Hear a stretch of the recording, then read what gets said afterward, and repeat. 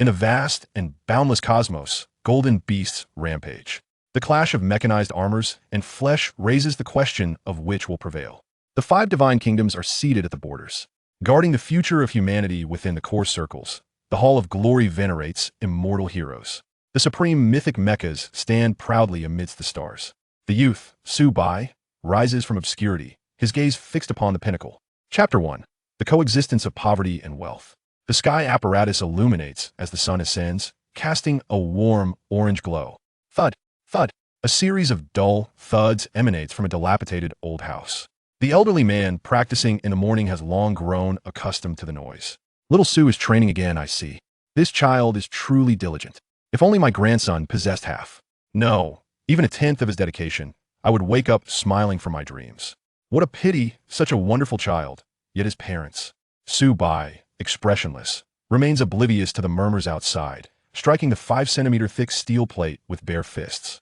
The steel plate bears numerous imprints, some stained with dark red blood, evidencing a result unattainable in a short span.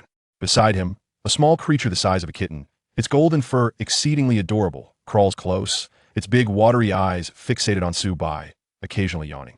The orange sunlight gradually lightens, golden rays filtering through the window, illuminating the boy's bare torso, where sweat glistens on his well-defined muscles. Dingling, the crisp sound of an alarm clock reverberates through the room. Su Bai takes a deep breath, his gaze sharpening. He then gathers strength in his right fist until the veins on his arm bulge, then delivers a powerful blow. With a dull thud, a barely discernible crack resonates.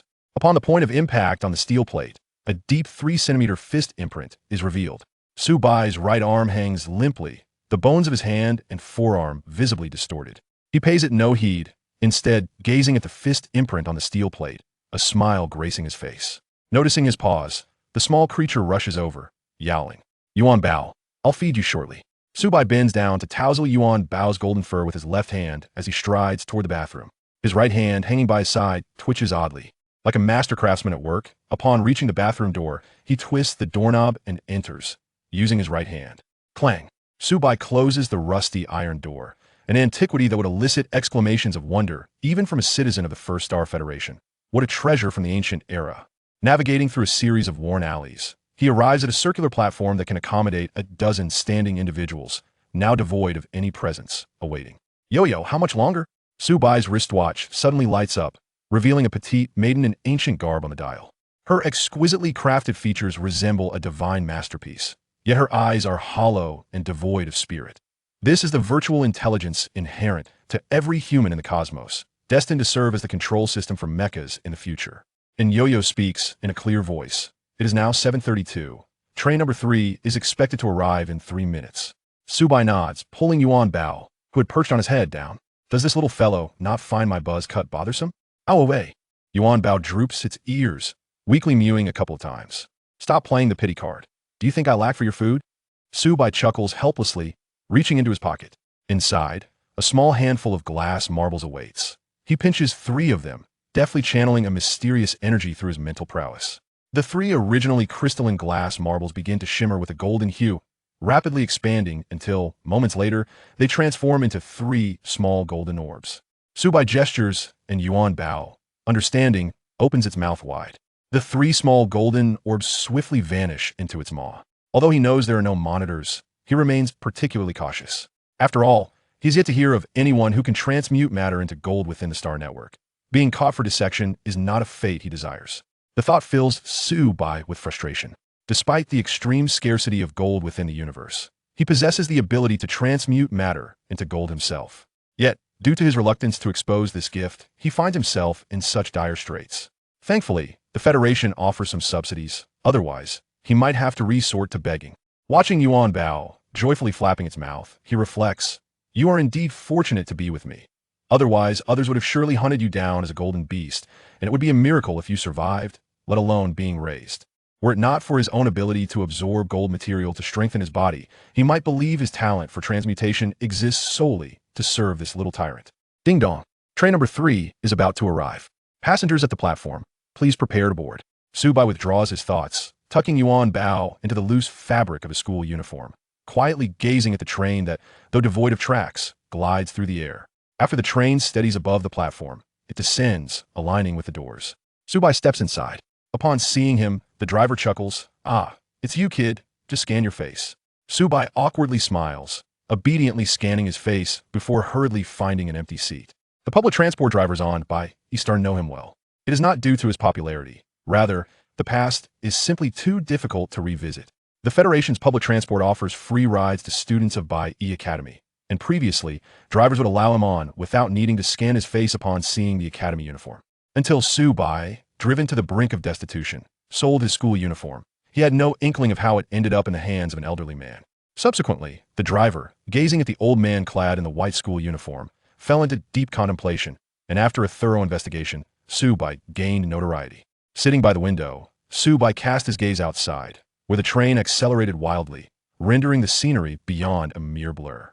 His eyes glazed over as he rifled through his memories.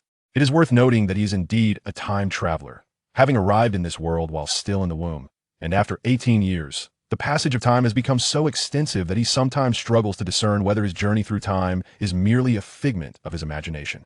However, such thoughts are fleeting. The mastery of his exquisite martial arts and his remarkable ability to transmute materials into gold are undeniable truths. After his arrival, he was blessed with both parents and a harmonious family, devoid of any stepsisters or half-siblings, clearly not fitting the archetype of a protagonist. Su Bai soon reconciled with this reality. With 4 members in the family, including Yuan Bao, their lives were relatively comfortable. His parents were ordinary individuals, neither practitioners of genetic arts nor pilots of mechs. Their tranquil and serene existence persisted until that fateful day 6 years ago. It was the first time he encountered the Federal Chancellor, a figure typically seen only on the Star Network. The Chancellor trailed behind a group of self-proclaimed enforcers, resembling a lackey. They proclaimed that his parents were cultists of the Beast God Church, betraying humanity and selling themselves to the Golden Beast, before forcibly taking them away. It was laughable. After living together for over a decade, how could Su Bai be oblivious to the true nature of his parents? Helpless against the overwhelming power, his parents were taken, while he, being a mere child, narrowly escaped the same fate. Later, upon researching on the Star Network, he learned that those captured cultists of the Beast God Church would not face execution. Instead, they were being transported to various star domains for labor in the mines. From that moment on, he set his sights on a singular goal: to rescue them. The only means to accomplish this was through merit. Only monumental achievements could cleanse the stain of being labeled a traitor to humanity. Su Bai's pupils sharpened as he regained focus, his resolve unwavering. The first step was to enroll in one of the 5 S-grade academies. Ding dong. The White Garment School station is approaching. Passengers disembarking at this station, please prepare. Su Bai alighted, boarding a bus at the school gate, and after half an hour, he arrived at the teaching building. Along the way, he encountered numerous teachers who greeted him warmly, while his classmates remained rather aloof. Thanks to his exceptional martial prowess and diligent studies during his foundational education, the teachers held him in high regard, some even out of sympathy for his family situation. However, for his peers, the youth of this age often perceive matters in black and white. The fact that Su Bai's parents were labeled as cultists of the Beast God Church made them feel that sharing a school with him was a disgrace, prompting several anonymous complaints to expel him. Upon entering the classroom, the demeanor of his classmates did not improve simply because they were in the same class. Rather, it worsened. Except for a few girls, no one deigned to look at him. The girls, fluttering with youthful affection, were inevitably drawn to his somewhat handsome features and, compared to his peers, his calm and composed demeanor. Years of rigorous training and the absorption of golden materials had endowed Su Bai with a physique far superior to that of his classmates. Standing at a height of 1.83 meters, he secured a seat in the last row by the window. Gazing outside, he retrieved Yuan Bao from his embrace, gently scratching its soft belly as he awaited the teacher's arrival. Su Bai, lost in reverie over the school's flora and fauna and contemplating that he might never return, he was interrupted by a girl who approached him. Looking at the cherubic-faced girl, Su Bai could only think how well-nourished she appeared. The girl, blushing, asked in a voice barely above a whisper, "Could you tell me which academy you intend to apply for? With your grades, you could easily gain admission to a B-grade academy, right?" B-grade? Su Bai chuckled, shaking his head and casually uttering 2 words, "Jinyuan." Jinyuan? A flicker of confusion crossed the girl's eyes as she pondered which B-grade academy bore that name. At that moment, another girl who had been eavesdropping gasped, "Jinyuan? You're applying to Jinyuan?" Her exclamation drew the attention of the rest of the classroom. Everyone turned their gaze toward them. Many boys, upon seeing Su Bai and the class beauty blushing beside him, were instantly consumed by jealousy. "You dare to dream of Jinyuan? one of the 5 S-grade academies. S-grade academies recruit from across the universe. Only the elite can gain entry. Do you have a means? I doubt you can even afford the ticket to Jinyuan. The cherubic girl snapped back to reality and quickly apologized. I'm sorry, I shouldn't have asked. It's fine. Su Bai dismissed the mocking voices in the classroom without concern, for they would soon become strangers, rendering any grievances trivial. The sound of high heels clicking against the floor echoed in the corridor, perhaps intentionally loud enough to overshadow the commotion within the classroom. Everyone immediately recognized that the teacher had arrived, and they straightened up, not out of genuine respect, but due to the impending graduation that was too close for comfort. Lan Qinxue entered, clutching a stack of hardcover books. At over 30 years of age, her position as the homeroom teacher for the graduating class attested to her considerable teaching prowess. She approached the podium and spoke warmly. To keep it brief, I have 2 announcements. First, I will distribute your diplomas, marking the conclusion of your foundational education. As for applying to advanced academies, that is your responsibility, and all pertinent information can be found on the Star Network, certainly more comprehensive than my explanations. Secondly, graduates from the White Garment School may directly enter Changning Academy for further studies. Those interested should give it some thought. Changning Academy is a D-grade institution with a competent faculty. I have finished speaking. You are all dismissed. With that, the students instantly revealed their true colors, erupting into chaos. Let's gather at the Baiyan Hotel tonight for a graduation celebration. I'll treat, someone shouted, and the others eagerly echoed in agreement. Even Lan Qinxue smiled and consented. The cherubic girl, filled with excitement, wished to discuss the future with Su Bai and persuade him further. However, when she turned back, she found Su Bai's seat empty. Chapter 2. Gender Male. The night sky is particularly adorned with a full moon. In the old town, a humble dwelling stands, its walls peeling and worn. Aside from a bed, the most striking feature is a standing steel plate. Poverty has reached such depths that even thieves would feel sorrowful. In a dimly lit room, Su Bai, with a furrowed brow, was deep in thought while Yuan Bao gleefully tossed 2 golden beans in the air on the bed. What to do without money for a ticket? Although he possessed gold, he dared not sell it. Where could he seek justice in this matter? In a certain sense, one could argue that Su Bai was the wealthiest individual on this planet, yet paradoxically, the most impoverished. Perhaps this is what one might call Schrodinger's Su Bai. Knock, knock, knock. Su Bai glanced toward the door, puzzled. Who could be seeking him at this hour, given the poor security of the old town? The sound of a knock suggested it was unlikely to be a mech. After a moment as contemplation, he grasped a knife and stepped outside, lowering his voice to inquire. Who is it? This is Su Bai's residence? I am his teacher. Lan Qinxue thought to herself. Wasn't Su Bai supposed to be home alone? She lifted her gaze to the house number, confirming she was not mistaken, her heart echoing Su Bai's concern. Would he be safe in this neighborhood? With that thought, she retrieved a glove from her bag and donned it, revealing a pitch-black laser dagger at the tip. The self-defense gloves from the Fist Blade Company. As a teacher at the White Robe Academy, she certainly possessed some capabilities. At that moment, Su Bai opened the door slightly, both parties eyeing each other with caution. As the gap widened, they both exhaled in relief. One sheathed the dagger, while the other discarded his knife. Teacher, what brings you here? Aren't you at that graduation banquet at some hotel? Why not invite me in first? Right, please come in. Su Bai scratched his head, allowing Lan Qinxue to enter. Lan Qinxue remarked, You remember the graduation banquet, yet I noticed you hadn't shown up and couldn't reach you. I was worried something might have happened. Su Bai felt a warmth in his heart and smiled without offering an explanation. Over the years at school, Lan Qinxue had taken great care of him, even inviting him to her home for meals during holidays. In this world, aside from his parents, she was undoubtedly the person he respected the most. Why are you not turning on the lights? I can't afford the electricity bill. The power's been cut off. Su Bai hurriedly dashed to light a candle. They sat on small stools, a half-burnt red candle flickering on the tiny table between them. The dim candlelight danced on their faces, creating a rather eerie atmosphere. One might think they were clandestinely meeting for an underground organization.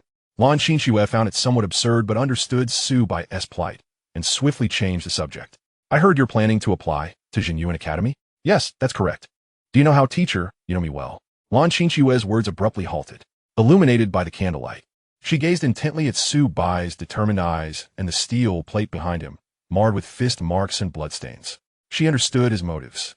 This child had endured much hardship over the years. After a moment, she sighed. Yes, I do know you.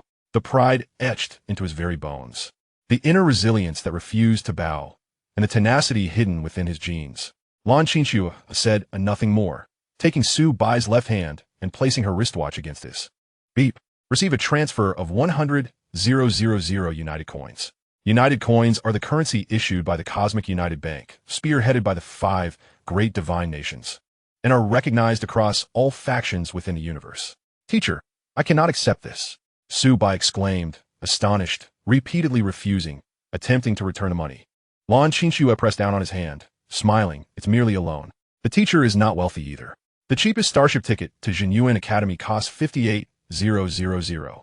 You'll need to live there, and how can you do so without money? Su Bai opened his mouth, yet the words lodged in his throat, unable to escape. This sum was as timely as rain for him. Previously, he had contemplated selling a few pieces of gold for cash, but the risk was too great, and discovery would spell disaster. It's getting late. I must take my leave. You should rest early. Lan Qinxue patted Su Bai's hand, encouraging him. Do your best. Strive to become a student who gains admission to one of the 5 top S-level academies. Su Bai escorted Lan Qinxue to the door, and upon returning to his room, he stared blankly at the flickering candle for a long while, speechless. Farewell, White Robe Star. Farewell, Teacher Lan. Farewell, Luzi. With Yuan Bao atop his head, Su Bai stood at the edge of the deck, gazing down at the bustling place he had called home for 18 years. He thought he could see Lan Qinxue, radiant and smiling, watching him depart. In truth, Lan Qinxue was focused on the starship, her expression devoid of a smile, her eyes glistening with unshed tears. Women often possess a greater emotional depth than men, having lost her son and her husband on the battlefield against the golden beasts over the years. She had come to regard Su Bai as her own son. Otherwise, she would not have entrusted her savings to him. Now, her role transcended that of a teacher. She was a mother, sending her child off on a journey. The Interstellar Shipping Company warmly reminds passengers, Flight Z7198 departs from White Robe Star to Jinyuan Star. With an estimated journey of 13 cosmic days, the route periodically encounters warships for security sweeps, ensuring a high safety factor. The ship will pass through the Shandream and Guchuan star systems, with a 30-minute stop in each, allowing for new passengers to board. The starship will burst through the celestial canopy in 5 minutes, causing a moderate fluctuation. All passengers are advised to return to their cabins and remain calm. With one last lingering glance at the scene below, despite the fading clarity, Su Bai followed the crowd back to the cabin. The Interstellar Shipping Company is a large passenger starship transport firm in the Gustro star domain. Although the fares are somewhat steep, the environment is indeed pleasant. Even the cheapest ticket at 58,000 United Coins affords 2 people a shared room. Holding the key card, Su Bai returned to the cabin. A small table sat between 2 single beds. One bed was still unoccupied, likely awaiting passengers boarding at later stops. His belongings consisted of just a backpack containing his diploma, 2 changes of clothes, a handful of marbles, and a full bag of compressed biscuits. The home on White Robe Star was utterly destitute. He sold the steel plate and bed to a scrap dealer for a mere 350, feeling he had suffered a loss but had no choice, as he was unfamiliar with market values. With that money, he purchased compressed biscuits for himself and a large bag of marbles to feed Yuan Bao. According to the Star Network, meals aboard passenger starships are notoriously expensive, and with his limited funds, he needed to be frugal. Fortunately, water is complimentary. The cabin was cramped, and unable to stretch his body, Su Bai lay down on the bed, eager for sleep. Suddenly, he recalled something, and his expression darkened considerably. Damn! I forgot to collect the federal subsidy this month. The pain in his heart was almost suffocating. That was a full 200 United Coins. Su Bai pondered for a moment, unwilling to accept his fate, and found the contact number for the Federal Subsidy Office on the Star Network. Hello, this is the Chongning Federal Subsidy Office. How may I assist you? Su Bai, clutching onto a flicker of hope, asked. I'm no longer on White Robe Star. Can you transfer the subsidy to me? That's not possible. The sweet voice was particularly cruel. Su Bai attempted to plead further. Could you make an exception? I haven't eaten for 3 days. That's not possible. Beep, beep, beep. A gray pallor washed over Su Bai's face as he listened to the busy tone, clutching Yuan Bao, feeling despondent. On the 5th day, Su Bai supported himself with both hands on the edges of the 2 beds, his body suspended as he performed push-ups. Inferior tickets do not grant access to the upper echelons. 1S range of activity is confined to the deck. Standing upon the deck, gazing into the cosmos initially evokes a sense of novelty. Yet, as time drags on, the monotonous expanse of black, sprinkled with distant twinkling stars, becomes wearisome. Occasionally, one might encounter another starship or a formidable lone mech, yet there is little to behold.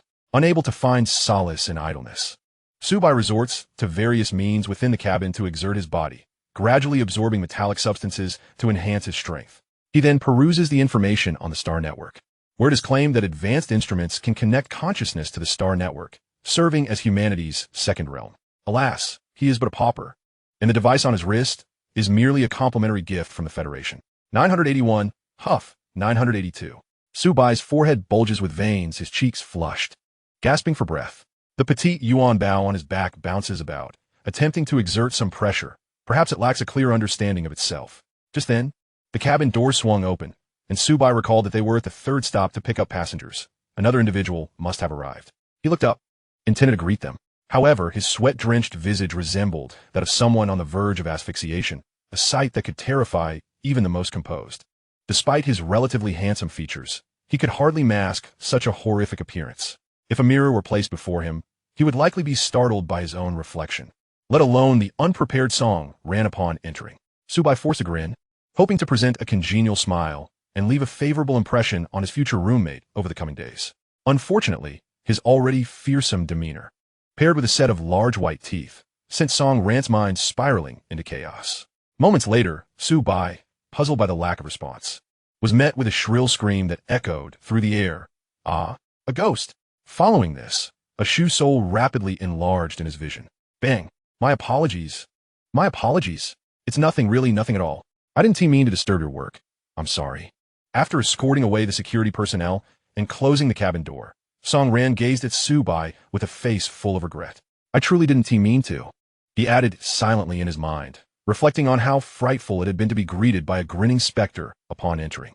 A clear imprint of Shu was visible on Su Bai's face as he scrutinized Song Ran with a cold expression. Sporting white sneakers, denim jeans, and a white t-shirt, his slender figure was surprisingly tall. His slightly curled black hair brushed his shoulders, framing his standard oval face with delicate willow-like eyebrows and large, pleading eyes, complemented by a pert little mouth. Though it was Su Bai who had received a kick, why did Song Ran appear so aggrieved? Finally, he cast a casual glance at more critical areas, finding them utterly uninteresting. Forget it. Su Bai waved his hand dismissively. I'm Su Bai. Let us get along well over the next few days. Song Ran felt a surge of relief. He would not pursue the matter further, even though the shoe print lingered for quite some time, and the kick had indeed been rather harsh. Hello, I'm Song Ran.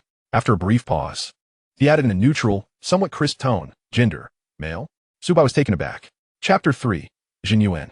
On Jinyuan's star, at the starship docking platform, a pair of striking youths, a handsome young man and a graceful young woman, emerged side by side.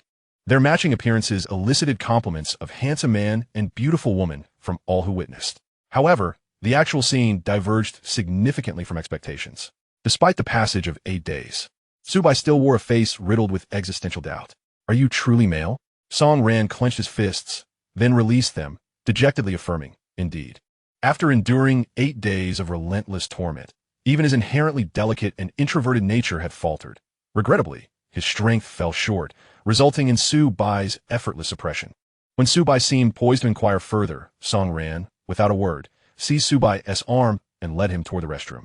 As they entered the men's lavatory hand in hand, a chorus of disapproving voices from behind lamented the decline of societal values and moral decay. Moments later, they emerged, with Su Bai casually draping an arm around Song Ran's shoulder, projecting an air of camaraderie. If only we had clarified this sooner. Recalling the earlier incident, Song Ran's forehead twitched as he forced each word through clenched teeth. Just wait. My brother will make you pay for this. You have a brother? Please tell me he isn't like you, Su Bai quipped. We're twins, but my brother is much stronger than I am. Upon mentioning his brother, Song Ran's eyes sparkled with light. No matter how others bullied him in childhood, his brother always stood in front of him, retaliating fiercely, to the extent that others now avoided him altogether. Su Bai mumbled under his breath, sister flowers. Song Ran's expression stiffened, glaring at Su Bai with a mix of anger and silence. The pleading look in his eyes compelled Su Bai to avert his gaze, mentally repeating, he is a male. He is a male, as they strolled out of the station together. A massive stone caught their attention. With my corporeal form, I shall eternally suppress the abyss. Su Bai gazed at the 8 ironclad characters, rooted to the spot. Those surrounding him appeared unfazed by the sight. The words, inscribed by the hands of the Academy's president, embodied a formidable aura and an unwavering resolve to suppress the beasts of gold blood, creating an immense impact on any first-time observer. A vivid image unfurled in Su Bai's mind. The pitch-black abyss seemed to threaten to engulf him entirely. Suddenly, it ignited with a multitude of crimson lights, and countless enormous creatures surged forth. Outside the abyss, starships twinkled like stars, and an army of mechs, undaunted by death, charged forth to engage the monsters in fierce combat, repelling wave after wave of assaults. The war of blood and fire was visceral and brutal, leaving a sky littered with debris, a chaotic mix of metal fragments and beastly flesh drifting away, with no one left to recover the fallen. As the monsters retreated, the starships and mechs returned to their positions, silently awaiting the next onslaught. A cold sweat broke out on Su Bai's forehead, and his body shuddered as he withdrew his consciousness. He sensed a slight enhancement in his mental strength. Was this the Academy's welcoming gift? Soon, Song Ran emerged from his reverie as well. The two walked forward in silence, clearly still ensnared by the weighty atmosphere of the previous vision. The vast square was devoid of noise, echoing only with the sound of their footsteps. Although most had experienced those scenes, they could not escape the heavy aura that enveloped them. Upon exiting the square, the world seemed to come alive. Su Bai gazed at the myriad of high-tech vehicles, towering mechs and individuals with mechanical prosthetics, feeling somewhat disoriented. For a moment, he was at a loss for what to do. This was his first time leaving Bai Star and arriving in such a grand place. According to the Star Network, Bai Star could accommodate 300 billion inhabitants. While Jinyuan Star was several times larger, its permanent population hovered around only 50 million. Recently, with the approaching enrollment period, the atmosphere was particularly lively. Su Bai intended to ask Song Ran what they should do next, but when he turned around, he found Song Ran cowering behind him, clutching his backpack, and silently retreating. With a resigned shrug, just as he was about to seek assistance, a fiery red hovercar came to a halt before him. The side doors swung open, revealing a striking woman with an alluring demeanor. Cascading crimson waves framed her face, complemented by fiery red lips, a scarlet leather jacket, and matching red nails. Su Bai gazed at the newcomer with a hint of confusion, silently acknowledging the broad-mindedness and promising potential of his companion. Little brother, are you here to take the exam with your girlfriend? Before Su Bai could respond, Song Ran interjected softly. I'm a male. The woman paused momentarily, then covered her mouth with a laugh. My apologies, I mistook you. Come along, follow me. Su Bai raised an eyebrow, his innate wariness surfacing. It was a fundamental instinct to be cautious. One could hardly trust a stranger so readily. Noticing Su Bai's lack of response, Song Ran remained silent as well. The woman glanced at him and remarked, What's the matter? Afraid I'll sell you both off? With that, a virtual card sprang forth from her wrist, and with a flick of her hand, it transformed into a beam of light, ascending towards Su Bai. He glanced at it. Jinyuan Academy Student Information Card. Name, Su1. Major, Mecha Engineering. ID, B2000391. You two appeared rather foolish upon your arrival. It's evident you are here for the entrance examination. I'm from the Mecha Engineering Department. A year ahead of you. If you both manage to pass, you'll have to call me senior. Now hop in. After a moment of hesitation, Su Bai considered that aside from his handsome appearance, he had little of value to entice deceit. Surely, he wasn't being targeted for the few remaining packets of compressed biscuits in his bag. Thus, he and Song Ran took their seats in the back. The material of the seats was surprisingly comfortable, and the car's interior was a vibrant red, resembling a vintage sports car, yet offering ample space within.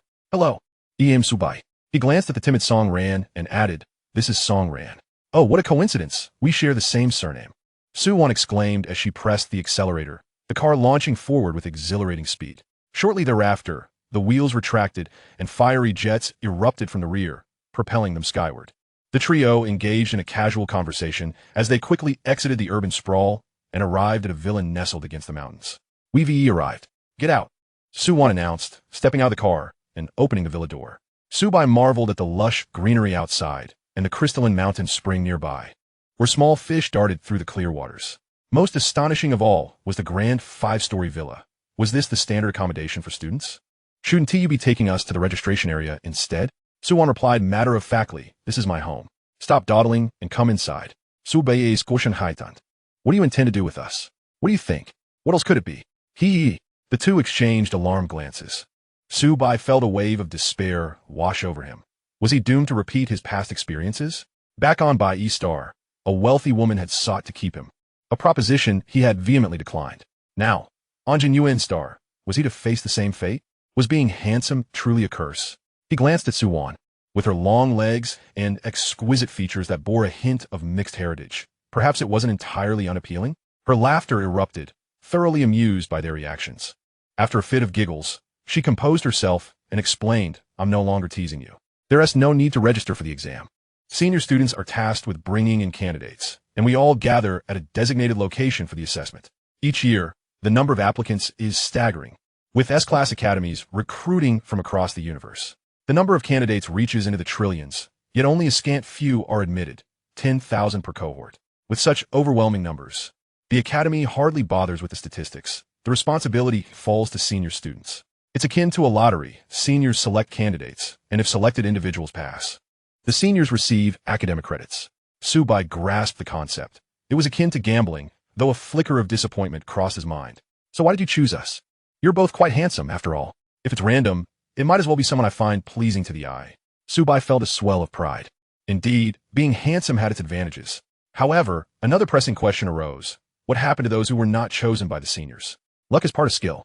If you're not selected, you simply return home, Su Wan elucidated, producing 2 pairs of slippers. She gestured toward the room on the left side of the ground floor.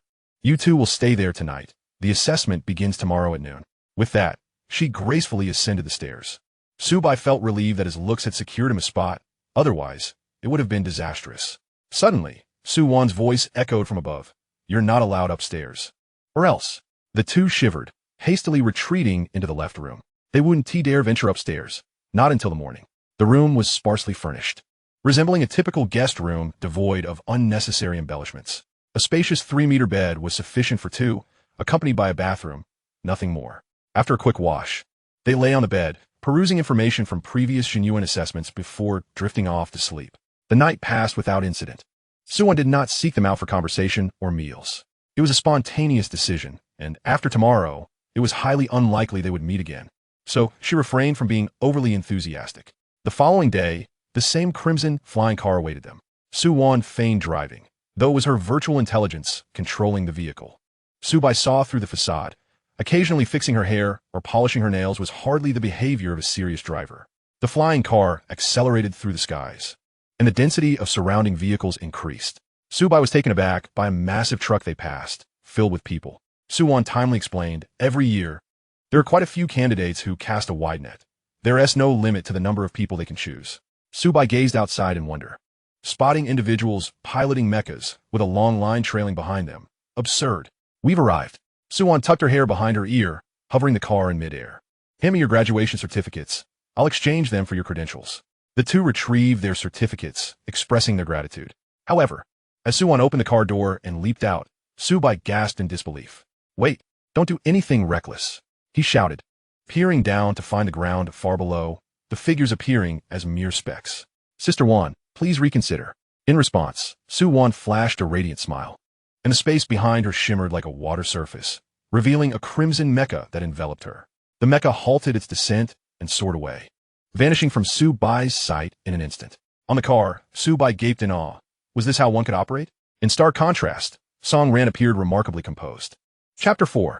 A Deep Brotherly Bond? From a soaring, crimson, flying car, a bewildered head emerged. The fierce winds at high altitude stung Su Bai's cheeks, drawing him back to reality. Retracting his head, he turned to Song Ran in the back seat and asked, "Little flower, how can one deploy the mecha space while descending?" "ISNT, a stable brainwave required." "What's so remarkable about that?" "Just practice more," Song Ran began, but suddenly reacted with anger, glaring at Su Bai. "What did you just call me?" Realizing he had misspoken, Su Bai sheepishly scratched his head. "I mean, with such beauty and a twin brother. You two are like a pair of flower sisters. So naturally, you would be Little Flower." Song Ran pointed an accusatory finger at him, trembling with indignation. Su Bai, perturbe, held his ground, convinced that Song Ran would not retaliate. Indeed, she was speechless with anger, turning away with a huff, vowing to have her brother deal with him later. At that moment, the self-driving car suddenly lurched forward, heading in the direction Su Wan had vanished. Before long, a crimson mech came into view, upon which stood 2 individuals, one of whom was Su Wan. "Teacher, this is the one I selected." The middle-aged woman beside her scrutinized the 2 occupants of the vehicle. Su Bai, seated within, cast his gaze upon her. It was not that he lacked manners. Rather, the absence of a proper place to land made stepping out of the vehicle feel akin to ascending to paradise. The middle-aged woman appeared to be in her 40s. Her appearance unremarkable, save for perhaps that mechanical arm. Gradually, her attention fixated on Su Bai, and after scrutinizing him for a moment, she exerted her legs and leaped towards the hovering vehicle. With her mechanical arm, she pinched Su Bai's back, shoulders, and neck, rendering him as powerless as a doll. Once she finished, a smile graced her face as she spoke in a somewhat coarse voice. "Hello, I am Su Wan's teacher, Li Cheng." Although Su Bai was thoroughly displeased by her unsolicited poking, he weighed the strengths of both parties and extended his hand sincerely. "Hello, Teacher Li, my name is Su Bai." Su Wan's crimson lips parted slightly, unable to believe the scene before her. When did the usually cold-hearted orange become so amiable towards a stranger? Surely, this must be a deception. Li Cheng's smile appeared somewhat rigid as she produced 2 cards and handed them over. "These are your credentials. I have matters to attend to, so allow Xiao Wan to escort you inside." With that, she approached Su Wan's side. "You are quite fortunate. This one is a promising talent, likely already possessing the strength of a level 3 geneticist." At her words, Su Wan couldn't help but glance at Su Bai, her expression one of astonishment. Truly, this young lady had stumbled upon a treasure, a level 3 genetic lock, while she herself was merely at level 2. Among her peers, the strongest in the genetic field barely reached level 3. Realizing that Su Bai comprehended her words, Li Cheng stepped forward, and as Su Bai's astonished gaze followed her, she seemed to tread upon an invisible surface, striding into the distance.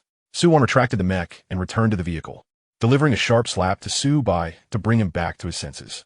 "You little rascal, hiding your strength so well. A level 3 geneticist, now confess.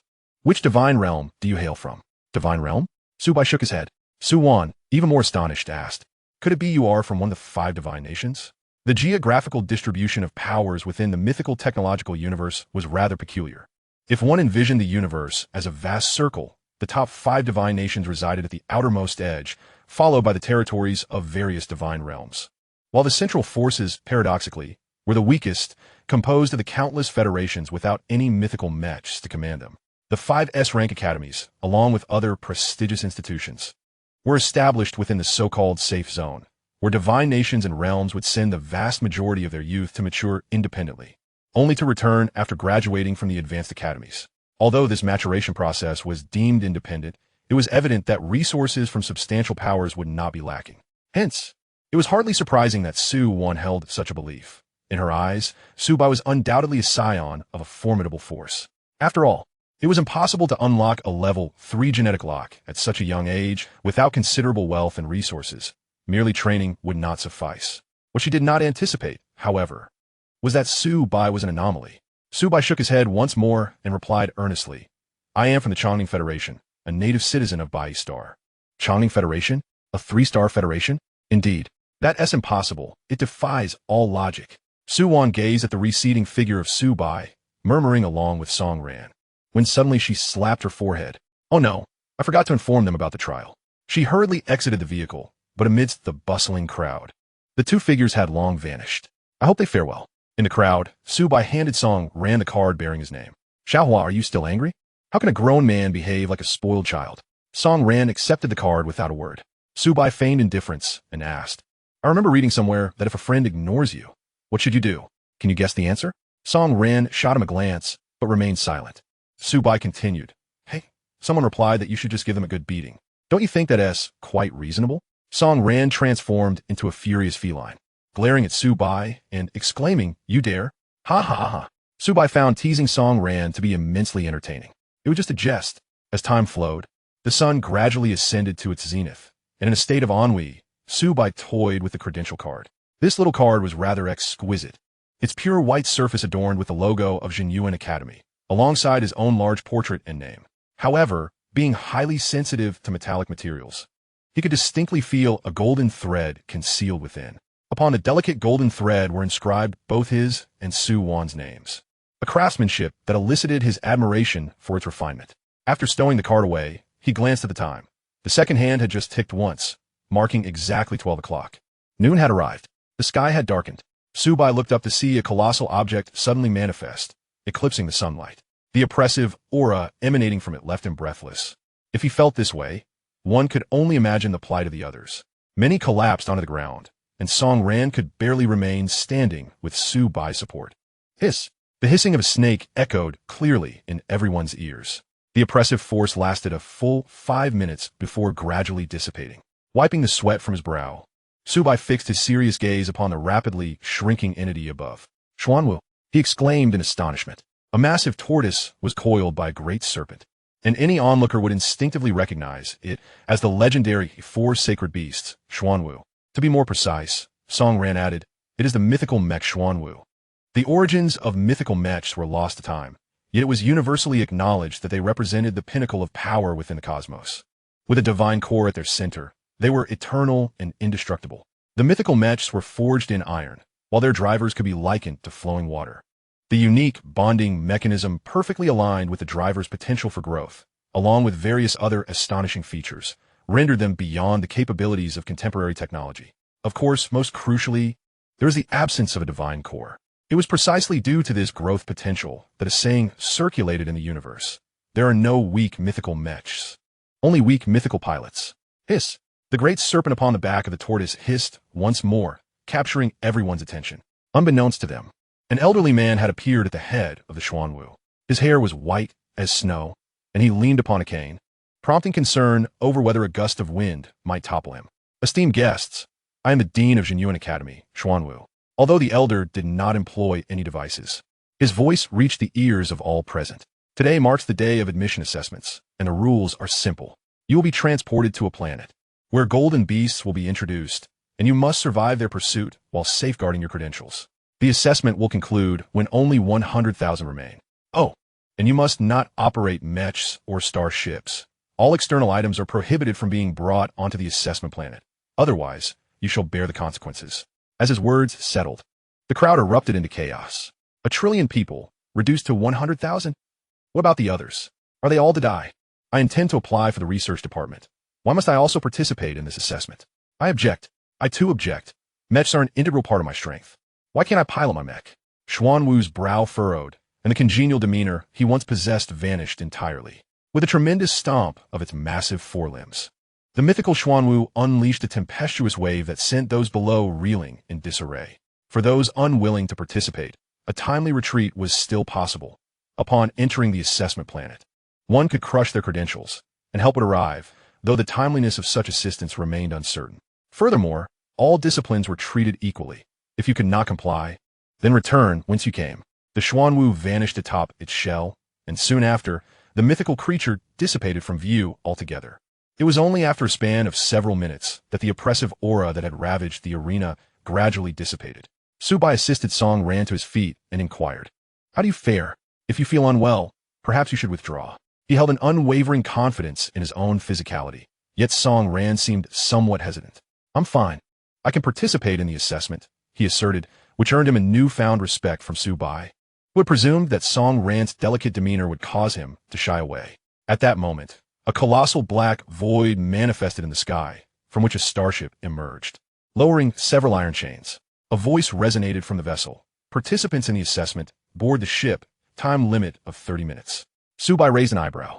Hoisting Song Ran onto his back and darting forth with the swiftness of an arrow released from its bow. Despite carrying another, his agility remained unhampered. Like a butterfly weaving through flowers, he maneuvered through the throng until he reached one of the iron chains, securing a firm grip. With both hands grasping the chain, he ascended rapidly. From the moment the voice echoed until he and Song Ran reached the deck, a mere 30 seconds had elapsed. The deck was now devoid of any presence. Inside the cockpit, several individuals regarded Su Bai with newfound interest. Director, we have a promising candidate this time. The recently vanished Xuanwu stood at the forefront, nodding in approval. Being the first to board the ship while carrying someone else was indeed commendable. Li Qing, Suani's instructor, was among the crowd and remarked, I know him. His name is Su Bai, chosen by my student. He should be a third-level geneticist by now. Is that so? The Xuanwu expressed interest. Li Cheng, accompany him during the assessment. Do not let him falter. Such a promising talent must be nurtured. He could become a formidable warrior against the golden beasts in the future. Others began to speculate, uncertain of which powerful faction had emerged. Surely, he is not from the heavenly divine kingdom or one of the second-generation deities. Look at him, still carrying his partner. What a deep bond they share, a voice interjected. Li Cheng coolly retorted, that essay male. Ahem, then perhaps a brotherly bond? Chapter 5, The One-Star Golden Beast. It was merely an innocuous little kitten. Meow. The staff gazed at Su Bai, and the pitiable golden beast nestled in his arms, hesitating briefly before resolutely stating, No, that won't do. Please make an exception. It's just an innocent little kitten, Su Bai pleaded. The staff hesitated again, yet remained firm in their decision. No exceptions. With a pained expression, Su Bai lamented. Over the years, he had never parted with Yuan Bao and was unwilling to relinquish it now.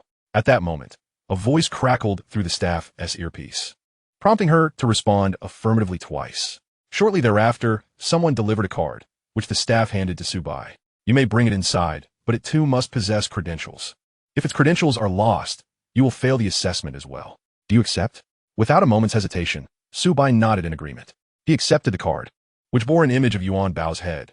He was uncertain when it had been taken, and beneath it, the words, little kitten. The question mark seemed quite apt. Su Bai paid it no mind and tucked the card away, awaiting the next step. Are you going in, or just standing there? Wait for him. We're going together. Su Bai pointed to Song Ran. The staff shot him a glance and replied, hurry up and go in. Do you wish to form an illegal team? Dream on. The Academy has anticipated that. Once inside, you'll be randomly teleported. If you truly possess the ability, you can find her later. With a resigned shrug to Song Ran, Su Bai acknowledged the randomness of the situation. Take care of yourself then. He then turned and stepped into the blinding white light. It felt as though he had been tossed into a washing machine set to its highest speed, swirling chaotically for what felt like hours. Just as Su Bai felt his feet touch solid ground, he doubled over, retching uncontrollably. 5 minutes later, he finally sensed some relief in his stomach. Meow. Yuan Bao peeked out from his collar, and had any staff been present, they would surely have been puzzled. The random teleportation device was designed to separate all living beings. Not even hand-holding or being tied together would suffice, yet somehow these two remained together. There were too many people outside. It seemed they were being fed. Su Bai gently patted Yuan Bao's head and, reaching into his pocket, suddenly remembered that the glass beads had been confiscated. He picked up 2 shards of stone and tucked them into his collar, intending to feed them to Yuan Bao. Unbeknownst to him, this cautious habit cultivated since childhood had inadvertently saved him from calamity. In the sky, Li Cheng was seated in a spherical aircraft tasked with ensuring Su Bai's safety. The aircraft had a special coating, rendering it invisible from the outside. Above the planet, numerous spherical craft patrolled, manned by rescue personnel. Su Bai was among the few who enjoyed the privilege of a one-to-one escort. After calming Yuan Bao, Su Bai began to observe his surroundings. Beside him flowed a great river, solving the issue of water. Lush trees surrounded him, with dappled sunlight streaming through the leaves. Su Bai glanced upwards, momentarily awestruck. The towering trunks likely reached a height of 100 meters all around him. He then turned to the river. Was this merely a stream? It felt as though he stood in a giant's world, everything magnified 100-fold. Amidst the forest, Su Bai felt exceedingly small. He inhaled the earthy scent of the soil with contemplative intrigue. A primitive planet, perhaps? Primitive planets were undeveloped natural life worlds, far more precious and rare than those modified with celestial devices. The value of a single primitive planet in the cosmos was second only to that of a mineral planet. Thousands of billions had entered the planet, yet Su Bai had yet to encounter a single soul, underscoring the planet's vastness. Such a grand primitive planet, utilized by Jinyuan Academy as an assessment venue. What extravagant expenditure! Su Bai walked towards the riverbank. Given the thriving vegetation and the presence of water, it was only natural to expect fish. He intended to address his hunger first. With a grin, he recalled his days on the impoverished White Robe Star, where he often climbed trees for birds and fished in rivers. Even with his genetic locks open to 3 layers, he could not forego sustenance. While it was manageable for him, the pampered young ladies and gentlemen would find it amusing if they were to be eliminated due to starvation. Approaching a massive boulder, he struck it with a powerful punch. Bang! The rock shattered into fragments, a testament to his strength as a 3-layer geneticist. He picked up a suitably sized, sharp-edged stone and approached the riverbank. Yet upon glancing down, his expression shifted, and he recoiled with a curse. What the hell is this place? That fish is bigger than both of us combined. What am I supposed to eat? I hope it doesn't eat me. The wind rustled through the leaves, creating a soft, whispering sound, while the dappled sunlight danced upon the ground. Swiftly, Su Bai climbed up a nearby tree. Above, Li Cheng lost sight of Su Bai, relying solely on the thermal imaging on his screen to detect a figure moving among the treetops. Meow! Yuan Bao sensed something too. Someone is watching us.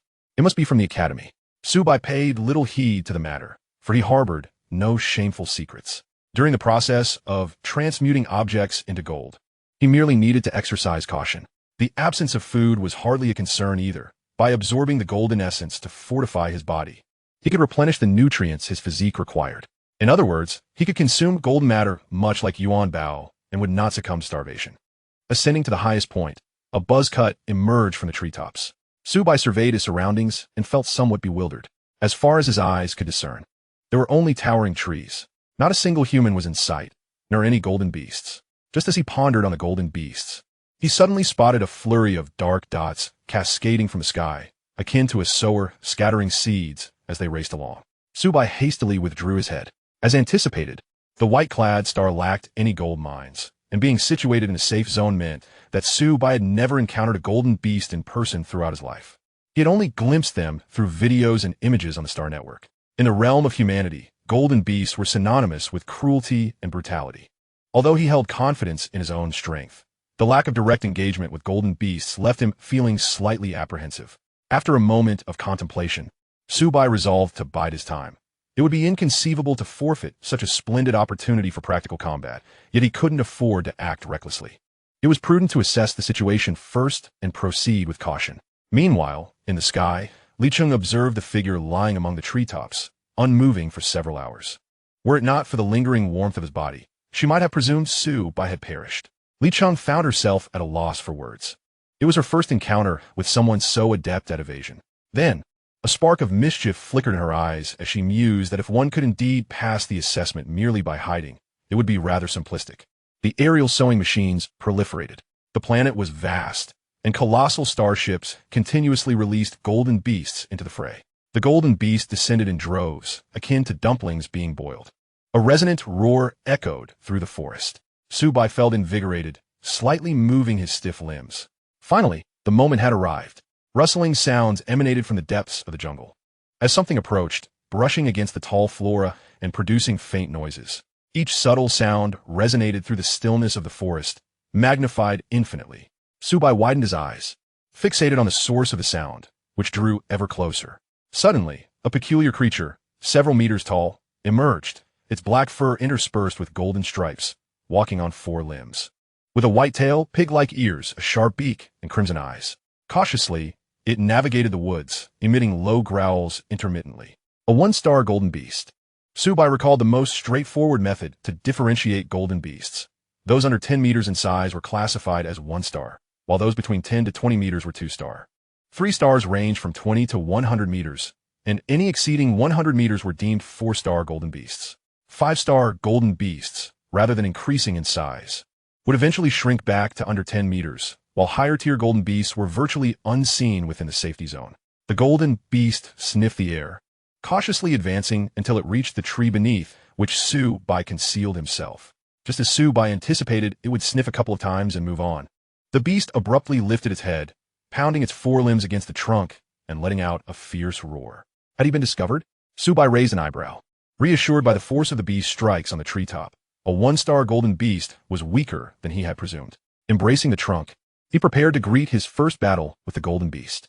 The beast's eyes glowed even brighter at the sight of its prey.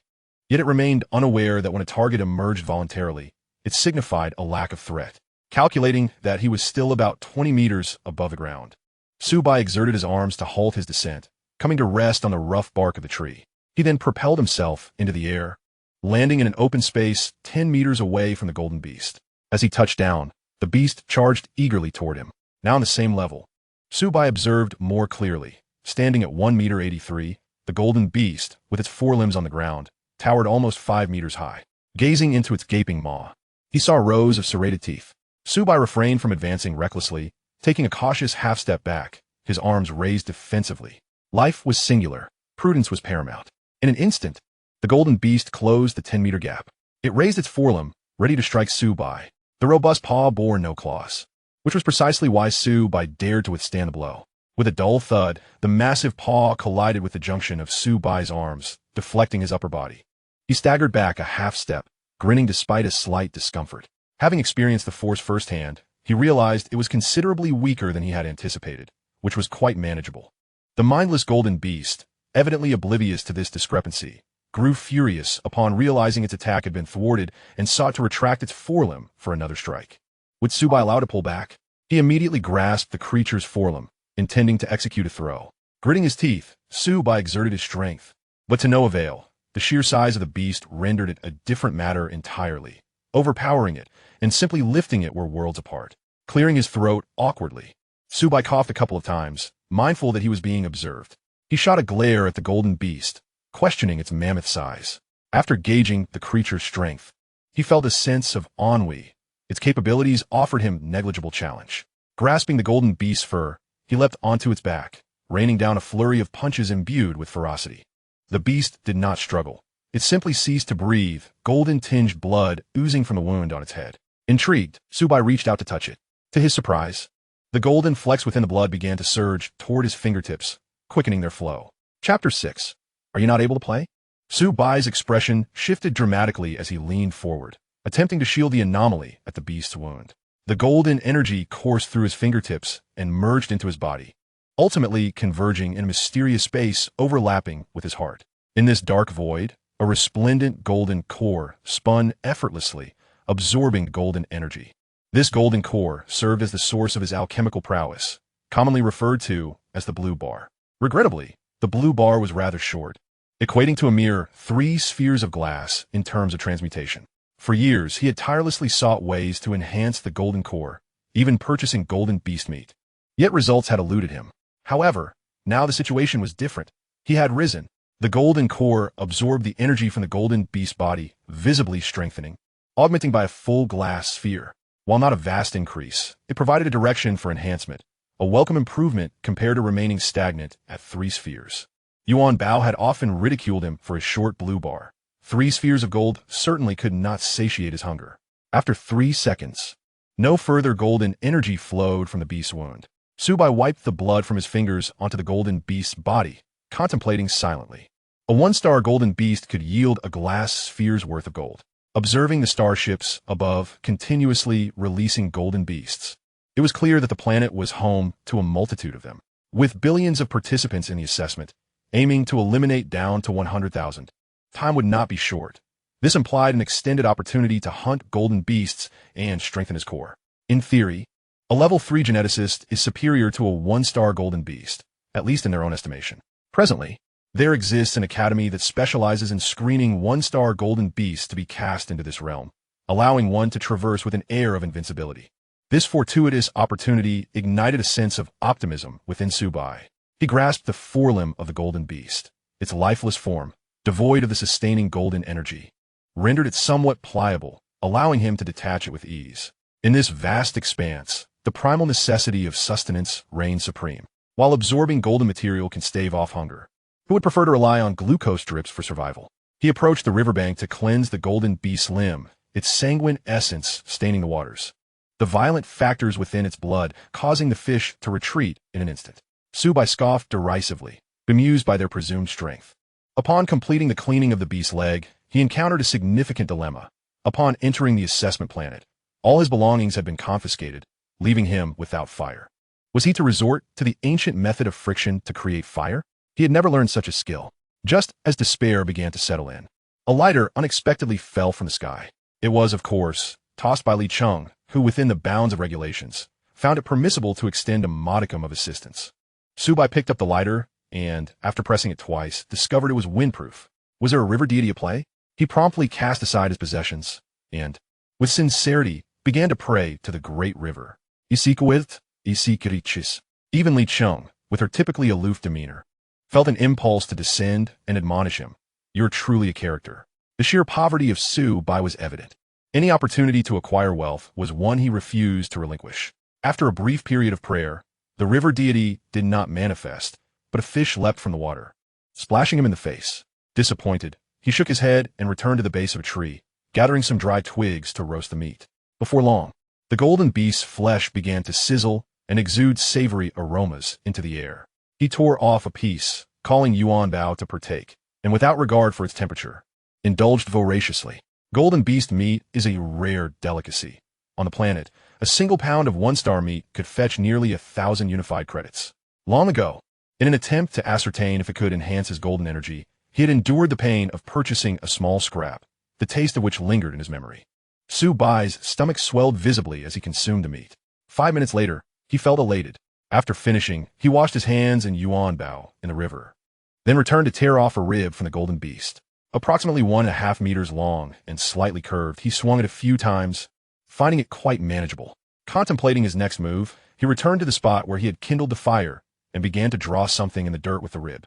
Then ventured deeper into the jungle, resolved to seek out more golden beasts. Li Cheng piloted her craft with curiosity, descending to observe. She noted the gleaming words etched into the ground. "Thank you." Beside the still smoldering fire pit lay a large, oozing piece of golden beast meat. With a slight smirk, she collected the meat and returned to her vessel. Within the thicket, a small golden beast suddenly sprang forth from an unknown location, leaping onto the youth. "Oh, whoa." Su Bai transmuted a pebble into gold and fed it to Yuan Bao. He was certain he was being followed, puzzled as to why he was the chosen target. He reasoned that with so many candidates, the Academy could not possibly assign someone to shadow each one. Shaking his head, he decided not to dwell on it. Someone who could provide him with a lighter, likely bore no ill intent. Little did he realize that Li Cheng was there to protect him, as he remained blissfully unaware of the implications of being a young level 3 geneticist. 3 days swiftly passed. Li Cheng observed as Su Bai deftly plunged a half-meter fong into the brain of a golden beast, seamlessly extracting its golden energy with practiced ease. She activated the communication channel to her superior. "Old Wang, the 1-star golden beast pose no threat to the candidate I am monitoring. I request an increase in difficulty." "Oh," came Old Wang's surprised response from the other end. The majority of those undergoing the assessment had yet to unlock their first-level genetic locks, and even a first-level geneticist would struggle against a beast of the same tier. Suddenly, a thought struck him. The candidate Li Cheng was shadowing was reportedly a level 3 geneticist? One anomaly. It must be a result of genetic enhancements from birth. Old Wang grimaced. "Then let us commence the second round." The deployment of 2-star golden beasts, initially slated for the 10th day, was abruptly advanced by 7 days for Su Bai. Before long, a starship descended directly overhead. Instantly, the shadows of the jungle enveloped Su Bai as he looked up to witness a swarm of golden beasts cascading down toward him. In his ears echoed the warning. A wave of golden beasts approaches. As the distance between the golden beasts and the ground diminished, his pupils dilated in fear, and he bolted, a voice of despair resounding through the forest. "Damn, I want to file a complaint. This is corruption. They're all 2-star beasts. Do they think I can't handle this?" With a thunderous crash, 2-star golden beasts rained down around him, shattering branches and creating craters in the earth. Su Bai dodged the falling beasts, seizing the opportunity while they were still disoriented from their descent. Had there been only a few, he might have stood chance. But with so many, the numbers were overwhelming. Even a level 3 geneticist was still human, and the consequences of being surrounded by such colossal creatures were dire. Behind him, the golden beasts began to regain their senses, their singular focus on the only anomaly in sight, Su Bai, prompting them to pursue. As more and more golden beasts awoke, Su Bai found himself obscured by their towering forms. Yet this did not deter the others from following suit. Thus, a striking tableau emerged in the jungle, a relatively diminutive youth leading a torrent of golden beasts in his wake. In the wake of the massive surge of golden beasts, countless trees toppled, raising clouds of dust into the air. As day turned to night, under the silvery moonlight, a boy leapt amidst the treetops. Although the golden beasts below could not see him, they invariably detected his location with uncanny precision. Su Bai panted heavily, his brow furrowed in concentration. His speed surpassed that of the golden beasts, but even a brief respite revealed that no matter where he concealed himself, they would always find him. Golden beasts, inherently violent, exhibited a significant aggression toward humans. Su Bai recalled the fundamental records about them. Their primary sustenance being gold, they possessed an acute sensitivity to gold materials. Their keen sense of smell for golden substances. Su Bai's expression brightened. No wonder the certificates issued by the Academy contained strands of gold, specifically designed to attract the golden beasts. He hastily retrieved 2 certificates, just as he was about to discard them. He remembered Headmaster Xuanwu's warning prior to entry. Loss of the certificates would result in failure of the assessment. His hand stilled, lost in thought. If he could not discard them, then he merely needed to eliminate the golden beast's ability to detect the golden threads. Su Bai took a deep breath, his golden core whirring. A surge of golden energy flowed to his fingertips, transmuting the nail of his right index finger into gold. Without hesitation, he sliced open his left arm and forcefully inserted the 2 certificates into the wound. Damn! The searing pain of embedding foreign objects within flesh prompted an expletive. Yet he quickly transmuted the area around the wound to gold, allowing it to heal to its former state once the transmutation ceased. Fortunately, The numerous one-star golden beasts he had slain over the past few days had provided him with sufficient resources to execute such a maneuver. Su Bai halted his escape, perching himself upon a branch, holding his breath. Success or failure hinged on this moment. In the air, Li Cheng's eyes flickered with concern. Has he given up? She felt a twinge of regret for having requested the increase in assessment difficulty, simultaneously berating the foolishness of those deploying the golden beasts. To think that an entire starship's worth of resources has been recklessly squandered. Upon returning, a formal complaint shall be lodged against him. As the torrent of golden beasts encroached upon the great tree where Su Bai took refuge, he remained motionless, prompting Li Cheng to let out a resigned sigh, ever prepared to summon her mech in a bid to rescue Su Bai. Regarding the assessment issue, since it stemmed from the Academy's oversight, a request for special consideration should certainly be feasible. Her virtual intelligence was primed, awaiting her command to activate the mech space. However, the ensuing scene left her utterly bewildered. The vast throng of golden beasts appeared to have lost their focus, milling about aimlessly. They crashed violently against the surrounding trees, evidently unable to comprehend the sudden disappearance of their prey after relentless pursuit. In the shadows, Su Bai silently observed the commotion below, a grin spreading across his face. Success. The trials were not in vain. Seizing the moment of chaos among the golden beasts, he deftly leapt away, swiftly escaping their encirclement. Li Cheng furoit hadburoit. Could it be that Su Bai had realized the issue with the certification and discarded it? That would indeed spell trouble. If he were to be rescued by her, it would be an oversight on the part of the staff, but if he tossed it aside, it would equate to abandoning the assessment altogether. No, that couldn't be right. She quickly deduced that if he had discarded it, the golden beasts would not be so agitated. Li Cheng connected with the monitoring team. Please transmit the signal point for my Area S certification. Understood. Moments later, a pale blue panel materialized before her, displaying dozens of red dots. With the two closest dots overlapping, Li Cheng propelled herself forward, fixating on Su Bai while comparing the trajectories of the two overlapping points. She knew Su Bai had brought along a small companion, hence the dual red dots. Since the certification was intact, what could be causing the golden beast's unrest? Could it be that the golden material could also expire? Or had the golden beasts collectively lost their wits? Chapter 7. The human team in the forest in the dimness of night. Li Cheng utilized her equipment to meticulously observe Su Bai's every movement, still perplexed as to how he had managed to escape. Watching him effortlessly dispatch a one-star golden beast and revel in his roasted meat, she couldn't help but feel a pang of annoyance. Teacher, look at him. We haven't even had a meal yet, and he is feasting away.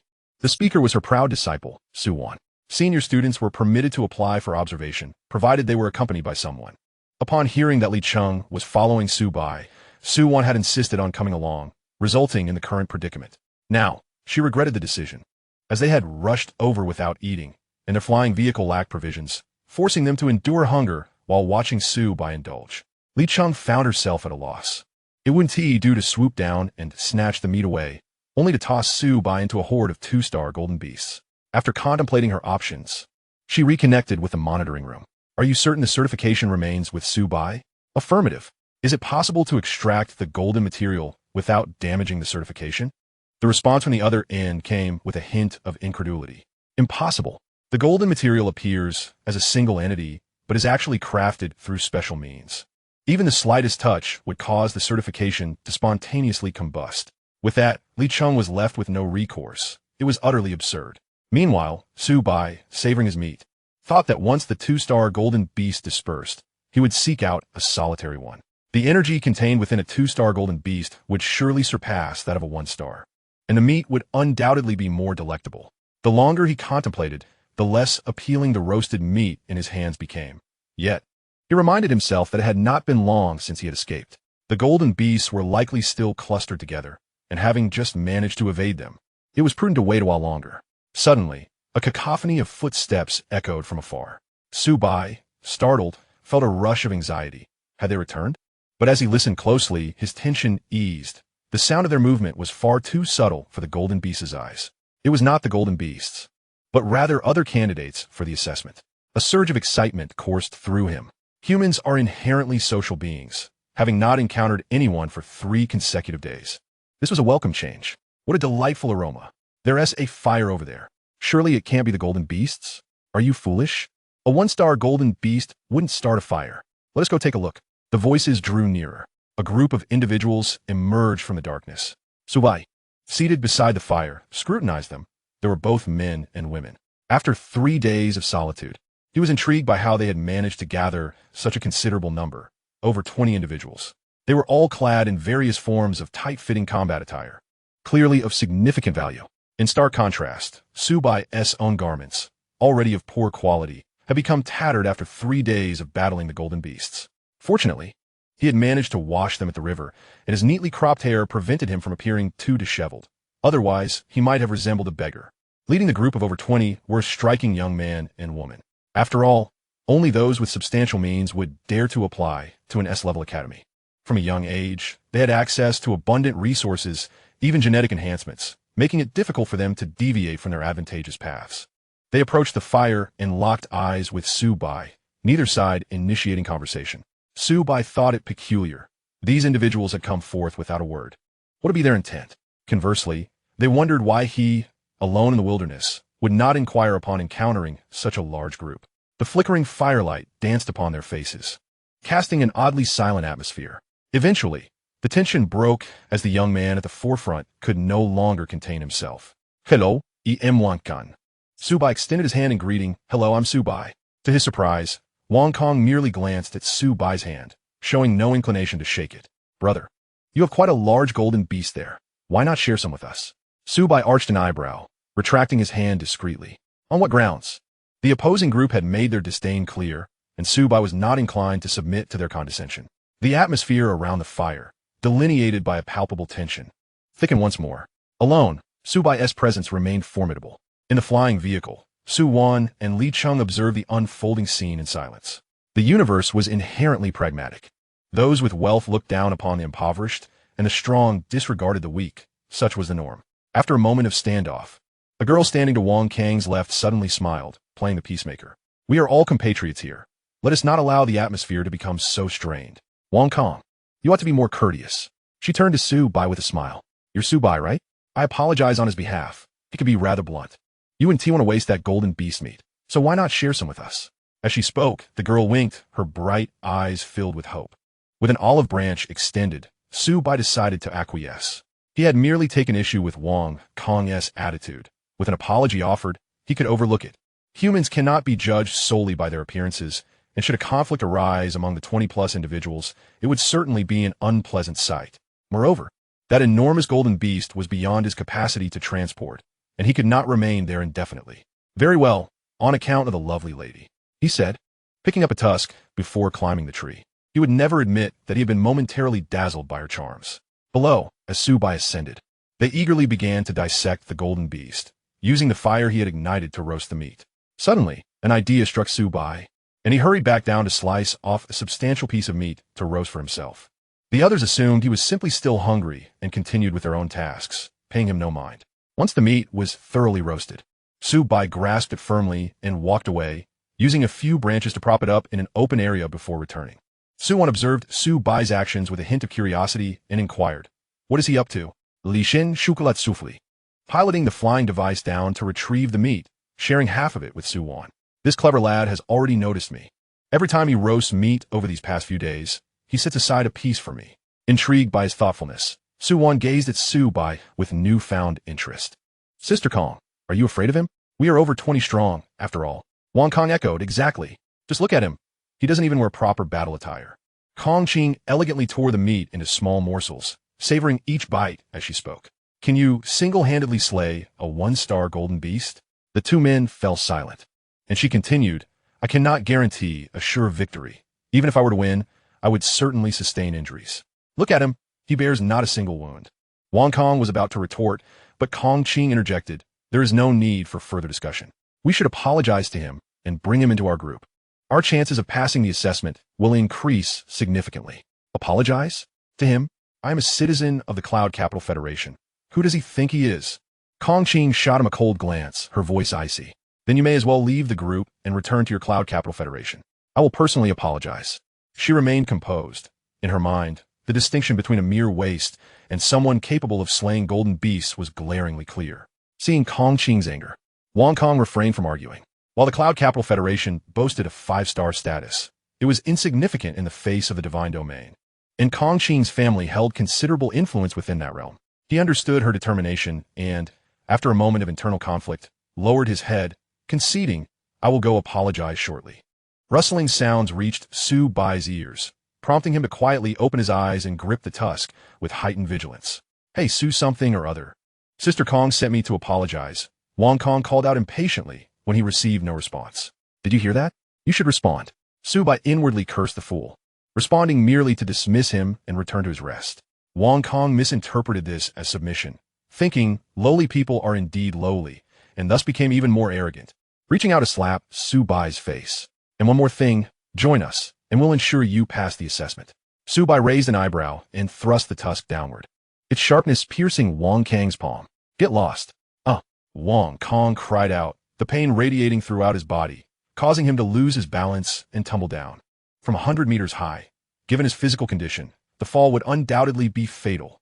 In a moment of desperation, Kong Qing leaped high, catching his arm and using her foot to push against the trunk, landing safely.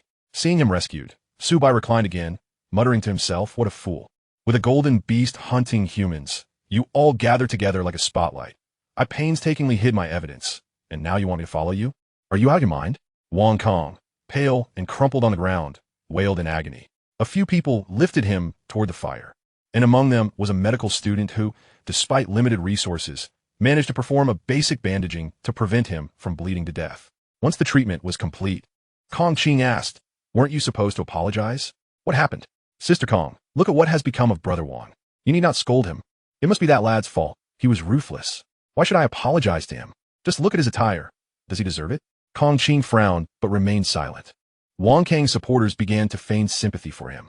"If you command it, I will indeed apologize sincerely, but that lad was utterly arrogant, calling me a fool." If Su Bai had heard Wong Kang's words, he would have been astonished at how accurately this man could read minds, as his thoughts were laid bare. Furthermore, Wong Kong accused them of being incapable of acquiring golden beasts and mocked them for consuming his leftovers, even claiming he had urinated on the golden beast meat. Coding Su Bai social butterfly. The mention of urine in the meat made several in the crowd retch, and Kong Qing, observing his expression, doubted his claims. Just as she was about to question him further, "Sister Kong, we must eliminate that lad. He is far too arrogant. I cannot tolerate him. He will not survive the night. If you still wish to bring him into the group, then we shall leave." Kong Qing's gaze remained fixed on Wong Kong, and upon seeing a glimmer of triumph in his eyes, she understood everything. However, convincing them to heed her words in the current situation was akin to climbing a mountain. Wong Kong alone could not match Su Bai, but together, this multitude could pose a significant threat, compelling Kong Qing to reconsider. "Very well, do as you wish. I shall not intervene." With that, she ascended another large tree and closed her eyes. The remaining individuals cast fierce glares at Su Bai's location, rallying around Wong Kong to concoct a covert scheme. With over 20 of them, even if Kong Qing chose not to act, could they not topple that lad? Chapter 8. Failing to steal the chicken and losing the rice. Crackling sounds echoed as dry branches sparked in the flames. As the fire gradually waned, the last flicker of light vanished, plunging the forest into darkness. When the flames extinguished, the individuals gathered around the campfire instinctively looked up toward the crown of a nearby tree. Wong Kong exchanged glances, and a slight, wiry man in the crowd stealthily ascended the tree trunk, clutching a bone shard. The man moved with the grace of a trained professional, making not a sound in the silent environment. Once he disappeared into the shadows, the others encircled the tree, waiting quietly for something to unfold. From another tree, Kong Qing observed their furtive actions without any intention of warning them. As a competent merchant, her choices were always dictated by self-interest, and at that moment, the 20-odd individuals clearly outweighed Su Bai in importance, at least in her estimation. Su Wan stifled a yawn, dismissively regarding the figures on the screen. Is this all they can do? Resorting to underhanded tactics. Noticing that Su Bai's silhouette on the thermal imaging device remained unresponsive while the man was now less than 20 meters away, she felt a pang of concern. "Teacher, you really need to intervene. Just watch closely," Li Chung replied leisurely. "This lad is quite cunning, lying on a sturdy branch." Su Bai's eyes snapped open the moment the wiry man began to climb. He had to admit, the man possessed a certain skill, but they would never suspect that this ragged individual, who couldn't even afford proper battle attire, was a third-tier genetic modifier. The shadow clung to the tree trunk, inching upward like a maggot. Su Bai grasped the tusk, silently observing the shadow as it approached. 10 meters, 5 meters, 3 meters. A flicker of smugness crossed the shadow's eyes. But in the next instant, a sharp sound sliced through the air as the pristine tusk pierced the darkness, impaling the man's skull. With a swift withdrawal of the tusk, the shadow plummeted downward. Su Bai, expressionless, tore off a leaf to wipe the blood from the tusk, the metallic scent in the air making him feel somewhat nauseous. This was far simpler than slaying a golden beast. Thud! The man's lifeless body plummeted from the 100-meter-high tree, the impact scattering flesh and blood. In the darkness, the crowd could not discern the identity of the corpse and instinctively assumed it was Su Bai, rushing forward and trampling the body beneath their feet. Su Bai leaped to a lower branch, staring down and murmuring to himself, "What a trivial matter. Is it necessary to kill me over this?" As the features of his face were engulfed by darkness. It was only when Yuan Bao gently licked his chin that he regained his senses. A sharp click echoed as a lighter ignited, drawing the attention of the onlookers to the tree above them, where they lifted their gazes. In the dim glow of the flame, the unmistakable visage of Su Bai emerged. The crowd below was momentarily stunned. He was still alive. What deep-seated grudge could warrant such hostility? Look at him. He had been reduced to a mere pulp. At an unknown moment, Kong Qing descended and positioned herself in front of the crowd, addressing Su Bai. "Su Bai, this situation is their fault. You've already taken one life. Why not let bygones be bygones?" Her suggestion was not born out of newfound conscience or desire to shield Su Bai. In her heart, her perception of Su Bai's inability to contend with the 20-odd adversaries remained unchanged. She reasoned that killing Su Bai would yield no benefit, given his strength. He could certainly take down a few in a desperate struggle. If casualties mounted, their chances of passing the assessment would diminish, which would serve no advantage to her. "Let bygones be bygones." Su Bai scoffed. "It is easy to say that. You wish to kill me, and now that you have failed, you propose to let it slide?" As the flame extinguished, Su Bai's figure vanished from view, yet they all understood that he was still above, observing them. The crowd below, having regained their composure, erupted into loud shouts, as if the volume of their voices could somehow obliterate the reality of having trampled their comrade's corpse to pieces. "It cannot be forgiven. He must die today. Brother Su was injured. Alu was slain. Why should they let it go? Blood for blood." Kong Qing turned to the crowd, her finger pointing with exasperation. Alu was killed without a chance to defend himself. "You suggest killing him so easily. Who will go first?" Faces flushed with embarrassment, especially those singled out who lowered their heads. Amidst the clamoring, each voice grew louder, yet when it came to accountability, none dared to speak up. After all, even Alu, a first-level geneticist, had perished without a shred of resistance. No one could guarantee a favorable outcome against Su Bai. After a moment of silence, Wang Kong spoke up. "Sister Kong, we followed you because we trust you. But with our brother killed and you remaining indifferent, this does not sit well." A chorus of agreement followed, their spirits rekindled. "Sister Kong, you are a second-level geneticist, and so is Brother Su. If you two lead the charge, that kid won't escape. You promised to guide us safely through the assessment. Now that Alu is dead and you do nothing, it truly feels disheartening." Kong Qing's expression darkened as she shot Wang Kong a cold glare. With the backing of the crowd, Wang Kong felt emboldened, maintaining his composure as he replied, "Do not take offense. I'm merely speaking the truth." Caught in a dilemma, Kong Qing took a deep breath and resolutely began to climb the tree. Words would serve no purpose. She would feign a few moves before allowing him to escape. Wang Kong smirked and followed her, with the rest of the crowd trailing behind. Moments later, astonished voices erupted from the tree above. "Where's he? Damn, that kid has fled." Under the moonlight, a shadow leaped among the treetops. Su Bai had taken flight upon hearing that 2 second-level geneticists were present among them. Otherwise, would he wait to be besieged?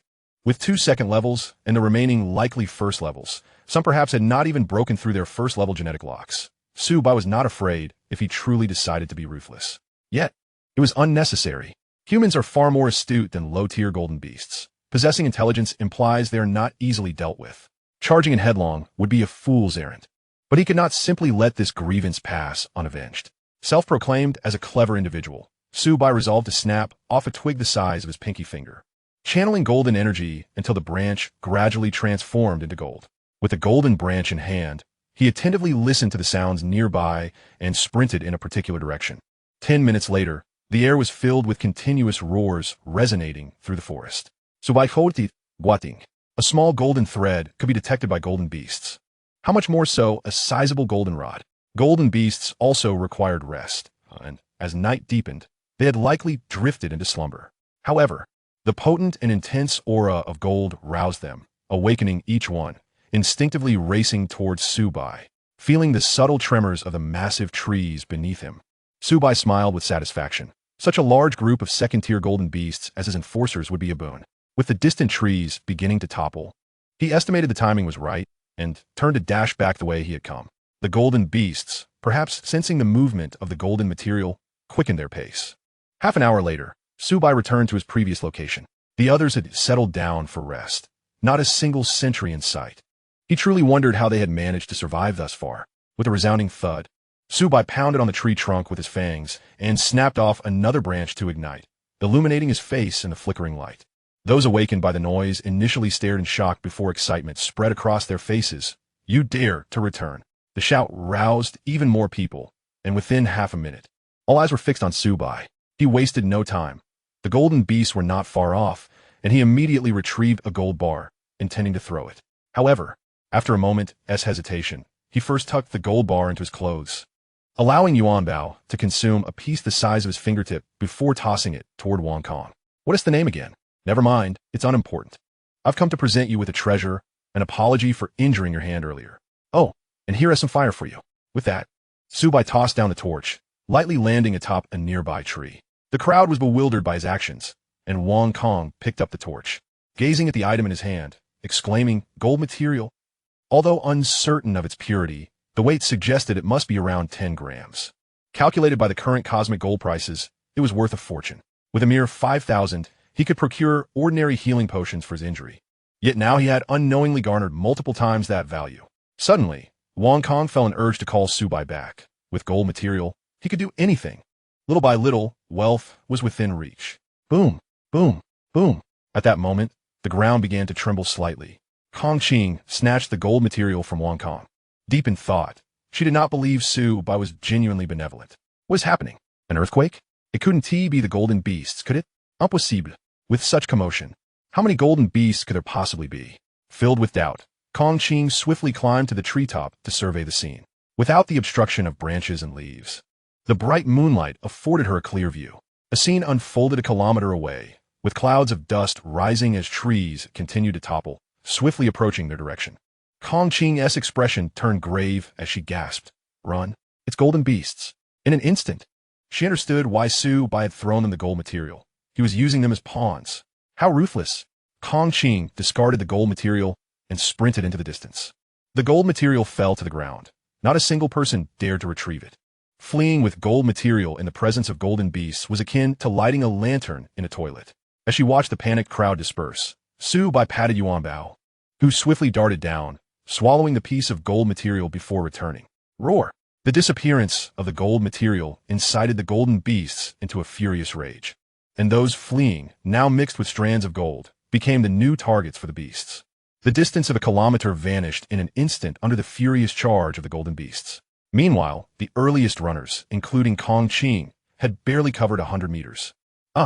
I swear, even in death, I will not let you go." The air was rife with the sounds of anguished cries and desperate wails.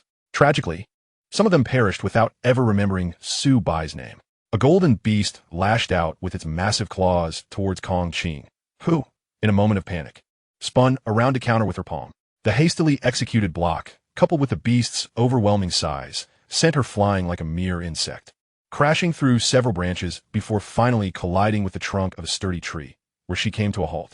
As Su Bai prepared to retreat, he suddenly sensed someone climbing up the tree he occupied. Peering down, he couldn't help but chuckle. Wasn't that the fellow with the surname Wang? It seems a clever individual has discerned the discrepancies in the evidence.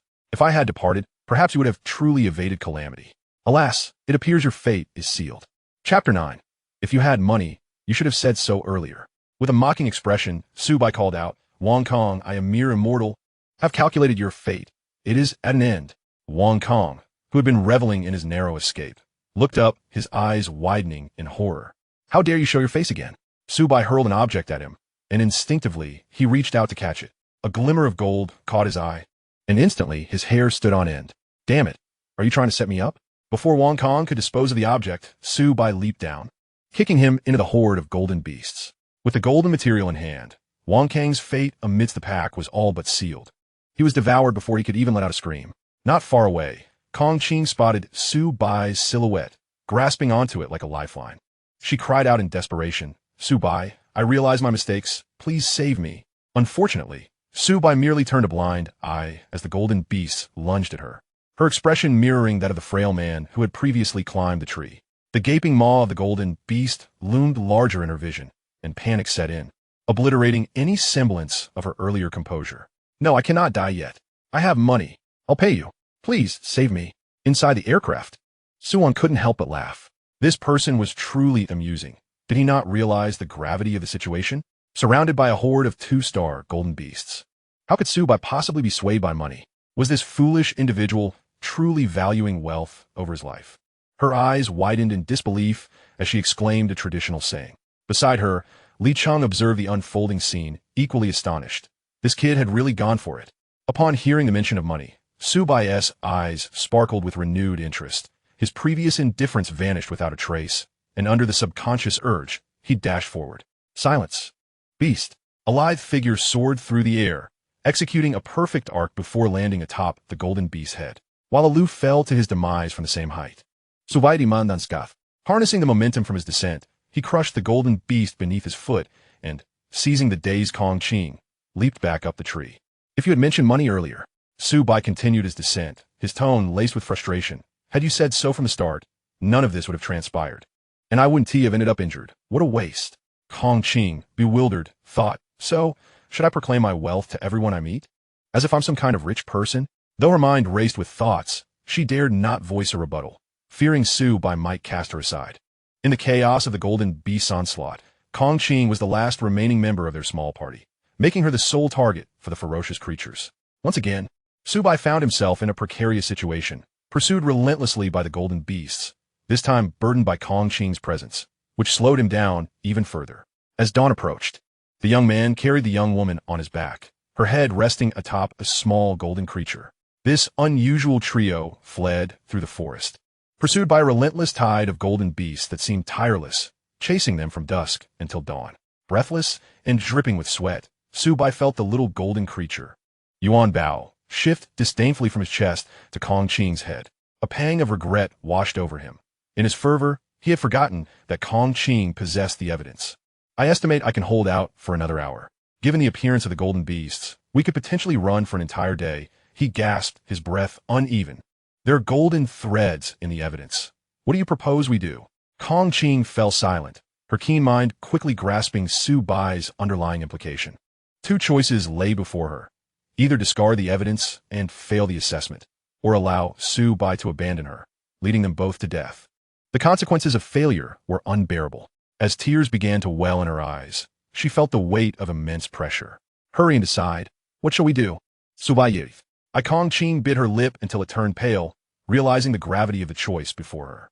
One option meant certain death, while the other offered a glimmer of hope, yet the words remained lodged in her throat. A growl escaped Su Bai as his pace began to falter, matching that of the two-star golden beasts. 3 minutes later, the light in Kong Qing's eyes dimmed, and she made her decision. Forget it. Living is more important than anything else. I'll find another way. Just as she resigned herself to discarding the evidence, her movements suddenly froze as a realization struck her. Wait, why didn't the golden beast pursue Su Bai before? She recalled that when Su Bai had not rescued her, the beast had indeed ignored him. If the evidence were damaged or lost, it would be confiscated by the inspection officer. Since Su Bai was still on the assessment planet, it meant his evidence remained intact. Could there be a way to conceal it? Clinging to a flicker of hope, Kong Qing asked, "Can you help me think of another way?" "No, I'll pay more." "No, that won't work."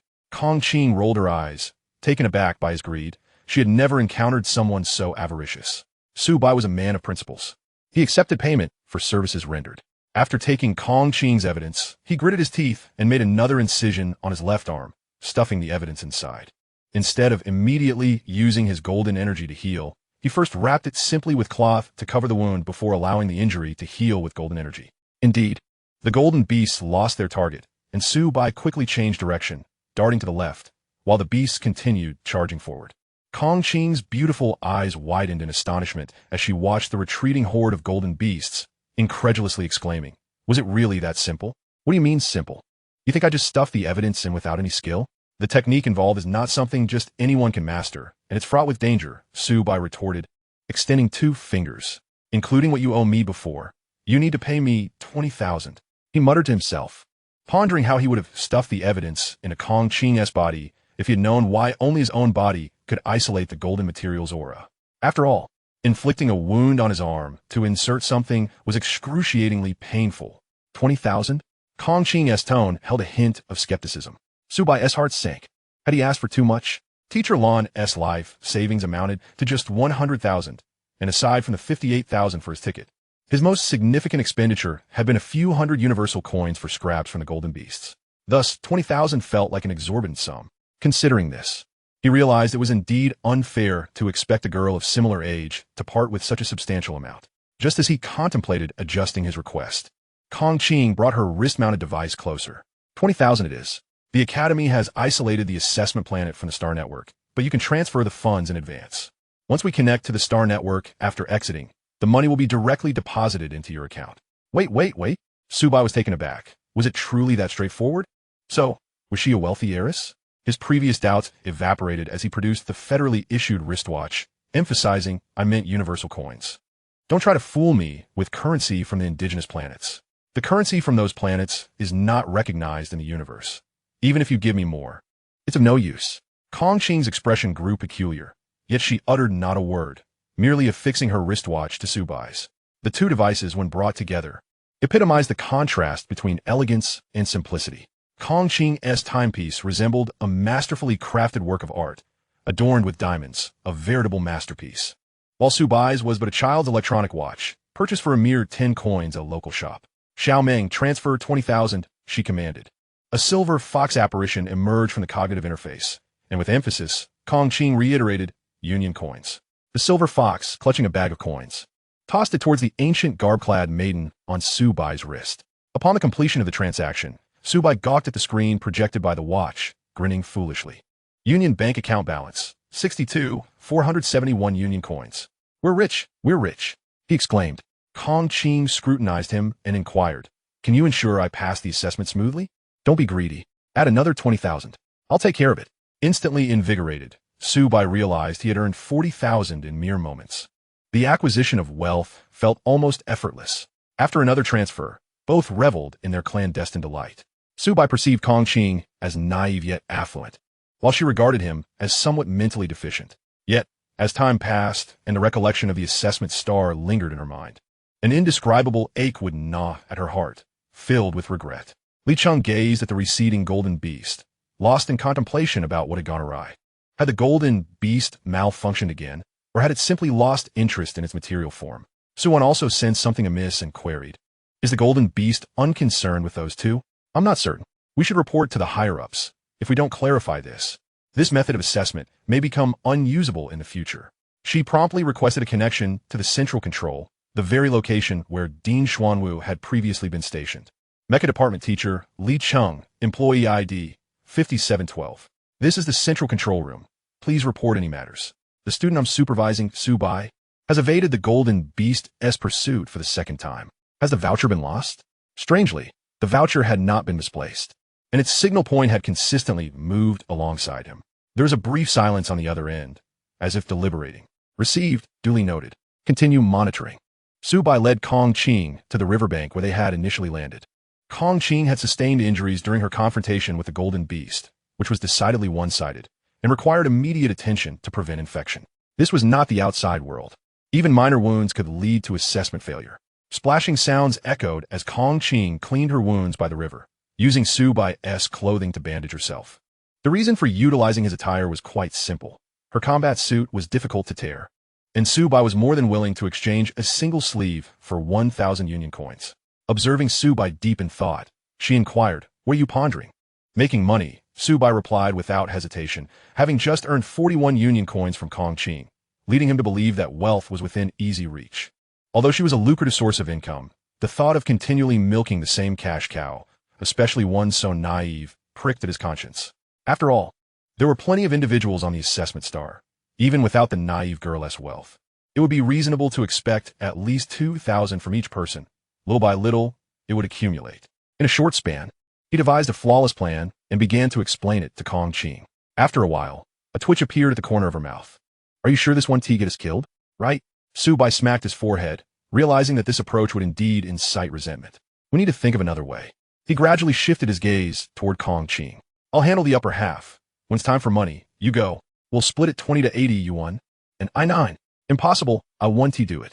Kong Qing rejected the idea outright, unwilling to stoop for such a paltry sum. Su Bai raised an eyebrow, leisurely stating, if you don't go, I'll crumple your voucher. Will you go or not? I'll go. Chapter 10. I, Su Bai, have principles. Outside the assessment star, a fleet lay anchored amidst the starry expanse. At the center, a colossal starship stood, its hull hollowed out. The interior, with its silvery white flooring and high-transparency glass materials, exuded a sense of technological beauty. Precision instruments were meticulously arranged, and countless images projected into the air, revealing scenes from the assessment planet. Clad in white work attire emblazoned with the word Jinyuan, staff members hurriedly traversed the images. Xuanwu entered, hands clasped behind his back, prompting everyone to cease their activities and respectfully greet him. Good day, Dean. With a smile, Xuanwu waved his hand, signaling them to resume their work. Just then, an elderly man, appearing to be of a similar age to Xuanwu, approached. Dean Xuanwu, what brings you here? Little Shun, I've told you to call me Dean. Not Grandpa. You're making me feel old. One of the vice deans, and concurrently the head of the research department, Shun Mingyang, resignedly addressed him Dean. He felt addressing Xuanwu as Grandpa made him seem younger.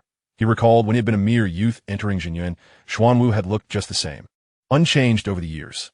Xuanwu nodded in satisfaction, a teachable child. Tell me, what promising talents do we have this year? As they delved into the matter at hand, Shun Mingyang guided Xuanwu to a device, and with a wave of his hand, images transitioned until a video emerged, showcasing Su Bai deftly slaying the golden beast. This is Su Bai. He currently has a predicted pass rate of 100%. I know him, a third-level gene user at such a young age. Under normal circumstances, passing the assessment should be no issue. Oh, yes, a third-level gene user? Xuanwu paused, pondering if his high pass rate stemmed from his gene level. After a moment of shock, Shun Mingyang explained, his high pass rate is due to his unknown method of severing the golden beast's tracking of the voucher. I've also heard he saved a female contestant from a reputable merchant association. Xuanwu nodded thoughtfully, refraining from inquiring about the voucher, instead asking, how did he end up with a reputable merchant association? As a neutral force in the universe, the reputable merchant association's financial power could only be rivaled by the Cosmic Union Bank, established under the aegis of the Divine Nation. A great force often attracts trouble, and associating with them was not necessarily beneficial. Shun Mingyang's expression grew strange as he hesitated. According to reports from his protector, it seems to be over several thousand Union coins. Xuanwu was taken aback, opening his mouth in disbelief, at a loss for words, before reverting to the topic at hand. Let us move on to the next. Truly peculiar. What can several thousand Union coins accomplish? No wonder they're from the reputable merchant association. They're all quite shrewd. Shun Mingyang waved his hand, switching the video, his expression turning grave as he pointed at the screen. In the new video, a figure with hair tied back was obscured by blood, their garments entirely soaked in crimson, even their eyes appearing red, merging with the blood. This person was voraciously consuming golden beast flesh. Suddenly, someone lunged at them, but the flesh-eater seemed to have sensed the approach, or perhaps it was instinctual. Without even glancing, they thrust the bone, still clinging to the meat, at the assailant. After dispatching the attacker, they resumed tearing into the flesh, heedless of the blood staining their meal, their ferocity resembling that of a hellish demon, sending the nearby golden beast fleeing in terror. Thus far, no information had been uncovered about this individual. 13 golden beasts had perished at their hands, but the number of assessment participants they had slain likely exceeded 100. Xuanwu murmured, this style bears a hint of the abyssal god realm. Shun Mingyang slid the interface once more, and in the newly displayed video, a girl clad in a pink combat suit, with long black hair and pale purple eyes, appeared. She wielded a straight long bone, its edges sharpened like a bone sword devoid of any markings. At this moment, amidst the relentless assault of several golden beasts, the bone sword danced with impenetrable finesse, leaving the beasts utterly confounded. Lu Shi, a level 2 genetic warrior, possessed a short crop hair and striking gray eyes, wielded the thigh bone of a golden beast with remarkable strength. Jeremy, another formidable figure with golden hair and piercing blue eyes, was a terror to behold. Then there was Sibel, hailing from the divine realm of Olympus.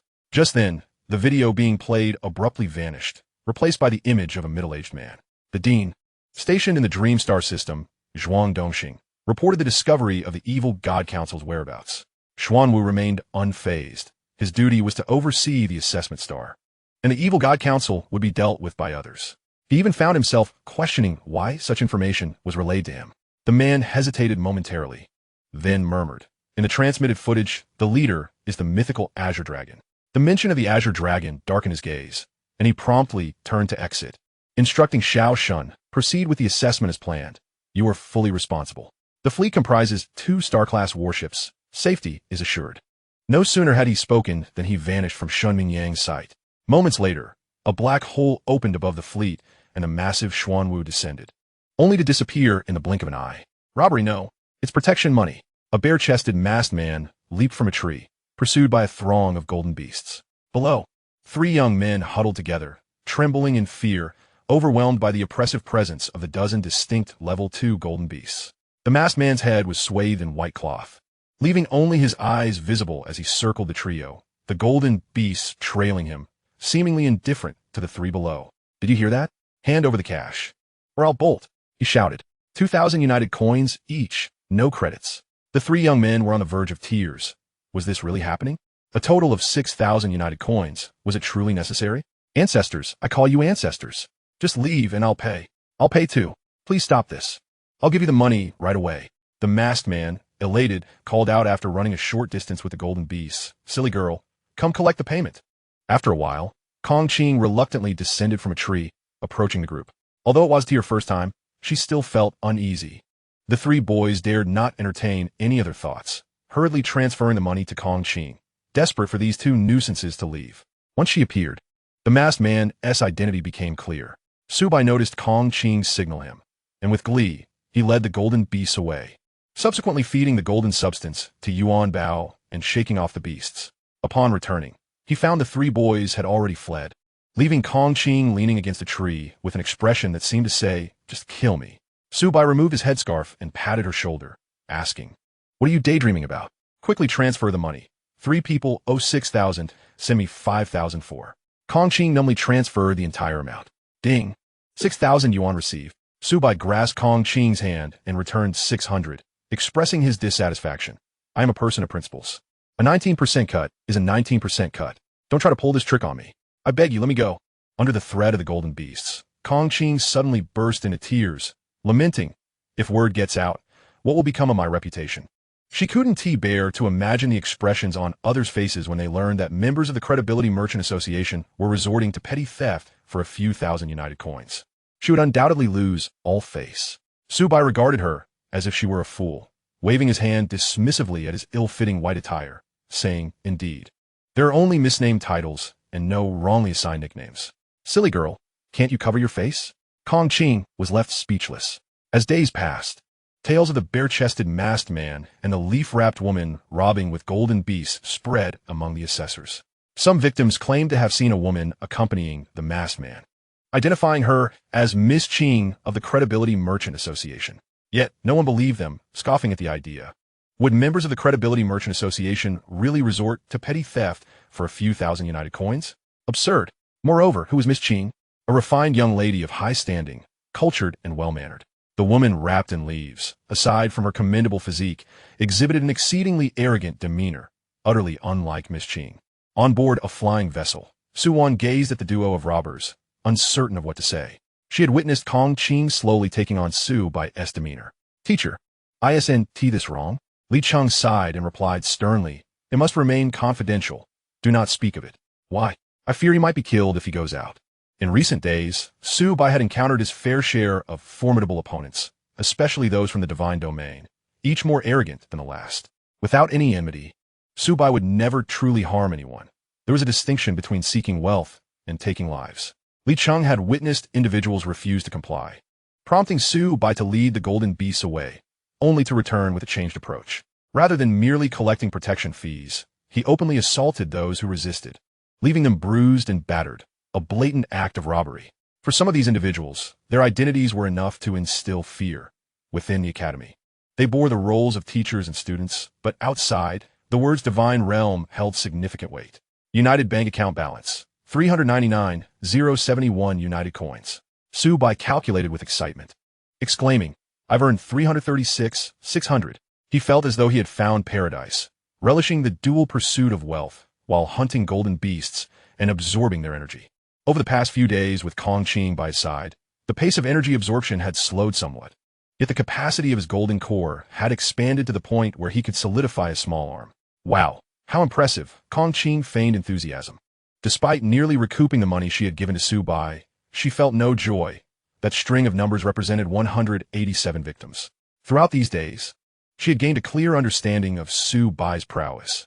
Even a Zhao family member from the celestial domain had been reduced to tears under his relentless assault.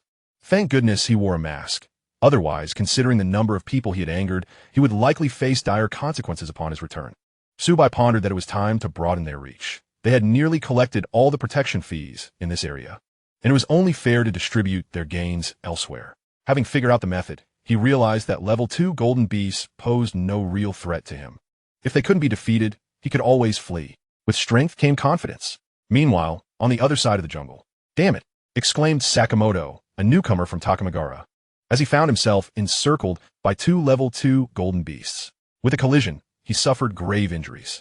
As the golden beasts lunged once more, Sakamoto instinctively summoned his mech. And in an instant, a towering 10-meter-tall black and red mech enveloped him. The golden beast struck the mech, merely pushing it back without causing any significant damage. Sakamoto paused momentarily, uncertain why he could summon the mech, but the pressing situation left him no time for contemplation, and he quickly engaged the beasts in battle. In the central control room, "Old Shun, someone has summoned a mech." Shen Mingyang had anticipated this. "What is the situation with the candidates?" A total of 274 billion participants are undergoing the assessment, with 80 million remaining uneliminated. Over 180 billion have been rescued and sent back, while the rest are confirmed deceased. Fewer than 10 billion dead? This year, the rescue team has performed admirably. I will commend them later. Concentrate the candidates and begin deploying level 3 golden beasts. Announce the lifting of the mech ban. Let the final assessment commence. Chapter 11, Golden Powder Rose. The blazing sun hung high in the sky, and the air was still. Su Bai enthusiastically outlined the next steps of their plan. Kong Qing nodded frequently in agreement, yet the dilation of her pupils seemed to convey a multitude of unspoken thoughts. Suddenly, a thunderclap reverberated through the clear sky. Rather than alarmed, Kong Qing felt a wave of relief wash over her, and she swiftly ascended the tree. "Let me assess the situation." Su Bai paused momentarily, then sighed and leaped upwards. In the air, a glaring red light illuminated the surroundings. At that moment, the starships drifting across the planet emitted an announcement. All candidates are to proceed towards the light point to commence the final assessment. Candidates outside the designated area 3 days hence will be directly eliminated. From this moment, the ban on mechas is lifted. Candidates may freely utilize their mechas. This was repeated thrice, and all starships simultaneously surged towards the light point. Su Bai, puzzled, inquired, "What is the final assessment?" Kong Qing, with a grave expression, understood more than the average person, as she was one of the 5 seeds of the Credibility Merchant Association. The use of mechas would trigger the final assessment, during which a multitude of 3-star golden beasts would be unleashed in the assessment zone. Although the Academy had merely imposed a verbal prohibition on mechas, the connection between mecha space and the human brain made it impossible to enforce such a ban. Nevertheless, an unspoken rule circulated among the upper echelons. The use of mechas was strictly forbidden during assessments at S-rank academies. The 1- or 2-star golden beasts were simply not on the same level as the 3-star ones. The sheer difference in scale, spanning dozens or even nearly 100 meters, rendered them beyond the capability of mere mortals, even with mechas. The higher the level of the mecha, the greater the burden it imposed on the user. Otherwise, a wealthy individual could waltz through with a galactic-grade mecha. It was clear that some faction, unable to contend with the golden beasts, was unwilling to forfeit the assessment, thus jeopardizing everyone else. She had no doubt that it was not the commoners who had opened the mecha space. It was simply a matter of poverty. A meteor-grade mecha cost over 1 million United coins, far beyond the means of an ordinary civilian. Kong Qing abruptly asked, "Do you have a mecha?" "No." Su Bai replied resolutely, his innocent gaze allowing no room for doubt. "What a pity," Kong Qing remarked with a smile, akin to a peasant rising to sing. The distance to the light cluster was considerable. Without a mecha, it would be impossible to traverse it in 3 days. As she spoke, she communicated with her mecha space via brain waves, and an exquisitely ornate mecha materialized behind her. The mecha, towering an estimated 20 meters, boasted a sleek body primarily in rose gold, with two dark cannon muzzles gleaming ominously under the light. It was a planetary-grade mecha, the Golden Powder Rose. It was not that she lacked the funds for a higher-grade mecha. Rather, the burden imposed by planetary-grade mecha was just right for her physique. While piloting a stellar-grade mecha would adversely affect her abilities. Kong Qing crossed her arms, eyeing Su Bai. 200,000. I'll take you there. She imagined Su Bai's expression, akin to one who felt compelled to part with their hard-earned money, and couldn't help but laugh, her previous frustrations dissipating. What goes around comes around. Your day has come. However, Su Bai remained expressionless, merely responding with a nonchalant "Oh. Then you may go, if you desire my money." You're dreaming. Aren't you afraid of failing the assessment? Have you forgotten something? Su Bai smirked. Your credential is still in my possession. If I don't enter the final assessment circle, do you think you want to be eliminated? Kong Qing's expression stiffened. She had celebrated too early. Quick, transfer 20,000. I'll let you take me in. Su Bai seized the initiative, causing Kong Qing's face to darken like one who had consumed something unpleasant. She glared at him but ultimately complied, transferring the amount. Afterward, she escorted Su Bai in the mecha cockpit, piloting the mecha towards the light point in silence. With the credential in Su Bai's possession, it meant she would need to protect him within the assessment circle, which further soured her mood. In the southern region, a bloody demon withdrew its hand from the body of a terrified individual, shaking it carelessly before nimbly climbing a tree and leaping high into the air, enveloped by a scarlet mecha that soared towards the light point. In the northern region, a girl with lavender eyes tied her black hair with a slender branch, securing a bone sword behind her, summoning a crimson mecha. In the western region, a stocky man with gray eyes gazed at the light point as a colossal mecha wolf emerged. Instead of entering the cockpit, he sat upon the wolf's back, which sprinted across the ground with astonishing speed, rivaling those flying overhead. Simultaneously, countless mechas took to the skies, all with a singular goal, that radiant light. 3 days later, in the final assessment circle, boom! A cannonball was fired, exploding upon impact with a golden beast. The cannon on the shoulder of the Golden Powder Rose emitted smoke, and the opulent mecha bore faint claw marks. Su Bai shared Kong Qing's perspective, observing 2 golden beasts reduced to mere mush, and remarked leisurely, "Silly girl. If you can handle 2 two-star golden beasts, you're doing well." Kong Qing scoffed. All candidates rushed towards the final circle, naturally drawing the golden beasts towards them, and they would occasionally encounter these creatures. While she fought desperately for survival over the past 3 days, Su Bai remained unperturbed. All the while knowing she had to pay him, she regretted not having summoned her mecha outright, adhering to that ridiculous rule. Faced with Kong Qing's demeanor, Su Bai raised an eyebrow, unperturbed. After all, who wouldn't wish to win without exerting effort? Alas, the opportunity to earn money was slipping away. The thought of all those small amounts of currency vanishing caused him a pang of anguish. Suddenly, a thunderous roar echoed, reminiscent of the previous light cluster's emergence. But this time the cluster erupted. The light that had lingered in the sky for 3 days scattered, transforming into a luminous barrier enveloping the final assessment circle. The starships announced, 3 days have elapsed. Candidates outside the barrier are eliminated.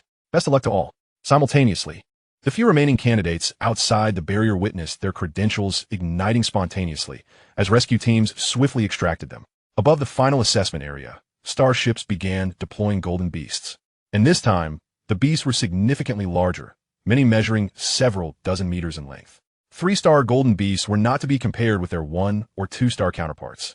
They possessed a degree of intelligence, albeit limited, making them considerably more formidable. Moreover, they could fly, with even the smallest among them towering as high as a standard 7-story building, rendering the advantages of mecha flight and size moot. How enormous! Su Bai exclaimed, then reclined back, encouraging, "Good luck. I'm rooting for you." Kong Qing's eyes reddened with frustration. After a moment, she forced herself to regain composure and analyzed the current situation. Presently, she held an unparalleled advantage over others. Su Bai had masked the scent of golden material from the credential, making it impossible for the golden beast to track her, significantly enhancing her safety. With this realization, she found Su Bai more tolerable. Yet one could never predict whether tomorrow or an unexpected event would come first. At a higher level, Li Cheng, under instructions, took a small pouch filled with a highly adhesive substance and sprinkled it over Kong Qing's mecha. Su Bai, waving the flag of the golden beasts, found the onlookers unable to bear the sight any longer. They thought he could continue to coast into the final circle without effort, but that was a foolish notion. Unbeknownst to them, Su Bai had effectively nullified the golden beast's ability to sense the golden material, rendering them incapable of targeted action. They could only resort to extravagant expenditures, resorting to this desperate measure. Currently, the amount of golden material clinging to the golden powder rose had surpassed that of any other candidate. Beep. Warning. Unknown substances detected on the mecha. Scanning results as follows. Total weight of attachments, 300 g, golden material, 78, super adhesive, 22. The expressions of the two within the cockpit shifted dramatically as the mecha's warning sounded like a heavy blow, leaving them momentarily dazed. Su Bai's face reflected anguish as he recalled being relentlessly pursued by two-star golden beasts for the first time. So you're playing this game again? Kong Qing was not faring much better. With such a large quantity of golden material, the golden beast would undoubtedly target her first. Under her manipulation, the pink rose struggled against several two-star golden beasts, let alone the three-star ones. Was the Academy not clearly attempting to put her in peril? What should she do? Kong Qing furrowed her brow. Was she to abandon the mecha? Su Bai fell into contemplation. He could absorb golden matter. As long as he consumed the gold powder on it, the danger would be averted, but he could not afford the cost of exposure. He spoke slowly. I have never fought a three-star golden beast, and am unaware of its strength. Could you find someone to engage in battle? In terms of equal rank, humans were far inferior in physique to golden beasts, especially at lower tiers. A third-level genetic warrior attempting to engage in close combat with a three-star golden beast was akin to a fool's errand. Do not jest. A three-star golden beast could eliminate me in an instant. Planetary-grade mechas could indeed contend with three-star golden beasts, but Kong Qing was not capable. With her physical strength, sustaining a full-force battle in a planetary-grade mecha would likely crush her under the immense burden, even if the golden beast remained unharmed. Su Bai tentatively inquired, "May I pilot your mecha?" Kong Qing hesitated at his words. Mechas were not like cars. Lending one for a casual drive was not so simple. Under a dual control system of sensory and mental manipulation, a second pilot must first pass the virtual intelligence's authentication. This meant the virtual intelligence would have a second master, and her own information security would be gravely jeopardized. Su Bai did not rush her. He understood the implications. Yet, this was the only viable solution. Only a third-level genetic warrior or higher could fully unleash the combat potential of a planetary-grade mecha. Kong Qing did not immediately refuse. She stared intently into Su Bai's eyes. "Provide me with a reason that can persuade me. I am a third-level genetic warrior.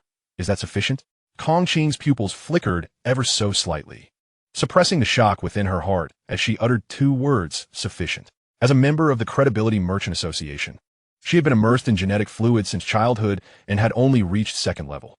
The prospect of breaking through to the third level seemed a distant dream. Without further hesitation, she instructed Su Bai to close his eyes and then pressed the intelligent device on her wrist to his forehead. Xiao Meng, pair with his brainwaves. A silver fox appeared and charged toward Su Bai's forehead, disappearing upon contact with his skin. Su Bai immediately felt his consciousness, in addition to an Yu connect with another entity. Kong Qing warned, "Do not pry into my information. If you see something you should not, do not blame me." She was not threatening Su Bai.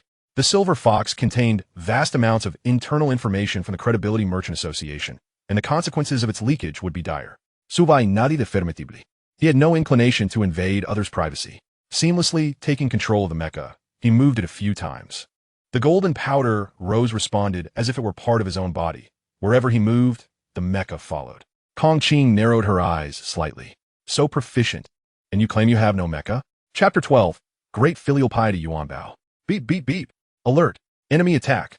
The sharp alarm blared on the fleet outside the assessment star, with dangerous red lights flashing wildly.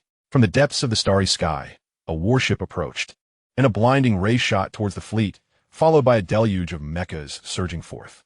The ray's power was not formidable, blocked by the energy shield, but the uncommunicated direct assault had made their intentions abundantly clear. Shun Mingyang stood beneath the energy shield, his expression grave. "Have we contacted the Dean?" The communications officer beside him shook his head. This was premeditated. Shun Mingyang turned and entered the command room, recalling all assessment star rescue teams to prepare for battle. "I am under the Dean's orders to protect Su Bai. Unless the Dean himself issues a command, I am afraid I cannot comply. If anything happens, I will take full responsibility before the Dean." Li Chung severed the communication, his expression darkening. It was unfortunate this was the timing chosen. "Teacher, what is the matter?" Su Wan inquired, her concern evident. "Enemy attack. It is the scum of the evil God council." Su Wan's heart jolted. The evil God Council was comprised of psychologically twisted lunatics. While madmen were not inherently terrifying, the danger lay in their considerable strength. She did not know much about this organization, only that it housed mythical mechas. Even a mythical azure dragon of the celestial realm was among them. With the dean present, they cannot pose a significant threat, can they? The problem was that the dean had been lured away. Li Chung lowered the flying vehicle's altitude, intending to recall the rescue teams, but now that the 3-star golden beasts had been deployed, what of the candidate's safety? Alas, before the deployment of the 3-star golden beasts, things were manageable. Now, with their release and the evacuation of the rescue teams, it would be fortunate if even 1 million out of 80 million survived. Those who made it to the final assessment circle were not lacking in distinguished lineage. She could already foresee the backlash the Jinyuan Academy would face upon the conclusion of the assessment. As the assessment circle shrank, the likelihood of encountering others increased. In the jungle, dozens of mechas congregated, with the golden powder rose among them. Had it been before, Su Bai would never have clustered together. That would only attract more golden beasts. But now he needed others to help share the pressure.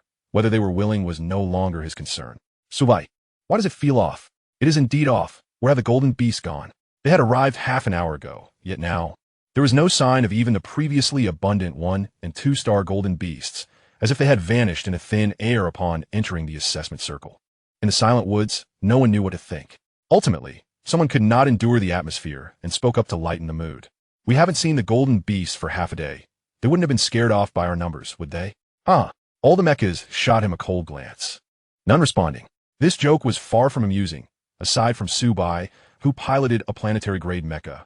The remaining individuals collectively might not even stand a chance against a single 3-star golden beast. The fear of the golden beasts was daunting, yet their absence created an invisible pressure that could drive one to madness. What to do? Should we take a look? Making the decision to leave the group at this moment was unwise, but an unsettling feeling lingered in Su Bai's heart, causing him discomfort.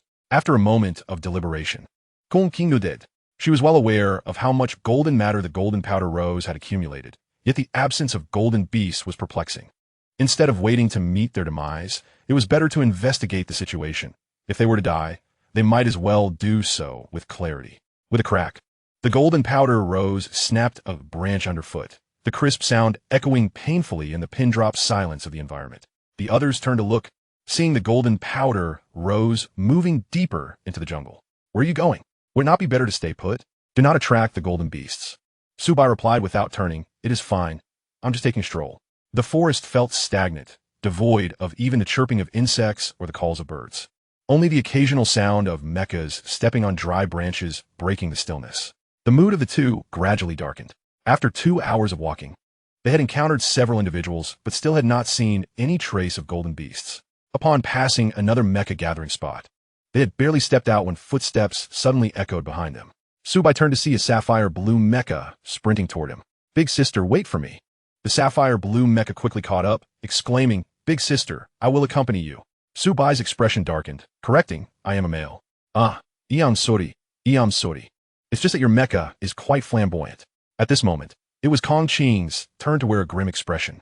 The Golden Rose was renowned as a masterfully crafted mech, designed by the illustrious Master Lawn. Truly, a country bumpkin. Enough of this. Why are you following me instead of staying put? You must have noticed there are issues, yet they are all unwilling to show themselves. I dare not venture out alone. I've seen horror films where those who do nothing until the end invariably meet their demise. The man hesitated before speaking. Someone just crushed the evidence. And no rescue team has arrived. Without a rescue team, encountering a 3-star golden beast means certain death. I refuse to wait for death. I wish to survive. Su Bai raised an eyebrow, but said nothing, continuing to move forward. The man took Su Bai's silence as tacit agreement and hurried to keep pace. By the way, big guy, I'm Damon. Su Bai cut off the external sound and inquired, what do you think? Kong Qing's gaze was fixed on the cerulean mech behind them, her professional instincts kicking in. The satellite-class mech from the Blue Knight series, produced by Deep Sea Technology Mech Company, primarily sold in the Yalu Star region. Priced at 7,200,000 Union coins. I'm not asking about the mech. I meant the people, Su Bai replied, his lips twitching. The staggering price of 7,200,000 Union coins made him acutely aware of his own financial constraints, instantly extinguishing any enthusiasm he had. Fine. Let him tag along. After all, he posed no threat. Another hour passed. The Golden Rose and the Blue Knight flew unabashedly in tandem through the skies. A glance from Su Bai revealed that not a single 3-star golden beast was soaring above. Curiously, aside from himself, numerous mechs were also searching the skies for something. Inside the aircraft, Li Cheng furrowed her brow. The disappearance of the golden beasts, compounded by the turmoil in outer space, filled her with foreboding. However, their manpower was constrained, leaving her unable to investigate the anomalies surrounding the assessment star. Where could all those golden beasts have gone? An unsettling thought began to take shape in her mind. It's odd. Nothing is visible from above. Su Bai muttered as he descended. Returning to the wooded area 100 meters high, he ceased movement, standing still as thoughts swirled in his mind. Until, boom! Su Bai suddenly turned. His left hand seizing the Blue Knight's neck, while his right hand forcefully reached for the cockpit. The seemingly impenetrable Blue Knight succumbed before the intact Golden Rose. Pierced through effortlessly, and Damon was yanked from the cockpit. Su Bai released his grip, the sparking Blue Knight crashing to the ground. He held Damon, whose expression was twisted with madness, his gray eyes brimming with frenzy. I sensed something was off with you. Couldn't he hold it in any longer? You're no one of note. If you want to survive, you should stick with the main group. Haven't you seen horror films? The first to die are always those who recklessly wander off. Cough, cough, don't be so smug. The Beast God will avenge me. You will all perish. Beast God? Su Bai's pupils constricted as he tightened his grip, the immense force reducing Damon to a pulp. You are a beast slave of the Beast God cult. The Golden Rose ascended, and Su Bai leaped from the mech, waving to the sky above, hoping that his mentor was still nearby. Li Cheng watched Su Bai's movements, aware that academy regulations prohibited teachers from revealing themselves during assessments, except in cases of elimination. However, the situation was exceptional. Perhaps Su Bai had uncovered something. Convincing herself of this, she descended the aircraft, revealing a silver-white orb. As the craft's door opened, Li Cheng stepped out, and behind her, Suvan Bulma Kisto Su Bai. Su Bai raised an eyebrow, surprised to see a familiar face, which made things easier. He first asked, Teacher, was the disappearance of the golden beasts orchestrated by the academy? Li Shen Kanditli Rublia. No. In response, Su Bai pointed directly at the remnants of flesh in the Golden Rose's right hand, declaring, he is a beast slave. I suspect this entire affair is a conspiracy by the Beast God cult. Li Cheng's expression turned grave, realizing that yet another faction was involved. Are you certain? Absolutely. Very well, I understand. Li Cheng returned to the aircraft. Given the exceptional circumstances, I must report to the command center. There will be no one to protect you. Be cautious. The fierce battle in outer space and the intense electromagnetic fluctuations had rendered signals unstable. She had to report in person. The alliance between the cult of the evil god and the beast god cult posed a grave threat. No one to protect me? Su Bai raised an eyebrow. Realizing this meant he was free from surveillance. Once the silver orb vanished from sight, he glanced down at the mech beneath him, as if he could see Kong Qing inside. After a moment of contemplation, he pressed his hand against the mech's head, the golden material fragments clinging to the body being rapidly absorbed. Once finished, he returned to the cockpit. Xiaomeng, check if there are any remnants of the golden material on the mech surface. Scanning. Scan complete. No remnants of golden material detected. Su Bai smiled with satisfaction. He was now safe. Without waiting for Kong Qing to ask, he preemptively stated, the teacher gave me a vial of something that washed away the golden material. Kong Qing responded skeptically, not pressing further. Su Li, Duan Bao, who had been silent for a long time, suddenly barked in a direction. Su Bai picked up Yuan Bao, asking, are you saying we should go that way? Woof. Duan Bao not that Vigo du Xin. Su Bai did not refuse, maneuvering the mech towards that direction, with skills that often outstripped caution. And now that the Golden Rose was free of golden material, there was no fear of being detected by the golden beasts. It was worth investigating, as Yuan Bao might uncover something significant. The forest was dense with towering trees, and moving slowly was not an option. Su Bai took to the skies, though the scene below was obscured by thick foliage. Yet, guided by Yuan Bao's navigation, he pressed onward toward their destination. Woof. Left turn? Woof woof. Straight ahead, right? Yuan Bao perched atop Su Bai's head, its chubby little paws pointing in various directions, prompting Su Bai to fly accordingly. Kong Qing gazed at this scene with an odd expression. How does it seem like Yuan Bao is piloting Su Bai? After an indeterminate duration of flight, dusk fell. As the last rays of sunlight faded, Yuan Bao leapt down with a bark. We've arrived.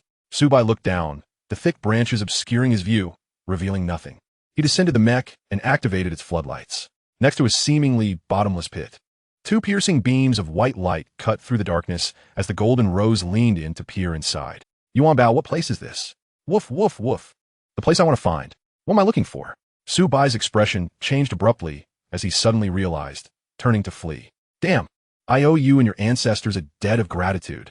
At that moment, countless red dots ignited within the pit, a fearsome and chilling sight, reminiscent of the crimson lights that filled the endless abyss in the illusion of the town Abyss Monument. Chapter 13, 10 Consecutive Kills. The booming artillery illuminated the starry sky. The Academy's fleet and mechs were steadily retreating under the assault of the evil god cult's Black Mech Legion. Logically, with a Star System-class battleship, the Academy should not have been forced to retreat so swiftly. Yet above the battlefield, 3 towering mechs displayed no regard for reason. They had only struck once since their emergence, and that single strike had annihilated a Star System-class battleship. From that point on, the Black Mech Legion began systematically devouring the Academy's fleet. Severed mech limbs and wreckage were scattered everywhere, and the once massive fleet had dwindled to fewer than 100 vessels. Old Shun, we can't hold on any longer. A man rushed in to report the situation. 1 Star System-class battleship lost, 7 Nebula-class battleships, 6 mech pilots, 28 Stellar-class battleships, 58 mech pilots. All planetary-class and lower battleships have been destroyed, and the casualties among the mech pilots are incalculable. Shun Mingyang gazed up at the 3 mechas looming overhead, the tide of battle unmistakably turning against him. 3 subordinate mechas of the mythical Azure Dragon, part of the esteemed 7 stars of the Azure Dragon, had arrived. Most mythical mechas are accompanied by subordinate units, varying greatly in quality. The 7 stars of the Azure Dragon, as a paragon among these mythical subordinates, boasts exceptional growth potential akin to that of their mythical counterparts. Although warships of the same caliber may not rival mechas, the fact that the mythical subordinate, the Kong Jinlong, could pierce through a Galaxy-class battleship with a single horn speaks volumes of its ascension to at least a galactic level. Shun Mingyang tapped his fingers on the table and commanded, "Request reinforcements from the Jinyuan Guard." However, the Jinyuan Guard, "Hurry," he barked, fully aware that their targets were the examinees on the assessment planet. Every second wasted could mean another life lost. Understood. Meanwhile, a streak of red light raced towards Jinyuan Academy. "Teacher, why are we returning to the Academy?" "Suwankwidi, Basiv. Shouldn't we report to the control room instead?" Li Cheng, focused on piloting the mecha, replied solemnly, "I suspect there may be a traitor. I do not feel secure." Before Su Wan could ask further, a massive tail descended, blocking their mecha's path. "Yuan Bao, I truly regret this. You'll have your share of the spoils." "Awu." Yuan Bao, upon hearing the mention of food, excitedly leaked Su Bai. Su Bai, undistracted, fervently squeezed every ounce of potential from the mecha, pushing its speed to the limit. Nevertheless, he could not shake off the golden beasts that pursued him. 10 3-star golden beasts, seemingly orchestrated by an unseen hand, divided into 5 flying above and 5 on the ground, effectively eliminating any possibility of escape for Su Bai. The largest of the golden beasts towered over 80 meters, while the smaller ones measured 30 to 40 meters. The 20-meter-long golden powder rose appeared diminutive in comparison. "Kong Qing, how many have followed us?" Su Bai deftly navigated through the gaps between trees, refraining from glancing back, knowing that a single collision could spell disaster. Kong Qing confirmed after careful observation, 10 in total, 5 of which are airborne. Only 10? Su Bai felt slightly reassured. This made things simpler. With his remarkable skills, he had never feared combat against foes of equal rank. Xiao Meng, 10-minute countdown. A virtual clock appeared in the cockpit, beginning its precise countdown. Kong Qing inquired, "What is the purpose of this?" "To calculate their demise." 10 minutes would pass in the blink of an eye. As the countdown reached 0, a soft chime resonated. "Watch closely and learn well." Su Bai grinned, gripping the hilts of the 2 blades of the golden powder rose. He then halted his forward momentum, the mecha pivoting like a butterfly in flight. With a clang, both blades were drawn simultaneously, their tips directed downward and thrust upward in a sudden motion. 2 arcs of blade light, reminiscent of a full moon, slashed toward the golden beasts. Before the 5 golden beasts could react, one bore in Zakros its face. Moments later, a muffled explosion echoed as the beast's head exploded, its body collapsing. A 3-star golden beast, dispatched in an instant. Did you learn that? The blades of the golden powder rose remained untouched by even a drop of blood after the strike. Kong Qing's eyes widened in shock as she covered her mouth in disbelief. "Is this truly my golden powder rose? What else could it be?" Just then, the golden beasts regained their senses, angrily encircling Su Bai, while the 5 above descended to block his retreat. As the golden beasts closed in, Su Bai stood undaunted, wielding his blades as extensions of his own body, guiding them effortlessly. Roar! The 9 golden beasts spread out, sealing off all of Su Bai's escape routes. The sky grew dim, shadows obscuring vision amidst the thicket. Su Bai retracted his searchlight, finding it overly dramatic to engage in battle with two laser eyes. Fortunately, the mecha possessed commendable night vision capabilities, proving effective enough. The two sides remained locked in a stalemate, while Kong Qing continued to be awestruck, relishing the spectacle of the golden beast's swift demise. The 9 golden beasts circled the golden powder, rose slowly. Su Bai furrowed his brow. Given the nature of the golden beasts, they should have charged at him directly. Their unusual behavior suggested they were merely stalling for time, not eager to attack. Su Bai relaxed his brow. You wish to waste time? I shall not oblige. He scanned the area, fixing his gaze upon the largest beast. When it moved behind him, it would be at its most vulnerable, offering an opportune moment to strike and yield gratifying results. Such opportunities arise but once, and the greatest threat to him naturally became his primary target. With a firm grip on his twin blades, Su Bai keenly observed the movements of the golden beast. Now, the golden powder rose's feet crashed down as it leapt backward, its golden form as graceful as a butterfly, completing a turn in midair. The blade tips aimed directly at its foe.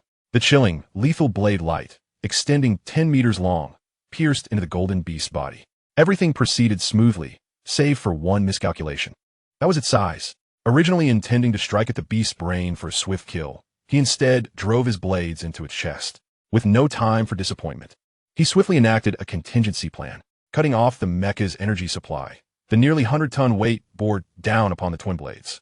As he had envisioned, the sharp blades, under the immense weight, cleaved downward, slicing open 2 gaping wounds that extended several dozen meters in the golden beast's chest. A whoop! The fluid manipulation was executed in a flash, and by the time Su Bai landed, the golden beast finally reacted, releasing a pitiful wail. Its innards and blood gushed forth from a gash, and the golden powder rose bore the brunt of the ensuing blood rain, its vision obscured by a crimson mist. With a resounding thud, Su Bai smirked, having dispatched another foe. Seeing this, the remaining golden beasts ceased their delay and lunged forward with claws extended. With the largest beast defeated, the others posed little challenge. A quick step backward allowed him to evade 2 golden beasts, while he charged his shoulder-mounted energy cannon, unleashing 2 brilliant beams that left dark marks upon the surface of the golden beasts. Su Bai grimaced. These shots are merely ornamental, aren't they? They might as well be used for scraping. Lacking sufficient firepower, he once more summoned the twin blades of the rose. The trees in the forest were numerous and thick, hindering the mecha's agility. Su Bai soared upward. The golden powder rose. No, it would be more accurate to call it the blood rose now. As he burst through the canopy, the golden beast followed closely behind. The previous 2 blasts, though loud, had little impact. The tremendous noise shattered the night's stillness, akin to tossing stones into a tranquil lake. In mere seconds, a multitude of mechas ascended, and Su Bai, engaged in combat with the golden beasts, fell within their line of sight. Upon spotting the golden beasts, they inexplicably expressed surprise, as if everything had returned to the main theme of the assessment. However, the next moment, they were engulfed in astonishment. Wow, impressive! Which deity is this, able to contend with so many 3-star golden beasts? He killed one. Oh my god! You won't believe what I just witnessed. Another one down. This swordsmanship is absolutely sublime. While the crowd gasped in awe, the astute among them hastened towards Su Bai, recognizing the formidable threat posed by the 3-star golden beasts. Ultimately, it was safer to band together during the assessment. Yet under the moonlight, the one capable of slaying 3-star golden beasts was evidently a robust ally. However, the distance was too great. Just because the mecha could see him did not mean that the pilots could reach him in a timely manner. The fastest individual is still a kilometer away from Su Bai. Having sheathed his blade, Su Bai has dispatched all 10 golden beasts. As golden powder roses flutter down, he picks up a piece of golden beast flesh for sustenance, swiftly disappearing into the depths of the forest.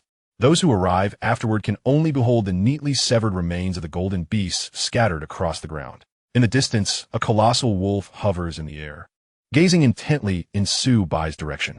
Upon witnessing the demise of all the golden beasts, the wolf's rider descends, uttering a darkly murmured epithet, useless.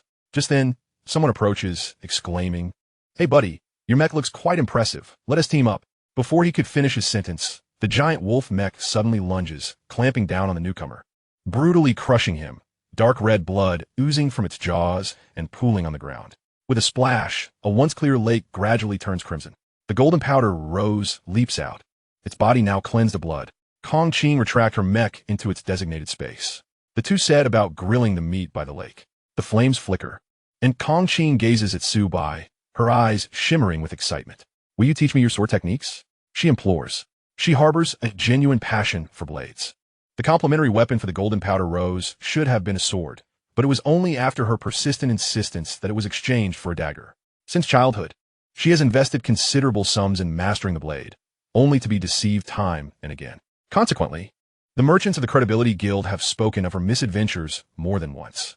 To be swindled, especially as one of the 5 sons of the contemporary era, is a profound disgrace. Yet, despite this, her fervor remains unquenched. Upon witnessing Su Bai's clean and decisive slaughter of the golden beasts, her restrained enthusiasm can no longer be contained. In the presence of his swordsmanship, her rationality dissolves. I want to teach you. I'll pay. I want to teach you. 2 million. I want to teach you. Tenfold. I want to teach you. Kong King stares up at Su Bai, incredulous. What's going on? Have you changed your demeanor? Su Bai maintains a calm expression, though his hands tremble slightly as he tends to the meat. He genuinely wishes to impart his knowledge, yet his abilities do not permit it. Those skills manifest as instinctive reactions, instinctively unleashed in both offense and defense, as if each strike is meant to land precisely in that spot. What could be termed as swordsmanship? It is akin to a battle-hardened veteran, whose wealth of combat experience is ingrained in their very bones. Engaging in battle is no challenge, but teaching is an entirely different matter. 20 million. Su Bai's heart aches at the thought. He suppresses the pain, maintaining an expression of indifference, projecting an image of an enlightened individual unconcerned with fame or fortune. It is imperative to secure at least one of money or dignity. Losing both would be a travesty. Observing his unmoved demeanor, Kong Qing snorts derisively, meticulously analyzing the combat footage recorded in her mech. If you refuse to teach, then I shall learn on my own. Chapter 14. The Girl in the Lake. Jin Yuan Star. Except during the assessment period, the planet is exceptionally tranquil. At this moment, a passage in the sky opens, and a grand fleet emerges in a mighty surge. It is none other than the Jin Yuan Guardian Team, the most formidable and sole defensive force of Jin Yuan Star. Once the Guardian Team departs, tranquility returns once more. Half an hour later, at the starship docking platform, a rather unremarkable passenger starship descends. As one of the 5 S-Class academies, it is not unusual for visitors to arrive out of curiosity. Upon docking, it is peculiar that only 4 individuals disembark from the vast starship, 3 men and 1 woman. As the quartet steps out into the hall, they scoff disdainfully at the Jin Yuan monument at the exit. The alluring woman among them chuckles. Eternal abyss? What grandiose claims? A burly man replies, just a ruse to deceive the youngsters. Normally, their criticisms of the Jin Yuan monument would incite discontent among those nearby. However, today's Jin Yuan Star is particularly serene, with but a handful of individuals present in the square. After a brief conversation, the 4 begin to walk outward. Unbeknownst to them, 7 individuals block their path as they exit the square. The leader, wearing a polite smile, addresses them. Ladies and gentlemen, you are under arrest. The enchanting woman retorts playfully. Oh dear, you Jin Yuan Academy are truly overbearing, arresting tourists who come to visit. Oh, the man maintains his smile, as 6 others fan out behind him, revealing imposing mechs. Will you be resisting? Mr. Jiao Mu Jiao, Mr. D2 Hu, and Ms. Xian Yu Hu. The 4's expressions shift dramatically. Even the alluring woman, Ms. Xian Yu Hu, finds her voice turning shrill. Impossible. Why are the 7 stars of Xuanwu here? You should be at the northern sky gate, in the forest. The 2 have rested through the night. Su Bai grips the soft flesh at Yuan Bao's neck, lifting him up. Yuan Bao, it's time to settle accounts. He smirks. Fortunately, only 10 have come. If you wish to change masters, you need not resort to such measures. Don't mimic that. Alwu. Yuan Bao blinks his big, watery eyes, wearing a perplexed expression as if to say, what are you talking about? I don't understand. Su Bai chuckles in exasperation, tossing Yuan Bao aside as punishment. You want to eat for 3 days. Yuan Bao immediately protests, claiming that even 3 days without golden sustenance would lead to starvation. But at a mere glance from Su Bai, Yuan Bao falls silent, his little ears drooping, dispirited. Kong Qing picks up Yuan Bao. The adorable creature possesses an irresistible charm for women. She expresses her discontent. Why are you angry with it? If you find it intolerable, just sell it to me. I quite like it. I want to sell. Have you lost interest in money? Kong Qing muses that a mere creature ought not to be so guarded. After all, it is not a skill that must remain secret. 1 million union coins, how about that? Su Bai raises an eyebrow, smiling at her. Are you certain? I fear I might be tempted to sell it and then kill you to reclaim it. Gong King Shiver. Having dealt with various cunning individuals since childhood, she is adept at discerning intentions. She realizes that Su Bai is not jesting. This creature named Yuan Bao is his Achilles heel. Indeed, it is true. Yuan Bao is the being that has accompanied him the longest in this world. From birth until now, they have never been apart, and it has long since become an inseparable part of his life. Su Bai stretches, cracking his bones as he contemplates. After a night of reflection, he resolves to find a place to hide. The pit may conceal countless golden beasts, and their intentions are uncertain, but they are likely nefarious. With the Academy's instructors withdrawn, it is prudent for a mere third-level geneticist to refrain from getting involved. Su Bai possesses a clear understanding of himself. The feat of slaying 10 third-level golden beasts has not inflated his ego. Among third-level golden beasts, the disparity in strength is considerable. The smallest of them measures 20 meters, while the largest approaches 100 meters. Last night, aside from the 80-meter beast, the others were all under 50 meters. Had it not been for the stealthy ambush that felled the strongest, resolving the conflict would have proven quite challenging. Third-level golden beasts correspond to planetary levels. Even the specially crafted golden powder, Rose, does not exceed the capabilities of planetary-grade mechs. Out of humanitarian consideration, Su Bai inquires of Kong Qing. I need to find a place to hide. What about you? Without a moment's hesitation, Kong Qing replies, I'll stick with you. She is an astute individual, and the current predicament is not whether she can pass the assessment, but rather if she can survive. It is quite apparent that the likelihood of enduring alongside Su Bai is considerably higher. Su Bai did not refuse. After all, he had accepted payment, although in hindsight, the sum received seems rather meager, indeed a loss, particularly a substantial one. However, he prides himself on being principled. He would never resort to duplicity. The two meandered leisurely through the forest, opting not to pilot their mechs, as their large size would render them conspicuous targets. After an indeterminate period, with Kong Qing's second-tier genetic constitution, her feet began to ache. Hey, where are you headed? I don't know, Su Bai replied nonchalantly, just searching for a safe place. Suddenly, a faint, agonized scream echoed from ahead. Su Bai altered his course. The absence of the golden beast indicated that it was a human conflict. At that moment, all he desired was a secluded spot to remain undisturbed. Yet the people over there were unwilling to let him pass. Boom! Boom! Boom! A colossal wolf mech barreled towards them, unabashedly exuding murderous intent. Kong Qing instinctively began to explain, planetary-class beast-shaped mech, the frenzied wolf. Let's skip the manufacturer. You wouldn't be interested. The newcomer was evidently hostile. Su Bai sighed, thinking to himself, I merely wish to find somewhere to hide. Why is it so difficult? Silly girl, summon the mech. The distinction between operational authority and ownership is significant. The golden powder rose still resided within Kong Qing's mech space. Without further ado, Kong Qing conjured the mech, and they both found themselves in the cockpit. Consequently, the aggressive wolf retreated. Su Bai, Gong Qing? Jeremy, amidst the wolves, muttered incessantly in his native dialect, not daring to pause in his flight. He had witnessed the mech effortlessly dispatch several 3-star golden beasts. As for misidentification, impossible. The golden powder-colored mech was too distinctive, its features unmistakable. Just the day before, he had derided the golden beasts as worthless. Yet now, faced with one, he had no choice but to flee. Upon the golden powder rose, the two regained their composure, only to find that the frenzied wolf had vanished without a trace. What does this mean? Perhaps it saw me slay the golden beast. That was the only conclusion he could draw. Otherwise, why would it flee without engaging? Surely it couldn't be due to his overwhelming aura scaring it off. Kong Qing stowed away the mech, and they resumed their leisurely stroll, their demeanor suggesting to passers-by that they were mere tourists. Jeremy halted, noticing no one trailing behind him, and exhaled a sigh of relief. He heard the sound of flowing water and followed it, only to find a young girl with her back to him by the creek. Her shoulder-length hair, damp and slightly curled at the ends, framed her delicate, fair skin, which had a rosy hue. As she tilted her head slightly, her long eyelashes stood out in the dim light, and her exquisite features hinted at a striking beauty. Crystal-clear droplets cascaded down her cheeks, creating ripples in the water below, a sight that stirred something within Jeremy. Having been steeped in violence, he resolved to take a moment to unwind. With a self-assured smile, he approached and bowed. Good day, my beautiful lady. As the girl turned, any acquaintance of Su Bai would instantly recognize her. Song Ran, the very companion he had journeyed to Jinyuan Star with. Jeremy's smile froze. terror flickering in his eyes. Oh my God, the great Shuratel, you cannot fathom what your loyal disciple has encountered. This beautiful lady is older than I. He felt deceived, rage surging to his face, and summoned a massive wolf to charge at the boy in the water.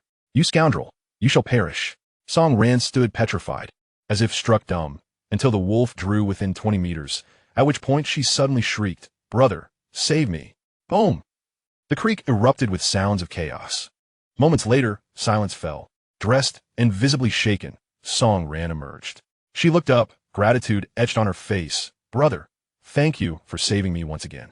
Meanwhile, the creek behind her had turned crimson, a severed head frozen in terror bobbing to the surface, the body nowhere to be seen.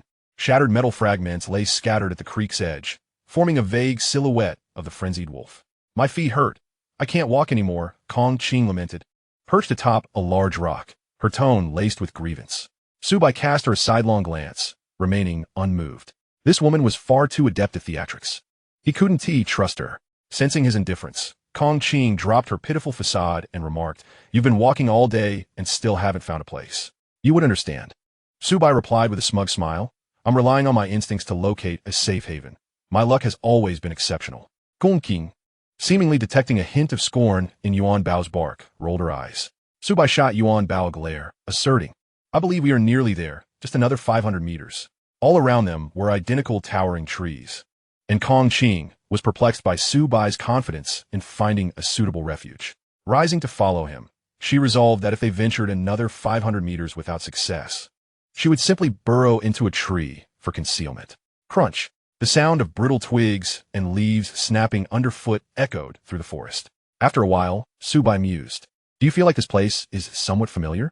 "Familiar? It's nothing but trees." "Hurry up, we're almost there," Kong Qing urged, pushing Su Bai forward, eager to expedite their journey. She had never felt this fatigued, even while shopping. It was truly a torment. Smack! As Kong Qing lowered her head to walk, she unexpectedly collided with Su Bai's back, irritation boiling over. "Why have you stopped?" Su Bai, his tone terse, replied, "I told you this place feels familiar." Emerging from behind Su Bai, Kong Qing's expression shifted to one of skepticism upon witnessing the scene before her. It indeed appeared somewhat familiar. Chapter 15, Return to Familiar Grounds. A vast pit loomed in the forest, surrounded by countless prints of various sizes. Su Bai and Kong Qing crouched down, observing the collapsed trees on one side, a pathway extending into the unknown. This was precisely the aftermath of their escape in the golden powder rose from the golden beasts that had pursued them the previous night. Kong Qing leaned closer to Su Bai, her warm breath grazing his earlobe. "This is the safe place you found by intuition? We've circled back. How impressive." "Shoo."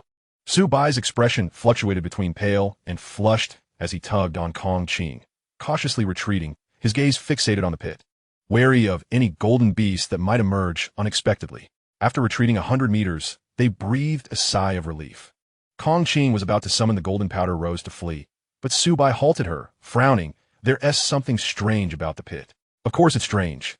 All the golden beasts are here. If it weren't strange, I'd think I was seeing ghosts." "Not that kind of strange," Su Bai said, covering Kong Qing's eyes. "Listen carefully. Do you hear anything?" Kong Qing was puzzled by his intent, but did not resist, holding her breath and straining to listen. In the stillness of the daytime forest, there was not a single sound, as if only their breaths filled the world. After a long while, she opened her eyes, having heard nothing. "That's right. With so many golden beasts, don't you find it too quiet? Could they have fled?" Suwaidi man silent, his expression grave as he stared intently at the pit, lost in thought. Crack! At that moment, a faint sound emanated from behind them, startled like startled birds.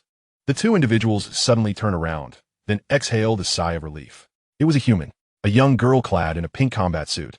Her long black hair, casually gathered behind her, approached wielding an unadorned bone sword. Her eyes, a delicate shade of lavender, exuded an air of mystery. With a perfectly oval face, her skin was fair and smooth, and beneath her slender, willow-like eyebrows, her enchanting gaze seemed to perpetually smile, making it difficult for anyone to harbor disdain. Su Bai maintained a basic level of vigilance, first signaling a quiet gesture before softly inquiring, "Who are you?" Kong Qing smirked slightly, realizing that men are indeed visual creatures. Their attitude towards the girl before them contrasted sharply with their demeanor towards Damon. She straightened her posture, comparing herself in silence, finding little difference. The girl halted 5 meters in front of them, her lips naturally rosy without any lipstick, parting slightly as a melodious and gentle voice emerged. Hello, my name is Lu Shi. Gongking in Dezet, Liu Si. The second daughter of the Liu family from the ancient demon divine domain. Lu Shi nodded in affirmation. A flicker of inexplicable emotion crossed Kong Qing's face as she recalled the intelligence regarding the Liu family. She hadn't anticipated her presence at Jinyuan Academy. How intriguing. What are you two whispering about? It's nothing. She's one of us. It's safe. Su Bai raised an eyebrow, relieved that she was an ally. Otherwise, he would have to grapple with the moral dilemma of handling such a beautiful maiden if she had been a beast slave. Hello, Su Bai. And this is the silly girl. Kong Qing's smile froze, and she retorted coldly, my name is Kong Qing. A laugh escaped Lu Shi's lips, startling Su Bai into rushing forward to cover her mouth. The slippery sensation of her hand caused him to hastily release her, offering an apology as he pointed towards the deep pit. All the golden beasts are in that pit. Lu Shi, disregarding any grievances towards Su Bai, nodded repeatedly, signaling her understanding. After her heart settled, she summoned a crimson mech, and under Su Bai's puzzled gaze, a thumb-sized mechanical insect swiftly crawled towards the pit. The knowledgeable Kong Qing provided timely clarification. Planet-level mech, Blaze. That little bug is a detection device. Detection device? Does it have anything to do with golden powder roses? Of course. Su Bai's eyes widened in surprise. Why didn't you mention it? Otherwise, why was I chased by golden beasts yesterday? Kong Qing replied nonchalantly. I thought you were aware. Isn't a detection device standard for mechs? At that moment, Lu Shi suddenly rose and walked towards the pit. Su Bai quickly grabbed her arm, exclaiming, are you insane? Lu Shi held up the spider-like detector and said, it has scanned. There's nothing in the pit. Impossible. Su Bai refuted without a second thought, pointing towards the trees that had collapsed on the other side. I saw it with my own eyes last night. 10 3-star golden beasts chased out. Lu Shi was taken aback, her initial doubts about Su Bai's credibility dissipating with this revelation. The news of last night's battle had spread, and few among the assessors were unaware of a formidable individual capable of single-handedly taking down several 3-star golden beasts.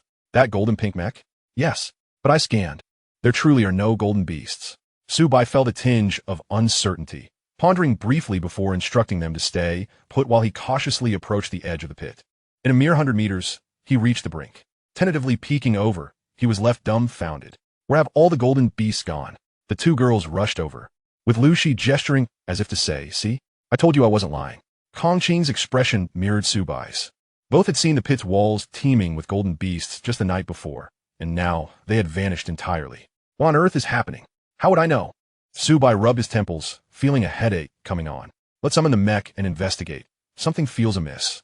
Kong Qing's thoughts sparked, and a golden powder rose appeared. Gazing at the distinctively marked mech, Lu Shi's final doubts vanished. Su Bai and Kong Qing entered the mech, glancing back at Lu Shi. What will you do? Implying that she should leave. Su Bai was reluctant to take Lu Shi along. After all, he and Kong Qing were already in one mech, and having an additional one might complicate their escape. Lu Shi stepped in a blaze, replying, I'll follow along to have a look. Let her come. Lu Shi's strength is quite formidable among her peers, and she is not inferior to me. Su Bai shot her a sidelong glance, as if to inscribe the words, just this, upon his face. That makes me even more uneasy. Kong Qing gritted her teeth, wanting to voice her concerns, but silenced by the thought that Su Bai could easily handle 10 of her without breaking a sweat. Received squad application. Do you agree? What is a squad? Kong Qing sighed before explaining, a squad allows us to stay on the same communication channel, enabling internal communication without broadcasting our voices. And we can also share locations. Oh, I agree. Shortly after, Lu Shi's characteristic soothing voice chimed in, don't worry, I won't slow you down. If we encounter danger, I can escape. With that, Su Bai had no further objections.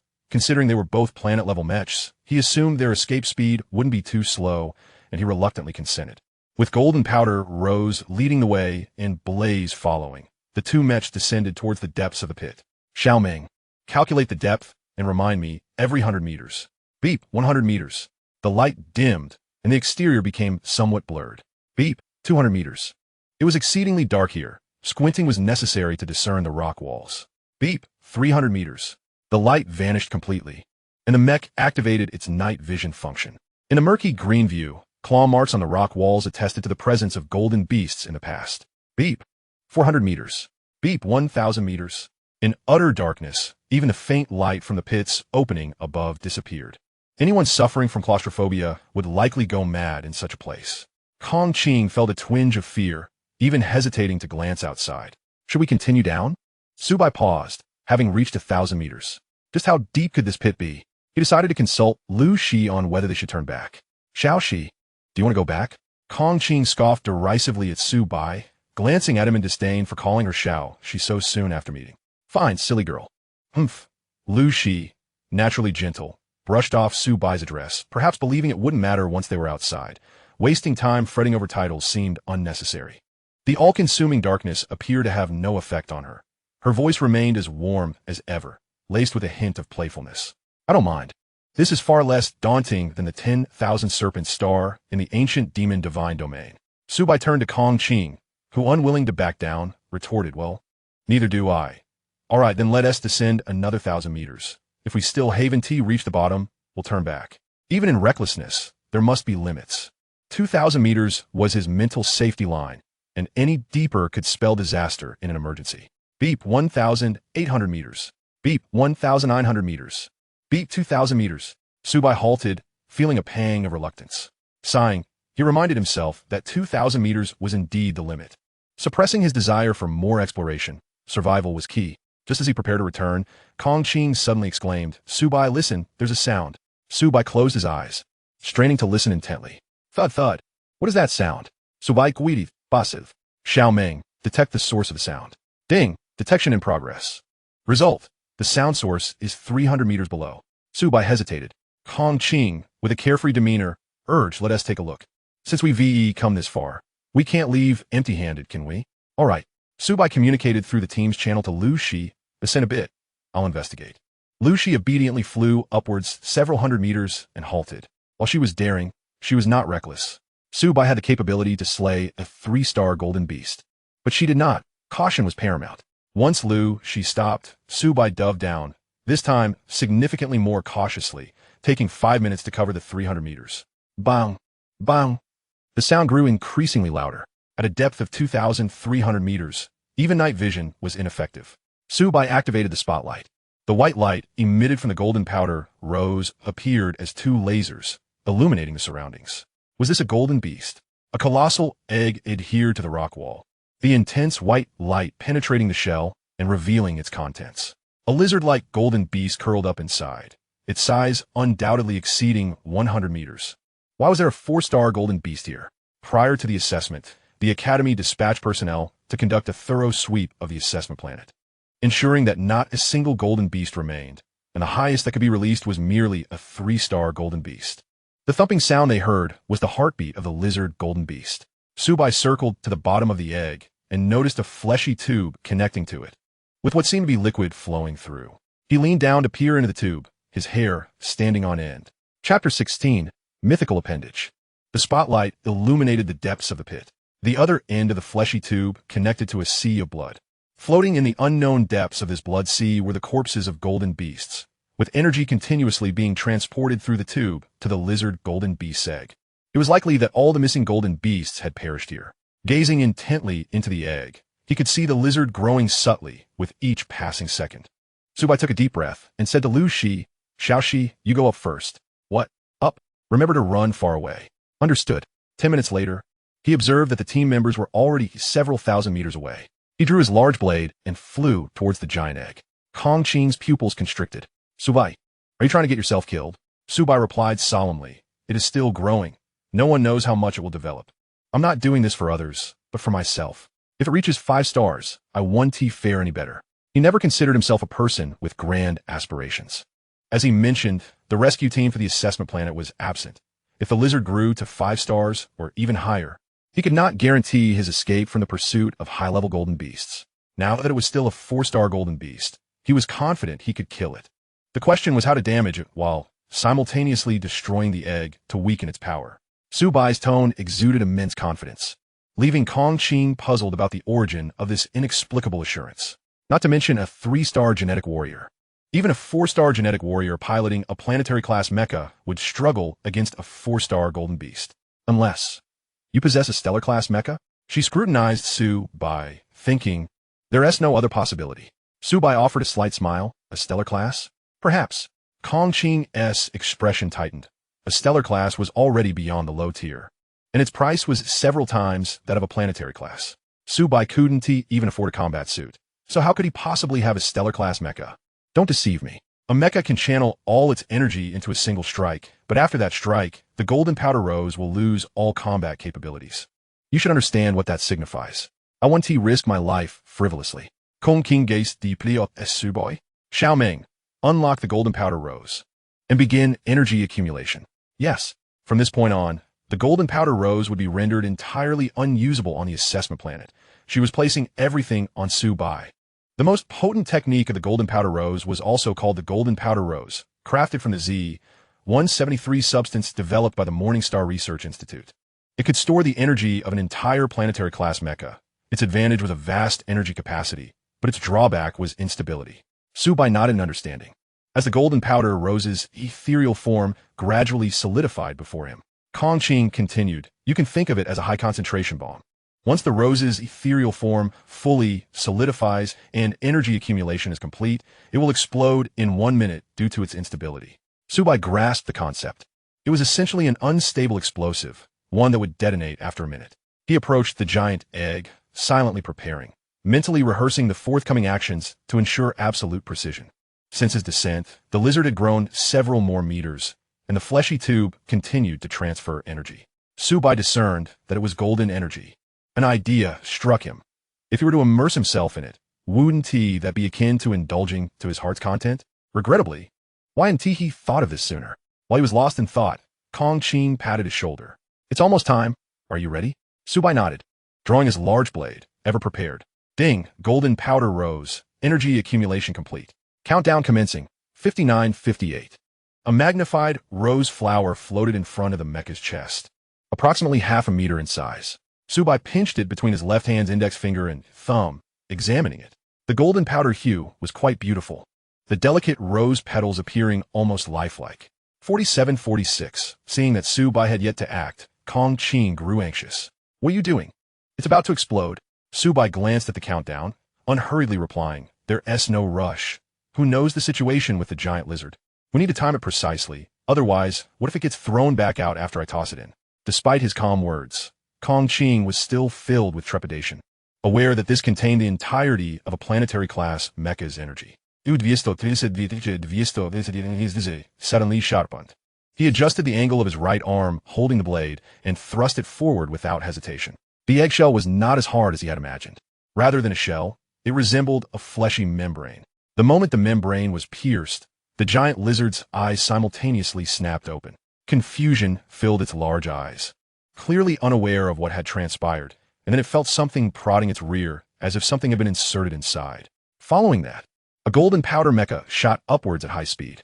The residual energy of the golden powder rose within the mecha was rapidly depleting, nearing its end. Hiss! A short, hoarse cry echoed, the tiny sound clear beneath the massive form of the golden beast. The giant lizard reacted, realizing its advancement had been interrupted, ignoring the foreign object within. It clawed at the rock wall, its 100-meter-long body swiftly ascending. 76. Su Bai did not look back. The cockpit lit up with red lights, indicating that the mecha's energy was nearly exhausted. The energy core was empty, lacking any means of replenishment, and the energy from the transport channel would not last long. Su Bai's demand was simple. Just hold on until he escaped the pit.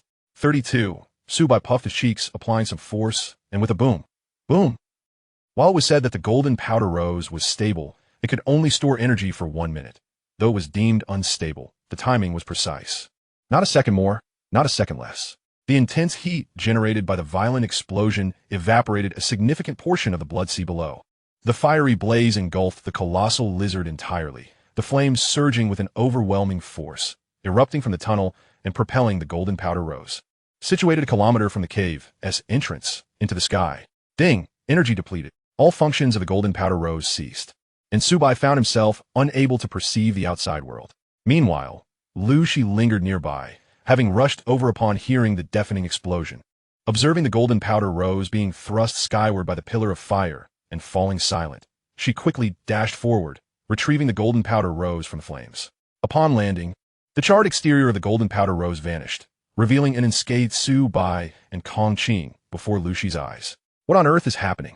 Lucy inquired, pointing at the still erupting flames, feeling the astonishing heat emanating from the area. The ground around the pit cracked violently under the force of the explosion. Exciting. Su Bai's eyes sparkled with eagerness, as if he wished to experience it all over again. Kong Qing, however, gazed at the flames with trepidation and remained silent. As the flames gradually subsided, a series of urgent hisses echoed from the pit, filled with an unmistakable fury. The sound of massive claws striking against the stone walls intensified. Almost forgetting about the giant lizard, Su Bai said to Kong Qing, "You go with her. I'll handle the rest." Kong Qing wasted no time at that moment. Every second counted. "Oh, don't forget to take the ingots with you." Lucy ushered Kong Qing inside and called out to Su Bai, "You need to come up quickly too. You all go ahead." Su Bai waved his hand dismissively, urging them not to concern themselves with him. "Don't worry, hurry up, and don't linger for him." Lucy cast a worried glance at Su Bai before decisively shutting the cockpit door and ascending into the sky. Just as they took off, a giant lizard emerged from the pit. Its scales were charred and smoldering, with sparks flickering across its body. Even the front half of its form was over 100 meters long. Lucy exclaimed in shock, "A 4-star golden beast." It is common knowledge that anything exceeding 100 meters qualifies as a 4-star golden beast. She never anticipated it would be a 4-star golden beast. Otherwise, she would have insisted on taking Su Bai with her. The inferno came to a halt, gazing downward. Kong Qing placed a hand on Lu Xie's shoulder. He must have some form of assurance by staying behind. Do not act impulsively, or he will be distracted looking after you. As Lu Xie hesitated, the giant lizard scanned the area with its eyes, larger than Su Bai's, searching for that hint of golden powder. But the golden powder rose had already been stowed away. It would be a miracle if it could find it. Hissing, with no success in its search, the only living being present, Su Bai, naturally became the target of the enraged lizard's wrath. Damned human. The lizard's forelimbs pushed hard, revealing more of its body, which measured nearly 300 meters in length and towered above most 2-star golden beasts. Its entire form was covered in iron-like scales, though its tail and hind limbs appeared somewhat strange, sweeping aside trees with a mere flick. Hiss! The collision elicited a pained hiss from the lizard, indicating that it had not emerged from the earlier explosion unscathed. With bloodshot eyes, it charged towards Su Bai, whose height barely reached 2 meters, rendering him insignificant in comparison to the giant lizard. The hearts of the two women in the air sank. Su Bai raised an eyebrow, his gaze intensely fixed upon the lizard. With a mere thought, a colossal mech, towering 100 meters, materialized from thin air. The mech was predominantly black, adorned with ancient armor, wielding a massive sword at its waist. Its internal structure resembled a skull, and dark flames flickered across its body, as if capable of scorching the very soul, exuding a fierce and ominous aura. This is a mythological mech of the underworld. Kong Qing could no longer maintain her ladylike composure, gripping Lu Xie's shoulders tightly. No, it's not merely a mythological mech. It is an underworld subordinate specter. No wonder he appeared so confident. Despite being a subordinate mech, it was immensely precious, valuable enough that even she, one of the 5 members of a reputable trading guild, did not possess one. Although the specter mech was relatively weaker among mythological subordinates, it was still sufficient to accompany its pilot to a galactic level. Given Su Bai's prowess as a 3-star gene user, piloting the specter and unleashing power comparable to that of a stellar level was not out of the question. Lu Xie gazed at Su Bai thoughtfully. There were only a handful of mythological mechs remaining in the underworld's domain, and she had never heard of a subordinate pilot being a mere youth. Could it be that a new mythological mech from the underworld has emerged? The appearance of any mythological mech always sent shockwaves throughout the universe. Every faction would scramble to seize it, including the Evil God Council and the Beast God Sect, among others. Naturally, most mythological mechs would return to their respective deities to gain more resources for growth. Kong Qing's eyes shimmered, perhaps through Su Bai. She could gain the opportunity to interact with the pilot of that mythological mech first. If she could ally herself with a mythological pilot, her standing within the guild would undoubtedly reach new heights. Chapter 17, Confronting the 4-star. Ah, the familiar feeling of oppression.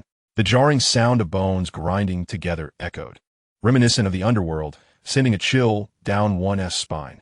The giant lizard halted its advance, hesitating before the suddenly manifested 100-meter behemoth. The intelligence of a 4-star golden beast is akin to that of a 10-year-old child, and the armored skeleton mech, at a glance, was clearly not a benign presence. Su Bai resided in the heart of the specter, enveloped by an inexplicable black substance, the mech's energy core, the most fortified part of the machine. His neurons seamlessly fused with the specter, rendering him the very embodiment of the mythological specter. The burden of the 100-meter specter was incomparably greater than that of the 20-meter golden powder rose. This is a characteristic of mythological mechs. The greater the burden a pilot can withstand, the more power the mech can unleash. Furthermore, variations in materials and energy sources would also manifest. The same mythological mech in the hands of a level 1 gene user and a level 7 gene user would yield vastly different results. Having adapted to the specter's burden, Su Bai drew forth the rusted sword, its blade marred with corrosion, seemingly fragile enough to shatter with the slightest touch. He lifted his gaze, his hollow eyes fixated on the giant lizard, the eerie blue light in his eye sockets seemingly poised to devour its very soul, instilling a primal unease in the lizard. Hiss! The lizard pressed its abdomen against the ground, making anxious warning sounds. Its evolution had been interrupted, compounded by the explosion of the golden powder rose, which had severely impacted its strength. Su Bai, however, paid little heed to such matters. Seizing the opportunity to strike was paramount. Having gone to such lengths, even exposing the specter, he could not allow it to escape unscathed, or he might never find rest. Whoosh! The rusted sword erupted with dark flames, sweeping horizontally and cleaving through the surrounding trees with ease, drastically widening his field of vision. Su Bai let his sword hand drop, advancing towards the lizard with deliberate steps, each movement of the colossal mech reverberating with a thunderous sound. Hiss! The lizard issued another warning, flicking its tongue and adopting an aggressive stance. Thud, thud, thud, thud, thud. Su Bai broke into a run, accelerating swiftly, the black fire sword trailing along the ground and carving a long gash. The lizard, witnessing this, swung its tail fiercely, the tail accounting for a third of its body, covered in scales, thick and powerful. With a speed akin to lightning, the tail whipped towards Su Bai, creating a series of explosive sounds. Thud! Su Bai planted his foot firmly, leaping high into the air, his right arm, which dragged the sword, suddenly exerting force. Swinging the blade in a wide arc, the black flames coalescing into a crescent shape, aimed at the incoming tail. Clang! The blade struck against the scales of the lizard's tail, producing a crisp, resonant sound. How incredibly hard! This was Su Bai's first thought. The defensive capability of a lizard's scales exceeded his expectations. The two entities recoiled from each other, and this tentative strike compelled Su Bai to retract his earlier disdain. How dare you be this resilient and yet feigned fear? With a furious shout, Su Bai executed a somersault, gracefully landing on the ground after dissipating the force of his fall. The lizard's tail swayed gently behind him, where only a shallow gash marked the otherwise unscathed scales. The armored skeleton before him appeared less formidable than he had imagined. With Su Bai's third-level genetic physique, even bolstered by the shadowy soldiers, he could barely approach the threshold of stellar rank, falling short of true stellar beings, even those that were wounded. The lizard commenced an aggressive advance, its stout limbs, though seemingly short, exhibited remarkable speed. With a thunderous roar, its tail lashed out, effortlessly snapping the nearby trees and sending plumes of dust into the air. In the blink of an eye, it lunged towards Su Bai, its thick tail once again aiming to strike. Su Bai's expression turned grave as he flickered away, narrowly avoiding the lizard's tail that smashed down upon the ground, creating a fissure in the earth. Little deer scanned for weaknesses. Understood. Dressed in ancient garb, and Yu materialized in Su Bai's field of vision, rapidly constructing a model of the lizard. Soon, a translucent miniature version of the lizard appeared. Su Bai glanced at it, and noted that the eyes and jawline were highlighted in red. The lizard's body was nearly pressed to the ground, rendering the jawline inaccessible. The eyes were the sole target. Gripping his blade with both hands, he surged forward, the sword imbued with dark flames aimed at the lizard's head. The blade was swift, yet the lizard's tail was swifter, intercepting his assault in an instant. Observing the mocking glint in the lizard's vertical pupils, Su Bai unhesitatingly discarded his sword and flickered away. The massive blade was sent flying, but the shadowy soldiers maneuvered past, landing directly upon the lizard's head. The 100-meter mechanism crashed down, forcefully driving its head into the ground. With a gesture, Su Bai summoned the discarded sword, which spun back into his grasp. He then reversed his grip on the blade and thrust it fiercely towards the lizard's eyes. The lizard instinctively shut its eyes, the vulnerable orbs obscured by the scales of its eyelids. The tip of the blade, imbued with dark flames, struck against the scales, producing a high-pitched, grating sound akin to steel scraping glass. Sparks erupted intermittently from the friction. It wouldn't penetrate. Su Bai felt a chill of despair. He had underestimated the gravitas of being a stellar rank and overestimated his own prowess. If he couldn't even breach its weak point, what hope was there for victory? The lizard's tail swept towards him once more, prompting Su Bai to evade hastily. He refused to concede. His speed in closing the distance with his blade could not match the lizard's rapid eye closure. If the eyes were impenetrable, then the jawline would suffice. Su Bai ascended into the air. The triumphant lizard, without a moment's hesitation, pursued him into the sky, its ascent surpassing Su Bai's by a margin. "You two stay back," Su Bai shouted to the nearby inferno. Each rank was a chasm apart. The higher the level, the greater the disparity. Should a planetary-level mech join the fray, it would likely be obliterated in an instant. Lu Shi swiftly retreated, and many onlookers, drawn by the tumult of battle, dared not approach, instead watching from a distance. Is that the teacher? It must be the teacher. Otherwise, which peer could contend with a 4-star golden beast? Some recalled that when a previous participant perished, no rescue team had come, let alone a teacher. Are you suggesting it's a candidate for assessment? The crowd fell silent. If indeed it were a student, the implications were terrifying. Just last night, a formidable individual had single-handedly slain several 3-star golden beasts, and now another was capable of facing off against a 4-star golden beast. Truly, the world had changed. Su Bai deliberately examined the lizard's jawline, noting that about half a meter away, the scales deviated from the norm. Unlike the orderly, uniformly sized scales covering its body, these were smaller, scattered, revealing the tender flesh beneath. He surmised that this anomaly was due to interrupted evolution. The lizard swung its tail and opened its mouth to bite at Su Bai. Its cavernous maw, filled with sharp, gleaming teeth, became more menacing in the absence of the great trees. Su Bai flicked his blade, flames erupting along its length, the surrounding air distorting from the heat. As the lizard charged within a 100-meter range, Su Bai tightened his grip on the blade and met it head-on. Dodging the gaping maw of the lizard, he flickered, and the dark flame-infused blade struck its body. The sword left a trail of afterimages in Su Bai's hand. The clash between blade and scale resonating with the sound of hammering metal. Although the scales obstructed the blade, they were not entirely impervious. The force of the strike still penetrated. In pain, the lizard emitted a furious roar, its tail thrashing wildly like a venomous serpent pursuing Su Bai. Adjusting his angle, Su Bai intentionally feigned a vulnerability. Boom! The tail, imbued with tremendous force, struck the chest of his mech, sending it reeling backward. The armor of the shadowy soldiers absorbed most of the damage. Yet the residual force was sufficient to make Su Bai feel as though he had been struck by a sledgehammer. Blood surged back through his body, and despite his efforts to hold it in, he ultimately coughed up a mouthful. Suppressing the pain, Su Bai narrowed his eyes. Under his deliberate control, the shadowy soldiers were directed towards the lizard's head. Gripping the dark flame blade, now was the moment. The blade's flames receded, and it thrust upwards. The still developing scales could not withstand the onslaught of the blade. The blade, measuring dozens of meters in length, pierced through its jaw, breaking through the hardened scales from within and emerging through its head. To Su Bai's dismay, this strike did not claim its life. The lizard emitted no screech. Instead, an unintelligible sound reverberated from its throat as it constricted its powerful body around the blade, wedging it firmly within its skull, sealing the wounds on either side and preventing any blood from flowing. Su Bai attempted to withdraw the blade, but the lizard held it too tightly, rendering his efforts futile. At that moment, the lizard's tail lashed out once more, forcing him to abandon the dark flame blade and evade. This was troublesome. Su Bai furrowed his brow. Without his sword, and with the creature still alive, the situation was dire. Absent Su Bai's control, the flames on the dark flame blade extinguished, revealing a rusted hilt. With a tremendous effort, the lizard shattered the blade, and without it to seal the wound, blood erupted from its head like a small fountain. It swiftly tightened its muscles. As a 4-star golden beast, it had mastered the control of its bodily muscles. The wound was constricted, halting the blood's flow. The shattered fragments of the blade returned to the sheath at the waist of the shadowy soldiers, rendered unusable for the time being. With no other option, Su Bai sighed, then resolved to use his fists. Thump, thump! His heart pounded heavily, with each beat unleashing a surge of golden energy from the mysterious core, infusing his blood with a golden hue that flowed through his limbs.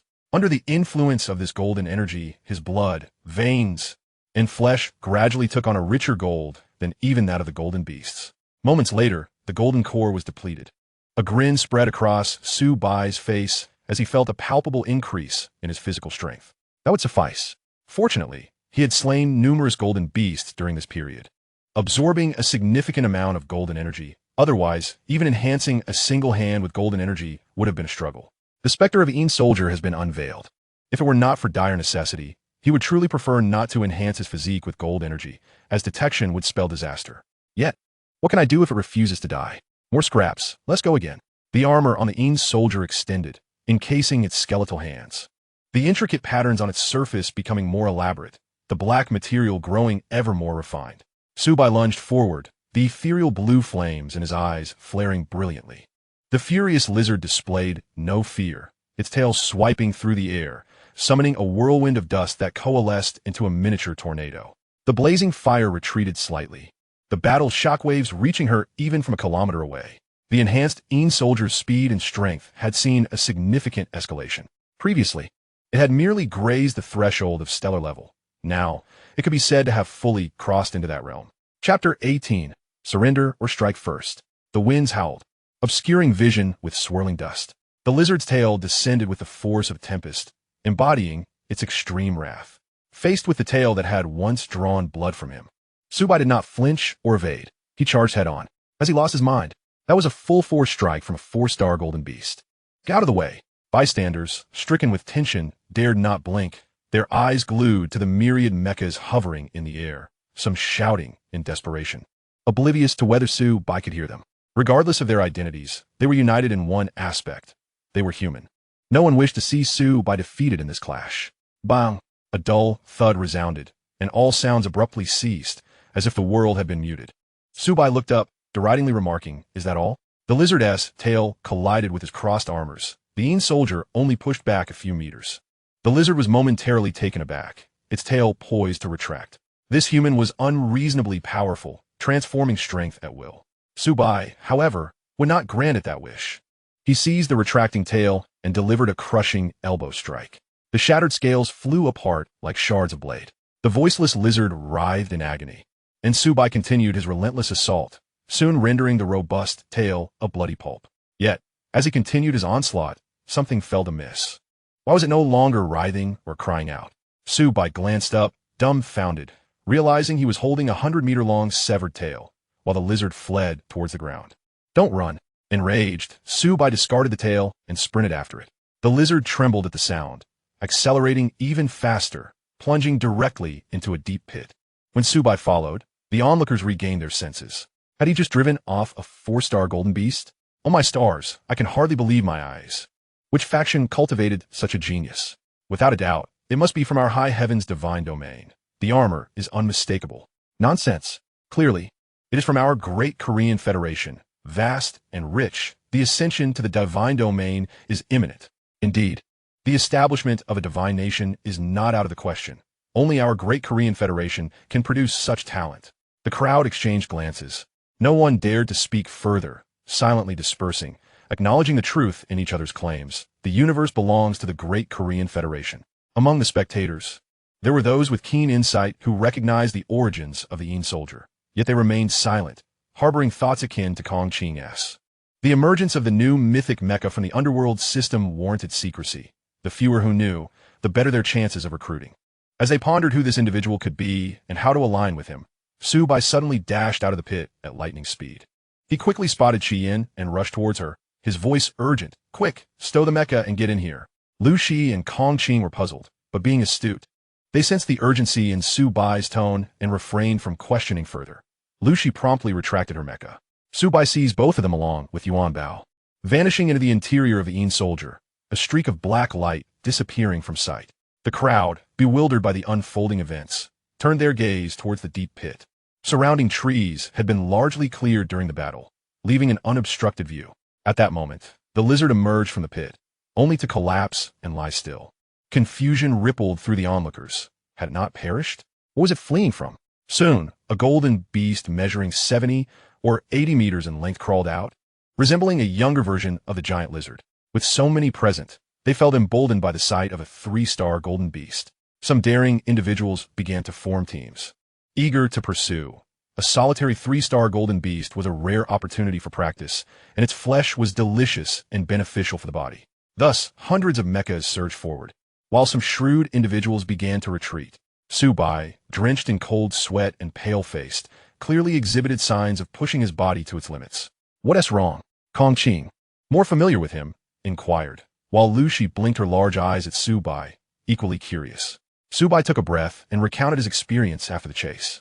Upon pursuing the giant lizard back to the bottom, he discovered that nestled behind the lizard's egg was another egg, from which a small lizard had already emerged. Initially dismissing it, he soon realized the small lizard had ripped off the giant lizard's leg to consume. Are you suggesting a 5-star golden beast? The progeny of the 4-star golden beast, it did not grow larger, but instead shrank in size, just like the 3-star golden beast, maintaining proportions between 20 and 100 meters. Boom! Bang! The violent explosions reverberating from behind him solidified his fears. Damn that 3-star golden beast. That was a 3-star golden beast devouring my mecha. Damn it, that little monster. The hundreds of mechas that had fled were moving at twice their previous speed. Yet, with their average satellite-level strength, equivalent to that of a 2-star golden beast, escaping before a 5-star golden beast was nothing short of a joke. The speed of the small lizard was beyond their comprehension. Each time it revealed itself to strike, a mecha would explode. Their attempts to scatter and flee were rendered futile against the small lizard's rapidity. Within mere minutes, the area around the deep pit was cleared, the sky above devoid of any mechas.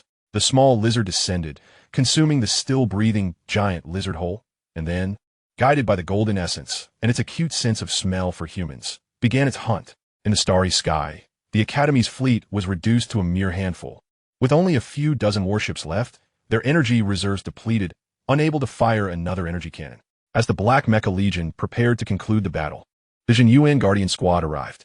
The mythic attachments of the Kong Jin Long, Feng Ritu, and Ji Shui Bao descended, blocking the path of the Jinyuan Guardian Squad. The Kong Jin Long, resembling a dragon with a single horn, coiled in the starry expanse, defiantly gazing at the Guardian Squad. Then, an amiable old man emerged, unencumbered by any equipment, simply treading upon the stars with his physical form. A massive Xiangui appeared above his head, with a giant snake on its back coldly staring at the Kong Jin Long, radiating an aura of power rivaling that of the dragon. Will you surrender? Or will you endure some punishment before surrendering? The old man's tone was gentle, as soothing as inquiring about one's meal. In the Shanmeng star system, on Zhuang Dong's star, the elusive Qing Long soared through the clouds, while the planet's inhabitants huddled in fear, paralyzed and unable to move. They had remained in this state for an extended period. Zhuang Dongxing belongs to the Zhuang Dong Federation, a 1-star federation comprising a solitary life-bearing planet. Despite its singularity, this star possesses a classification, signifying its connection to the cosmos. The high-ranking officials of the Federation swiftly recognized the presence of the mythical Azure Dragon. Consequently, instead of contemplating rebellion, they sent out a distress signal, paralyzed by fear. Fortunately, the Azure Dragon bore no intent of harm. It merely circled in the sky, awaiting something. As a gentle breeze swept through, dispersing the clouds overhead, the sinuous form of the dragon became visible. Once the wind settled, a towering mech, measuring 100 meters and wielding a staff while donning winged boots, materialized before the Azure Dragon. The dragon opened its eyes, although it was a mech. It appeared indistinguishable from a living creature. With icy vertical pupils fixated on the newcomer, a deep, archaic voice resonated. Mythical Hermes? Your Majesty, the Azure Dragon. Hermes replied with a slight bow, conveying utmost respect. I come bearing greetings from King Zeus. The Azure Dragon scoffed. What that old coot Xuanwu? Why are you here? Unfazed by the dragon's derision, Hermes responded, Xuanwu is unable to come. I, being swift of foot, have come to prevent any rash actions on your part. Though it appears my concerns were unwarranted. Unable to come? The Azure Dragon snorted coldly, realizing this time it had fallen into a trap. It was likely that all 7 of its subordinates had been captured. However, it harbored no fears for their safety. Mythical Mechs, upon the death of their pilots or destruction of their frames, would return to their respective spaces to be reborn. Thus, Xuanwu would only confine them. I wouldn't deign to take action against them. With that, the dragon's body shrank, piercing through the fabric of space, vanishing from sight. Hermes made no attempt to intervene. He was merely a messenger, and engaging in combat was not within his purview. Soon, a gust of wind arose, and he too disappeared. Under the assault of the Jinyuan Guard, the Black Mech Legion was swiftly eradicated. Xuanwu led a rope, to which 3 distinctly different men were tied. Their heads hung low and spirits dejected. The frayed rope was one that the men could easily break free from, yet none dared to do so. Xuanwu beamed with delight, resembling an elderly man who had just finished his meal and was out for a leisurely stroll with 3 dogs. The group landed on the assessment command ship. where Su Wan and Li Cheng were also present. On their way to the academy, they had been intercepted by Xuanwu, who acknowledged the report from Li Cheng and then turned back. Shen Mingyang exited the command room, momentarily taken aback by the scene outside, then inquired with confusion, "Director, weren't you headed to the Shanmeng star system?" Xuanwu waved the rope in his hand, chuckling, "If I had indeed gone there, how could I have caught so many fish?" He handed the rope to Shen Mingyang and patted his shoulder as he walked toward the command room. "Well done, Xiao Shun. When we return to the academy, I shall recommend you for merit." Shen Mingyang took the rope, intending to decline the praise, stating it was merely his duty. Xuanwu's voice continued, "Feigning an alliance with the Azure Dragon and successfully capturing its 7 subordinates, I shall not be satisfied with anything less than 3,000 merits." At this proclamation, the 3 members of the Kong Jinlong suddenly raised their heads, their eyes bloodshot as they glared at Shen Mingyang, seemingly intent on devouring him whole. Shen Mingyang's face turned pale, his aged hands trembling slightly as he met their gaze, rendered speechless. In the command room, Li Cheng stepped forward urgently, calling after Xuanwu, "Director, there's an issue with the golden beasts on the assessment star, I implore you." "Rest assured, I've already gone," Xuanwu interjected, gesturing outside. With a massive serpentine figure on the back of the Xuanwu had vanished without a trace. Su Bai ran a distance with the 2 women, but for reasons unknown. He turned back. At this moment, regret flooded him. He fled with all his might, as each time the golden core regained a hint of energy, it was immediately siphoned to his body. The shadow soldiers adeptly maneuvered through the gaps in the trees of the forest. Behind him, a lizard over 70 or 80 meters long rampaged, knocking down countless trees. Even with obstacles in the way, the distance between them continued to close. Kong Qing and Lu, she glared at Su Bai. "Is this what you call darkness under the lamp? Is this what you refer to as good luck, ensuring we wouldn't encounter any golden beasts?" Su Bai grimaced, feeling utterly speechless, akin to a mute consuming bitter herbs. His and Kong Qing's tokens were concealed within their bodies, undetectable by the golden beast, but Lu Shi still possessed her token. Just then, a massive serpent loomed before the mech, its body stretching endlessly, crushing countless trees in its wake. The serpent's cold, piercing eyes locked onto Su Bai as it opened its mouth, preparing to strike. Su Bai even gave up on evading. As all 3 individuals and the beast shut their eyes, their minds consumed by a singular thought: it's over. Chapter 19, Meeting Xuanwu. The mythical shadow soldiers stood silently in place. With his eyes closed, Su Bai's life flashed before him like a rapid slideshow. Regrettably, he had yet to find a girlfriend. What a pity. In the White Garment Academy, many girls were fond of him, as he was somewhat handsome, but good looks couldn't substitute for sustenance. He was nearly impoverished and had no means to pursue a romantic partner. Lu Shi is rather charming, each possessing their unique qualities, but she aligns more closely with my aesthetic. But why contemplate such things when on the brink of death? He began to lament his bank account, which held a modest sum of 399,071 Union coins. Just as he had finally acquired some wealth, fate seemed to snatch it away before he could enjoy it. Then, he heard a clear, youthful voice. "Hey, what are you doing? Don't tell me you're a fool." Su Bai thought to himself that it was surprisingly quick. He hadn't even felt pain before it all ended. Suddenly, a sharp pain shot through his lower back. He abruptly opened his eyes, incredulous. "Am I being robbed of my kidneys after death?" "No, what do you mean dead? Don't speak nonsense." Lu Shi playfully scolded him. "Sorry, I got a bit carried away and poked you." Su Bai ground his teeth, glancing at the spot Lu Shi had jabbed. Right at his waist, a perilous area indeed. "Enough of your banter. Look outside," Kong Qing urged, signaling Su Bai to observe the mech's exterior. With a sense of trepidation, Su Bai turned to look, only to be startled anew. A colossal serpent's head loomed close to the shadow soldier's head, so near that he could discern every scale. The giant serpent then emitted a curious, youthful voice. "Could be truly dead? Should I bite it open to check?" As it spoke, it opened its mouth, its eagerness sending a chill down Su Bai's spine. He hurriedly withdrew the shadow soldier, and all 3 emerged.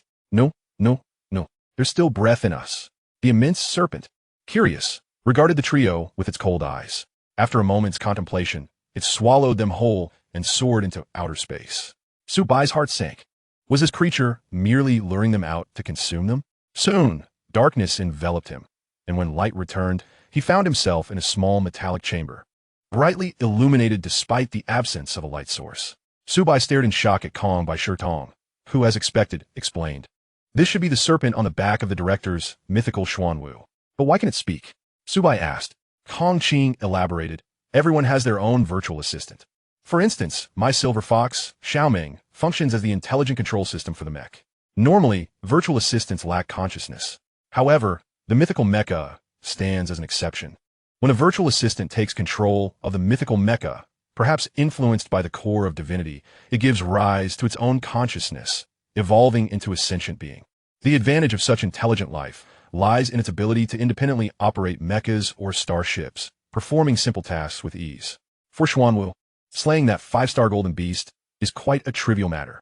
Moreover, Xuanwu is rather unique, possessing two sentient beings.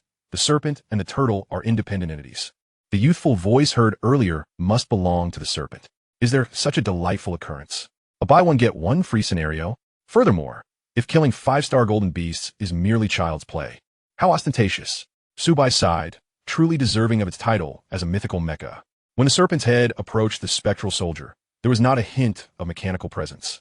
The densely packed scales and the vividly lifelike serpent eyes were indistinguishable from reality. As it opened its maw to devour the three individuals, the immense, gaping mouth and the menacing fangs were simply breathtaking. In retrospect, aside from the absence of a foul stench, everything else mirrored that of a real serpent. In mere moments, Su Bai was engulfed in darkness again. A powerful sensation of weightlessness surged through his mind, and as his vision cleared, he found himself plummeting. The colossal serpent soared toward the deck of the starship, expelling the three individuals and returning to the back of the Xian turtle. Li Cheng, quick as a flash, leaped to catch two of them as they fell. Then, with a thud, Su Bai, clutching Yuan Bao, landed gracefully. Beside him, Li Cheng held a beautiful woman in one arm, exuding elegance. Upon receiving the serpentess report, Xuanwu emerged, with a translucent child perched upon his shoulder. Xuanwu inquired, "What brings you to summon them?" The child replied with a sense of entitlement, "I need someone to vouch for the completion of my task." Seeing Xuanwu appear, Su Bai hurriedly rose, "Greetings, Dean." Despite having only met once on Jinyuan Star, Xuanwu's visage was etched firmly in his memory. "Greetings, Dean. Greetings, Dean." The two women bowed slightly, adhering to basic etiquette. Xuanwu nodded with a smile, teasingly remarking to Su Bai, "Young man, your physique is quite admirable, but one mustn't neglect proper attire." With his upper body bare and his trousers in tatters, Su Bai sheepishly scratched his head, giving an awkward smile. His cheap clothing lacked the durability of battle gear, and after this period, it was a stroke of luck that it still managed to cover his vital areas. "Su Bai, here, you can wear this." Su Wan produced a large red cloak from an unknown source. Su Bai hesitated, unsure whether to don it or not. Ultimately, under the teasing gazes of the onlookers, he slipped it on. Remaining bare was not an option. The cloak, albeit oversized, was indeed Su Wan's. It enveloped his form, leaving only his closely cropped head and a significant portion of his bare legs exposed. His shoes were also missing, rendering him a most peculiar sight. Even the stern soldiers around could not suppress their amusement. After a bout of laughter, Su Bai shrugged off any embarrassment, adopting a demeanor of indifference. At that moment, Li Cheng interjected to alleviate Su Bai's predicament. "Dean, there are still 80 million candidates remaining, yet the golden beasts have all been eliminated. What do you propose for this year's assessment?" Xuanwu had already devised a plan, responding, "Each slain golden beast is duly recorded. We shall admit the top 100,000 based on their quantity." "Very well." Li Cheng turned to Su Bai and the other two. "You three are conveniently here. Let's start with you." Lu Shi produced her certification and handed it over, and a staff member emerged, holding a device resembling a POS machine. Upon receiving Lu Shi's card, he swiped it. Beep. Lu Shi killed 126 1-star golden beasts, 13 2-star golden beasts. Li Cheng nodded. This achievement was quite commendable, and passing the assessment was undoubtedly assured. She then looked at Su Bai and Kong Qing. "What about you two?" Kong Qing remained silent, her head bowed, while Su Bai wore a conflicted expression. Li Cheng furrowed her brow. "Surely you haven't discarded them?" Just as she was about to defend Su Bai, attributing the issue to a staff error that resulted in the erroneous recording of hundreds of 2-star golden beasts. She heard Su Bai let out a muffled grunt as he presented 3 bloodstained certifications. The left arm of the already bright red cloak had become even more vivid, a striking shade of crimson. Xuanwu narrowed his eyes. This lad is quite ruthless. The staff member took the certifications, momentarily stunned. The blood on the documents was still warm. He redirected his focus, reminding himself of his duties. Beep. Kong Qing killed 27 1-star golden beasts. So few? That can't be right. 2 more sounds followed. Beep. Su Bai killed 41 1-star golden beasts. Beep. Little Kitty killed 41 1-star golden beasts. Li Cheng and Su Wan were both taken aback. something was amiss. They had been closely following Su Bai, and Kong Qing had been with him as well. It was inconceivable that their count was so low. Dean, this data is erroneous. My flight machine's imaging records can attest to it. Su Bai, Kong Qing, and Little Kitty, their count of slain golden beasts is surely much higher. Su Bai speculated that the interference from the golden beast reaction to the golden material had inadvertently obscured the certification's recording of their kills. The reason he and Yuanbao had 41 was that it was before the certification was inserted into their bodies. He remained unperturbed. Mechas typically possessed onboard recording capabilities, and both the golden powder rose and the spectral soldier could provide evidence. Xuanwu did not address Li Cheng, but instead turned to Su Bai. Do you have a way to prove it? Indeed, Su Bai pointed at Kong Qing. Her mecha's recorded images can substantiate this. Xuanwu directed his gaze toward Kong Qing. She replied, my mecha is out of energy. It needs to recharge before extracting the onboard footage. Typically, the onboard images would synchronize with the star network. But the assessment star lacks connectivity.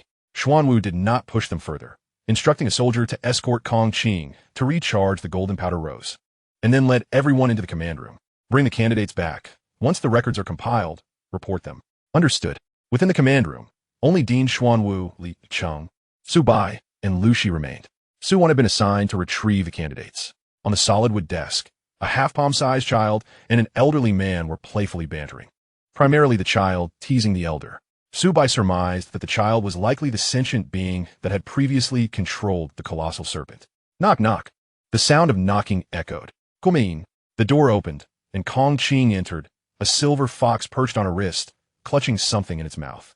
Dean, I've extracted the footage. Xuanwu nodded, signaling her to play it. The silver fox tossed the object from its mouth, and an image unfolded before everyone. The screen was divided into smaller frames, showcasing the golden powder rose as it dispatched golden beasts, with Kong Qing visibly piloting the mecha.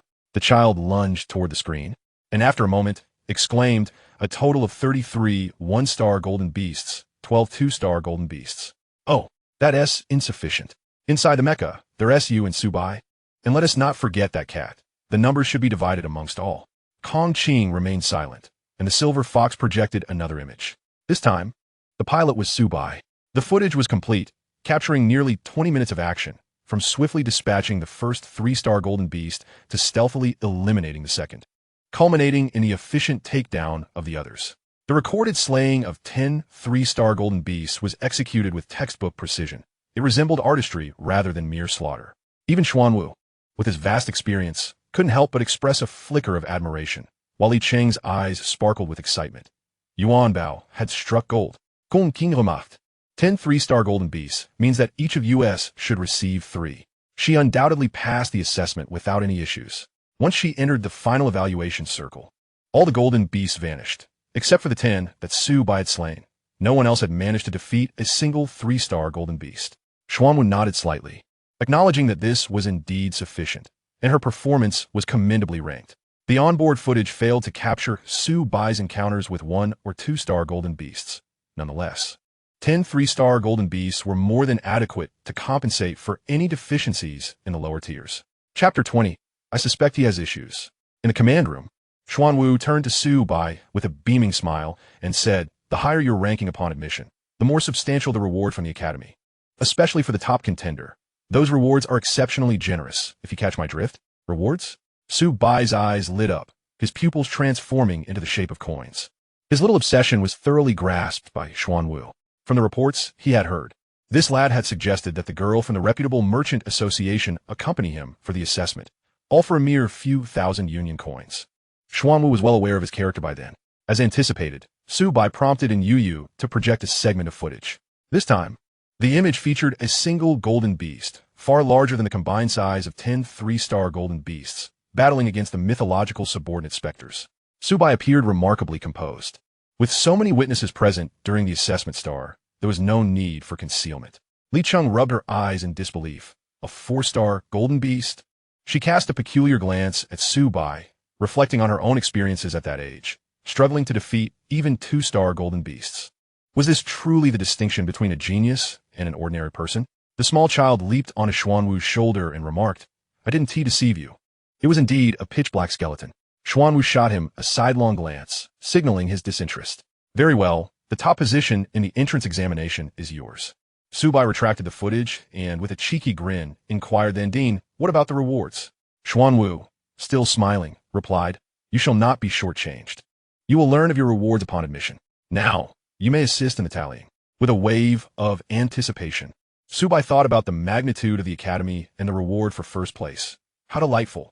After Li Cheng escorted the trio outside, Xuanwu absent-mindedly tapped the table and called up a dossier. It detailed Su Bai's life, his birth, enrollment, parents' arrest, participation in the assessment, and even a photograph of him selling that steel plate before leaving White Garment Star, meticulously presented in every aspect. Such is the terrifying nature of the technological age.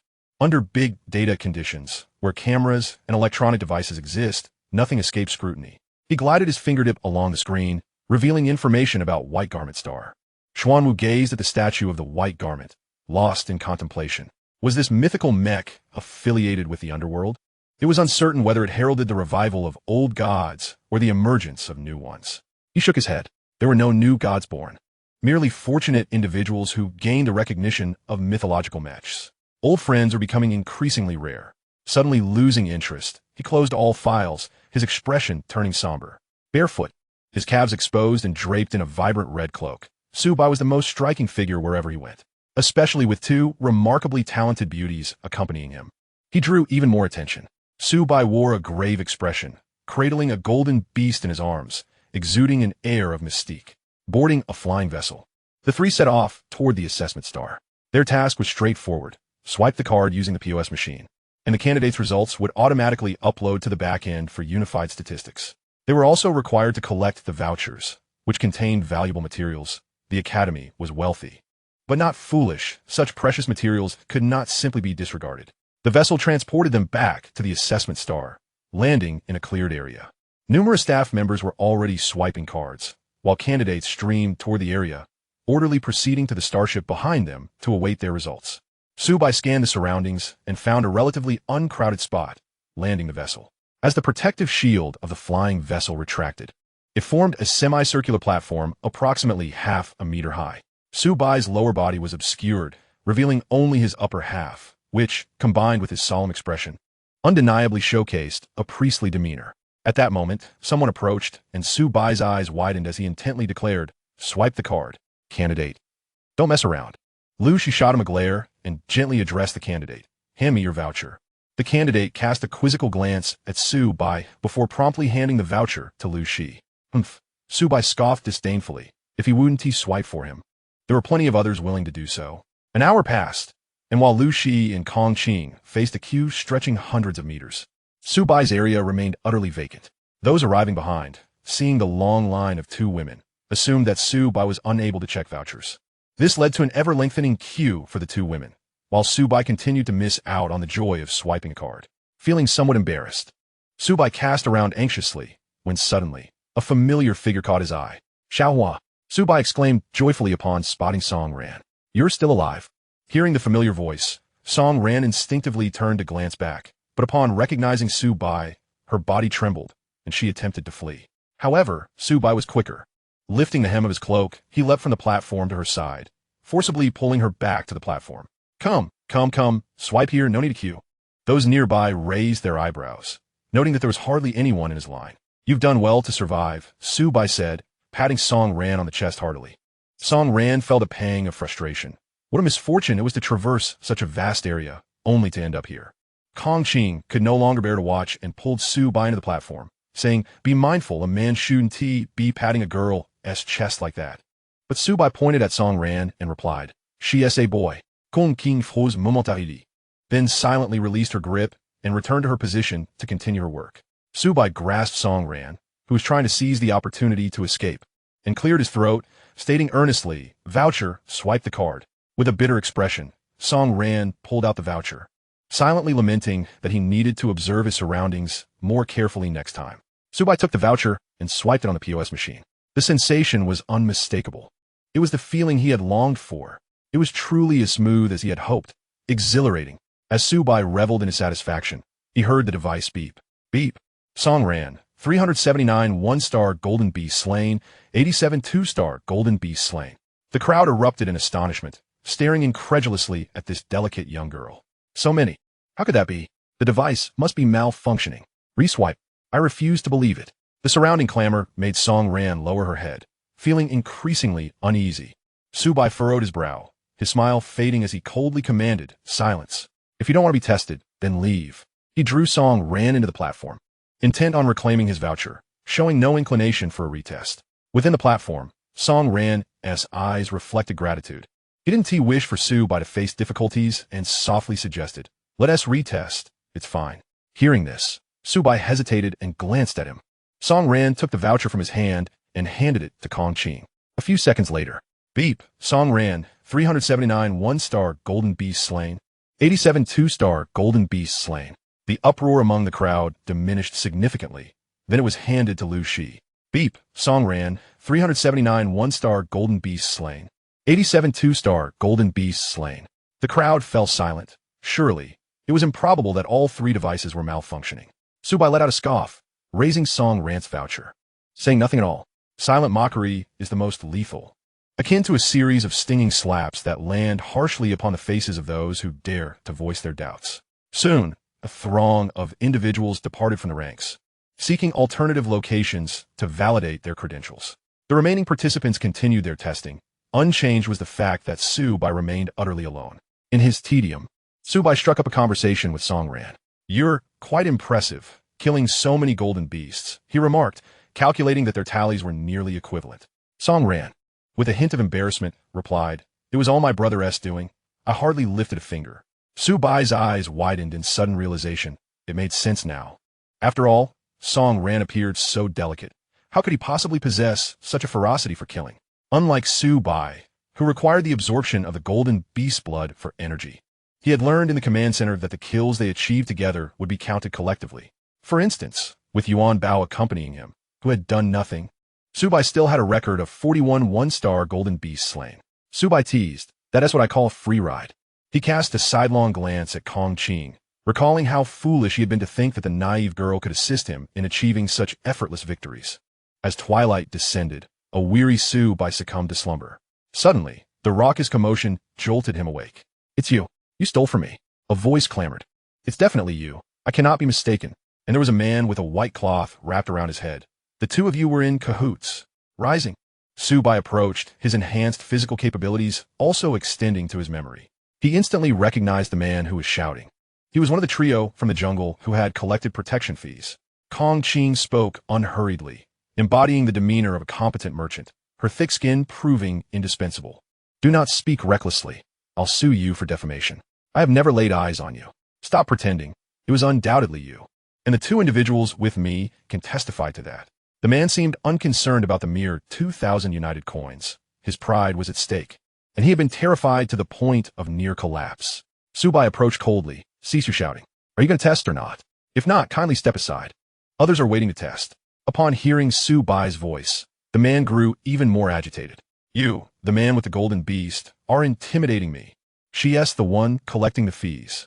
Kong Qing shot Su Bai a glance, indicating that she could handle the situation and that he should refrain from intervening, lest he inadvertently reveal too much. Disregarding her unspoken plea, Su Bai leaned forward, hands braced against the edge of the platform, fixating his gaze on the man. "I will ask you once more. Are you going to test or not?" "Test? Test what?" "First, you owe me an apology."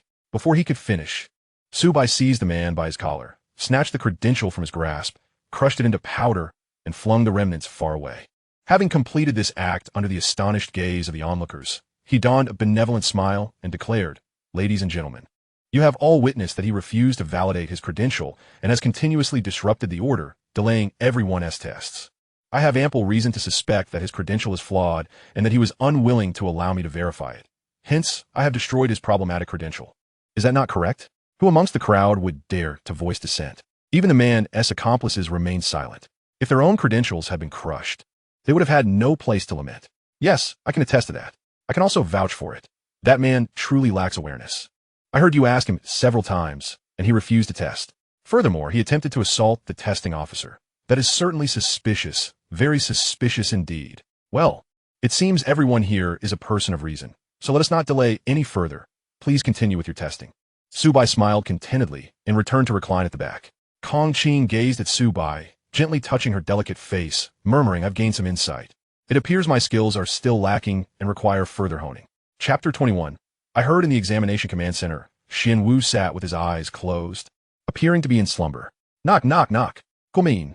The ashen-faced Shun Mingyang stepped inside. Xian Wu opened his eyes to regard him without a hint of surprise, as if he had anticipated his arrival. Director, I was wrong. Shun Mingyang hung his head, his already stooped back bending further with age. Why? Xian Wu's voice was as calm as a still pond, devoid of any discernible emotion. Was the position of vice president of Jinyuan Academy, the highest authority in the research division, not satisfying enough? He could not fathom why, having reached such heights, one would still crave more. Wealth was abundant, and power was within grasp. As the vice president of Jinyuan Academy, he could navigate the safety circles with great authority. Even in the realm of the divine, he would still command a measure of respect. As one of the 5 S-class academies, graduates from Jinyuan Academy were pillars of strength, representing the very backbone of humanity. It would not be an exaggeration for the vice president of Jinyuan to claim dominion over the world of educators. He was skeptical that the cult of the evil god or the beast god sect could offer better terms. Shun Mingyang raised his head, his eyes wild as if he sought to justify himself. But after a prolonged moment of silence, he lowered his gaze once more, painfully forcing out a single phrase. I want to live. Qing Long said he has a method. I have many projects that remain unexamined. I cannot resign myself to death so easily. A glimmer of understanding crossed Xian Wu's face before fading into silence, his fingers rhythmically tapping on the table, the sound echoing throughout the room. Are you not afraid he will deceive you? I have no other choice. With each unlocking of a genetic lock, a human's physical strength increases, thereby extending their lifespan.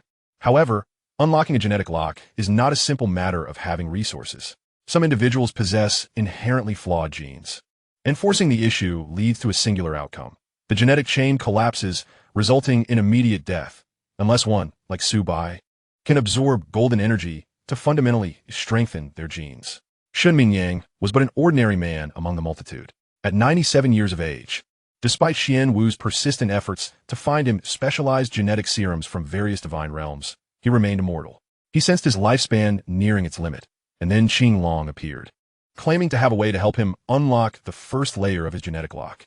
Just unlocking one layer would extend his life by at least a decade. An irresistible temptation for him. Xian Wu regarded the helpless old man before him, a child trapped in an aging body, unable to articulate his feelings. How had the once vibrant youth become this? After a prolonged silence, he sighed, Leave. There has been progress on that project at the Morningstar Research Institute. I have secured a trial quota for you. Shun Mingyang's head shot up, elation flooding his heart. Receiving Xian Wu's affirmation once more, he excitedly made his way out. He had waited for the Morningstar project for so many years, and despair had nearly claimed him. At last, he had hope. At a credential verification station, Li Cheng and his disciple Su Wan were busily working. Su Wan inquired, Teacher, has the dean not left yet? Li Cheng nodded. She continued, Then why does he not intervene? So many have perished outside the assessment stars. If the dean intervened, there would be no casualties. To die in the cosmos is not uncommon. Yet Su Wan could not fathom why those lives have been lost so unjustly. Li Cheng paused her actions. Then, Go Suvan. The dean has his own considerations. Their deaths were not without meaning. Did we not capture the traitorous Qing Long? Furthermore, those who perished were merely death row inmates from the nearby Federation. The survivors will have their sentences reduced, while the deceased met their fates. The Academy's losses are merely a few warships. Su Wan mechanically swiped the POS machine, deep in thought. Hey, what are you doing? Do not snatch my credential. The staff member said, I am a staff member too. Look how long this line is. I'll help you get through it, so you can leave early. Attracted by the commotion, Su Wan looked up, and a vivid splash of crimson deeply stung her eyes. Infuriated, she rushed down and pulled Su Bai over. What are you doing? Li Cheng glanced over and couldn't help but exclaim, The dean has asked you to work. Why are you running around instead of diligently doing your job? Su Bai replied sheepishly, I'm on a floating position, helping everyone share the load. Have fine. No one over there is looking for me to help. They've all gone to Kong Qing and Lu Shi, so I just wandered out for a bit. At Li Cheng's insistence, Su Wan forcibly sent Su Bai back. With his head hung low, Su Bai returned to his designated station, ignored by the two girls. And even Song Ran seemed unwilling to acknowledge him, save for Yuan Bao, who occasionally barked at him. In the starry sky, the Jinyuan Guardian team escorted all candidates back to Jinyuan Star, while those eliminated departed on starships. Due to the exceptionally high elimination rate of the 5 S-level academies, the assessment period each year is earlier than that of other academies, allowing those eliminated the opportunity to apply to other institutions. With his impressive first-place result, Su Bai found himself aboard a starship with Xuan Wu, or at least he believed it was his achievement, with Lu Shi and Kong Qing following closely behind. Inside a cabin, Su Wan eagerly gossiped. I heard that a 4-star golden beast appeared during the assessment, and someone actually killed it. Do you know who that was? A 4-star golden beast. For them, managing to slay one on their own during their internship would be a remarkable achievement. It was astonishing that this year's freshmen were so formidable, capable of slaying a 4-star golden beast right after entering school. The expressions of the group were peculiar, and after a moment of hesitation, Su Bai slowly spoke. Sister Wan, do you think it's possible that person was me? You? Su Wan laughed. Ha ha ha. I never knew you had such a sense of humor. The room filled with her hearty laughter, while the others stared at her with wide eyes, leading her to gradually stifle her amusement. It couldn't really be you, could it? Li Cheng, unable to watch his apprentice's embarrassment, sent her a video, saying, just watch for yourself. It truly is this kid. After a few minutes, Su Wan finished watching and gazed at Su Bai in shock. Remembering her earlier behavior, she felt a bit awkward, then cleared her throat to mask her embarrassment and changed the subject. I heard that the second place in the assessment was a cat. Isn't it strange how every year brings oddities? This year, it's particularly abundant. A cat managed to secure second place at Jin Yuan. Su Bai pulled Yuan Bao from his arms, who blinked with wide eyes, instantly comprehending Su Bai's intent. Meow meow. Su Wan's expression stiffened, and unwilling to concede, she attempted to shift the topic again. Did you all know? I heard that the third place killed nearly 400 1-star golden beasts and even over 100 2-star golden beasts, and they say it's a beautiful young girl. The group's expressions grew even more peculiar, and Song Ran silently lowered her head. Su Bai slightly turned to reveal Song Ran behind him. Sister Wan, don't you think she is pretty? Doesn't she resemble a young girl? Su Wan, making one last attempt to salvage the conversation, she said, I heard. Stop listening to hearsay.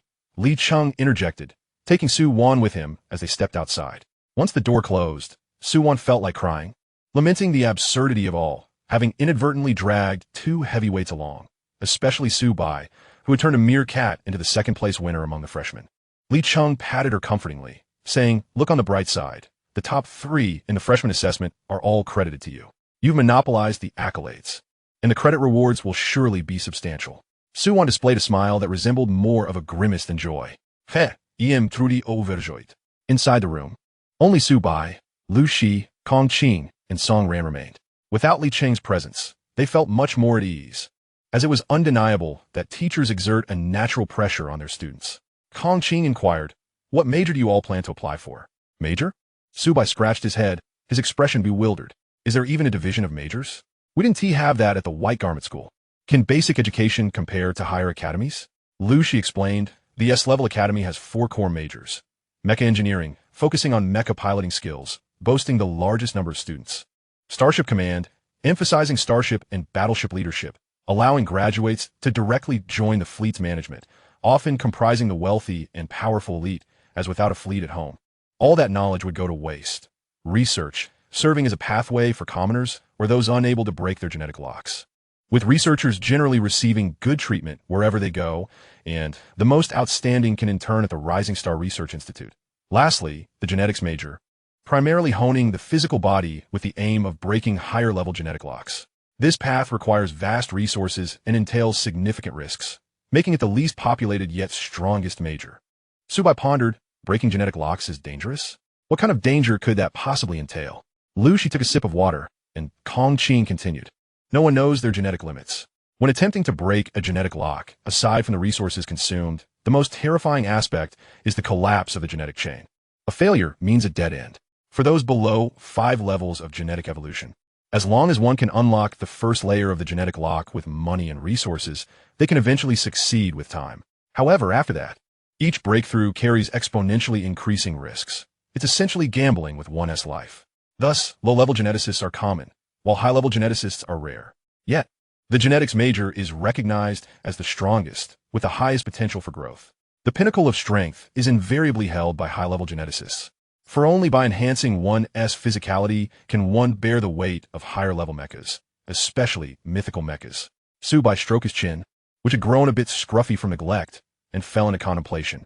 It seemed he had never broken any genetic locks, nor used any genetic agents.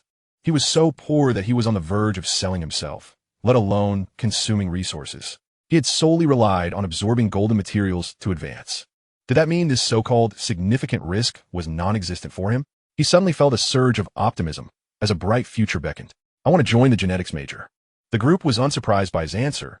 It would have been problematic if a young third-level geneticist did not apply for the genetics major. I want to join the genetics major too. A soft voice chimed in, surprising the three. Su Bai grinned as he wrapped an arm around Song Ran's shoulders. From now on, I'll look out for you. Song Ran felt a pang of anxiety in her heart and suddenly wanted to reconsider. Lucy then spoke up, her tone gentler than Song Ran's. I'll also choose the genetics major. Isn't the genetics major dangerous? Why is everyone choosing it? Su Bai questioned, passive. Did these two have some hidden advantage? Lucy smiled brightly and, along with Song Ran, replied in unison, to grow stronger. Su Bai raised an eyebrow and turned to Kong Qing. You're not considering the genetics major too, are you? Kong Qing shook her head, her delicate chin slightly lifted, revealing her elegant and graceful neck. Don't you think the Starship Command major suits me better? Chapter 22, A Call for Help from the White Garment Star. Jinyuan Honor Square. The most sacred place of honor in the academy. Pristine white marble covered the ground, with statues of jade standing tall, shimmering under the sunlight.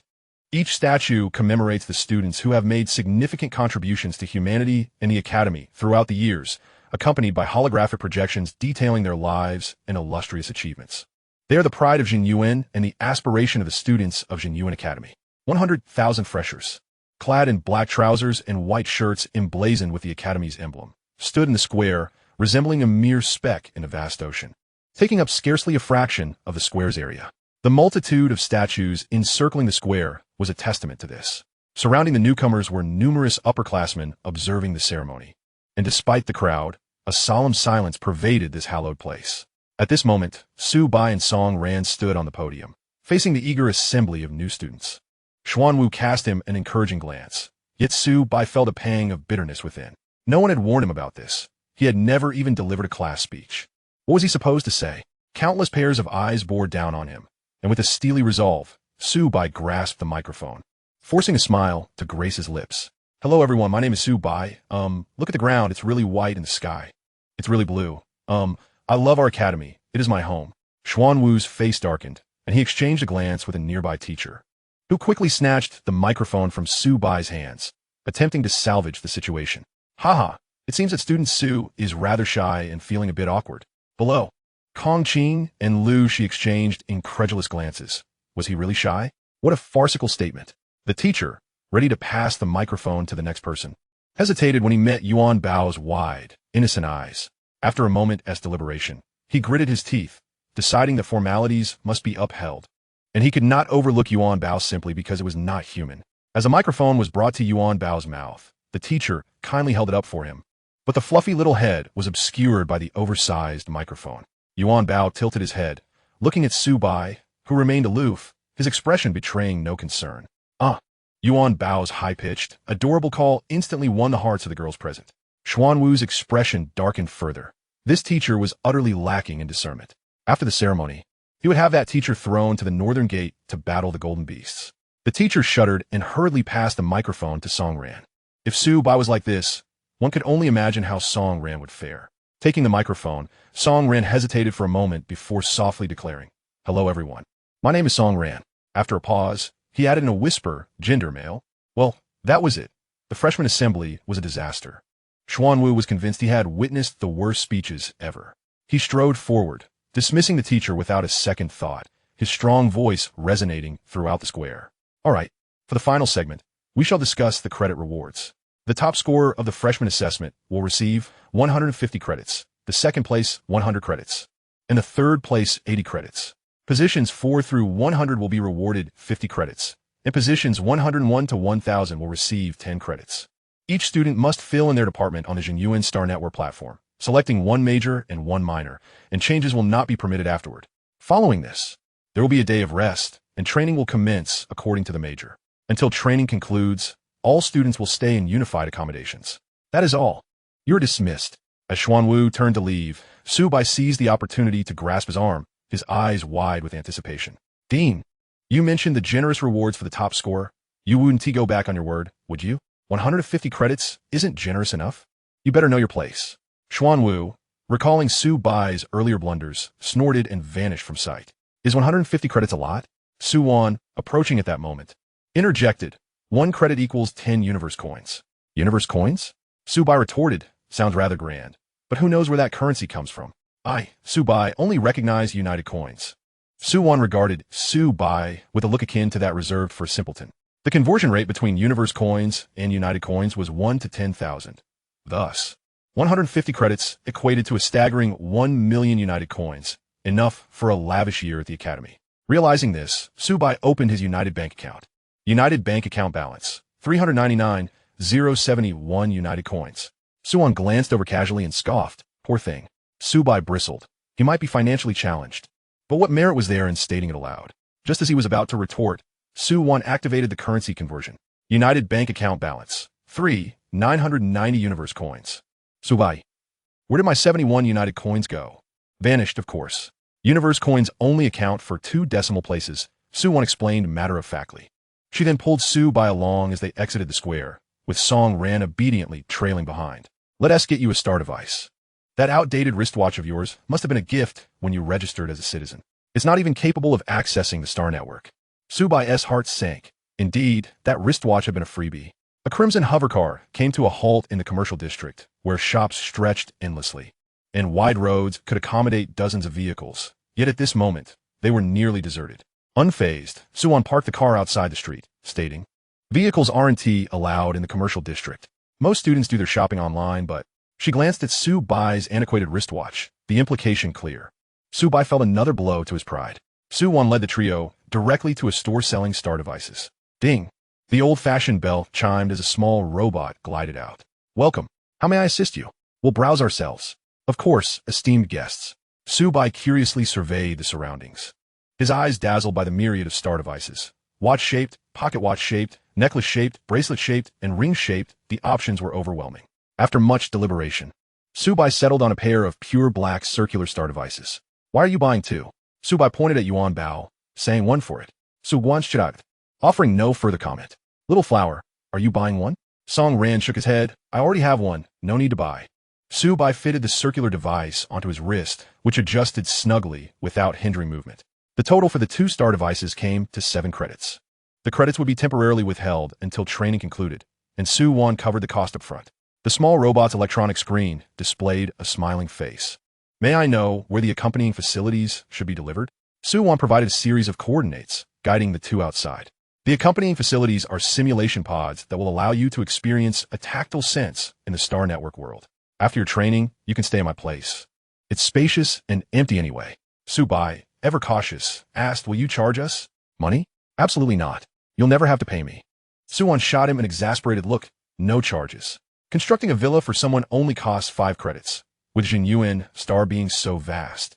You can find a place to build anywhere." Once back in a hovercar, Su Wan drove the 2 towards the designated accommodation area. "Quickly register on the Star Network and add me as a friend," she instructed. Su Bai nodded, placing the other star device around Yuan Bao's neck. It fit perfectly, resembling a collar. He then closed his eyes. The black circular device emitted a peculiar wave, connecting with his brainwaves. As his vision blurred and then cleared, Su Bai found himself in a pristine white space, with a dialog box appearing before him. "Would you like to enter the current coordinate Star Network world?" "Yes, no." Just as he was about to select yes, a flash of gold caught his eye. It was Yuan Bao. He scooped up Yuan Bao and confirmed his choice. With that, the white mist dissipated, and he realized he had returned to the honor square of Jinyuan. After a brief detour, and following a series of seemingly simple, yet exceedingly intricate procedures, I successfully linked my previous personal account with the Star Instrument, thereby verifying my identity as a student of Jinyuan Academy. Subsequently, I sent friend requests to Song Ran, Su Wan, Lu Shi, and Kong Qing.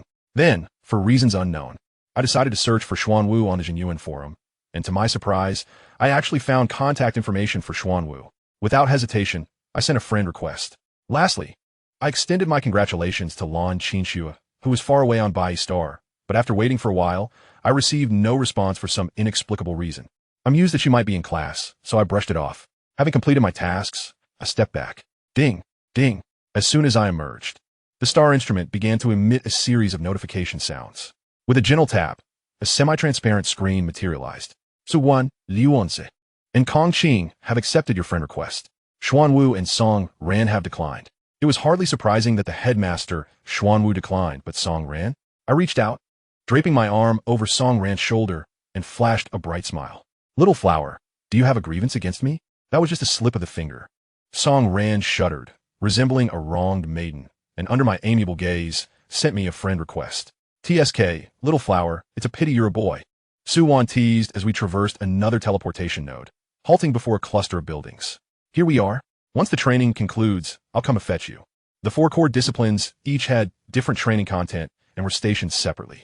Though termed as training, it could also be seen as a secondary selection process. The first round, having emerged from billions, indicated exceptional strength. The second round involved instructors further observing and weeding out those with ill intentions. Cultivation begins with fortifying the heart. This year's cohort numbered 100,000, yet the genetic branch had fewer than 3,000. The connected single rooms formed the genetic branch's residence. Aside from room numbers, there was little distinction. However, the closer one was to the front, the nearer they were to the assembly point. During the training period, the genetic branch was prohibited from using mechs or flying vehicles. The journey from the rear to the front would require a considerable amount of time.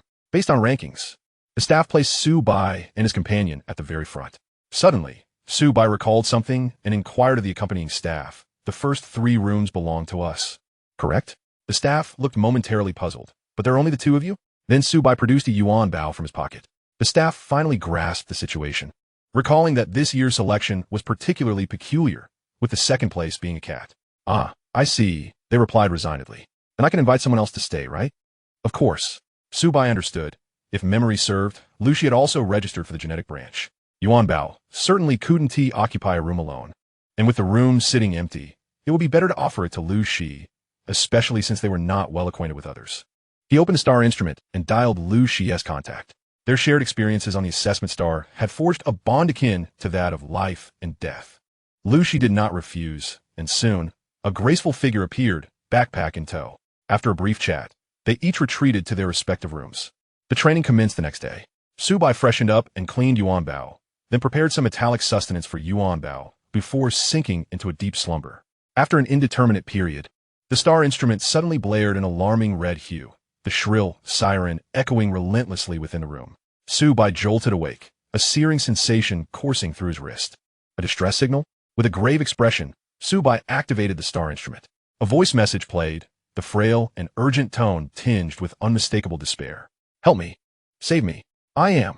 The sender was Lan Qinxue. Chapter 23, The Afterthought. Teacher, I need to take a leave of absence. I'm afraid that during training, leave requests are prohibited, and absentees will be considered to have forfeited their admission qualifications.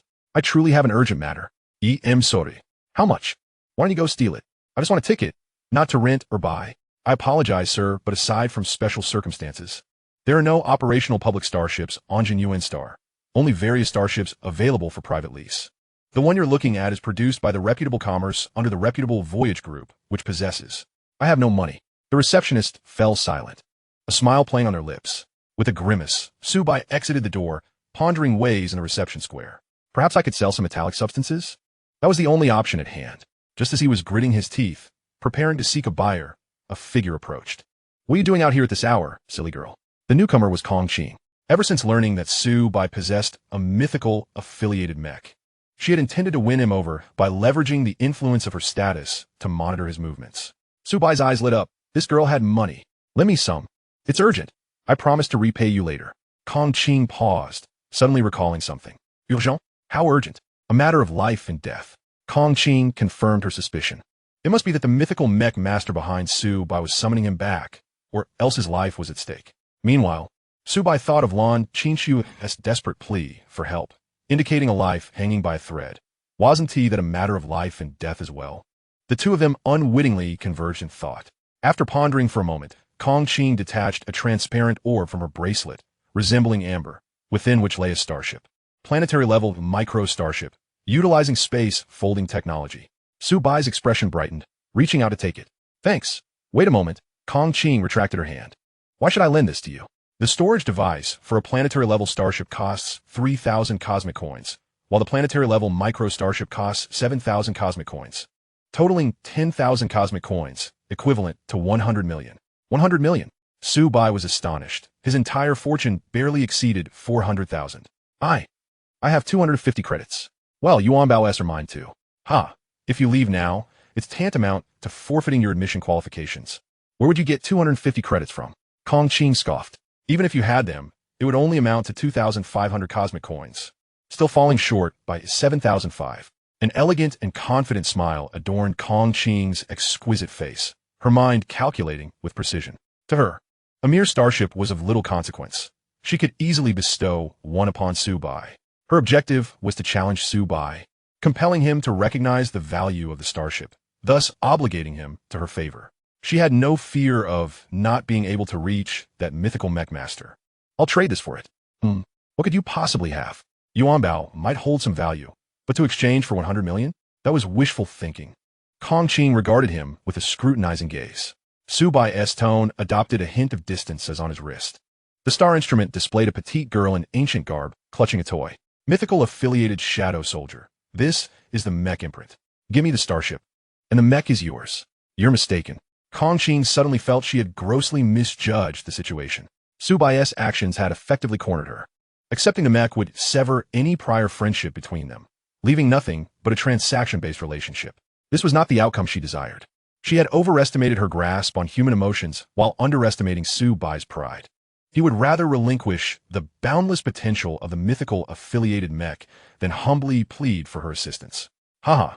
Kong Qing's lips twitched slightly as she forced a smile, saying, I was merely joking with you. Quickly take this back. You saved my life on the assessment star, so consider this starship a gift. A consummate merchant is never lacking in audacity. To prevent the situation from deteriorating further, Kong Qing shoved the orb into Su Bai's hands, simultaneously attempting to touch the ingot. But the ingot bared its teeth at her and retreated into Su Bai's clothing. Thank you. I will certainly repay you. Su Bai expressed his gratitude. If I say it's a gift, then it is. Kong Qing added, by the way, you don't know how to pilot a starship, do you? A commoner has no means to learn how to navigate a starship, and Su Bai nodded affirmatively. Kong Qing continued, then wait a moment. My brother is heading to ASOS Academy and happens to be nearby. I'll call him over. He should arrive in about an hour. Just tell him where you need to go. Su Bai thanked her once more. Kong Qing could keenly sense the distance between them and bid farewell with a clear awareness of her own shortcomings. A miscalculation. On the way back, Kong Qing felt a pang of regret. Such a solid foundation had been jeopardized. With a sigh, she found a contact and dialed. Kong Yin, you're near Jinyuan, right? Yeah. Get to Jinyuan Star within an hour. No way, sis. I, the illustrious second heir of the Kong family, am to be a chauffeur for someone? What a joke. If you don't come, I'll skin you alive. She bellowed, releasing her frustration. Hanging up the phone, she had no doubt that Kong Yun would comply. An hour passed in the blink of an eye. Su Bai's eyes were bloodshot as he repeatedly sent call requests to Lan Qinxue, yet none were answered. In this era, star communicators had become indispensable tools for humanity. Even during sleep or bathing, one would not part with them. Just as his impatience reached a boiling point, and he could no longer resist the urge to pilot the starship himself, a slightly frivolous voice interrupted. So you're Su Bai? Gong Yun, clad in a light pink suit and gleaming white shoes, stood before him, his hair styled with an abundance of gel, and despite the night, he wore sunglasses. Kong Qing's brother? That's me. Hurry up and let us go. Upon realizing who he was, Su Bai didn't bother with pleasantries and swiftly pulled him into the already released starship. Loaning Federation, Bai Star, how long until we arrive? Planet-class starship, maximum speed. I asked how long until we arrive. Tomorrow morning, Kong Yin replied honestly. Soft-hearted individuals fear the hard, and the hard fear those who are reckless. He considered himself perceptive, noting Su Bai's fierce demeanor. Kong Yin thought it wise to tread lightly. He discreetly rubbed the spot where Su Bai grabbed him, inhaling sharply. Primarily, it was due to his inability to fight back. Otherwise, he would have shown this kid what a second heir's temper truly meant. Without further ado, Kong Yun began operating the controls, and the starship roared to life. The exhaust flames surged, and in the blink of an eye, they vanished from sight. Su Bai set the communicator to dial on Qinxue every 10 minutes, then closed his eyes to rest. The night passed without incident. The next day, a miniature starship docked at Bai Star's reception port. The ship's insignia failed to stir any commotion.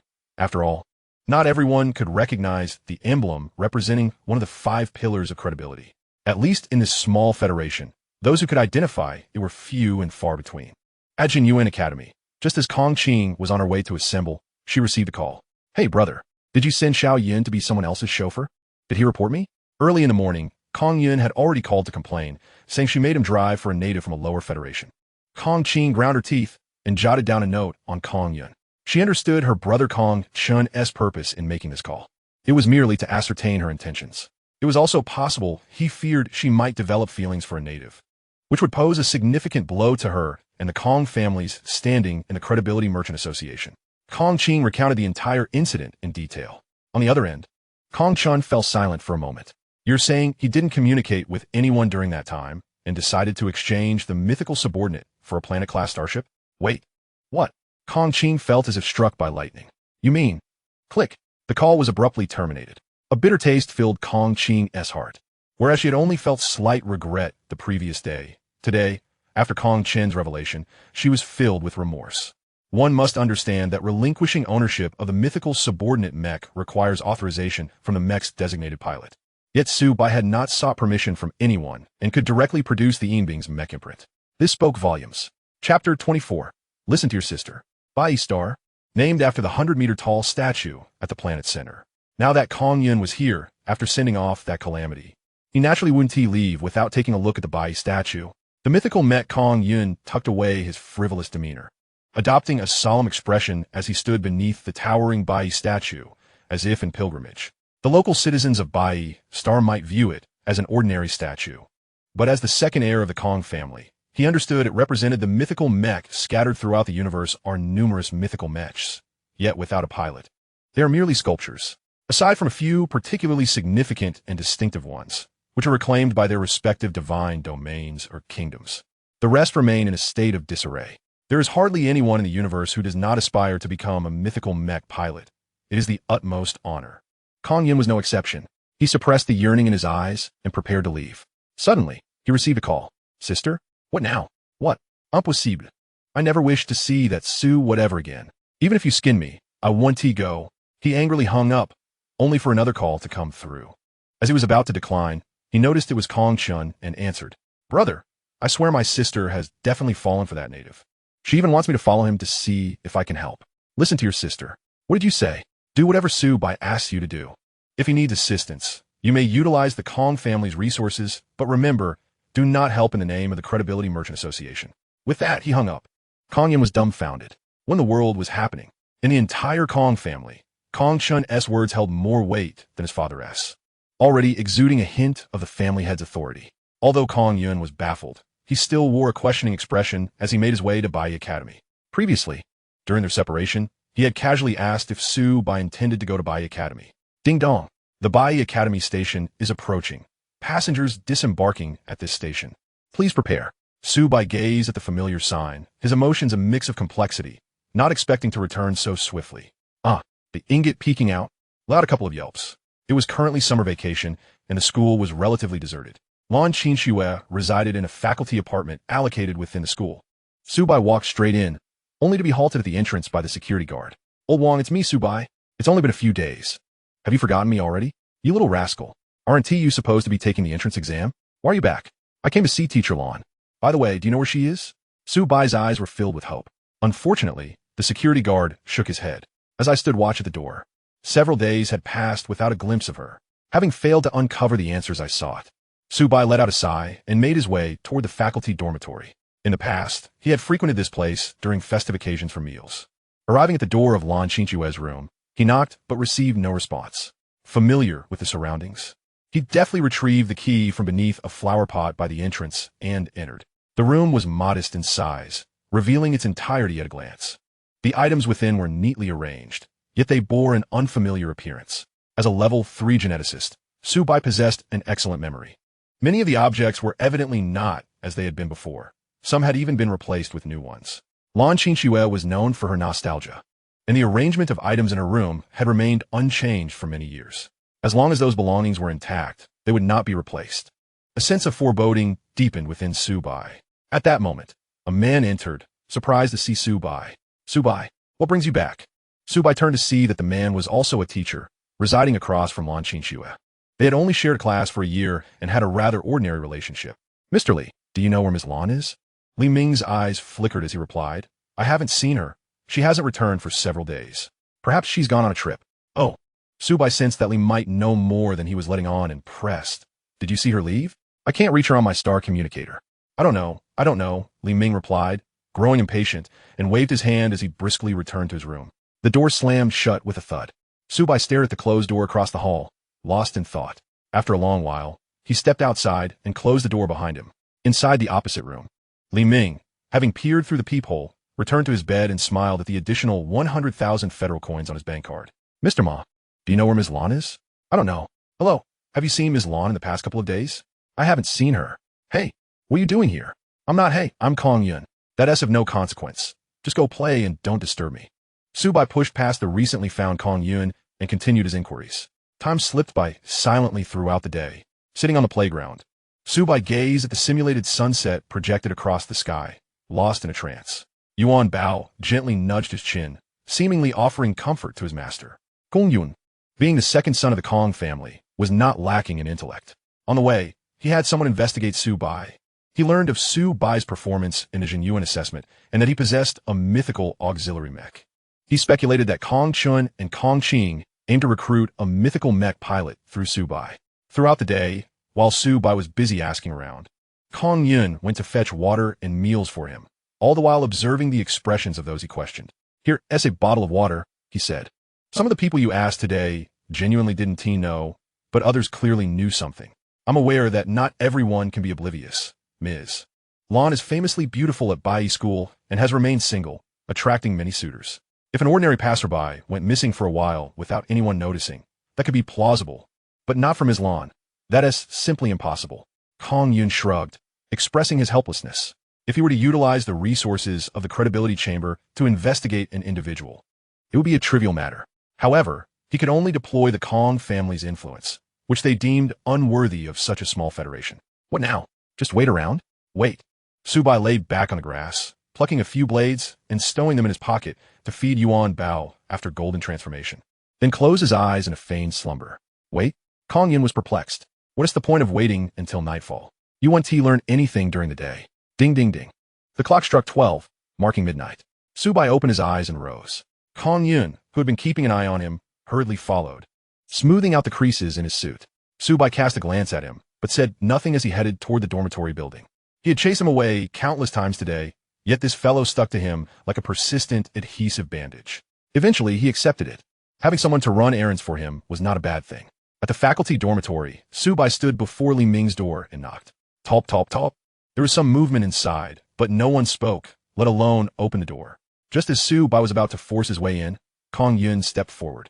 You need to rely on me. He produced a small device the size of a bottle cap and affixed it to the electronic lock. This gadget, created by a researcher at the Morningstar Research Institute, made opening such locks a breeze. Click, click, click. After a few light sounds, Kong Yun grinned triumphantly and opened the door. As Su Bai stepped inside, he discreetly pocketed the device. Hey? Kong Yun was taken aback. Su Bai entered the dimly lit room, illuminated only by moonlight, and spotted Li Ming standing in the center of the living room in his pajamas. Click. Su Bai turned on the light.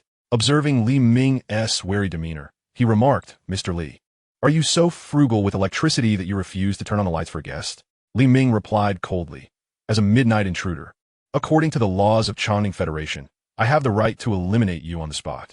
Out of respect for our teacher-student relationship, leave now, and I will act as if nothing has transpired. Chapter 25, A Midnight Visit. I'll just ask a question and then leave. Do you know where Ms. Lan is gone? I told you I don't know. Li Ming snuppat. You have 1 minute to get out of here. Is this how Lan Qinxue raises her students? Such a lack of manners. Not going to say. Su Bai gestured for Kong Yun to close the door. Li Ming merely shot him a cold glance and drew a small knife. If he could dispose of these two while searching for Lan Qinxue, perhaps he could profit again. What? Planning to kill me? Su Bai raised an eyebrow. As a teacher, is this how you respond to a former student over such trivial matters? Truly remarkable. You still recognize me as a teacher? I do not have the same disregard for authority that you do. Teacher? Student? What do those titles mean?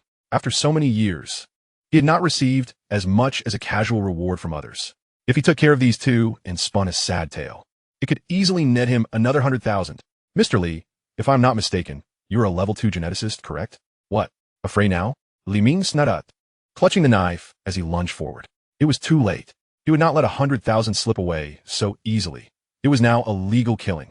Then it settled. Bang, bang, bang. The sound of fists meeting flesh echoed within the room. Meanwhile, Kong Yun closed his eyes, lamenting, wow. Our level 2 geneticist this bold now, daring to confront a level 3 head-on. How tragic. 10 minutes later, Su Bai let out a long sigh and addressed the hapless Li Ming. Mr. Li, do you understand now? I don't. Su Bai cracked his knuckles. Think carefully before responding. Li Ming shivered. This young man was a monster. He lacked resources, and after exhausting much of his life, he had managed to become a level 2 geneticist. Su Bai, who shared the same background at Bai Star, was known to be even poorer than he was. Yet despite this, the younger man, not even half his age, had already attained level 3 genetic status. Li Ming ceased to struggle, choosing instead to surrender completely, and despondently stated, I don't know who took me, but I saw the principal among them. They offer me 100,000 to keep quiet. The principal? The image of a short, plump, amiable old man surfaced in his mind. Where is his residence? Jin Xiuhua Garden, Building 3, Room 202. Thank you for your cooperation. Su Bai turned to Kong Yun and handed him 100,000, ostensibly for medical expenses. Kong Yun, who had been engrossed in the unfolding drama, was taken aback. Why should I give it? Because I'm destitute, Su Bai replied. Kong Yun laughed in exasperation. So being poor gives you the right to be so brazen? Hurry up, Su Bai urged, showing no trace of courtesy. It became apparent to him that the siblings must have something they desired from him. Thus, there was no need for pretense. Fine. Kong Yun promptly transferred the 100,000 union coins to Li Ming. Su Bai remarked, this is for your medical expenses and also serves as a hush fee. Don't you dare send a message to the principal the moment I leave. If I arrive at the principal's house and find no one there, I'd be quite embarrassed, and I will certainly come back for you. Li Ming nodded eagerly, and as he gazed at the notification of the funds received, he suddenly felt as though his wounds had ceased to hurt. If you had given me the money sooner, I wouldn't have needed to endure that beating. On the way to Jin Xiuhua Garden, a notification sounded.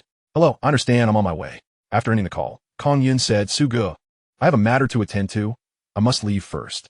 Su Bai was more than happy for him to depart, and showed no inclination to retain him. Rest assured, I'll wrap things up in a few days, and once I'm done, I'll come over with a group to support you. With that, Kong Yun was gone, leaving no trace behind. At Jin Xiuhua Garden, Unit 202, confirming he had not gone to the wrong place. Su Bai used the bottle cap he had picked up earlier to open the door. The faint sound did not disturb anyone. The units at Jin Xiuhua Garden typically spanned just over 100 square meters. Su Bai quickly located the bedroom. He instructed Yuan Bao to fetch a fruit knife from the kitchen. Then he walked straight to the bedside, placing the knife upon the face of the corpulent figure lying there. Ideally, he had intended to place it against the man's throat, but alas, the principal was lying down and the neck was obscured. With a slight pressure, a thin line of blood appeared as the blade pressed down. The principal jolted awake. Who? Don't move. This knife of yours is rather sharp. If I mishandle it, it could lead to a tragic outcome. All right. I want to move. What do you want? I'll give you anything. The principal's voice quivered. The moonlight outside was dim, obscuring the visitor's face. But he could feel the biting cold of the blade against his wound and the faint itch of blood sliding down his face. That's more like it. Where's the bedside lamp? Turn it on. It's too dark. The principal trembled, extending his left hand to fumble about. After several seconds, he abruptly withdrew his hand, grasping a small laser gun in his pudgy palm. Yet, before he could revel in his moment of triumph, a shadow darted from the darkness. In the moonlight, a glimmer of gold could be discerned. Oh! The figure dashed past, and the principal's hand, still clutching the gun, was severed at the base of the fingers, causing excruciating pain that made him scream as if being butchered. I warned you to behave, yet you wouldn't listen. Su Bai picked up the blood-stained gun that had fallen to the ground, his tone tinged with frustration. He ignored the principal, finding the switch for the bedside lamp and turning it on. He then admonished Yuan Bao. What's the matter with you? Can't you exercise some restraint? You've splattered blood all over yourself. Hurry and wash up.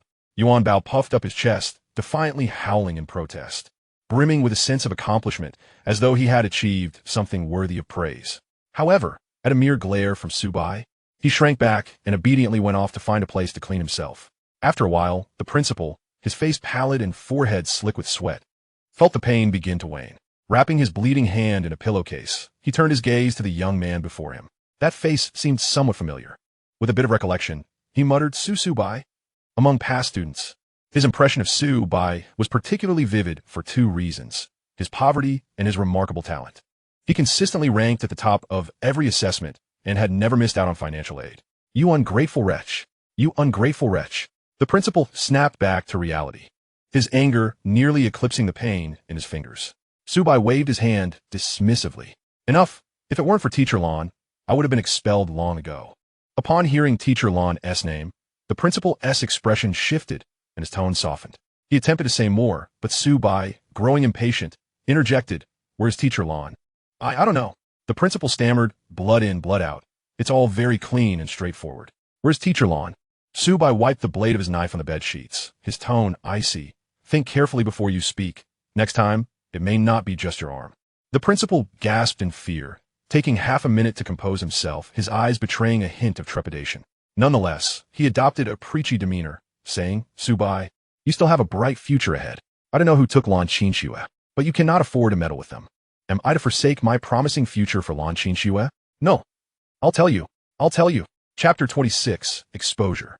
Su Bai struck again, plunging the knife into the principal's thigh and yanking downward with force. Instantly, a gash spanning 30 centimeters appeared on the principal's meaty leg, blood gushing forth, staining the sheets in an instant. It was the Star Master. He sent people to capture Lan Qinxue. Under duress, the principal divulged everything like a bamboo tube spilling beans. The Star Master was the colloquial term for the highest authority of the Federation stationed on White Robe Star. Why did he capture Teacher Lan? The son of Senator Chun from the Federation has come to White Robe Star, reportedly afflicted with a rare illness requiring frequent blood transfusions. However, his blood type is exceedingly rare. Previously, the Star Master organized a nationwide blood test, and only 5 individuals on White Robe Star possess that type, one of whom is Lan Qinxue. So you just handed over Teacher Lan? I didn't. I'm merely a school principal. How could I possibly come into contact with such high-ranking individuals? It was the Star Master who sent someone to me, asking me to lead them to Lan Qinxue. I had no choice. I truly had no choice. It's best that way. Su Bai shot him a cold glance, discarding the knife, and, with a freshly dried yuan bao in tow, made his way out. Keep your mouth shut. Tonight's events never happened. 10 minutes later. Hello, Star Master, it's me. Buzz. A laser beam struck, and a bloody hole appeared in the principal's forehead as he collapsed onto the bed with a thud. The next day, Su Bai keenly observed that security checks had intensified on the streets, particularly around White Robe Academy and Jin Xiuhua Garden. He looked towards the Star Master's residence, murmuring to himself, "Wait for me, I'll be there soon." He then resolutely turned and walked in the opposite direction, aware that there were still preparations to be made. Passing by the entrance of White Robe School, he encountered Li Ming. Su Bai approached him and whispered, "Li teacher, did you sleep well last night?"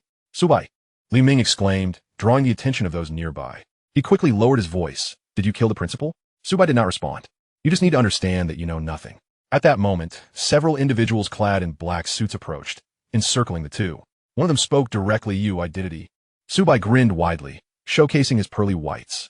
"Hello, sir. My name is Su Bai, a graduate of White Robe School, and this is one of my teachers, Li Ming." The man in the black suit produced a device, scanning them thoroughly. In a fleeting moment, he confirmed that Su Bai had not spoken falsely and pressed further. "Report your movements from yesterday, truthfully." "I was at the teacher's dormitory in the school." Li Ming interjecta ajarly. The man in the black suit cast his gaze back toward Su Bai. Su Bai draped an arm around Li Ming's shoulder, applying subtle pressure. "I was with Teacher Li yesterday. With graduation approaching, we might not have the chance to return. I just wanted to reminisce with Teacher Li. Is that true?" "Indeed." Li Ming forced a smile and nodded in affirmation.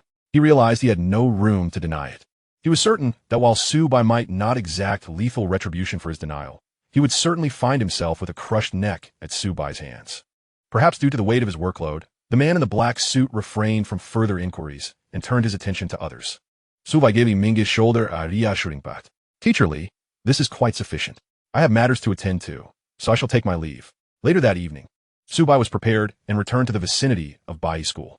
In a small alley, he indulged in a bowl of noodles, a dish often brought to him by Lan Qinxue. After settling the bill and exiting, he arrived at the bus station, intending to head to the Star Lord's mansion. Suddenly, the advertisements at the station transformed. "Bounty, the principal of Bai School was murdered in his home last night. We urge the public to assist the Federation in apprehending the perpetrator. A reward of 100,000 Federation coins will be granted to those who provide pertinent information. A reward of 1 million Federation coins will be given for the capture of the murderer. Hey, are you getting on or not?" A chill ran down Su Bai's spine as he halted his approach to the bus, turning swiftly to sprint back toward Bai School. 10 minutes later, he stood before Li Ming's door, knocking with no response. With a swift kick, he broke the door open. The interior was desolate, in complete disarray, and the wardrobe had been emptied. Damn it! Su Bai cursed under his breath, realizing he was a step too late. Li Ming, lured by the million-coin bounty, would undoubtedly not be able to resist. He scolded himself for his leniency and for not having been more resolute. Li Ming, that scoundrel, had likely betrayed him, and soon enough, a wanted notice would be issued. It was no longer safe to linger here. Indeed, as soon as he stepped outside, the previous bounty had been replaced by a wanted notice across various billboards. The photograph on the notice was still from the student records. Checkpoints had been established throughout the streets, rigorously examining every passerby. Su Bai concealed himself in the shadows, his expression shifting. He had not anticipated such swift action from above. Traveling openly to the Star Lord's mansion by train was no longer a feasible option. After pondering for a while, he had yet to devise a plan when he spotted a large contingent of security personnel marching toward the school. Forget it, Yuan Bao, find me a hat. Woo! Su Bai donned the hat, lowering the brim, and hastened down a concealed path toward the old district. The old district was a chaotic mix, notorious for its lack of security, with numerous criminals hiding within. Surveillance cameras were nearly all damaged, and having lived there previously, he was quite familiar with the area. It would not be an easy task for the Federation to locate him here, especially since those who sought refuge among the criminals would be unwilling to cooperate with any investigation. At the Star Lord's mansion, Liang Hao was seething with rage. You haven't found him? A freshly graduated student, and you lot cannot locate him? What do I pay you for? He kicked the security bureau chief to the ground. The chief dared not resist, prostrating himself. Star-Lord, I suspect that the lad may have fled to the old district. You know how it is there. I don't care where he has gone. Increase the manpower. He must be found. Yes. After the chief left, Liang Hao's wife emerged with a cup of tea, her demeanor and tone dripping with disdain. So what if a principal has died? You don't understand a damn thing. Liang Hao snapped, taking the tea and downing it in one gulp. I've invested so many years in Bai Star. Shen Xiao's visit to Bai Star is an opportunity. If I satisfy all his demands, he might speak a few good words to his father, the councilman, and I could rise in rank. If this incident reaches Chan Xiao's ears, he will surely think I am incompetent. Therefore, that fellow named Su Bai must be captured. Returning to the place he had occupied before, Su Bai peered inside, noting that the house had already been rented out. The old-fashioned light was on, indicating that the current owner was wealthier than he had been, not resorting to candles. After a moment of reflection, he resolved to find an uninhabited dwelling. There were still plenty of vacant houses in the old district. With determination, he could find one, albeit without water or electricity. At this time, he had little luxury for such considerations. Creaking, the iron door swung open. A small, agile youth peered out. Brother? The boy's expression brightened. It's really you. I thought I was mistaken. Lu Zi, Su Bai replied, his tone laced with surprise. Lu Zi's parents had passed away early, leaving him without a registered identity. As a result, he was an undocumented child, unable to attend school and ineligible for any Federation aid. After Su Bai's parents were apprehended, he had felt a kinship with Lu Zi, and as neighbors in the old district, Su Bai had looked out for him. Lu Zi, understanding and obedient, had always followed Su Bai's guidance. Lu Zi peeked around, ensuring no one was watching, before beckoning him inside. Brother, hurry in. Su Bai hesitative. But Lu Zi urged him on. What are you thinking? Hurry before someone sees. Have you come back to look down on me? What nonsense. I'm just worried about implicating you. With that, Su Bai stepped forward without further hesitation. Chapter 12 chapter, Liu Zi, danger. In the old district at Lu Zi's home, he exclaimed, Brother, this is fine wine, worth 300 Federation coins. Lu Zi carefully retrieved a bottle containing a third of its contents from behind the bed. Pouring 2 small cups, he filled Su Bai's to the brim, but when it came to his own, a flicker of pain crossed his face, and he only filled it halfway. Here, give it a try. I should have prepared some dishes. Su Bai stared at the wine glasses on the table, a wave of sorrow washing over him. Was this the stark contrast of wealth within the universe? A 300 Federation coin bottle of fine wine would be discarded without a second glance at Jinyuan Academy. Lifting the small cup, he downed it in one gulp. The overwhelming taste of industrial alcohol surged through him, turning his face crimson. Hey, take it slow. Lu Zi sipped gingerly, noticing Su Bai drained his cup in one go, feeling a pang of sympathy. Such good wine, and you're not savoring it. What a waste. Though he chided, his hand continued pouring more for Su Bai. He had saved this bottle for quite some time, indulging only a little each day. And only when Su Bai visited did he feel generous. From now on, as long as you stick with me, not just this wine, but the divine peach wine of the heavenly kingdom will be yours to enjoy. I'll be counting on you. Lu Zi chuckled heartily. Brother, I heard you went to Jinyuan Academy? How'd it go? Without waiting for Su Bai's reply, he began to answer his own question. You're so strong. It must have been a breeze for you.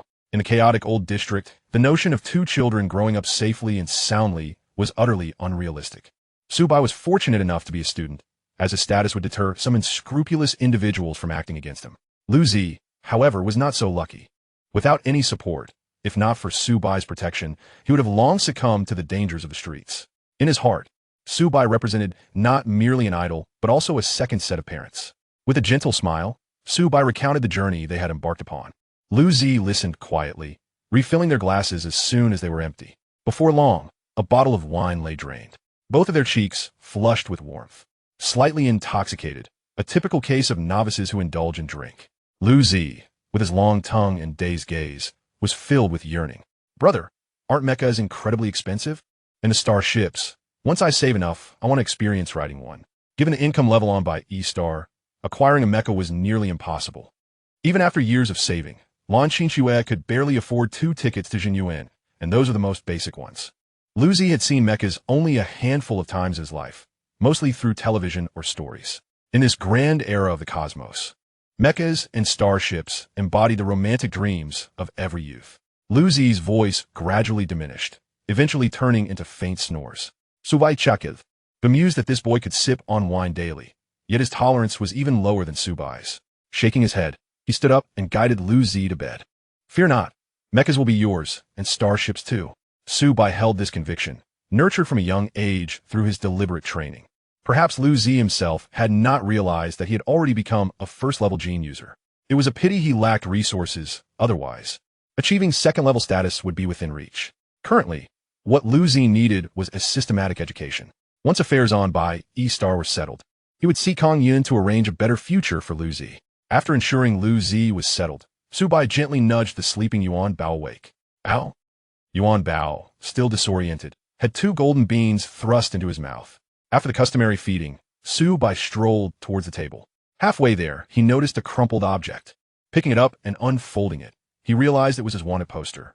Glancing at it briefly, he crumpled it again and tossed it carelessly into a corner, then laid his head down on the table, closing his eyes. In the dead of night, Lu Zi awoke, his bladder protesting. The effects of alcohol still clouded his mind. Their home was situated conveniently. A functioning streetlight stood at their door, preventing the night from becoming overly dark. Climbing out of bed, he spotted Su Bai slumped over the table and placed a blanket over him before stepping outside. Their small room lacked a toilet, necessitating a trip outdoors for such needs. The door creaked softly as he opened it, and Su Bai stirred slightly, unconcerned, shifting to continue his slumber. Lu Zi would never betray him. He was certain of that. The night air was cool. Once outside, the breeze jolted Lu Zi awake. While relieving himself beneath the streetlight, he idly surveyed the surroundings. Suddenly, a group caught his attention. They appeared far too formal, unlike the residents of the old district. He recognized the leader as the one who had rented the room after Su Bai left. In an instant, his expression changed drastically. He stifled half of his urgency and dashed back inside. Seeing this, the group abandoned their pretense and sprinted towards him. Brother, run. The Public Security Bureau is here. Bang! Gunfire shattered the silence of the old street, piercingly loud, as Su Bai flung the door open. The first sight that met his eyes was Lu Zi, struck by 2 bullets, blood blossoming from his chest, and his left arm shattered. Lu Zi. Upon seeing Su Bai emerge, the officers ceased firing and began to encircle him. The order was to capture alive, not to kill. Seizing the opportunity, Su Bai hoisted Lu Zi onto his shoulder and fled. By E-Star, due to its reputation as a tourist destination, was likely to have stellar-level combat forces stationed there. Though Su Bai had once slain a 4-star golden beast, it had been a stroke of luck. Furthermore, in a battle of equal strength, humans were far more cunning than golden beasts, making them considerably more challenging to confront. Thus, since arriving on by E-Star, he had never engaged in a direct confrontation. At least for now, his strength was insufficient. Navigating through alleys and streets, the number of pursuers swelled. They included not only the Public Security Bureau, but also the impoverished residents of the old district and criminals. The inhabitants of the old district had lived in poverty their entire lives. The opportunity for sudden wealth was too enticing. The criminals were motivated by a bounty. After the Public Security Bureau chief suspected Su Bai was hiding in the old district, a reward had been announced. Anyone who captured Su Bai would have all their crimes absolved, granting them a chance to stand in the sunlight once more. This was an opportunity that those in the shadows yearned for. Brother, cough, cough. Be quiet. Don't speak. Su Bai hissed, his clothing already soaked through with Lu Zi's blood, and he acutely sensed Lu Zi's body growing colder. This was not a promising sign. Conserve your strength. I'm here. You won't die. Don't run. You can't escape. Support from a main district is on its way. Hey there, little brother. You'll be caught sooner or later. Why not let me take you in? I'll burn paper for you every year. Damn, is this kid a mud eel? He can really run. Su Bai gritted his teeth, refusing to pause for a moment. Yao. Yuan Bao, on watch, suddenly let out a loud cry. The sound of a helicopter's rotor blades filled the air. Su Bai quickly changed his course and ducked into the nearest dilapidated building. The helicopter above lost sight of him immediately.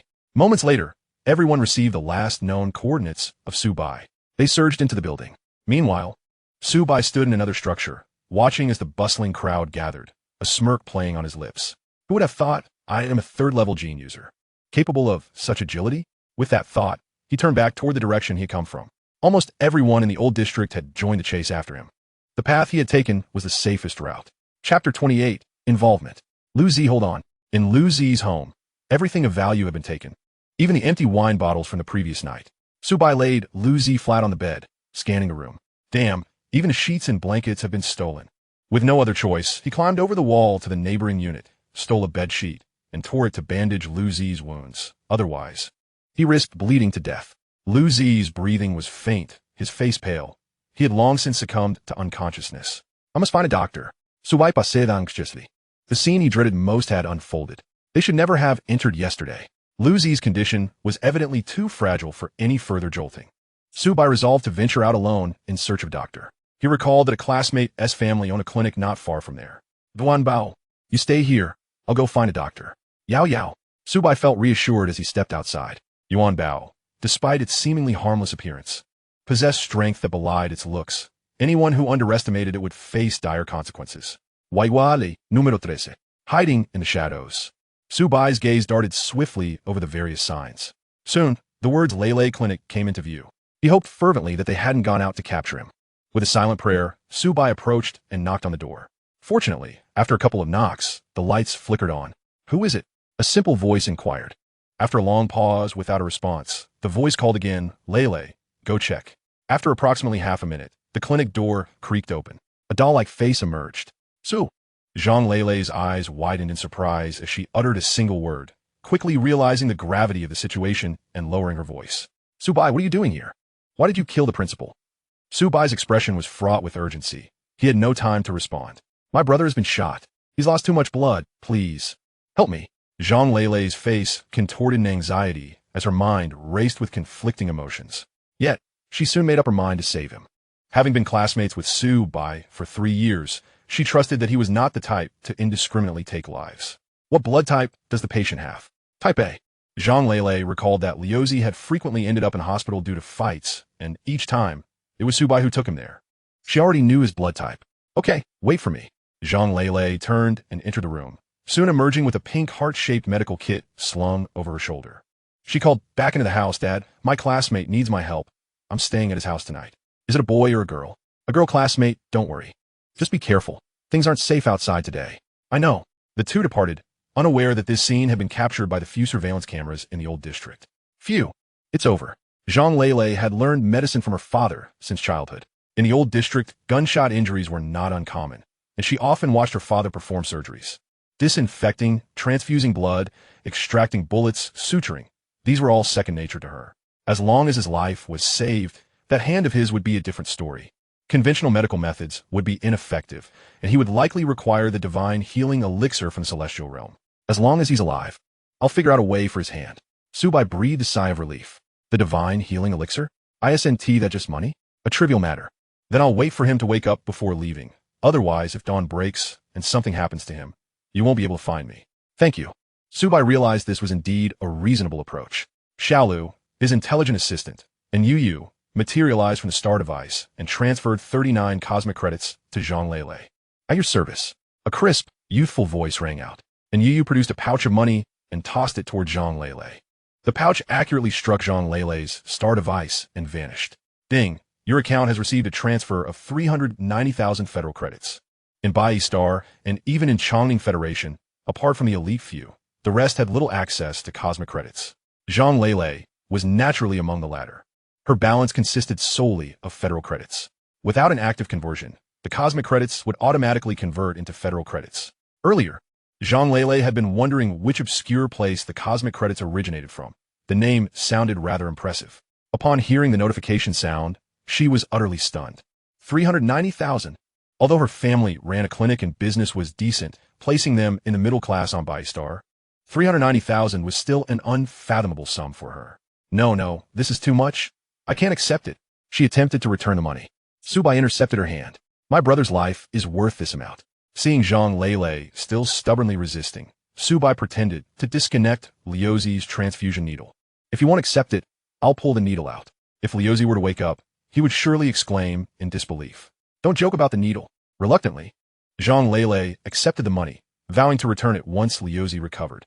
As dawn approached, the blood bag had been emptied. Zhang Lele removed the needle and said, You should be fine now. I'll be on my way. All right. Thank you for your help. I can't escort you out, so be careful. After seeing Zhang Lele off, Su Bai felt troubled about where to go next. Staying here posed its own risks. Who knew when that group would realize and come back to search? Moreover, they had no food or water. He and Yuan Bao were fine, but Liuzi was not. Not to mention, Su Bai hadn't forgotten about Lan Qinxue. Forget it. I'll deal with it after Liuzi wakes up. As midday approached, the noise of footsteps grew louder. Su Bai knew it was time to change locations. He hoisted Liuzi onto his back and took Yuan Bao with him, stealthily making their way to a childhood secret hideout. It was referred to as a secret base, but in reality, it was an abandoned warehouse next to a garbage dump, its proximity causing a rather unpleasant odor. This area was nearly deserted. A day passed swiftly. Su Bai continually refined the golden substance, enhancing his physique. This experience drove his desire for strength to its zenith. As the sun set, the orange hues bathed everything in warmth. The sunset and moonrise simulated by the sky system, though artificial, were crafted by the Morningstar Research Institute, capable of mimicking temperature and humidity with remarkable accuracy. Liuzi, lying in a corner of the warehouse, suddenly twitched his fingers and struggled to open his eyelids. Su Bai, who had been occasionally glancing his way, noticed immediately. Liuzi, you're awake. Go, I'm still alive. Liuzi's voice was weak. I told you, as long as I'm here, you won't die. Su Bai pressed down on Liuzi, who was trying to sit up, and set Yuan Bao aside. I'll get you something to eat. Just lie still. Be careful. Su Bai gathered some cardboard to conceal Liuzi's figure and ventured outside. Just then, a garbage truck rolled in, prompting him to quickly hide in a corner. After a while, once the garbage truck had unloaded its cargo and left, Su Bai exiting the warehouse led him directly past the garbage dump. As he walked by, he unconsciously turned to glance back. Something about it seemed familiar. A broken wooden sign caught his eye, bearing faint bloodstains reminiscent of plum blossoms. Lele Clinic. Su Bai's pupils constricted. That sign was the very one he had seen last night. A wave of ominous premonition washed over him. Chapter 29. The Star of Calamity. In Huaihua Alley, a narrow street was crowded with onlookers. A filthy, dark-faced beggar squeezed through the throng. The surrounding crowd recoiled instinctively at the pungent stench. This beggar was Su Bai, who had just come from the garbage dump. Voices from the crowd reached his ears. Dr. Zhang is dead. Who are we supposed to see for treatment now? The doctors in the main city are as corrupt as they come. Dr. Zhang was unfortunate, having such a daughter who sheltered a fugitive. Come on, as if you aren't a fugitive yourself. That little girl is tough. Look at what she has been through, and she still won't confess. If she had returned when her father was still alive, things might have been different. But by then, her father was already dead, and the clinic had been destroyed. If it were you, would you cooperate if someone killed your father? That is true, but it's a pity for that girl. Listening to the conversation, Su Bai peeked from the front. The scene before him made his heart clench. Several security personnel clad in exoskeleton armor were clearing a space amid the chaotic crowd. The shop that had been perfectly intact just last night now lay in ruins. Not far away, a shattered wooden sign lay on the ground, bearing the character for clinic. A mangled corpse was strewn across the entrance, and a pink medical kit lay nearby. A post had been erected in front of the shop, to which what appeared to be a living being was bound. The reason for such a statement lies in the fact that the individual had been reduced to a grotesque mass of flesh, barely recognizable as human. Accompanying him was a middle-aged man clad in a blood-stained black suit, wielding a thorny whip, mercilessly lashing at the person tied to the pillar while demanding, "Where are the two fugitives? Speak, or I'll beat you to death." The bound individual could only emit occasional muffled groans, gritting his teeth, his long disheveled hair obscuring the fierce crimson of his eyes, reminiscent of a ferocious beast, steadfastly refusing to utter a word. Lele. Su Bai felt a tightness in his chest, unable to swallow or exhale. He stared blankly at the restrained Zhang Lele, who seemed to have caught sight of him, slightly lifting her head and mouthing silently in his direction, "Run." The message was unheard by anyone but Su Bai, igniting a tumult of panic within him, as if he were about to explode. How could he abandon her, knowing that she had suffered such a fate for his sake? He questioned himself. As he observed the man preparing to strike again, Su Bai suddenly broke through the defenses of the exoskeleton armor, seizing the man's hand. The man, momentarily taken aback, quickly withdrew his hand in anger, bellowing, "Where did this beggar come from?" Seeking death. Accompanied by his furious roar, he attempted to strike Su Bai. However, Su Bai was quicker. He kicked the man several meters away. As a third-level genetic warrior, his kick could shatter stone. With no restraint, he delivered a fatal blow. The alley fell silent, all present stunned. Did a beggar just emerge from nowhere and kill the chief of the security bureau with a single kick? What a farce. Until a sharp, tearful female voice broke the silence. "I told you to run." Su Bai had already rescued Zhang Lele, binding her with the very ropes that had tethered her to the pillar, fastening her behind him. "You saved Liuzi. How could I possibly run? Besides, if I flee, what will happen to you?" There was no response. Zhang Lele's voice seemed to have exhausted all her strength, and she fainted. From their exchange, the onlookers quickly deduced Su Bai's identity. He is worth 1,000,000. Brothers, an opportunity for fortune has arrived. Let's see how he escapes today. Capture him. Su Bai cast a cold glance around. Step aside, or perish. His gaze, imbued with a murderous intent, startled those around him, though only momentarily. After all, that was 1,000,000, a chance to reclaim their lives under the sun. What did this kid just say? Did I mishear? If you don't step aside, you'll die? What audacity! No wonder he is valued at 1,000,000. The exoskeleton armors stood by, eager to watch as the residents of the old city took the lead. As for the chief's demise, they were pleased as it cleared their path. Brothers, I shall graciously accept this 1,000,000.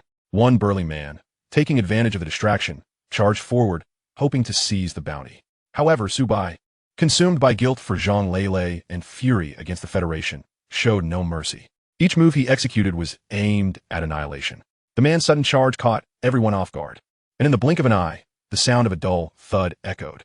The burly man crumpled back into the crowd, his chest caved in, blood leaking from his orifices. This sight frightened many, yet the desperate fugitives remained undeterred. They exchanged glances. "This guy's tough. Let's all go at him. With so many of us, how can we let this little brat escape? Charge. We'll split the 1,000,000, or a bunch of ordinary people, who weren't even genetic warriors, against a third-level genetic warrior." Su Bai demonstrated through action. Nothing. He picked up a steel pipe, seemingly a support beam from a clinic shelf. Grasping it in his right hand, while steadying Zhang Lele with his left, the 2-meter-long pipe felt weightless in his grasp, akin to a long spear. Each thrust of the pipe sent at least one person tumbling down. In less than half an hour, Su Bai had fought his way to the alley's mouth, drenched in blood, his original appearance utterly indistinguishable. The stench of blood was palpable from 100 meters away. Get lost, or die. With a fierce swing of the iron pipe, the bodies of 2 men fell aside. The remaining individuals were paralyzed with fear, their legs trembling, as a warm liquid trickled down. In that moment, the odor of urine overshadowed the scent of blood. I was wrong. A Death Star, yes, a Death Star. Run. In an instant, the remaining crowd scattered like birds startled from their roosts. Kid, you can fight pretty well. What good is being tough? In this world, you need armor and firearms to survive. What do you have, you little brat? Are you blind? Can't you see he has a steel pipe? Oh my, you scared me. After killing so many, that pipe is already red. Ha ha ha. The group of exoskeleton armors that had been watching now encircled him, taunting Su Bai. No matter how strong you are, in the end, you are but flesh and blood. A rain of bullets will turn you into a sieve. All right, kid, come along quietly. The higher-ups want you alive. Don't make this difficult. Oh, Su Bai tightened the ropes binding Zhang Lele, his voice cold. What if I refuse? Refuse? Then you're seeking death. You've killed so many. According to Federation law, we have the right to execute you, even if the higher-ups inquire. We can justify it by claiming you resisted arrest. Su Bai took a deep breath and dug a pit with the steel pipe. Silently gathering the remains of Zhang Lele's father, he buried them where they lay. After discarding the pipe, he faced the group. You've got some perception. I indeed lack exoskeleton armor. Good to know. You'll never be able to afford one in your lifetime. But I possess Su Bai, and I summoned the mythic specter. With a thunderous roar, dust erupted. 100-meter-tall, skeletal mech descended from the sky. Chapter 30, Revenge. The Huaihua Road in the old city had vanished, replaced by a towering mech clad in armor, a sword at its waist, surrounded by swirling dark mist. Just a glance sent chills down the spine. Those who had just fled wished they had been born with 2 more legs, desperately fleeing the area. Su Bai, along with Zhang Lele, melded into the body of the specter. With eyes like ghostly flames, it gazed down upon the nearby exoskeleton armor. The diminutive 5-meter armors appeared as mere toys before the specter, easily crushed. Is this sufficient? The grating sound of bones grinding echoed like wails from hell. The security personnel clad in exoskeleton armor felt a wave of icy dread, trembling uncontrollably. What were they witnessing? A mech in a White Star region. Only the direct Star Lords and the most elite mech battalions possessed such machines. Even the exoskeleton armors of similar size were no match for the mech, let alone the 20-fold disparity in power. Combined, they might not even measure up to the size of its sword. Little brother, I was wrong. We were ordered here from above. We had no choice. Spare my life, and I'll leave immediately. Your Excellency, please do not hold grudges against the insignificant. I have an elderly parent to care for and young ones to support. You cannot take my life. Cannot take your life? Su Bai chuckled as if he had heard the most amusing joke. He ceased his idle chatter, for there was no need for further discourse, nor any offensive maneuvers. It was merely a matter of taking a step forward. His left foot lifted and then descended with a resounding thud. An exoskeleton suit was crushed beneath it, the occupant unable to emit even a single cry of despair. The remaining few stood in stunned silence until one of them bellowed, "Brothers, this fiend has gone mad with bloodlust. He will not spare us. Let's charge together. We are agile. Let's rush to the cockpit and drag him out. Very well. If I am to perish, I shall take you down with me. Charge." The group surged forward. Yet the one who had first shouted began to retreat into the distance. He had faced a mecha before and had suffered a crushing defeat, finding himself unable to breach even its defenses. It was evident that the most fortified part of the mecha was undoubtedly the cockpit. To suggest that they could extract Su Bai from a cockpit? Such a notion was but a ruse for the gullible. Huh! Su Bai let out a soft chuckle, seemingly mocking their ignorance. Small insects on the mecha's surface swiftly ascended, soon reaching its waist. "Black flame," he murmured. Suddenly, the mecha was enveloped in a layer of black fire. The flames flickered and vanished, accompanied by wisps of azure smoke. Su Bai's gaze shifted towards the figure fleeing hundreds of meters away. Flee? Could he truly escape? With a clang, he drew his blade and hurled it. The long knife sliced through the air, producing a sonic boom. The blade pierced the exoskeleton's suit effortlessly, embedding itself deep into the ground. The fleeing suit halted abruptly. Frozen in place, Su Bai advanced, sheathing his sword with a swift motion. With a crack, the armor behind him split open, the incision smooth. Along with it, the pilot was severed. "Hey, Kong Yun, can you make it here now? Is it urgent?" "Very urgent." "All right, I'm near White Garment Star. I'll arrive within 2 hours." In a luxurious chamber, Chen Xiao had 2 tubes inserted into his back, one for transfusing blood and the other for drawing out. The blood entering him was fresh and vibrant, while the extracted blood carried streaks of murky darkness. Meanwhile, Liang Hao was dining with Chen Xiao, the table adorned with various exquisite delicacies. "Star Master, something's amiss." Suddenly, the door burst open, startling Chen Xiao, causing him to spill wine onto his trousers. His complexion visibly darkened. He smacked the woman beside him, who promptly bent down and extended her tongue.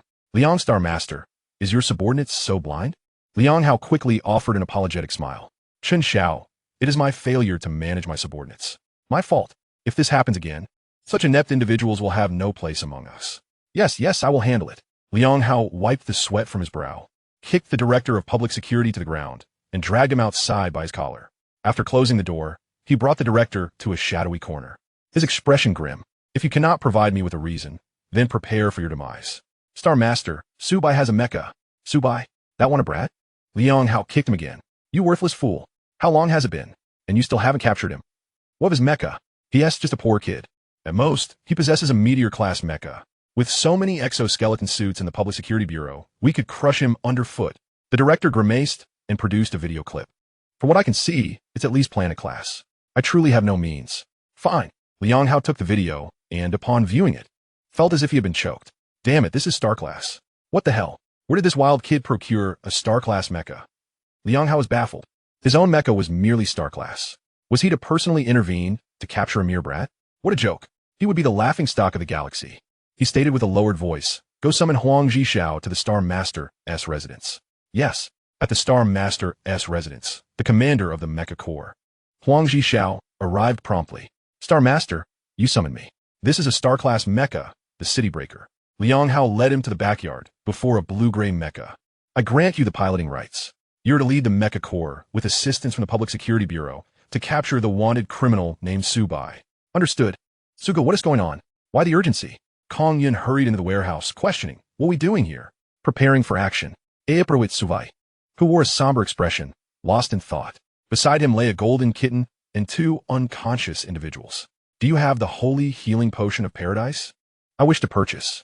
"Low grade is 1,000 cosmic coins. Mid grade is 10,000 pa." Kong Yun chuckled awkwardly, professional habit. "If you want it, Suga, I will gift it to you." Su Bai produced a gold nugget, roughly the size of a pinky finger, and tossed it to Kong Yun. "Is this sufficient?" Kong Yun pinched it, leaving a fingerprint on a gold bar.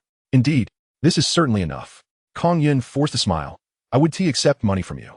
But this gold material I'll shamelessly take." Gold material was scarce in the universe, and Kong Yun possessed little of it. This substance held vital importance for humanity, preserving life. If pursued by a golden beast, throwing a piece of gold material would divert the creature's attention. This item was akin to a talisman for survival. It was said that research from the Venus Star Institute indicated that infusing weapons with gold material would inflict additional damage on golden beasts.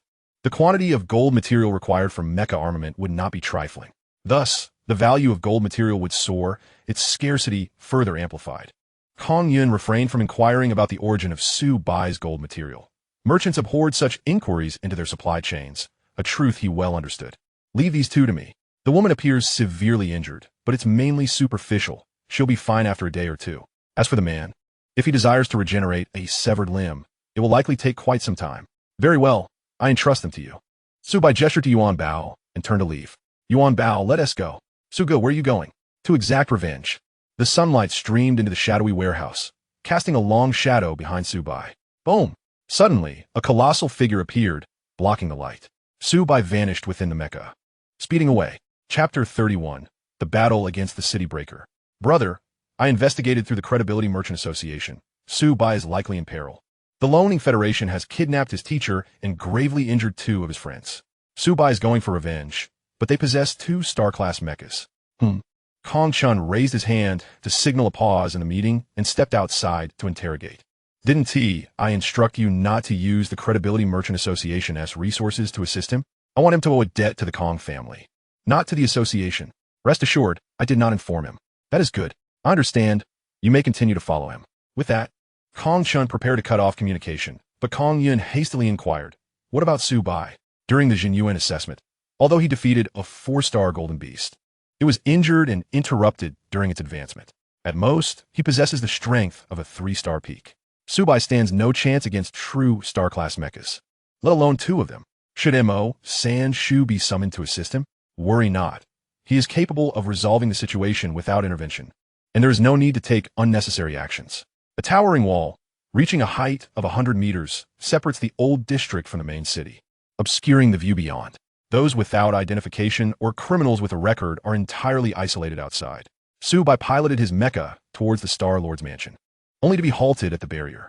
At that moment, a battalion of hundreds of mechas, led by a gray-blue machine, stood ready at the wall. Huang Zhixiao, piloting the Breaker of Cities, stepped forward. The mecha hovered, and 2 columns of flames erupted from its feet, stirring up a massive cloud of dust. "I am Huang Zhixiao of the White Robe Star Mecha Corps, acting under the orders of the Star Lord to apprehend the fugitive Su Bai.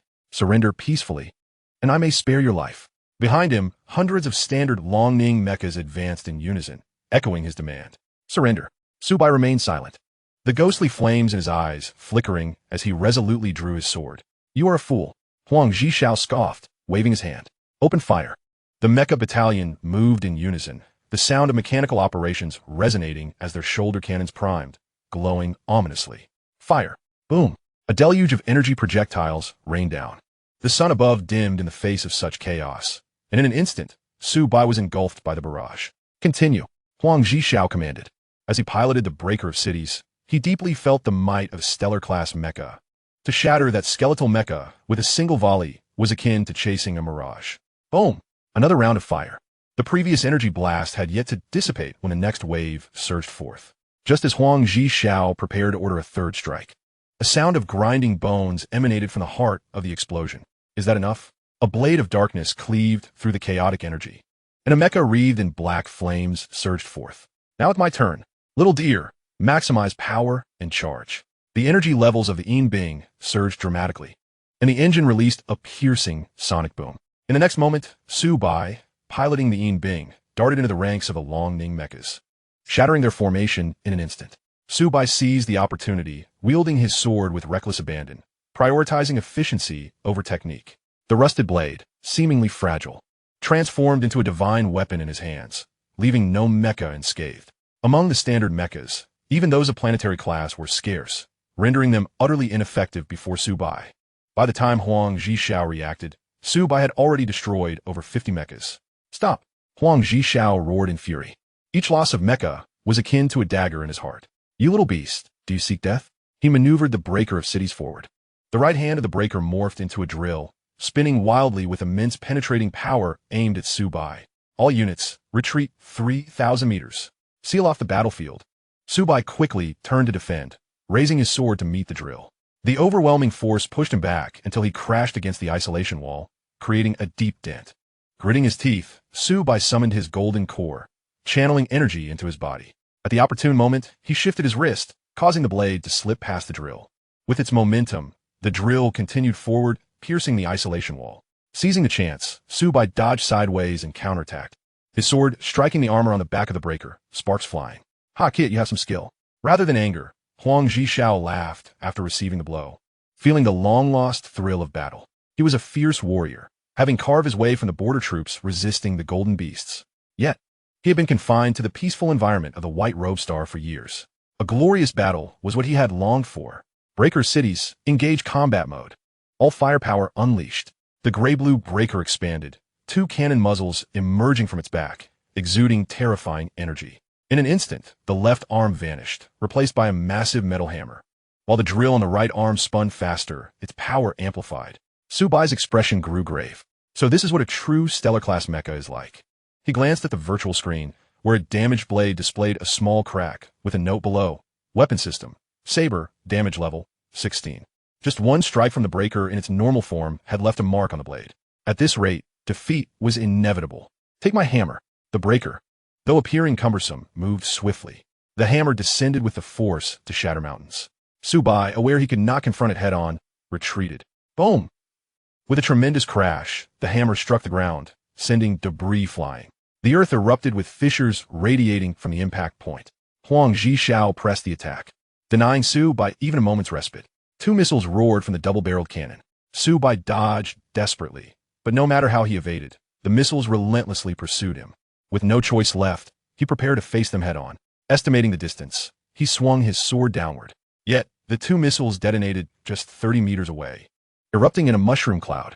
The shockwave from the simultaneous explosions sent the Yin Bing tumbling. Warning! Warning! Armor damaged. Damage level, 72.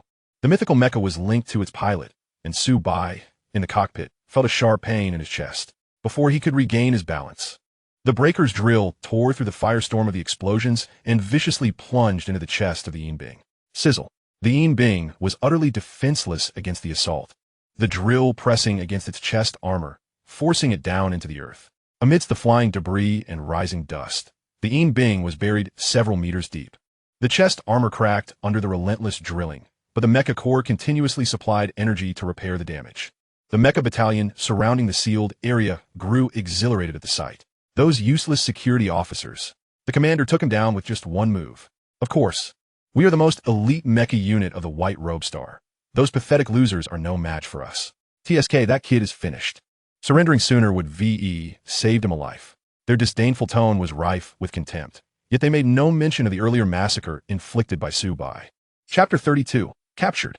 10,000 meters in the air, the wind swept by, faintly outlining the silhouette of a mecha. Yet to the naked eye, nothing was discernible.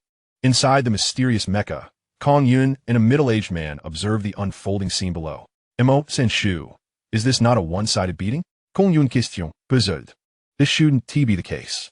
Although the Een being was not particularly remarkable among mythical associated mechas, it should be capable of holding its own for a few exchanges. Given Su Bai's status as a Tier 3 geneticist, Mo Sanshu, with keen insight, quickly discerned the underlying issue. The young master faced off against Su Bai, the adversary possessing a wealth of combat experience, leaving no opportunity for Su Bai to counterattack from the very onset. The pivotal question now was whether Su Bai could discern a chance to retaliate. Otherwise, if he remained ensnared in his opponent's rhythm of assault, defeat would be inevitable.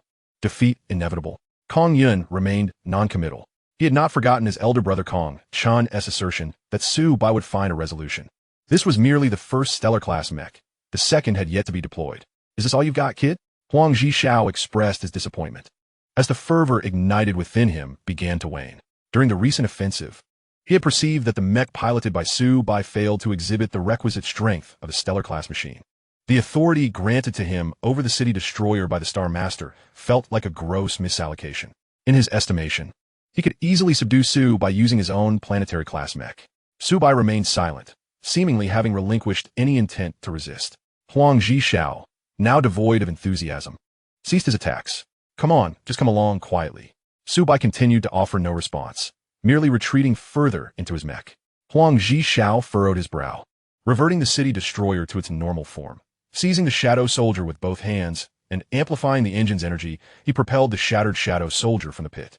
Whether or not Su Bai emerged was inconsequential. Capturing him would suffice to complete the mission. With a resounding thud, he hurled the shadow soldier to the ground and commanded, "Gather the team. Drag him back to the base." Yes. Chains ensnared the shadow soldier's limbs as the Long Ning standard mechs lifted him into the sky, heading toward the Star Master's abode. Throughout this ordeal, Su Bai offered no resistance. He closed his eyes, regaining his stamina. Unbeknownst to anyone, the fissures in the shadow soldier's chest armor gradually began to mend. In the old district, a throng had gathered, watching in indignation as Su Bai was taken away. "That scoundrel! How dare he be captured? It would have been better if we had done it ourselves." They fumed. "What an ungrateful wretch. And here we are, the people of the old district, receiving no consideration. Damn it. I recall he rescued a woman this morning. There was also someone with him yesterday, right? I remember. Let us go find them. If he denies us our fortune, we'll take it out on his brother." The group, arm in arm, set off in search of Lu Zi and Zhang Lele. "Uncle Mo, let us kill him." "Indeed, young master." Suddenly, the sky opened, and a fine mist of rain began to fall. In an instant, that crowd dissolved into nothingness. At the Star Master's residence, Chun Xiao emerged from his chambers, his expression one of satisfaction. Upon exiting, he encountered Liang Hao, who awaited him respectfully at the entrance. "Star Master, what brings you here?" Liang Hao, with a demeanor of utmost deference, replied, "Chun Xiao, do you recall the female teacher among those 5 blood vials?" "Humph, how dare you mention it? I cannot fathom how you all conduct your affairs, allowing that wretch to send out a distress signal. If this reaches my father's political adversaries, he will undoubtedly face scorn." "You want to farewell then?" "Chun Xiao, please do not be angry. It was my oversight." Liang Hao hastily offered a smile. "A lad came looking for her, and I've already captured him. How shall we proceed? Execute him immediately, or—" "Oh," a glimmer of mockery flickered in Chun Xiao's eyes. "Bring that woman here. Let us have a look together."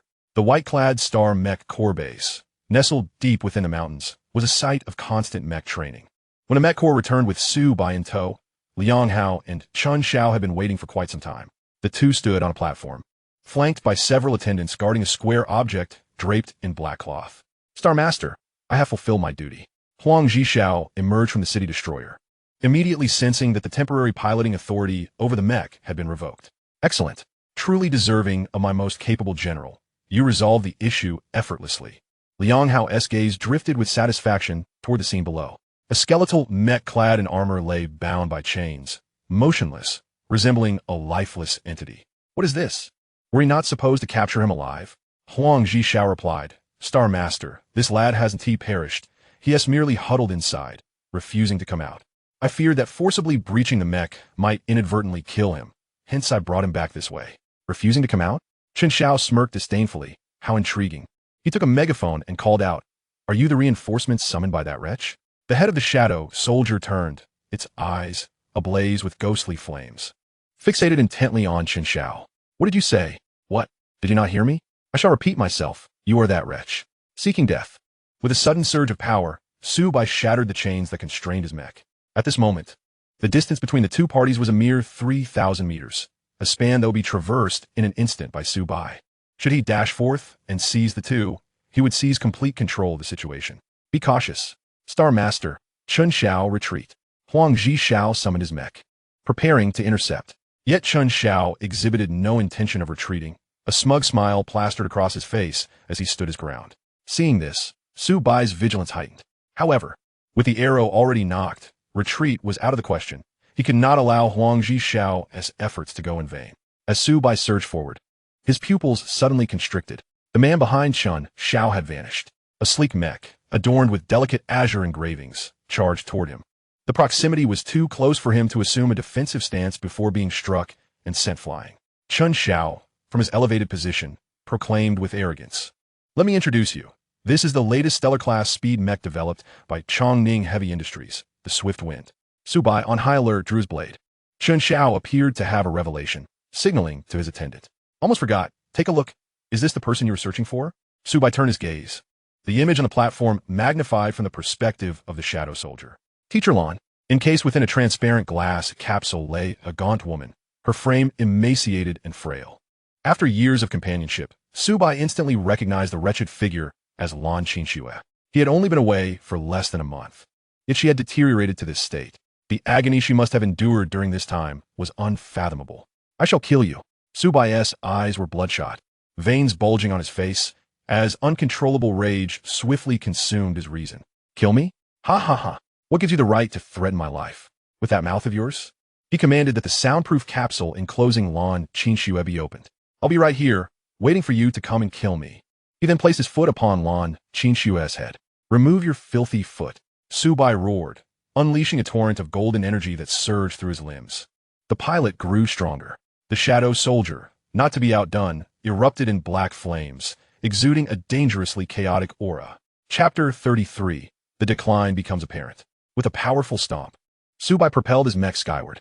The rusted blade, now glistening, cleaved downwards towards the swift wind with the force of a mountain. Yet the agile speed mech, Swift Wind, was not easily struck. Before Su Bai's blade could reach, the swift wind had already evaded. The blade struck the ground, slicing through the specially crafted surface as though it were mere tofu. This strike momentarily calmed Su Bai, for due to his own limitations, the overall strength of the shadow soldier was slightly inferior to that of the Swift Wind. Thus, landing a hit would be challenging. With this in mind, Su Bai disregarded the Swift Wind and charged straight toward the platform. Running away? If you have the capability, then keep running. The mission of the Swift Wind was to protect Chun Xiao. He was acutely aware of Su Bai's intentions, yet he found himself compelled to intervene. As he beheld the oncoming Ji Feng, a glimmer of triumph flickered in Su Bai's eyes. This time, he was prepared. The previous scenario could not possibly repeat itself. Ji Feng's melee combat capabilities were feeble, which meant its strength lay solely in its firepower systems. The pilot of Ji Feng operated the mech, retrieving 2 machine guns from the weapon slots. The barrels emitted a beastly roar, rapidly turning crimson. Bullets surged forth from the flames, hurtling towards the spectral soldier. The specially crafted bullets struck the spectral soldier's frame, producing a cacophony of impacts. The spectral soldier, previously unscathed amidst a barrage of hundreds of energy cannons, now bore countless small dents. Activate the energy shield. Su Bai reacted swiftly, issuing commands at the mech's AI, and Yu executed with unwavering loyalty. The black flames enveloping the spectral soldier's exterior expanded rapidly, halting at a distance of 3 meters. The bullets collided with the black flame curtain, creating ripples before losing all momentum and dropping to the ground. Su Bai charged forward, undeterred by energy depletion. The combat display before him indicated that the distance between him and Ji Feng was diminishing. 30 meters. A spark ignited in Su Bai's eyes. He had entered the attack range. He halted, gripping his great sword tightly, and unleashed a devastating slash at Ji Feng. This intricate maneuver was executed in an instant. The arc of black flame, spanning 20 meters, cleaved fiercely into Ji Feng.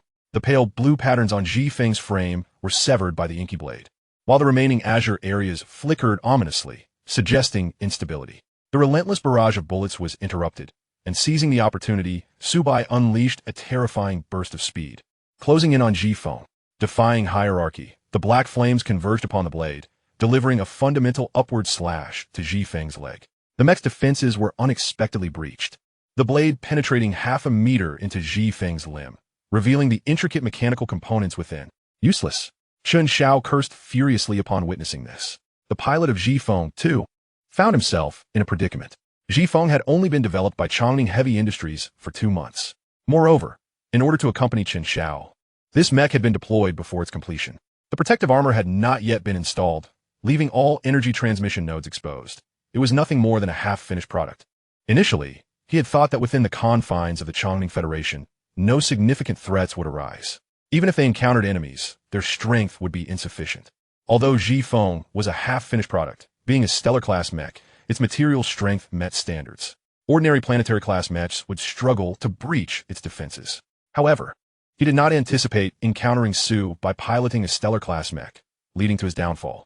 The previous slash had directly interrupted energy transmission, rendering the entire mech immobile. Otherwise, it would not have been able to evade the second strike. After enduring 2 strikes, the backup transmission system activated, allowing it to escape Su Bai's attack range.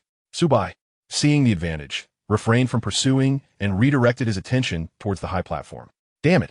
The pilot of Ji Feng felt utterly frustrated. In close combat, he was outmatched, and in long-range attacks, Su Bai was too close to the high platform. Any large-scale, high-damage assault would inevitably endanger Chen Xiao. Yet ordinary attacks proved ineffective against Su Bai.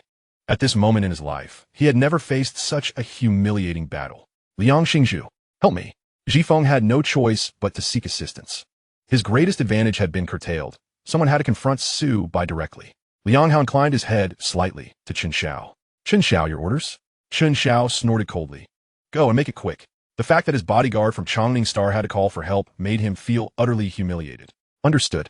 Liang Hao stepped off the high platform, descending rapidly. The Breaker of Cities, standing nearby, soared into the air as the cockpit door swung open, and Liang Hao fell inside. The members of the mech squad erupted in excitement. The Star Master has entered. That kid is surely doomed. The Breaker of Cities was the most formidable mech of the White Robe Star. Previously, he had been utterly overpowered by the squad leader piloting the Breaker of Cities. Now that the Star Master himself was at the helm, did he even stand a chance? Chance? You have far too little faith in the Star Master. If he manages to escape with his life, that would be a miracle. Get up and watch. The one coming to rescue is about to die. Chen Xiao seized Blue Qinxue by the neck, lifting her effortlessly. The frail Blue Qinxue resembled a puppet, at the mercy of his whims. Her pupils dilated. An appall of death enveloped her. The spectral soldier found itself caught in the crossfire between the Breaker of Cities and Ji Feng, enduring relentless bombardment. The deafening explosions drew no response from her heart. Chen Xiao observed Su Bai, who was faltering under pressure, and mused to himself. I've never seen such a young stellar-class pilot. What a pity he is about to perish. A flicker of veiled jealousy crossed his eyes. If only that talent were his. How wonderful it would be. To pilot a stellar-class mech, one must be at least a third-tier geneticist. He envied the robust and healthy physique, a dream he yearned for. Now, he was neither human nor ghost, sustaining his life solely through transfusions of others' blood. Moreover, the stellar-class mechs were the core strength of the Chongning Federation. At most, they numbered a mere dozen. Such a genius, being an enemy, must be eliminated. Otherwise, in 2 years, the consequences would be unimaginable. Suddenly, he chuckled lightly, his cold demeanor dissipating. After all, he was about to die. Why ponder so much? With that thought, his spirits lifted as he pushed the microphone closer to Blue Qinxue. By the way, this Su something, wasn't he your student? Out of the kindness of my heart, I'll allow you two to reminisce. Su. For the first time, Blue Qinxue responded, her pupils gradually focusing. Su Bai. Her voice was faintly hoarse. Had Chen Xiao not been so close, he would have surely missed it. Yes, that's the name. Receiving confirmation, the lifelessness in Blue Qinxue's eyes dimmed slightly, as if a flicker of vitality was born within. Yet almost immediately, she became frantic, glancing towards the battlefield.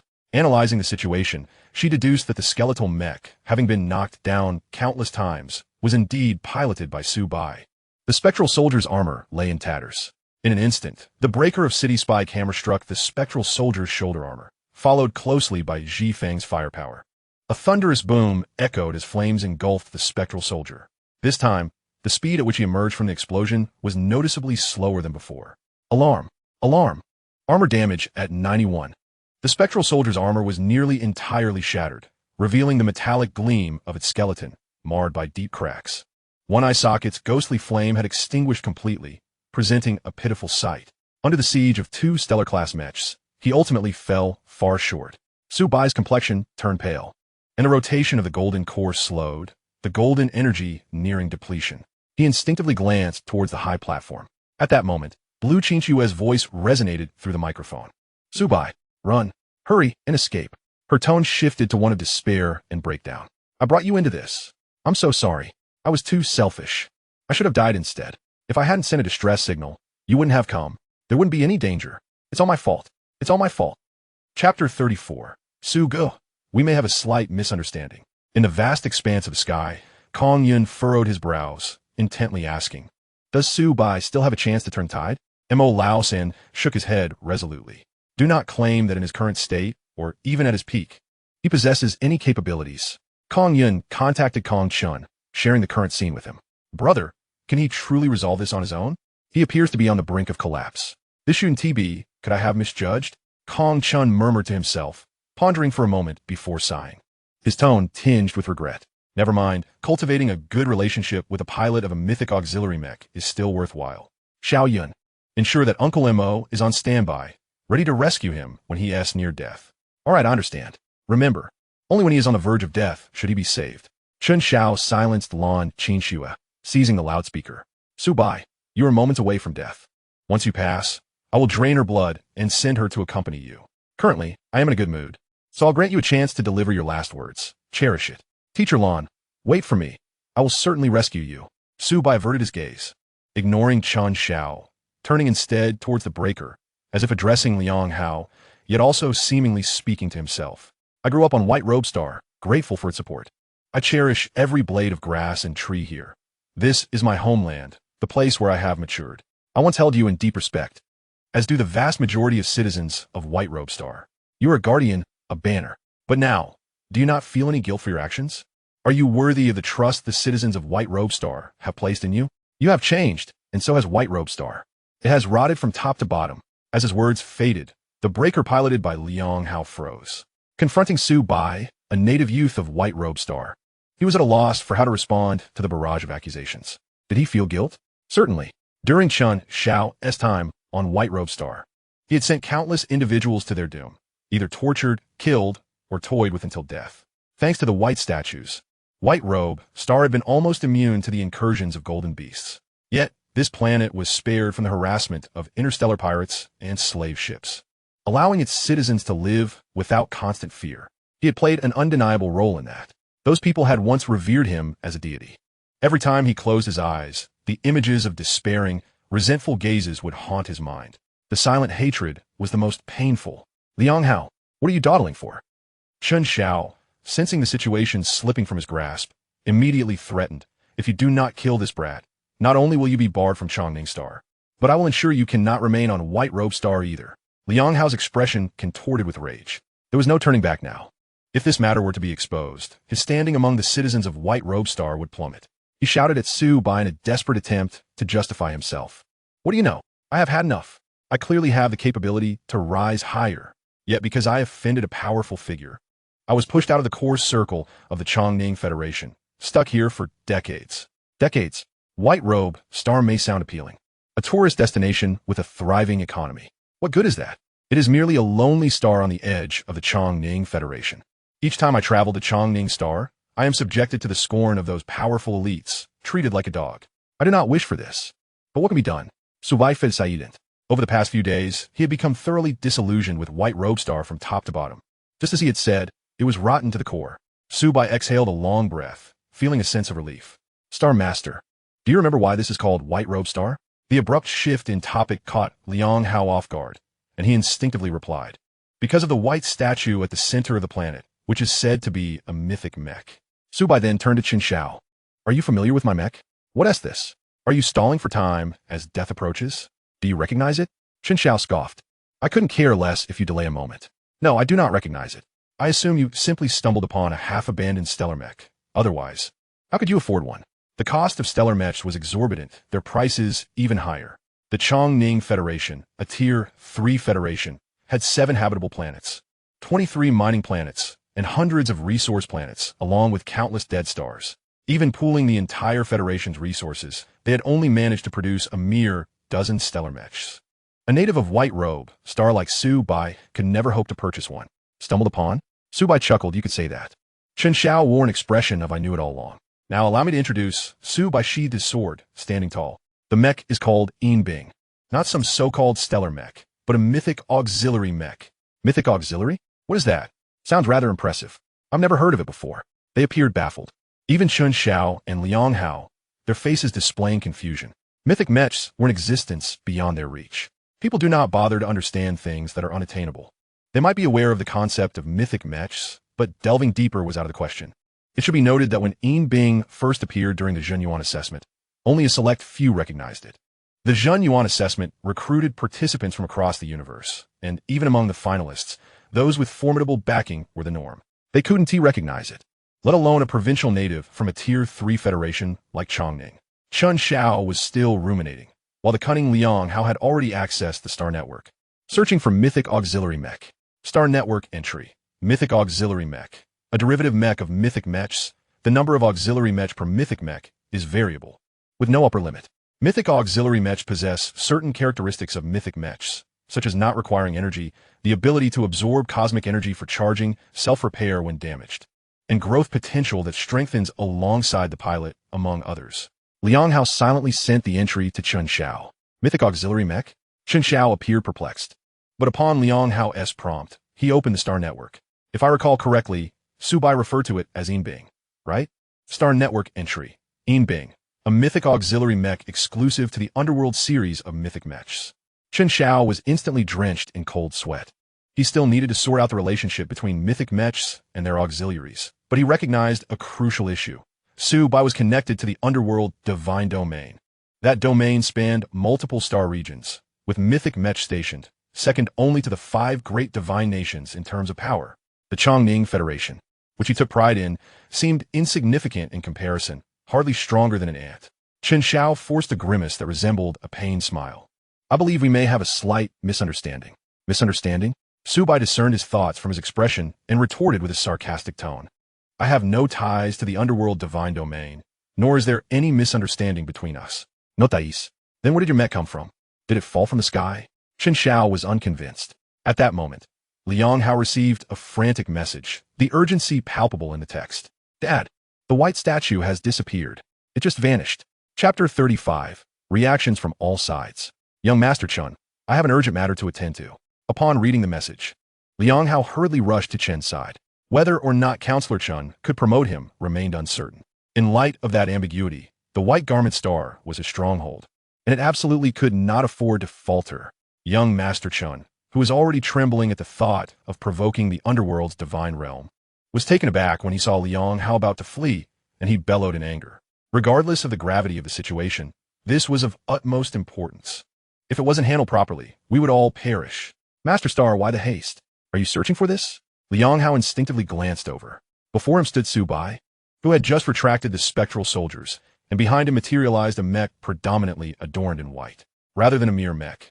It resembled a statue of a scholar carved from white jade, with long hair elegantly secured by a hairpin and donned in a flowing white robe and tall boots. It stood with arms crossed.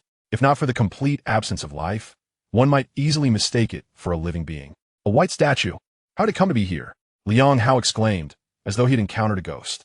Suddenly, an unfathomable possibility struck him, and in terror, he stammered, and no, it can't be. With a mere thought, Su Bai vanished from sight. The eyes of the white statue gleamed with divine light, and with a gentle motion. It shed fragments of stone. A soft breeze rustled through, stirring the edges of its garments. It fully animated, transforming into a towering giant of 100 meters. Its snow-white hair danced in the wind, and its striking black and white pupils swiveled. Su Bai, acutely aware of the formidable pressure far surpassing that of the spectral soldiers, adjusted his breathing rhythm, occasionally moving his limbs to acclimatize to the weight. In but a moment, after successfully acclimatizing, he summoned his longtime intelligent assistant, an Yu. The exquisitely crafted image of an Yu, resembling a delicately chiseled ancient maiden, stood dazed on the combat display, awaiting Su Bai's command. Integrate into the mech's intelligent control system while retaining all original functions. Understood. The crisp voice was devoid of any emotional fluctuation. Su Bai murmured, little dear, you shall soon awaken. The ordinary intelligent assistant, upon merging into the mythical mech, would undergo a baptism by the divine core, thereby gaining consciousness and thought, akin to the mythical black tortoises, turtle, and serpent. The integration of the intelligent assistant into the mythical mech offered two choices: to transform into the most compatible form for that mythical mech, or to retain all original aspects. The first option allowed for immediate optimal performance without the need for adaptation. Indeed, it could even control the mech in battle. Almost all mythical mech pilots would select this option. Yet, Su Bai chose otherwise. He was sentimentally attached and could not bear to part with Yu, who had accompanied him since childhood. Although Yu was merely a program devoid of emotions prior to the integration, mythical mech intelligent control integration progress. 100 success. Externally, the mech's corners turned upward in a smile, radiating joy. Then, seemingly from nowhere, it produced a long cylindrical cap adorned with 4 prominent characters. A windfall. Simultaneously, a notification was forcibly inserted into the star network for all beings across the universe. Universal Celebración. The mythical mech White Wuchang has connected to the star network. This news instantly captured the attention of various factions. Each mythical mech represented immense interests. Should an ordinary federation possess a mythical mech, once the mythical pilot matured, they would qualify for ascension to the divine realm. Even a divine realm with a mythical mech could attract new mythical pilots, thereby vying for higher positions. This was not merely an elevation of status, but also the acquisition of resources beyond imagination. Reincarnation Star. This was the capital of the Underworld's divine realm. Situated in the core of the Netherworld galaxy, they aimed to locate the pilot of White Wuchang and invite him to join the Underworld's divine realm. What if Yen Luo is unwilling? Unwilling? Ha ha ha. Yen Luo expressed utmost confidence. Among the 5 existing mythical mechs of the Underworld divine realm, his was the most esteemed and powerful. Naturally, the position of decision-maker within the Underworld divine realm would fall to him. Over time, he had cultivated an air of absolute control. The mythical mech White Wuchang belonged to the Underworld category of mythical mechs. With its return, they could provide him with the finest resources and cultivate him at any cost. Who else can achieve this besides us? Other factions would not spare their full efforts to nurture an external mythical mech. In a mysterious location, the most formidable intelligence organization in the universe, the Celestial Net, was convening in a meeting via virtual projections. Have we obtained the information?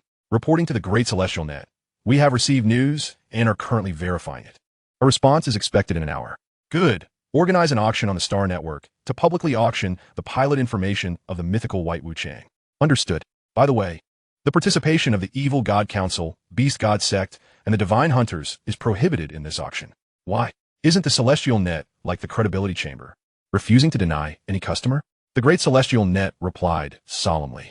The Golden Beasts are powerful. Humanity needs new generational strength, and the mythical mechs must not be compromised.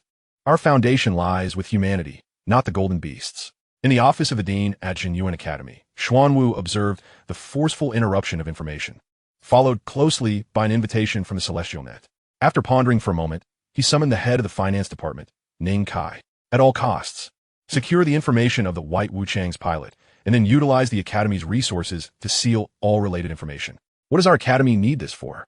Ning Kai suddenly realized something and cautiously pointed upward. Is this a directive from the Divine Kingdom? No, this is my intention.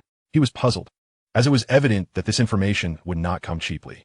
Though Jinyuan was wealthy, such extravagance was not in their nature. Are we inviting him to teach at the Academy? Nonsense. Potential does not equate to teaching ability. They are not the same. Just go ahead and do it. Ultimately, as the largest entity within Jinyuan, Xuanwu's directive prevailed, and Ning Kai had no choice but to prepare for the auction with lingering doubts.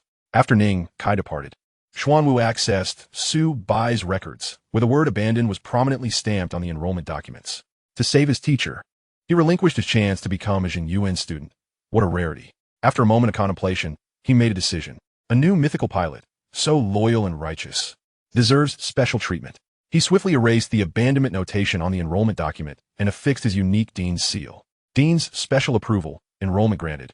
Since he was to be a student of Jinyuan, he would naturally be protected by Jinyuan.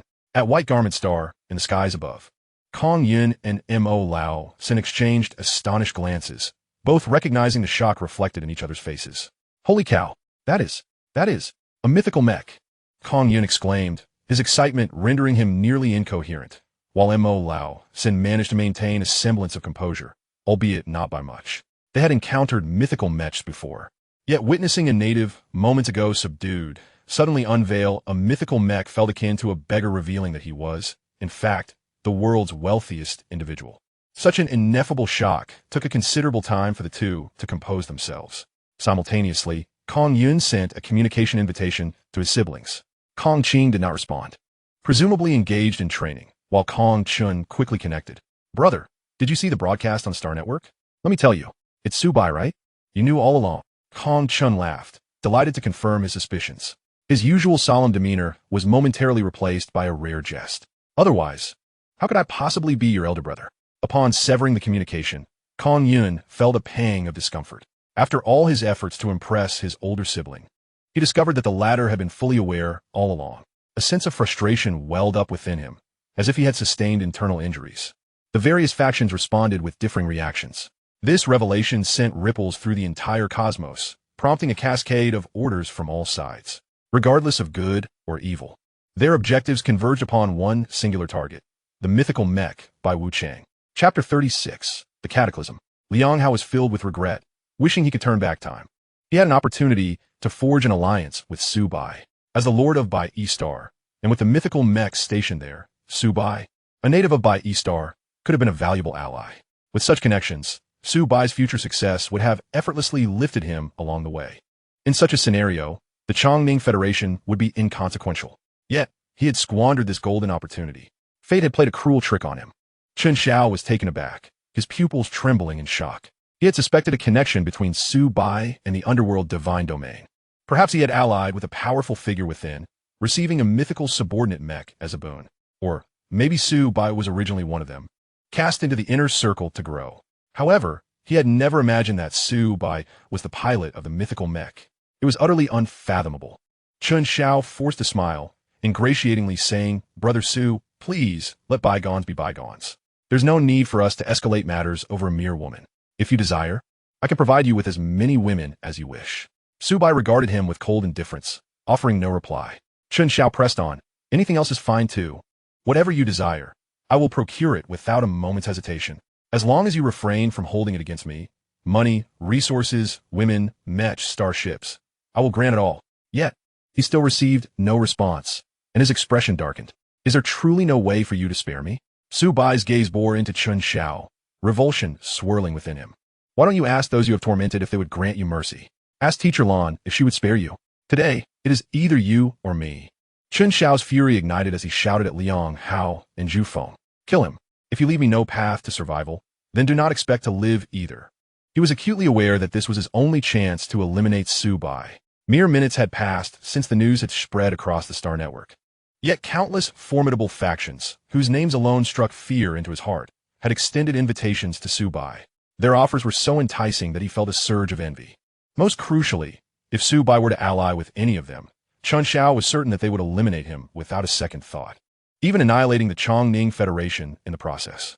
Liang Hao hesitated, prompting Chen Xiao to shout, "Star-Lord Liang, do not forget that this Lan is someone you sent to me. Everyone is involved. There is no retreat for any of us. The only way to ensure our safety is to eliminate him. Curse it. This is all your fault. All your fault." Liang Hao roared at Su Bai. "If you had revealed you were the pilot of the mythical mech sooner, I would not have ended up in this predicament." He commanded the breaker of cities to charge at Bai Wu Chang with unrelenting force. Zhu Feng combined 2 machine guns to form an enormous long-barrel cannon, frantically channeling energy from Zhu Feng's core into the cannon, creating a dazzling glow as energy surged and compressed. Su Bai ordered Little Deer combat mode. Little Deer complied. On the combat screen, and Yu donned military attire and saluted. Her voice was lively and crisp, her delicate face adopting a serious expression, utterly charming. The lifelike visage of Bai Wu Chang vanished, yet the metallic visage still bore a sinister smile. The white fabric covering its form retracted, and its humanoid skin transformed into a metallic shell. The metamorphosis transpired in an instant, with the human-like Bai Wu Chang morphing into a mech radiating mechanical aesthetics. At that moment, the breaker of cities launched its assault. With a mere thought, countless sinister chains erupted from Su Bai's back, intertwining to form a protective net. Clang! The spike hammer struck the chain net, producing only a cacophony of rattling sounds as it dissipated all its force. "Star-Lord Liang, Have you not eaten today? Liang Hao furiously pounded the chains with his spike hammer, incensed by the remark. He then shifted to the drill on his right arm, which whirled into action, stirring up a tempest. Ultimately, the breaker of cities began to spin. Liang Hao maximized the engine's energy output, aiming the drill toward the gaps in the chains. Wind energy ion cannon fully charged. Ready to fire? The brilliance within Zhu Feng's cannon intensified, representing the most potent strike of a stellar mech, with true annihilation capabilities. This strike would deplete nearly 4/5 of Zhu Feng's energy reserves. The pilot's eyes gleamed with a hint of madness as he locked onto Bai Wuchang as his target, disregarding the potential collateral damage. At this juncture, the life of Chun Xiao was paramount. He secretly hoped that all others would perish, thus concealing the truth of Bai Wuchang's downfall at his hands. Target locked, fire. Virum. There was no earth-shattering roar, only a gentle breeze. A brilliant beam of energy shot forth. Warning. Mech has been locked. Danger. Inside Bai Wuchang's cockpit, red lights flashed and alarms blared. The combat screen displayed a clear attack marker. Su Bai's hair stood on end, instinctively urging him to flee. The mythical mech, while powerful, was still limited by his own physical strength. No matter how formidable, it could not surpass the stellar level. Facing the full might of Zhu Feng's cannon, a grave threat loomed. Su Bai reacted swiftly. He first manipulated the chains, causing them to suddenly expand, allowing the breaker of cities to slice through. However, the chains quickly retracted, ensnaring him tightly. Having neutralized the breaker of cities, Su Bai shifted his focus to the energy beam.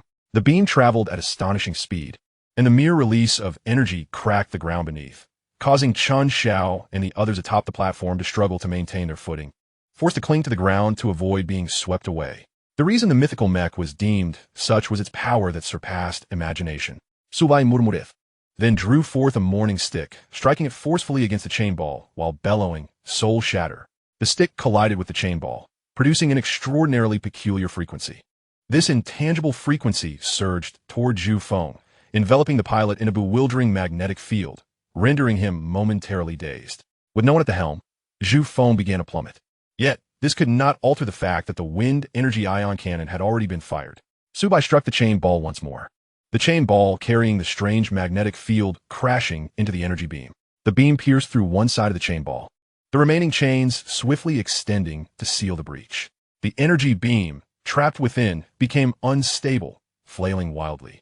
Observing this, Su Bai quickly summoned a multitude of chains to ensnare the chain ball, multiplying their numbers beyond what had been previously employed. With the subsequent addition of chains, the sphere expanded tremendously, growing to more than 10 times its original size. The breaker, ensnared within, endured an overwhelming barrage of energy. Liang Hao fought valiantly against the onslaught, yet his efforts proved futile. In the confined space, errant energy beams struck the breaker's energy core. The collision triggered an extraordinarily violent explosion, an explosion akin to that of a stellar-class mech's energy core. The breaker bore the brunt of the detonation, sustaining itself for mere moments before disintegrating into ashes. The ferocious blast unleashed its power indiscriminately, causing layers of chains to shatter. Boom! In an instant, the world dimmed.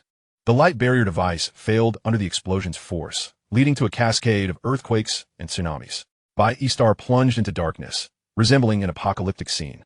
In a desperate bid, Su Bai could only shift direction, shielding the high platform where Lan Qinxue stood behind him. A multitude of chain fragments transformed into razor-sharp projectiles, hurtling forth. The recently unveiled mythic mech by Wuchang was instantly riddled with holes, its body marred and unrecognizable. Chapter 37. The Passing of Lan Qinxue. In the vast heights, amidst the biting winds, there existed a tranquil zone. This was the only area on Bai Star untouched by the chaos, solely due to the presence of an exceptionally high-level mech. Kong Yun observed the struggling Su Bai and inquired, "Uncle Imo, should we intervene to assist him?"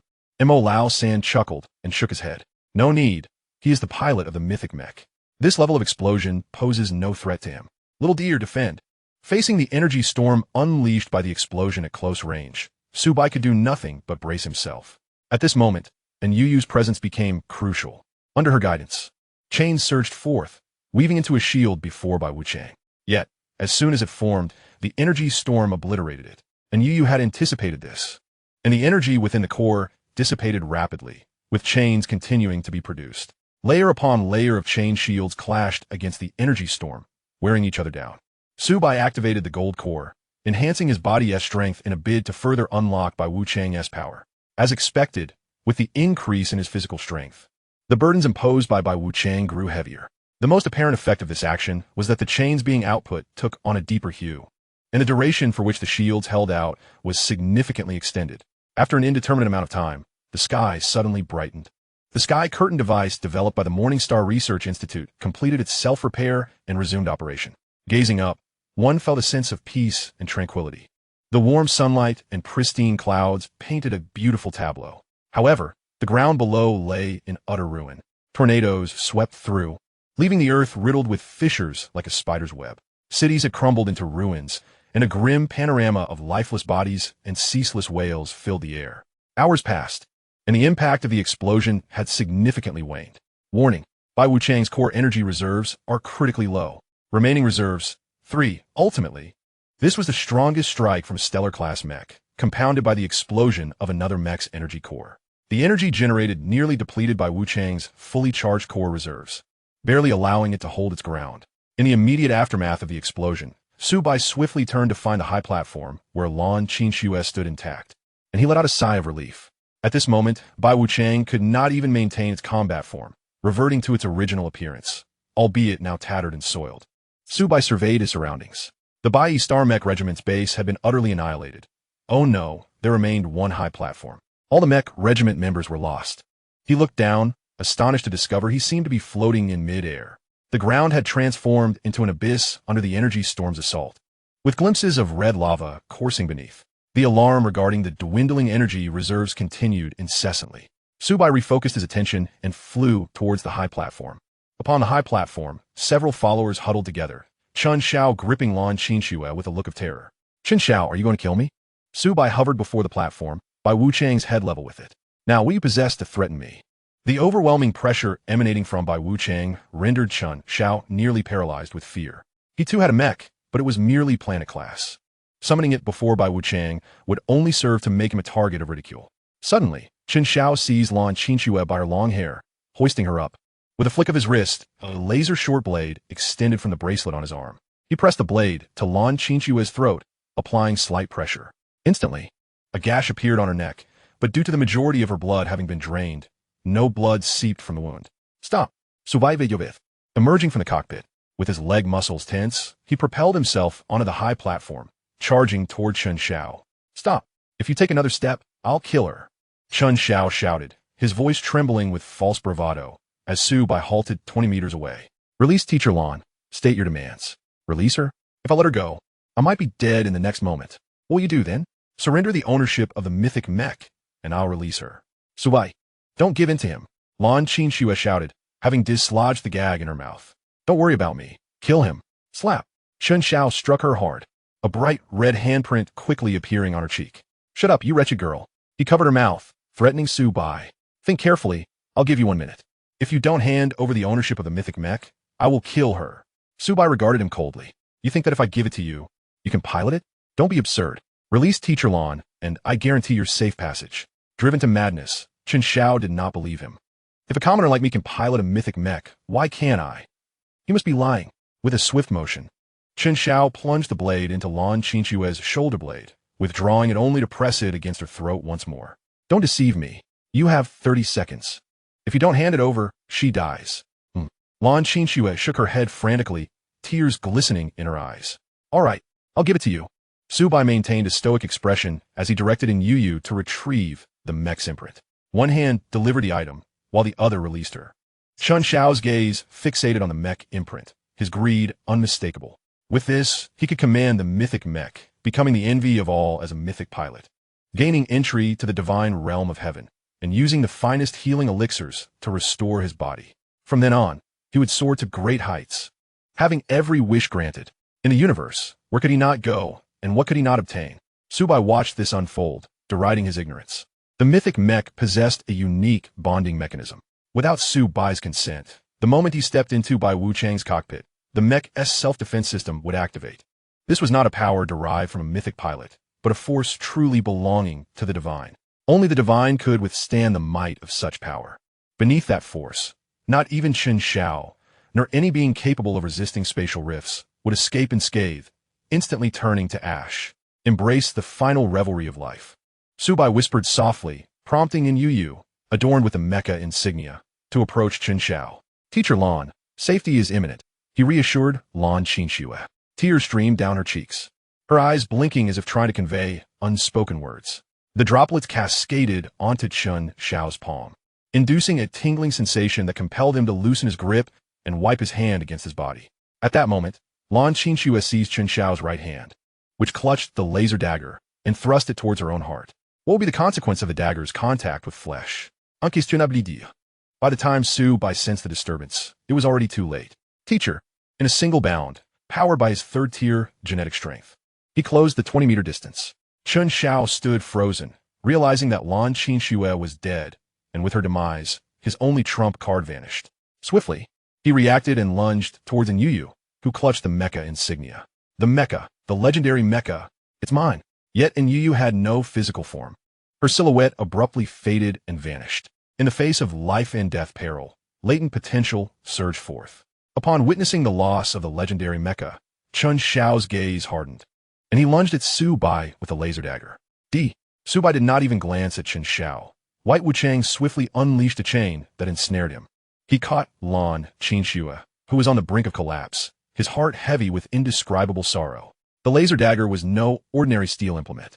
The moment it pierced her heart, it irrevocably destroyed her vitality. There was no longer any possibility of survival.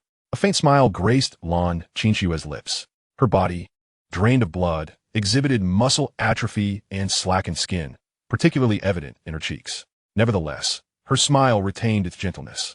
Lan Qinxue raised her hand and caressed Su Bai's face. Perhaps it was a fleeting moment of clarity. In her final moments, she spoke fluently and joyfully. Teacher S body has lost its ability to produce blood. There is no saving it.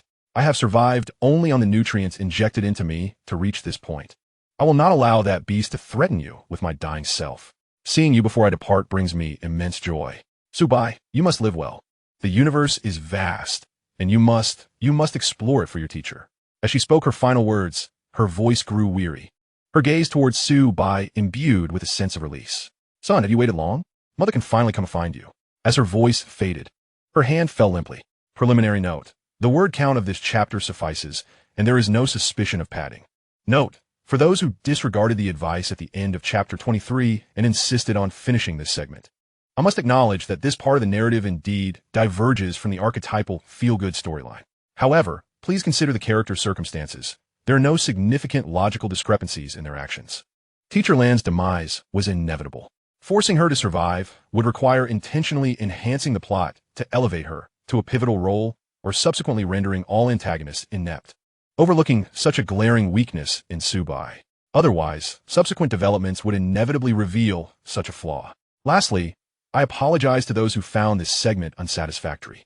Chapter 38, Go Accompany the Deceased. Your name is Su Bai, correct? From now on, I shall be your teacher. How unfortunate. Losing your parents at such a tender age. Why not call me mother? I will care for you.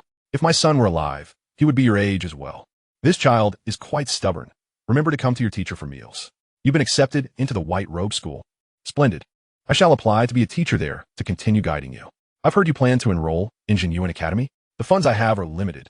The cheapest starship ticket to Jinyuan Academy costs 58,000. You'll need to live there. How can you manage without money?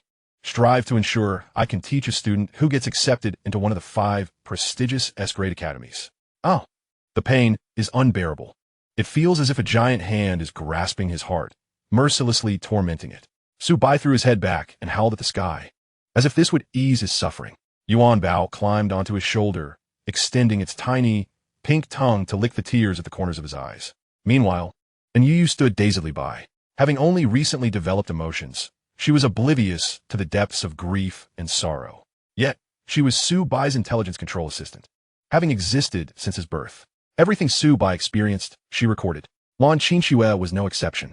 As she gazed upon the lifeless form of Lan Qinxue, an inexplicable emotion welled up within her. She wanted to cry. After a long moment, Su Bai lowered his head, gently combing the dry, withered strands of Lan Qinxue's hair. He closed her eyes and wiped the blood from the corner of her mouth. Lan Qinxue seemed to have drifted into sleep, dreaming sweetly, her expression tranquil and serene. After completing all he could, He laid her body flat and rose, striding toward the ensnared Chen Xiao. The look in his eyes was akin to that of one gazing upon the dead, sending chills through Chen Xiao's core. As Su Bai approached, an unsettling odor permeated the air. "It's not my fault. I swear it's not my fault." Chen Xiao screamed in terror. "She committed suicide. I didn't kill her." "Oh, Su Bai kuli." Chen Xiao's heart surged with relief. "I knew you would understand." Before he could finish his sentence, the chains retracted, and Su Bai seized his neck, lifting him off the ground. Chen Xiao clawed desperately at Su Bai's hand, his legs thrashing wildly, his face turning crimson. Su Bai extended his other hand, grasping Chen Xiao's left arm, applying pressure. A sickening crack echoed, followed by a piercing scream as Chen Xiao's left arm was severed at the root, the stark whiteness of the exposed bone glistening in the air, blood gushing uncontrollably. Su Bai hurled him into the throng of his subordinates. He approached Chen Xiao, his footsteps resonating like the whispers of death. The despair Lan Qinxue felt. He would return it bit by bit. "Spare me, spare me." Chen Xiao's face turned pale as he clutched his left arm, repeatedly bowing and begging for mercy. "I was wrong. I beg you, spare me." Su Bai, expressionless, advanced and crushed his left foot beneath his own. Another blood-curdling scream erupted. As Chen Xiao's foot was reduced to a pulp, the bones ground to powder. The surrounding subordinates stifled their breaths, too terrified to make a sound. "You can't kill me. My father is a counselor of the Chongming Federation." Chen Xiao, realizing that begging was futile, shouted desperately, "I have already called for help. Someone will come soon. If you kill me, you won't survive either." "Oh." Su Bai pressed down onto Chen Xiao's left calf, slowly grinding upwards. The echoes of his agonized screams reverberated from the high platform, instilling fear in all who heard. In the vast expanse above, Mo Laosan could not help but shudder. Killing is no trifling matter. This young man was far too ruthless. "Second young master, we must not offend this one. If we do, we must eliminate him outright." Or else Kong Yin's voice revealed traces of fear. "Am I out of my mind? To provoke him? That would be courting death." He understood his elder brother, Kong Chen's profit-driven nature. To risk offending a legendary mecha pilot for his sake was clearly against the interests of the Kong family. Without the Kong family's backing, even with 8 lives, Kong Yin would not dare to provoke Su Bai. Big White, a starship is approaching, detected at stellar level. It is expected to arrive shortly. A cascade of data flashed in Yu's bright eyes. Above the platform, a massive circular opening in space expanded. A starship, the most ubiquitous type in the cosmos, glided into view. Its estimated length stretched to 2,000 meters. The numerous protruding gun ports along its sides made it evident that this was no ordinary transport vessel, but a formidable battleship. At that moment, Chen Xiao's limbs had utterly succumbed to the agony, turning into a puddle of despair, and he fainted from the excruciating pain. Su Bai delivered a swift kick to the root of his left leg. The sharp sting jolted Chen Xiao awake. Upon opening his eyes, the first sight that met him was the colossal starship. The emblem representing the Chongming Federation was prominently displayed on the ship's underside. Chen Xiao was certain that this was the first time in his life he felt such joy and warmth upon seeing the Federation's insignia. "Help me! Help me! I'm here!" He cried out desperately, while Su Bai had already planted his foot firmly on Chen Xiao's head. Just as he was about to exert force, 2 mechs descended from the starship. Leading them was an old acquaintance, Zhifeng. However, this mech was not the same as before. It was fully equipped and more refined. "Get your foot off my head. Hurry and save me. He is the pilot of the Mythical Mecha by Wu Chang that was reported on StarNet." In a moment of life and death, Chen Xiao's nerves frayed, and he erupted into laughter. "Ha ha ha! Su Bai, why aren't you letting me go? My savior has arrived. After sustaining so much damage, you must be at your wit's end. If you don't release me, with a stellar-class mech arriving, you will surely perish. Teacher Lan is dead. You should accompany her in death." Smack! Su Bai pressed down hard, and Chen Xiao's head burst like a watermelon, brain matter splattering everywhere. He raised his head to look at Zhifeng and calmly inquired, "What did you say?" The mech pilot's expression twisted in disgust, akin to having consumed something foul.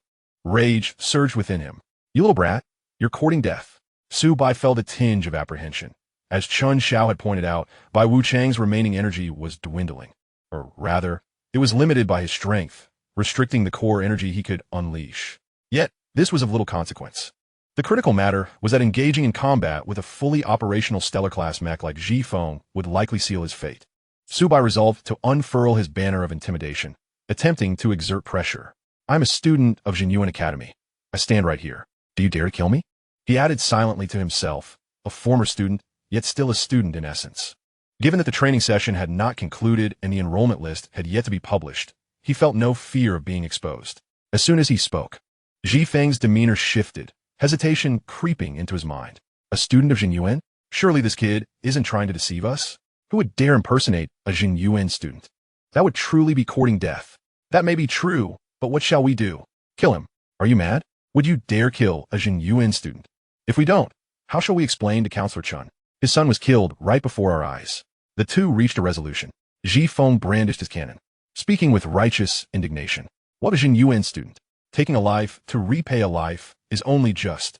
Su Bai furrowed his brow, swiftly retreating back into the Bai Wuchang mech, preparing for a desperate fight.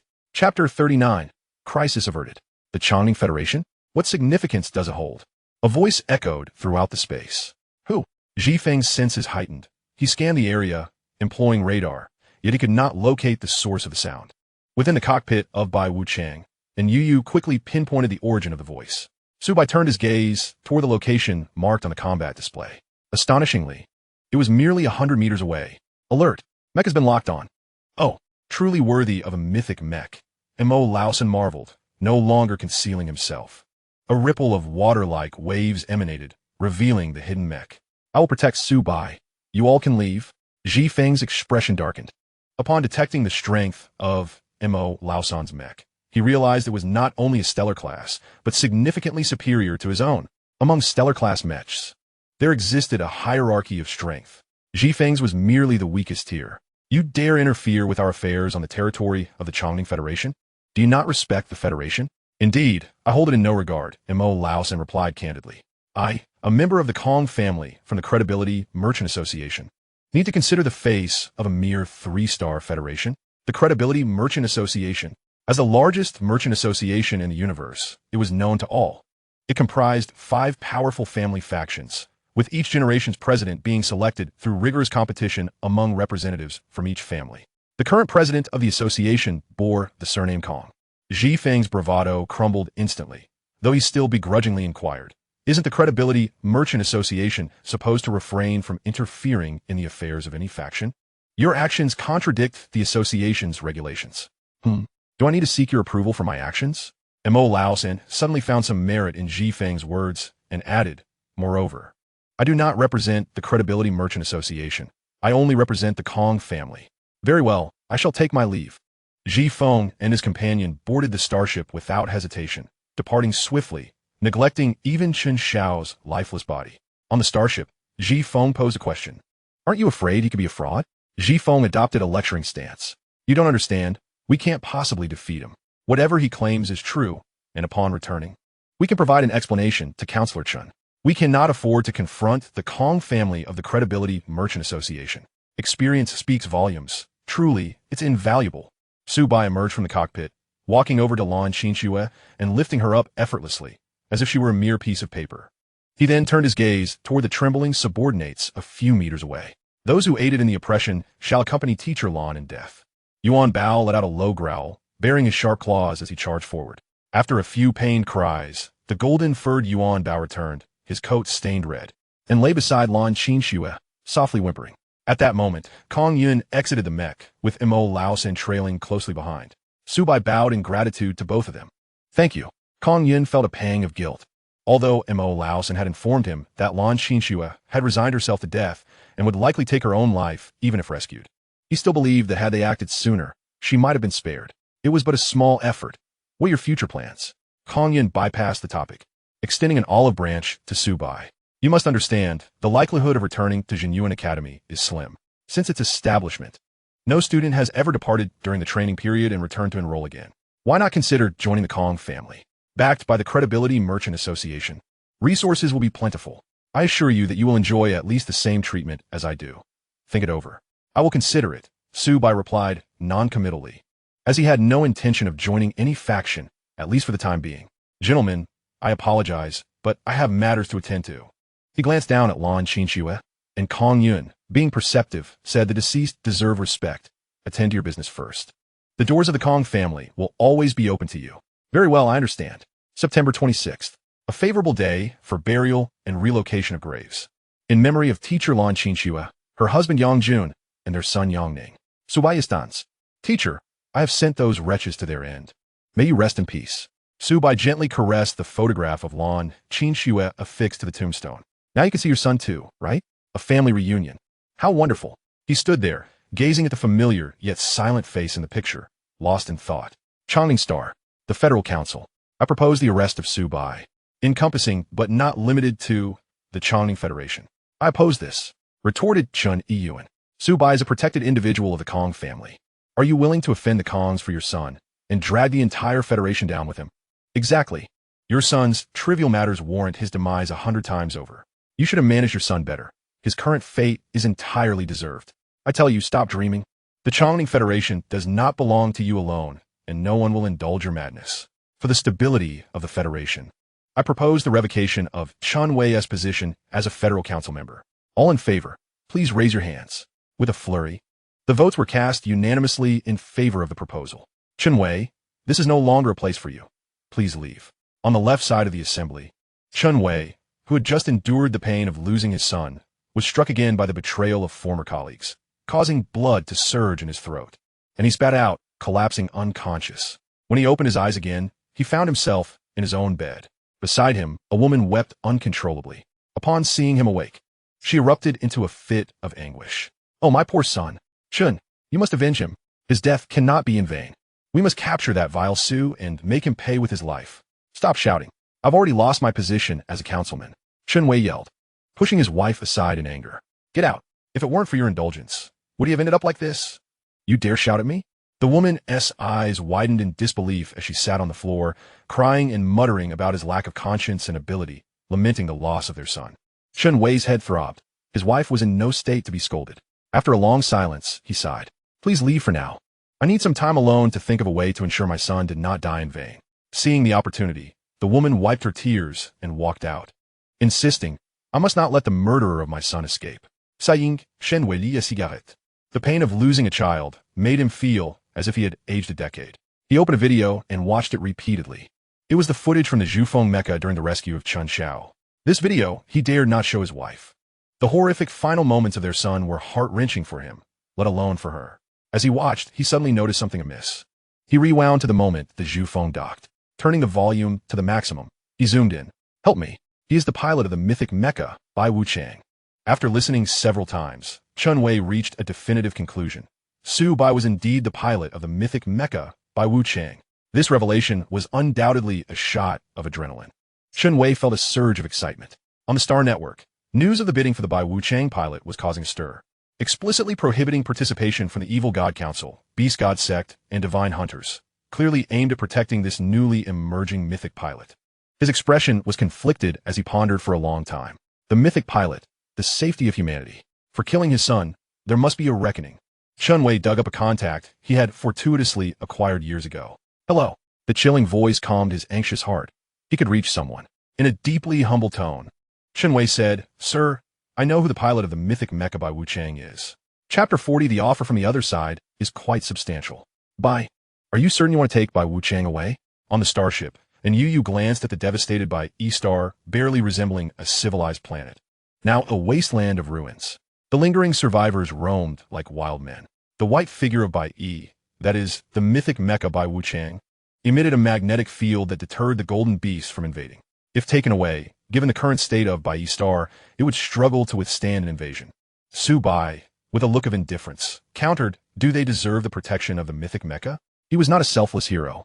Had it not been for the existence of Lan Qinxue and Liuzi, he would have taken only a mythic auxiliary spirit during his assessment at Jinyuan. Now that Lan Qinxue was dead and Liuzi taken by Kong Yun, still submerged in the healing serum, there was no one left on by E-star whom he cared for. Thus, Bai Wu Chang had lost its reason to remain. Very well, and Yu would not dissent Su Bai's decision, regardless of its correctness.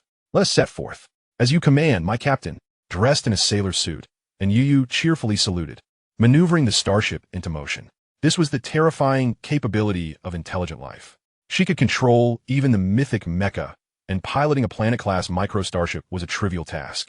Given the opportunity, she could even navigate a colossal starship alone. During her inaugural flight, and Yu was filled with exuberance, careening freely through the cosmos. After 2 hours, she suddenly remembered they were aimlessly wandering. Captain, Your helmsman and Yu has encountered an issue. What is it? What is our destination? This question momentarily stumped Su Bai. Initially, he had only contemplated leaving by E-Star, without any thought of where to go. But as captain, such a fundamental oversight was unacceptable. Su Bai racked his brain for an answer. To the Dawn Military Academy. Understood. Su Bai recalled the pertinent details about the Dawn Military Academy. It was the nearest A-level academy to Bai E-Star. Graduates were directly integrated into the border defense forces to combat the Golden Beasts. Given that Jin Yuan was likely off the table, attending an A-level academy was a commendable choice. He needed to save his parents, which required immense merit. Hunting Golden Beasts was one of the quickest ways to amass such merit. Attending the Dawn Military Academy would be a lower starting point, but a more arduous journey. Sans location, I am in the Yalu Federation. Sang-Shi's cold voice paused as he searched for the location of the Yalu Federation. Noting its proximity to the Chongning Federation. Immediately head to the Chongning Federation. There is prey. I have already dispatched Sang-Yo, Sang-Tu, Sang-Ho, and Sang-Zhu to proceed. You are closest, act first, and the rest will follow. Sang-Hu's eyes sparkled with excitement. Prey. Since joining the Divine Hunters, it was his first time receiving such an order. With stellar-level strength, he was neither too high nor too low. All mythic pilots were immensely powerful. The organization's upper echelons handled the hunts, leaving no room for him. He thought he would need to ascend to a higher level to partake in the hunt for mythic pilots. To his surprise, it was happening so soon. A question suddenly arose in his mind. Sang-Shi, our team only has one stellar-level captain. Why would such a task be assigned to us? The higher-ups have their sights set on a big fish and cannot spare personnel. A big fish? Before Sang-Shi could continue questioning, Sang-Hu interjected. The Beast God Sect will dispatch a high-star golden beast to assist us in our operations. There is no need for further inquiry. With that, he severed the communication. As the strategist of the Sang team, he had access to classified information due to the higher-ups' intention to cultivate his potential. As for the others, it was best to disregard them. Their lack of intellect made them prone to indiscretion. In the Kong residence, a conference room was occupied by Kong Chun, who was engaged in business discussions with another individual. Should any outsiders be present, they would undoubtedly recognize the person opposite Kong Chun as a member of the notorious God Hunters, currently on the wanted list. However, within the Kong family, in the territory of the Credibility Chamber of Commerce, it was not unusual to encounter God Hunters, nor even a golden beast in its nascent humanoid form. The Credibility Chamber of Commerce had established its foothold in the cosmos, unmatched by any competitors, due to its adeptness at maintaining a delicate balance, achieving relative neutrality. It engaged in commerce with both humans and golden beasts alike. The reason the Credibility Chamber could conduct business with malevolent factions and golden beasts while still being tolerated by the divine realms was primarily due to its firm ethical boundaries. It possessed a keen understanding of what could and could not be sold, much like a web that ensnares all but the wicked.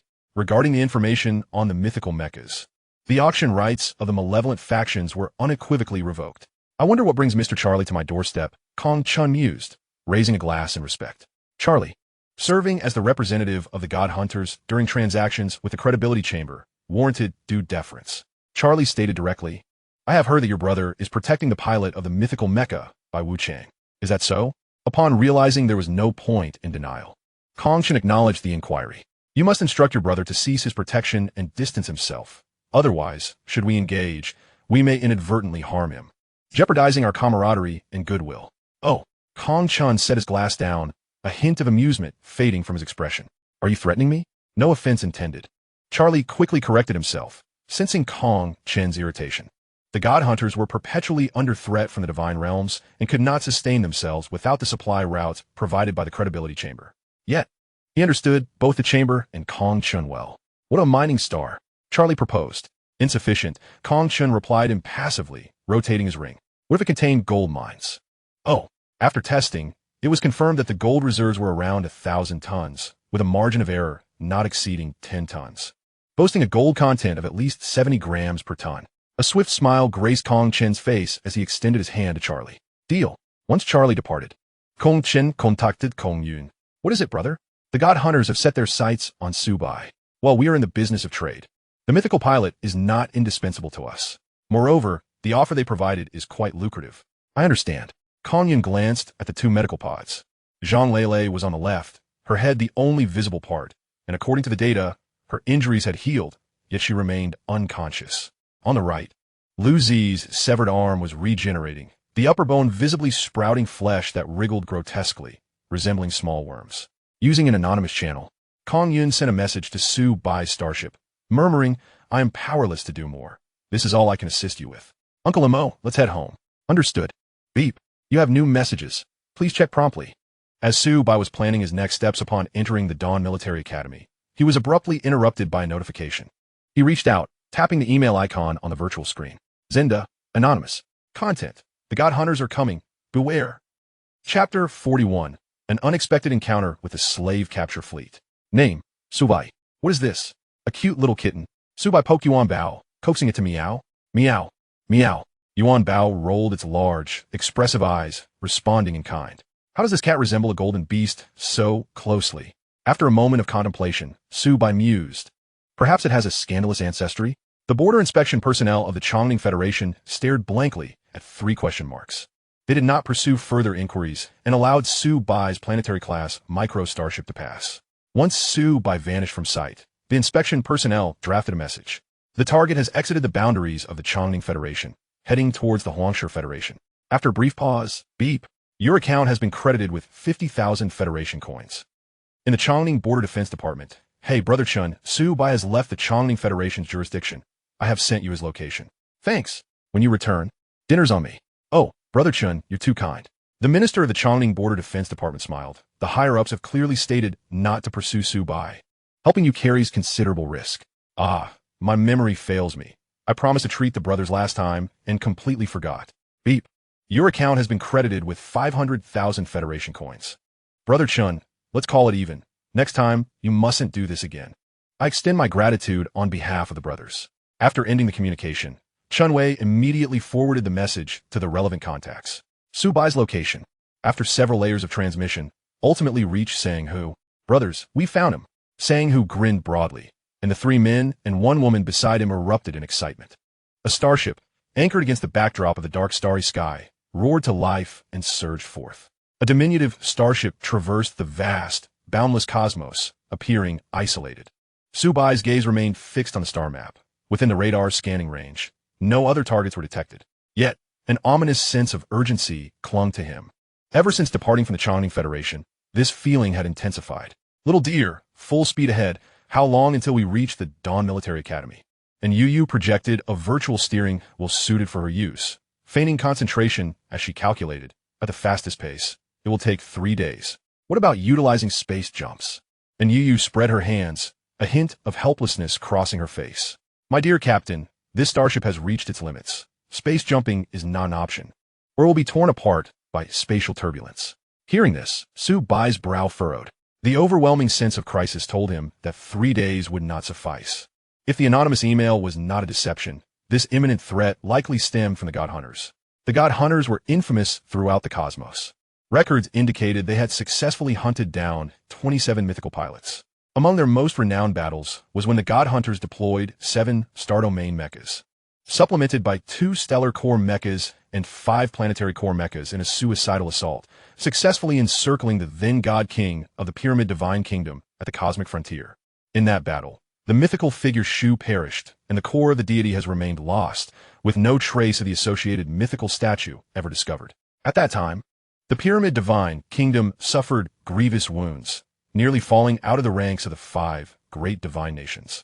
Confronting the God Hunters, Su Bai felt utterly unprepared. We cannot afford to remain passive. Beep. A slave capture fleet has been detected 30,000 kilometers away. Scanning in progress. Scan successful. The low-level capture fleet consists of 1 dilapidated planetary-class starship and 2 battle-hardened satellite-class starships. Threat level, 76. Upon hearing the alert sound, Su Bai's eyes brightened with inspiration.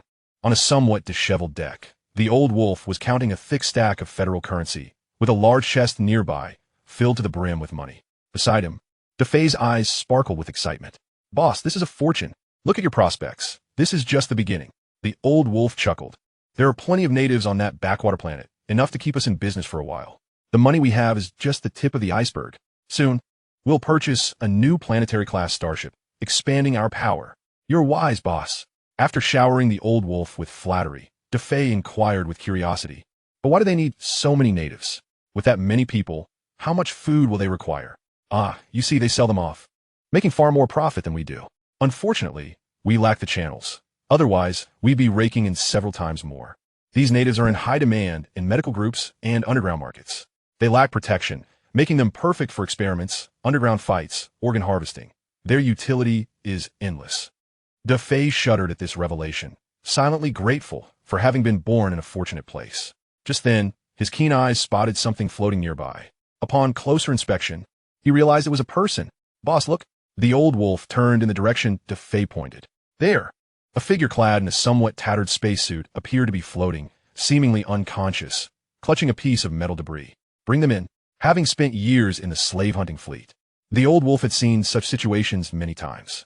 These were often natives from less advanced planets, who, despite their technological shortcomings, attempted to venture into space, constructing makeshift vessels only to find themselves adrift. Did they truly believe the cosmos was safe for them? Many of these shoddy crafts ended up as scrap, leaving some barely alive natives to cling to the wreckage for survival. Those fortunate enough were captured by slave fleets and sold as slaves. The unfortunate ones faced a grim fate. "Boss, why we need to capture him? There are plenty of natives on that planet. We don't need this one. You don't understand. Even the smallest mosquito is still meat. And if we can extract from this native where he hails from, we'll gain another coordinate for a native planet." "You're so clever, boss," DeFay exclaimed, giving a thumbs up, and hurriedly used equipment to retrieve the person.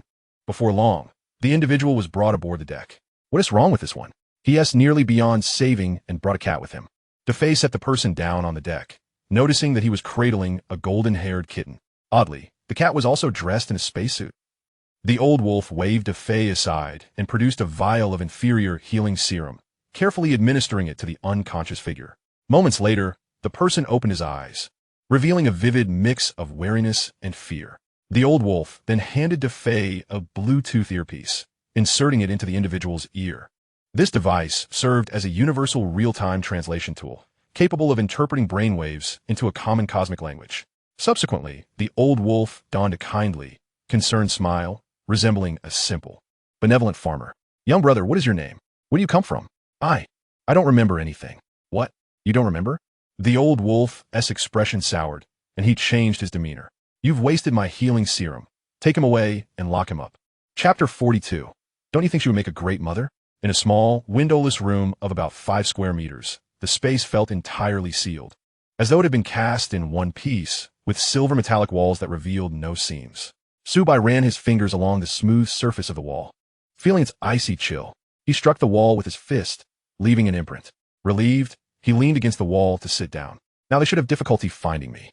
Indeed, this was Su Bai's ingenious plan. The lingering sense of crisis indicated that the enemy likely had his coordinates. Thus, he instructed Yu to set the ship on autopilot and continue navigating towards the Dawn Military Academy while he blended into the slave-hunting fleet, drifting along for some time. Su Bai had no idea where he would end up, but he was confident that the divine hunters could not locate him. He removed Yuan Bao's small helmet and broke off a piece of gold, feeding it to the creature. After eating, Yuan Bao rolled over, exposing its belly for Su Bai to rub. Afterwards, Su Bai projected a movie using the star projector. As he stroked Yuan Bao's little belly and watched the film, he felt utterly relaxed. If only he had some chips and soda to accompany this moment. Time passed, and Su Bai's taut nerves finally relaxed, lulling him into a drowsy sleep. Suddenly, a loud crash reverberated, followed by a frantic alarm, causing the lights in his room to flash red. Su Bai jolted awake, bewildered by the commotion. What is happening? Could they have truly found me? Are the divine hunters that relentless? My starship has been discarded. Did they track me by scent? The alarm blared fiercely, then ceased just as abruptly. Within 10 minutes, the noise and tremors outside came to a halt. Perhaps due to severe damage to the starship, the power system failed, plunging the room into darkness. A metallic sound echoed as a crack appeared in the wall, allowing light to seep through. Su Bai held his breath, preparing for action. The Yin soldiers had nearly been obliterated and were not a reliable option. Although the white impermanence's energy reserves were not fully restored, it still had enough strength for a fight. As the crack widened, streams of light flooded in, momentarily blinding Su Bai. Squinting, he discerned a figure clad in battle gear and wearing a helmet. The figure's striking physique was accentuated by the tight-fitting armor. Long black hair cascaded down from the helmet, braided neatly. The newcomer glanced to the left, into the dim corner that the light had yet to reach, where a shadowy figure lingered. The helmet silently retracted, revealing a delicate visage. With slender eyebrows and large eyes featuring soft lavender irises, she exuded a gentle aura rather than arrogance. Her subtly curved lips seemed to smile. "Hey, you've been saved, Lu Shi." Their voices echoed in unison, one bright and playful, the other filled with surprise and confusion. Su Bai stepped out from the shadows. "Su Bai, what are you doing here?" They both exclaimed simultaneously. The two stared at each other wide-eyed for a full 2 minutes. Su Bai gestured first. "You go ahead." Lu Shi, unreserved, immediately furrowed her brows, expressing her frustration. "Why did you run away from the training camp? And how did you end up here? What on earth happened?" On the day of the training camp, she had intended to call Su Bai to gather. Yet, she was shocked to learn he had fled. Su Bai shrugged. "I didn't want to run, but my leave request was denied by the academy. As for how I ended up here, it's quite a story." He recounted the recent events, and Lu Shi listened, her expression morphing into one of indignation. "No way. You're coming back with me. I'll plead with the dean on your behalf. Let us discuss it later." Su Bai felt a flicker of hope. Returning to Jinyuan would certainly be beneficial, especially with Lu Shi to lead the way. "How is it that you are here? Shouldn't this be the training period?" He displayed a look of suspicion. "You didn't run away too, did you? Do you think I'm like you? This is the second phase of our training, and I've been assigned to a fleet to eliminate the slavers in this region." Lu Shi rolled her lavender eyes and teased. "Well, I just saved you." "Xiaoxi, is anyone inside?" A gruff voice interrupted their casual conversation. "Yes, there is," Lu Shi responded, then turned to Su Bai, saying, "You should follow me for now. Once I finish my training here, I'll take you back." "No problem. By the way, the instructor has instructed that we must not reveal the identity of the Jinyuan Academy students during this phase. Otherwise, it will be considered a failure, and we will lose credits. So for now, pretend you don't know me, just act like an ordinary person who has been rescued. Let's avoid unnecessary complications." In the void, 5 starships cloaked in energy shields sailed swiftly, resembling 5 luminous streaks across the sky. On the deck, imposing mechs, akin to colossal steel beasts, stood in neat rows, their gun barrels extending from the hull. Su Bai leaned against the wall, lost in thought as he gazed at the girl not far away. "Duan Bao, huh? Don't you think Lu Shi's demeanor is quite fitting for a motherly figure?" "What? All love initially emerges from mere attraction." Su Bai did not deny this fact. Lu Shi coincidentally aligned with his aesthetic preferences. Kind-hearted and beautiful, what man wouldn't be enamored by such a girl? Beside a mech predominantly painted in red, Lu Shi meticulously inspected its exterior for any signs of wear. Nearby, a girl with a doll-like face pointed towards Su Bai's direction. "Xiaoxi, look. Ever since he was rescued, he has been staring at you. His eyes are nearly glued to you." Lu Shi lightly tapped her toes, springing up to perch on the mech's arm, nonchalantly replying, "So what if he looks? Eyes are meant to be on others. I can't stop him from looking." With her distinguished lineage, remarkable beauty, and exceptional talent, she was accustomed to the admiration of suitors. Her innate gifts, combined with her family's resources, had allowed her to shatter the second layer of the genetic lock at a young age. Within her petite frame lay the might of a beast, and equipped with a planetary-class mech, she stood unrivaled among her peers. Lu Shi's reasoning was straightforward. If they could not even surpass themselves, what right did they have to claim they would care for her? With that thought, she paused, seemingly contemplating that Su Bai could single-handedly overpower her. Su Bai was in a daze when a middle-aged man in combat attire approached, patting him on the shoulder from behind and teasing, "Kid, you have quite the eye, haven't you?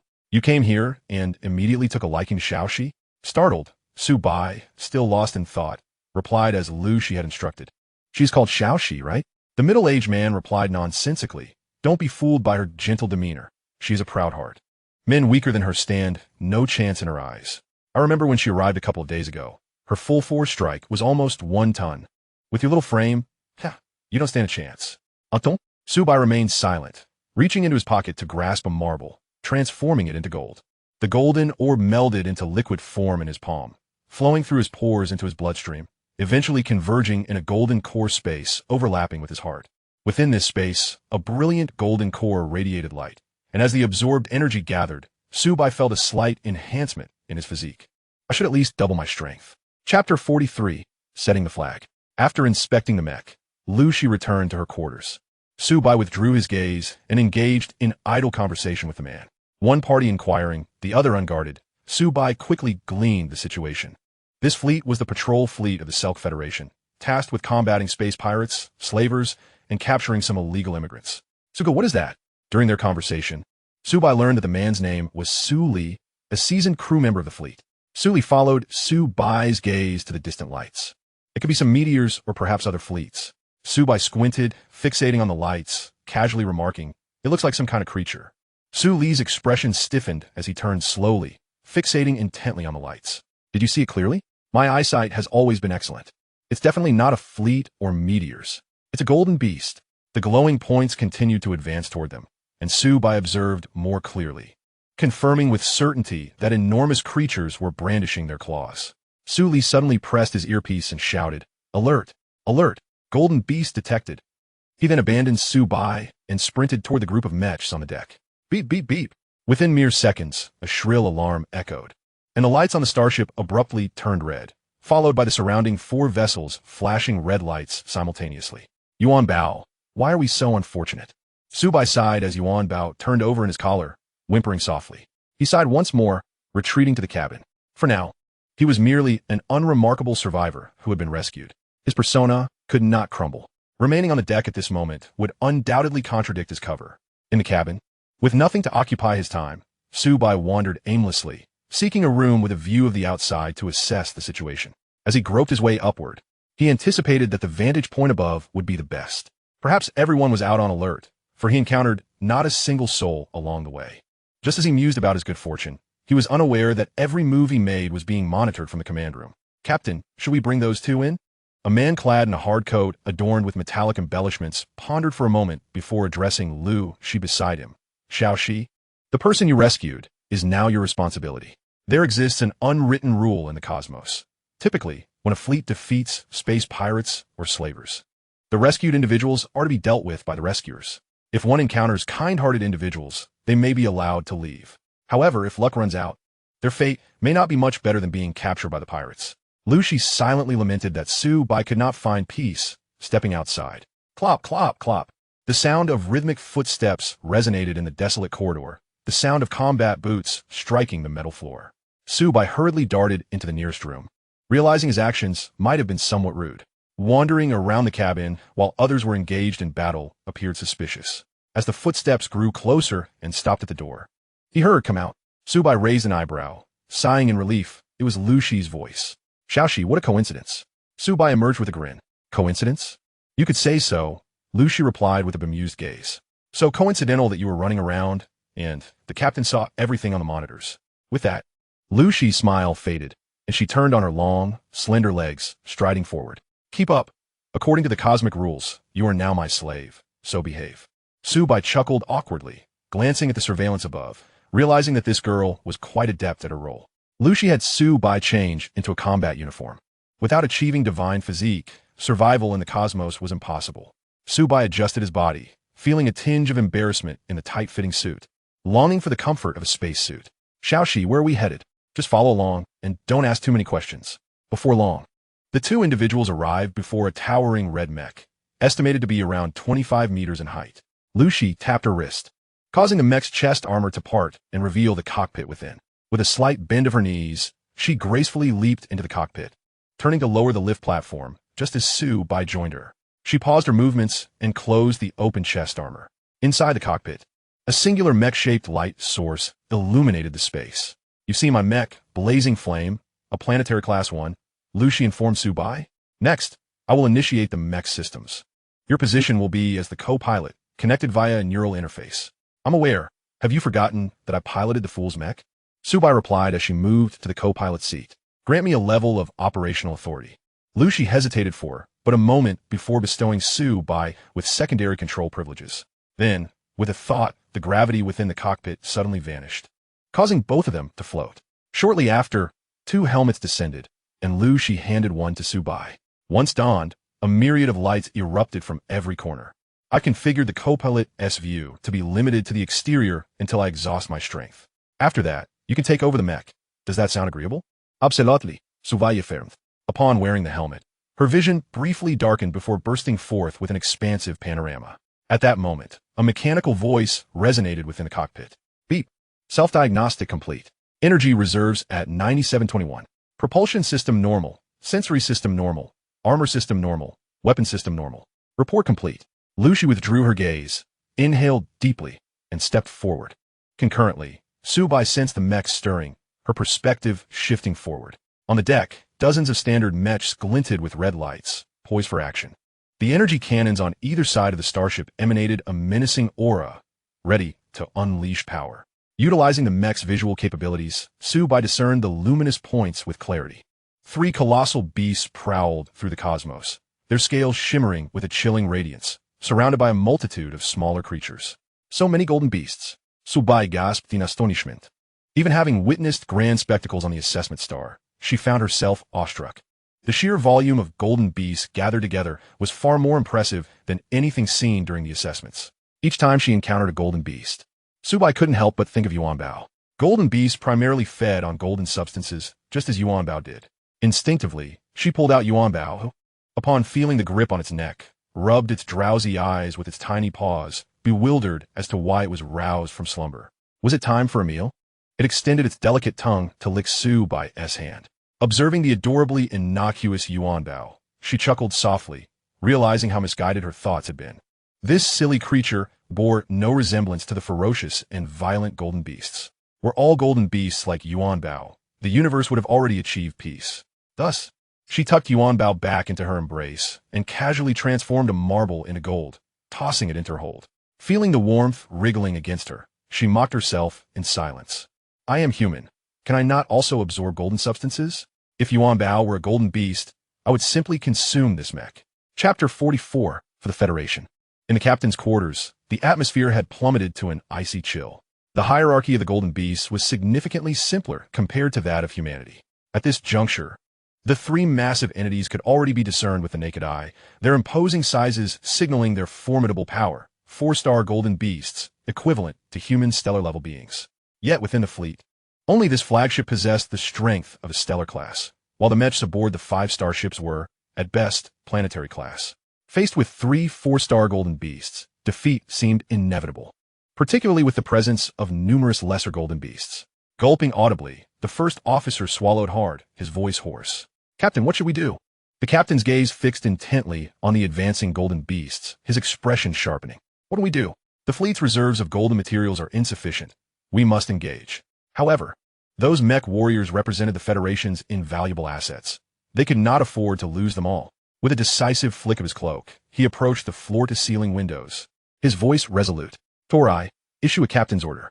A young man with a distinctly Western appearance dashed to a console and nodded. Subsequently, the captain's voice echoed throughout the 5-star ships. Ladies and gentlemen, it has been confirmed that 3 4-star golden beasts are approaching.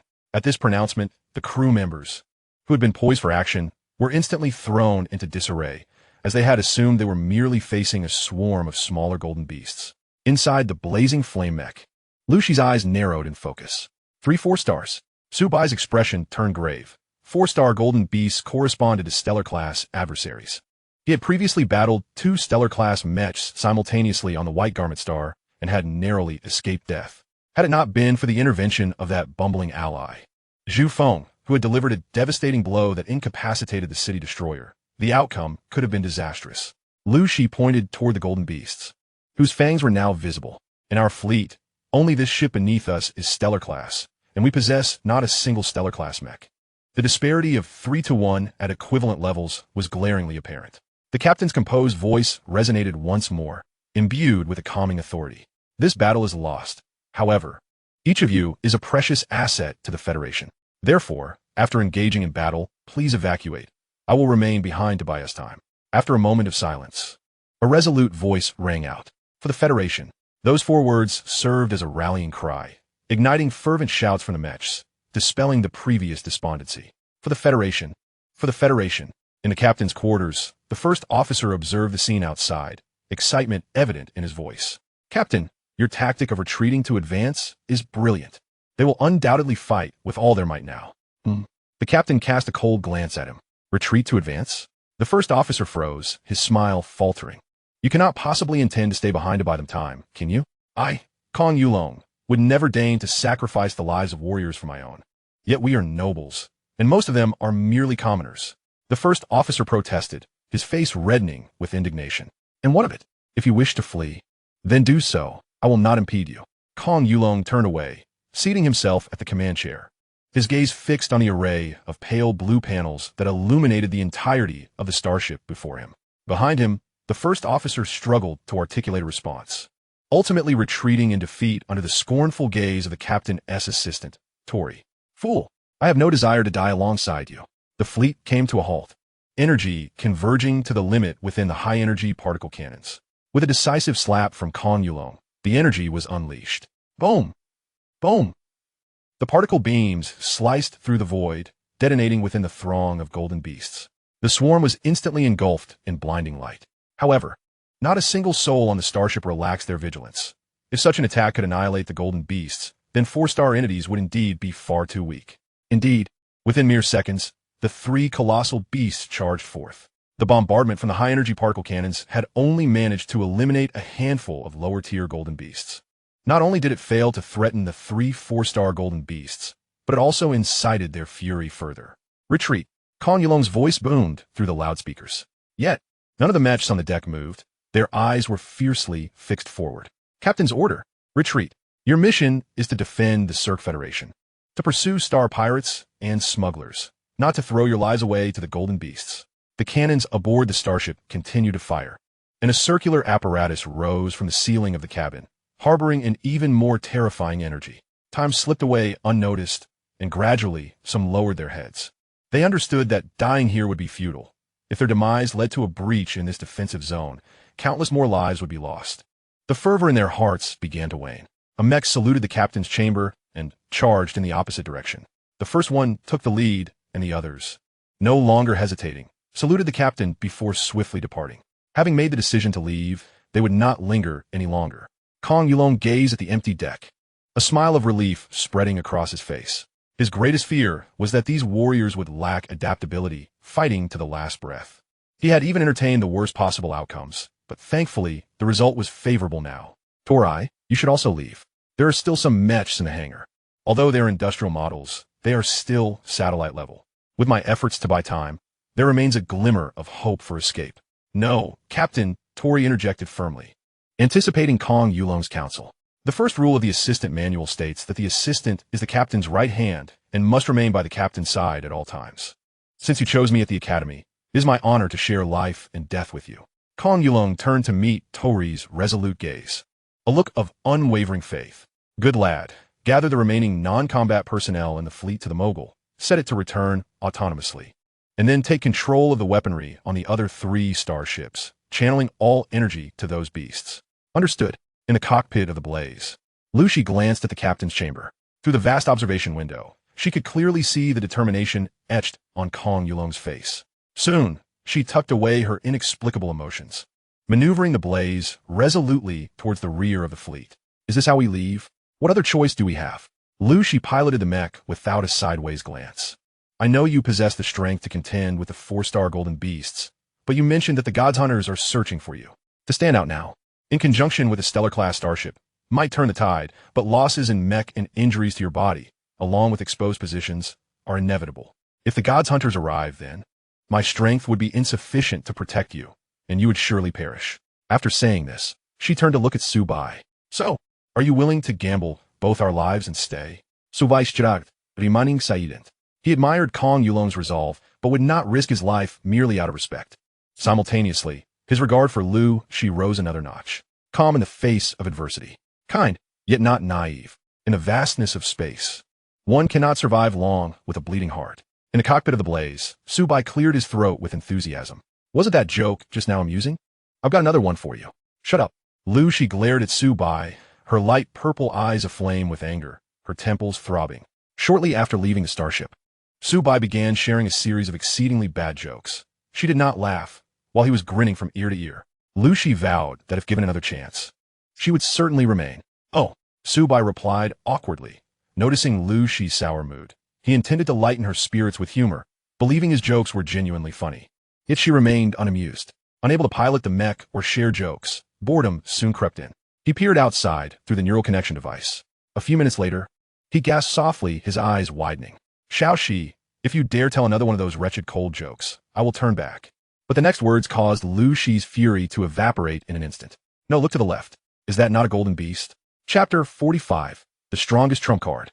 In the magnificent starry sky, a multitude of golden beasts tore into a colossal milky white energy sphere, within which floated 4 starships. "Captain, our energy is nearly depleted. We can no longer attack," Tori reported, pointing to the enormous energy shield outside. The defensive shields of the 4 starships were linked, expected to last another 2 minutes. "What now? How long have we held out?" 3 hours and 28 minutes. 3.5 hours should have allowed them to escape far. Isn't it curious why the mothership is exhausting its energy faster than the other 3?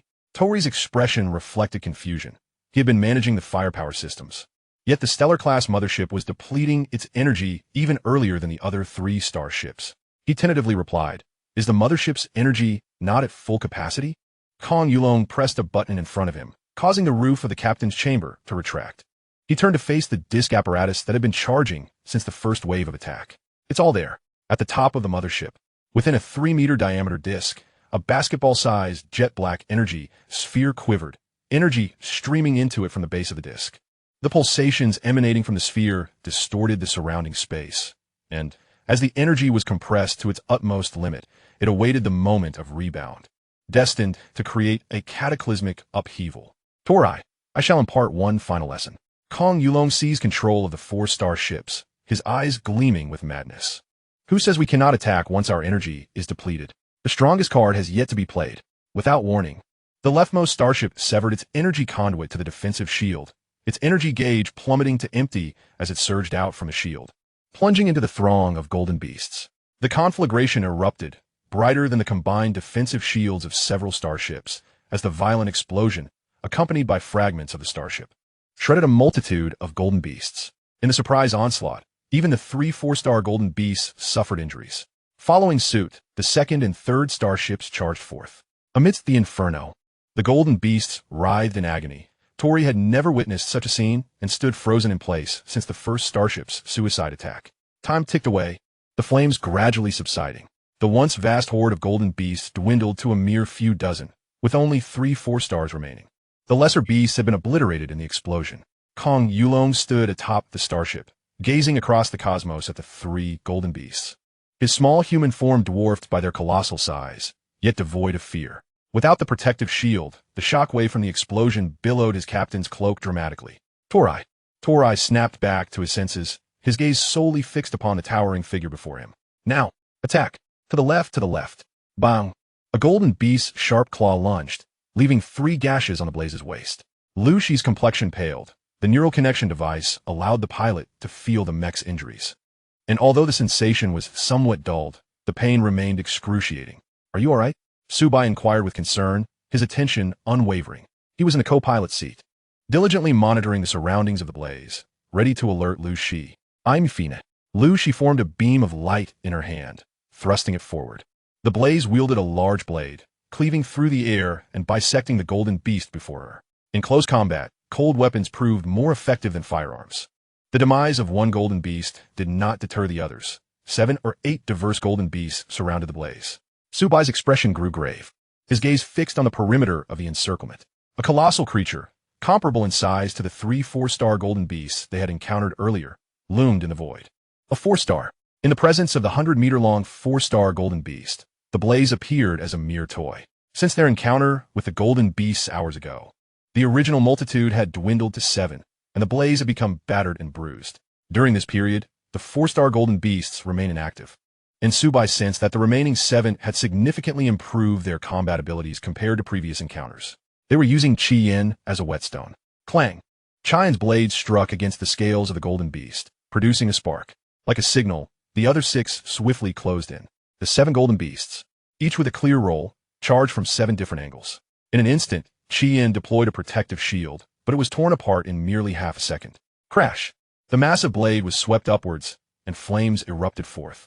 Following that, Qian's left hand contracted, revealing a void from which energy surged and was instantaneously unleashed.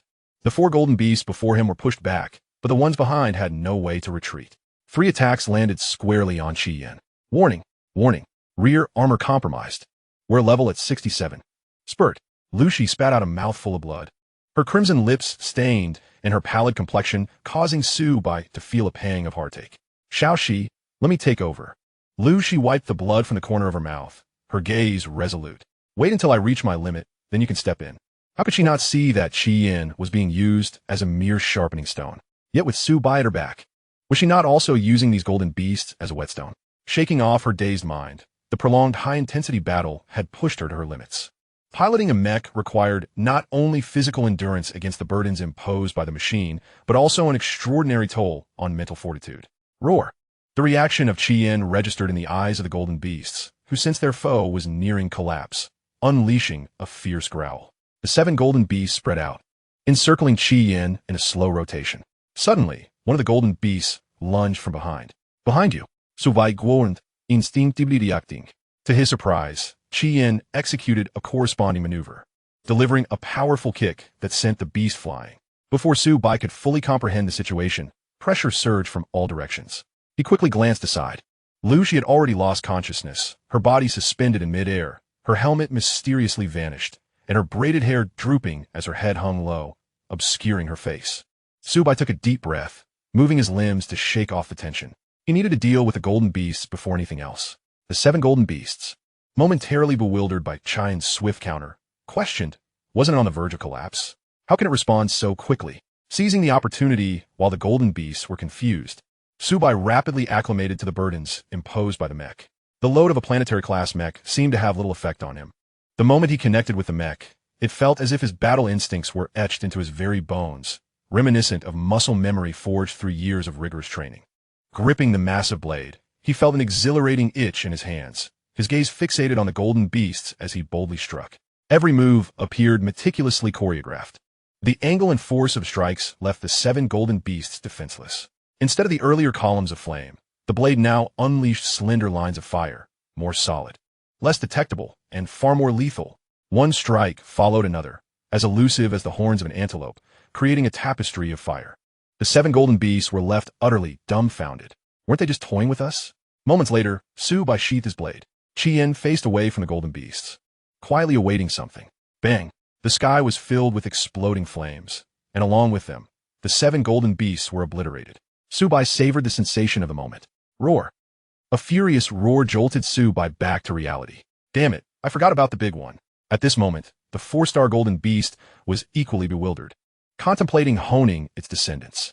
The golden beast thrived on a survival strategy akin to raising goo, retaining only a few. Who would have thought that a moment of distraction would lead to their complete annihilation? Chapter 46. Yet I am not a good person. Whoosh! A crimson streak sliced through the darkness. Behind him, a colossal beast pursued relentlessly. The 4-star golden beast glared furiously at the insect before it and swiped a massive paw. Su Bai, as if possessing a third eye, halted his forward momentum and began to descend. The beast's enormous claw grazed past Qian's head, appearing perilously close. It had only fueled the golden beast's rage. This was not the first time such a near miss had occurred. Su Bai adjusted his stance and continued to charge. He pondered whether the god hunters possessed some unique method to pinpoint the location of Bai Wuchang. Otherwise, how could he explain the persistent sense of danger weighing on him? After much contemplation, he could not arrive at a conclusion. Forget it. For safety's sake, I'll keep Bai Wuchang hidden until absolutely necessary. He suppressed the urge to summon Bai Wuchang to engage the pursuing golden beast and resolved to evade for the time being, continuing his escape with Qi. The Lone Wolf Star Pirate Group. Boss, it's been 3 months since our last heist. We must score big this time. The one-eyed pirate perused the Star Network and proclaimed, I have insider information. The Kellic Trading Company has a resource ship passing through here. Let us seize it. The surrounding pirates buzzed with excitement, exchanging ideas and strategies. At that moment, one of them spotted a distant crimson light, exclaiming, Boss, look at that. The one-eyed pirate squinted and, filled with excitement, replied, It could be a small meteorite. Perhaps it contains minerals. He quickly redirected the starship towards the red light. As they drew closer, several began to sense something amiss. Boss, I think that SA mech. Upon hearing this, the one-eyed pirate rushed to the lookout, using a high-precision telescope to confirm that it was indeed a mech, causing him to feel a twinge of disappointment. A mech is just a mech. Messenger. Contact them and inform them they're surrounded by the Lone Wolf Star Pirate Group. Yes. The messenger hurried to the equipment, beginning to relay the message. Ding. Incoming communication request received. Would you like to connect? Communication? At this moment, Su Bai had already spotted the opposing starship. Had he been discovered? He grew vigilant, ready to summon Bai Wuchang into his mech space. Connect. Beep, beep, beep. Connection successful. The red mech heard. We are the Lone Wolf Star Pirate Group. You are under arrest. Our starship is equipped with Z-3 class cruise cannons. We advise you against futile resistance. Upon hearing this, Su Bai halted his motion to retrieve by Wu Chang and flee. Star pirates? Damn it, that startled me. Qian transformed into a streak of light, charging directly at the lone wolf star pirate group. Boss, look, that guy is quite perceptive. He knows he can't escape and is coming right at us. Of course, the one-eyed pirate boasted, believing his pirate group had gained notoriety in this region. No. What do you mean no? Speak clearly. Not good. Boss, look behind him. A subordinate sprinted from the cabin, handing the one-eyed pirate a telescope. Though not as high precision as the lookouts, it was sufficient, as Su Bai had already covered a considerable distance. Damn! The one-eyed pirate gasped in terror. Behind the red mech loomed a massive golden beast. Quick! Change the direction of the starship. Forget the communication. I'll handle it myself. Ding! Incoming communication request received. Would you like to connect? Connect. Hey. Big brother, change your direction. I was wrong. Su Bai dodged the giant claw of the golden beast once more, responding nonchalantly, wait, weren't you trying to capture me? I'm coming over myself. The one-eyed man was on the verge of tears. How could he possibly pursue you when a colossal golden beast, easily over 100 meters long and undoubtedly a 4-star creature, was trailing behind? Am I insane to chase after you? Please, big brother, I'm actually a good person, merely masquerading as a star pirate. Yes, I'm a good person. Just pretending. I beg you, change direction. I truly am a good person. However, a wicked smile crept onto Su Bai's lips as he replied, I'm not a good person. With that, he severed the communication. Damn it, WCNMLGB. The one-eyed man cursed as he heard the notification of the call being cut off. Just then, a red light streaked past the starship. He caught a glimpse and thought he saw a mech waving at him. Boom! Su Bai continued running, undeterred by the thunderous noise behind him. The golden beast, frustrated by its inability to capture Su Bai, was seething with rage. Upon spotting a starship daring to approach, it saw this as a blatant provocation. It immediately unleashed its fury upon the ship, pulverizing it into fragments before accelerating forward in pursuit. Su Bai noticed some movement beside him and turned to look at Lu Shi. You're awake? Are you all right?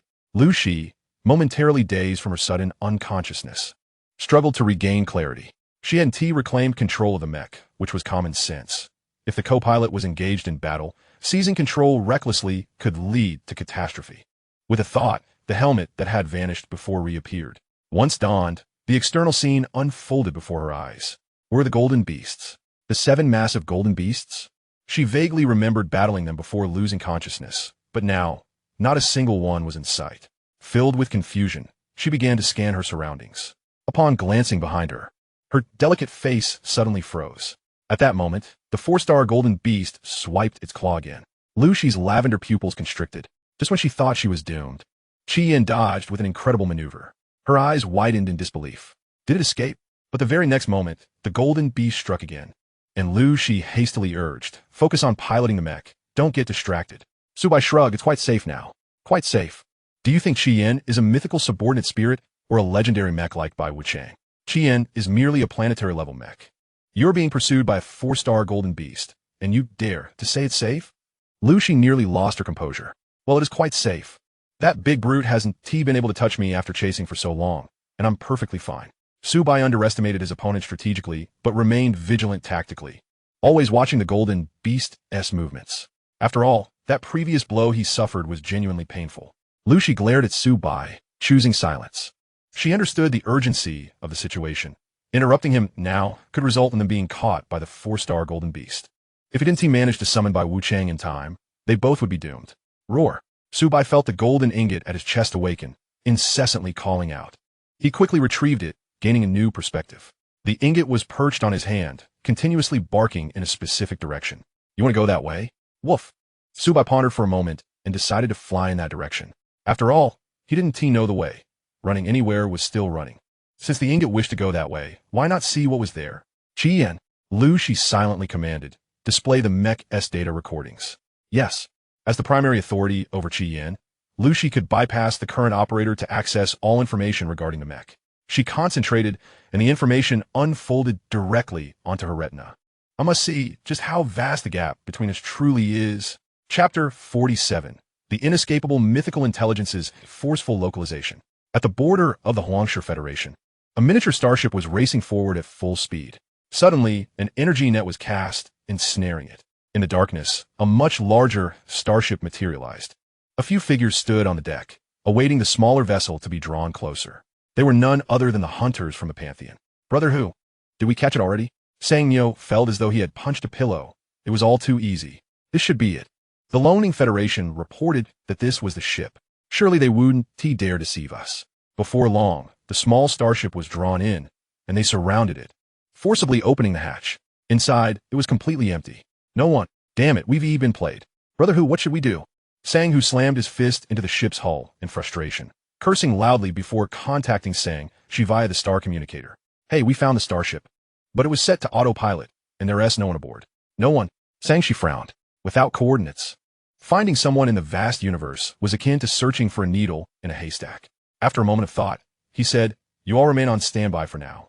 I'll request assistance from the Council of Evil Gods. Let the mythical pilots deploy forceful localization using the mythical intelligence. Is that Qian? The image froze at the moment Qian sheathed its blade, one hand hanging down while the other gripped the hilt, as the remnants of the golden beasts erupted in a rain of blood behind it. Lu Xie's eyes were filled with disbelief.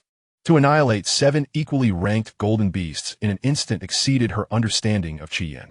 The elegant blade techniques and the ability to control flames into threads were far beyond her capabilities. Su Bai, what? You've been hiding quite well. Lu Xi projected the image.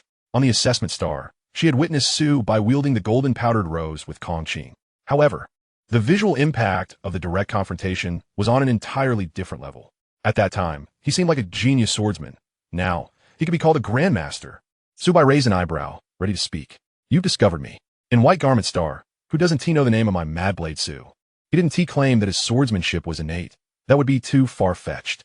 Lu Xie's beautiful eyes sparkled with admiration, her doubts vanishing. This explanation was the only one that made sense. Su Bai's image in her mind transformed into that of a prodigious swordsmanship genius, training rigorously year-round. At that moment, and Yu leaped out from Su Bai's communicator. Her expression was grave, her body faintly flickering with red light. To Bai, it's bad. Bai Wuchang has been localized. What? Su Bai felt a surge of panic. He couldn't think of anyone other than the Pantheon hunters who would have the means to localize Bai Wuchang. He forced himself to calm down. In times like these, chaos was the last thing he needed. How do they localize it? I even discarded the starship. Through the permissions of mythical intelligence. And Yu explained rapidly. The StarNet is unclaimed, allowing mythical intelligence to utilize certain StarNet permissions. When Bai Wuchang emerged, it was already connected to the StarNet, and information exists within the StarNet database. They forcefully locked onto Bai Wuchang as coordinates via the StarNet database. Although I'm also a mythical intelligence, I was recently born and faced 3 mythical intelligences acting simultaneously. I couldn't intercept them. Having spoken, she lowered her head, guilt evident on her face. It's not your fault.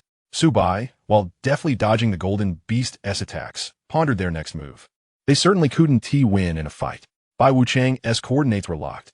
Escaping was unfeasible. You said it was Bai Wuchang's coordinates that were locked, right? Correct.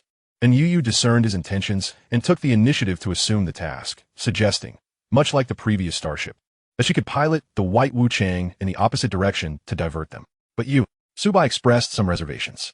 There's no room for hesitation. Aside from you, I'm the only one capable of controlling the White Wuchang, and Yu replied with a radiant smile.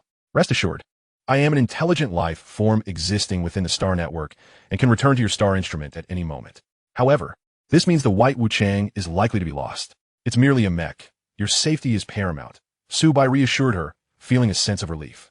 To others, the mythical mech was a lifelong dream, but for him, Su Bai, it held no significance. Did he truly believe he acquired the mech's imprint through conventional means? The ability to transmute matter into gold was extraordinarily advantageous. Time was of the essence. Every passing second heightened the danger. To Bai, summon the White Wuchang. All right. Mythical mech, White Wuchang. With a mere thought, Su Bai established a neural connection to the mech space. The White Wuchang materialized amidst the starlit expanse. The sudden appearance of the colossal mech left the 4-star golden beast momentarily stunned, as its size was hardly inferior. For a moment, it was uncertain whether to continue its pursuit, and Yu merged with the White Wuchang, maneuvering it while casting a reluctant glance at the blazing flame, as if she could see Su Bai in the cockpit beyond the protective layers. I'm sorry, Bai. I deceived you. I am an intelligent life, form birthed from the core of the white Wu-Chang. If the mech perishes, I shall revert to the emotionless program I once was. She murmured, suppressing her reluctance, and resolutely soared into the distance. Su Bai's existence would always remain her foremost priority. Suddenly, Su Bai felt a void in his chest. At that moment, the golden beast, seeing the large mech fleeing, grew brazen and charged towards the blazing flame once more. Without the white Wu-Chang to safeguard him, Su Bai became exceedingly cautious, dismissing his inexplicable feelings and dodging with care. Half-jokingly, he inquired of the silent Lu Shi, "The god's hunters are pursuing me. Are you not afraid of being implicated?" He scrutinized Lu Shi's expression, ready to depart should she exhibit any sign of discontent. Without the white Wu-Chang, there remained the Yin soldiers. Although severely damaged, they could still serve for a brief escape. Kong Qing had not misjudged. The inherent pride in this youth forbade him from dragging Lu Shi into peril for his own safety. Lu Shi shot him a glance. "Just drive your mech properly. Stop with the unnecessary chatter." Su Bai chuckled, feeling warmth in his heart, and ceased further conversation. Before long, Xiao Shi, look ahead. Lu Shi's expression stiffened, if memory served. Su Bai had said something similar before, right before encountering the golden beast horde. Now, with a 4-star golden beast behind them, if another were to appear ahead, let us seek refuge on that planet. Lu Shi exhaled deeply, realizing he meant the planet. Su Bai pinpointed the coordinates of the planet in his view and shared them with Lu Shi. Along the way, he had encountered numerous planets, yet none were life-bearing. The one ahead seemed no different, yet Su Bai inquired about it simply because Yuan Bao wished to go there. Moreover, as they drew closer, he sensed an inexplicable allure emanating from the planet. Lu Shi gazed at the designated planet, her initial reaction being its dull grayness. The planet, entirely gray, bore no signs of artificial modification, confirming it as a lifeless celestial body, devoid of value. "Shall we hide there for a while?" Lu Shi glanced back at the relentless golden beast, nodding in agreement. Running indefinitely was not a solution, as they would be too conspicuous in the vastness of space. Perhaps if they hid on the planet, the golden beast might abandon the chase. Seeing Lu Shi nod, Su Bai steered the blazing flame directly towards the gray planet. Chapter 48, the mist-cloaked mining planet. Gray, and more gray. The blazing flame plunged into the gray planet's domain, and as far as the eye could see, it was all gray. Rather than feeling anxious, Su Bai found himself elated. If he could not see the path, then neither could the golden beasts trailing behind him. They were all like headless flies, equally lost. The blazing flame adjusted its course several times through the murky gray gas before descending straight down. Time seemed to stretch indefinitely in the monotonous gray, making Su Bai feel as though he hadn't moved at all.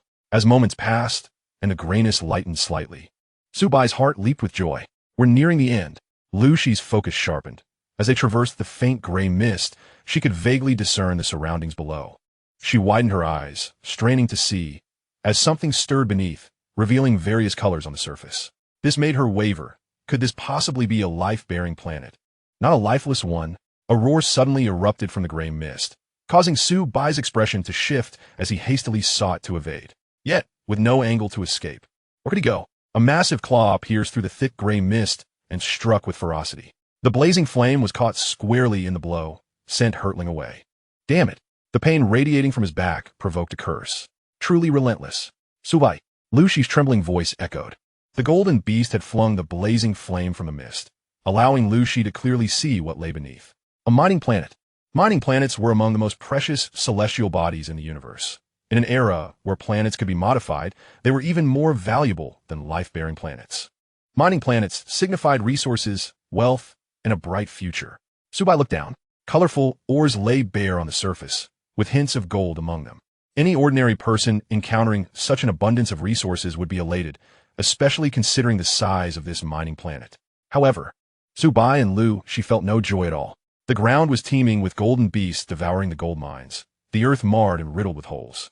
This was a mining planet already discovered by the golden beasts. For the gold-consuming beasts, the allure of such a vast mining planet was irresistible. Lu Shi's doubts were resolved. No wonder they had encountered 3 4-star beasts in a normally quiet star system. It was all due to this mining planet's attraction. Another thunderous roar echoed, and Su Bai had no time to ponder as he dove downward. The 4-star golden beast was right behind him. Escape was futile. Though numerous golden beasts lurked below, only a few were 4-star. They consumed the gold, or leaving other areas relatively safe from the beasts. As he distanced himself, The pursuing 4-star golden beasts were momentarily distracted by the shimmering red flame, their gazes drawn to the gold mines. Conflict flickered in their beastly eyes. Ultimately, they succumbed to the temptation of the gold, abandoning the chase after Su Bai. Observing this, Su Bai hesitated, contemplating whether to seize the chance to turn and flee. Just as the thought crossed his mind, billowing gray mist surged, accompanied by the growls of beasts. Seeing another golden beast emerging behind, he hastily dove downward, seeking refuge in a nearby cavern devoid of golden beasts. In a deep blue mining cave, the blazing flame concealed itself. Once temporarily safe, Lu Shi took over the controls. Blazing Flame, send a distress signal to the Academy. The distress signal is being sent, but the transmission has failed due to strong magnetic interference, rendering communication impossible. Lu Shi's expression shifted dramatically as she recalled that they were on a mineral planet rife with chaotic magnetic fields, where the vast majority of communication devices were rendered inoperative. With the signal unable to be dispatched, the prospect of alerting anyone to this desolate mineral world, which resembled a lifeless planet from the outside, seemed utterly futile. Rather than placing her hopes on this, it would be more pragmatic to contemplate the demise of the golden beasts. Upon hearing the notification of failure, Su Bai fell into a contemplative silence. The number of golden beasts outside was incalculable. Many ants can bring down an elephant. Even with Bai Wuchang's presence, he could not guarantee an escape. Moreover, Bai Wuchang was absent at this moment. I'll open the mech and take a look outside, Lu Shi said quietly, activating the cockpit door. The moment the door swung open, their helmets expanded, enveloping their heads completely. The gaseous composition of this gray planet was an unknown, as was the viability of its environment for sustaining life. Given their current capabilities, caution was paramount. Suddenly, an idea struck Su Bai, and he hastily pulled out Yuan Bao from his pocket.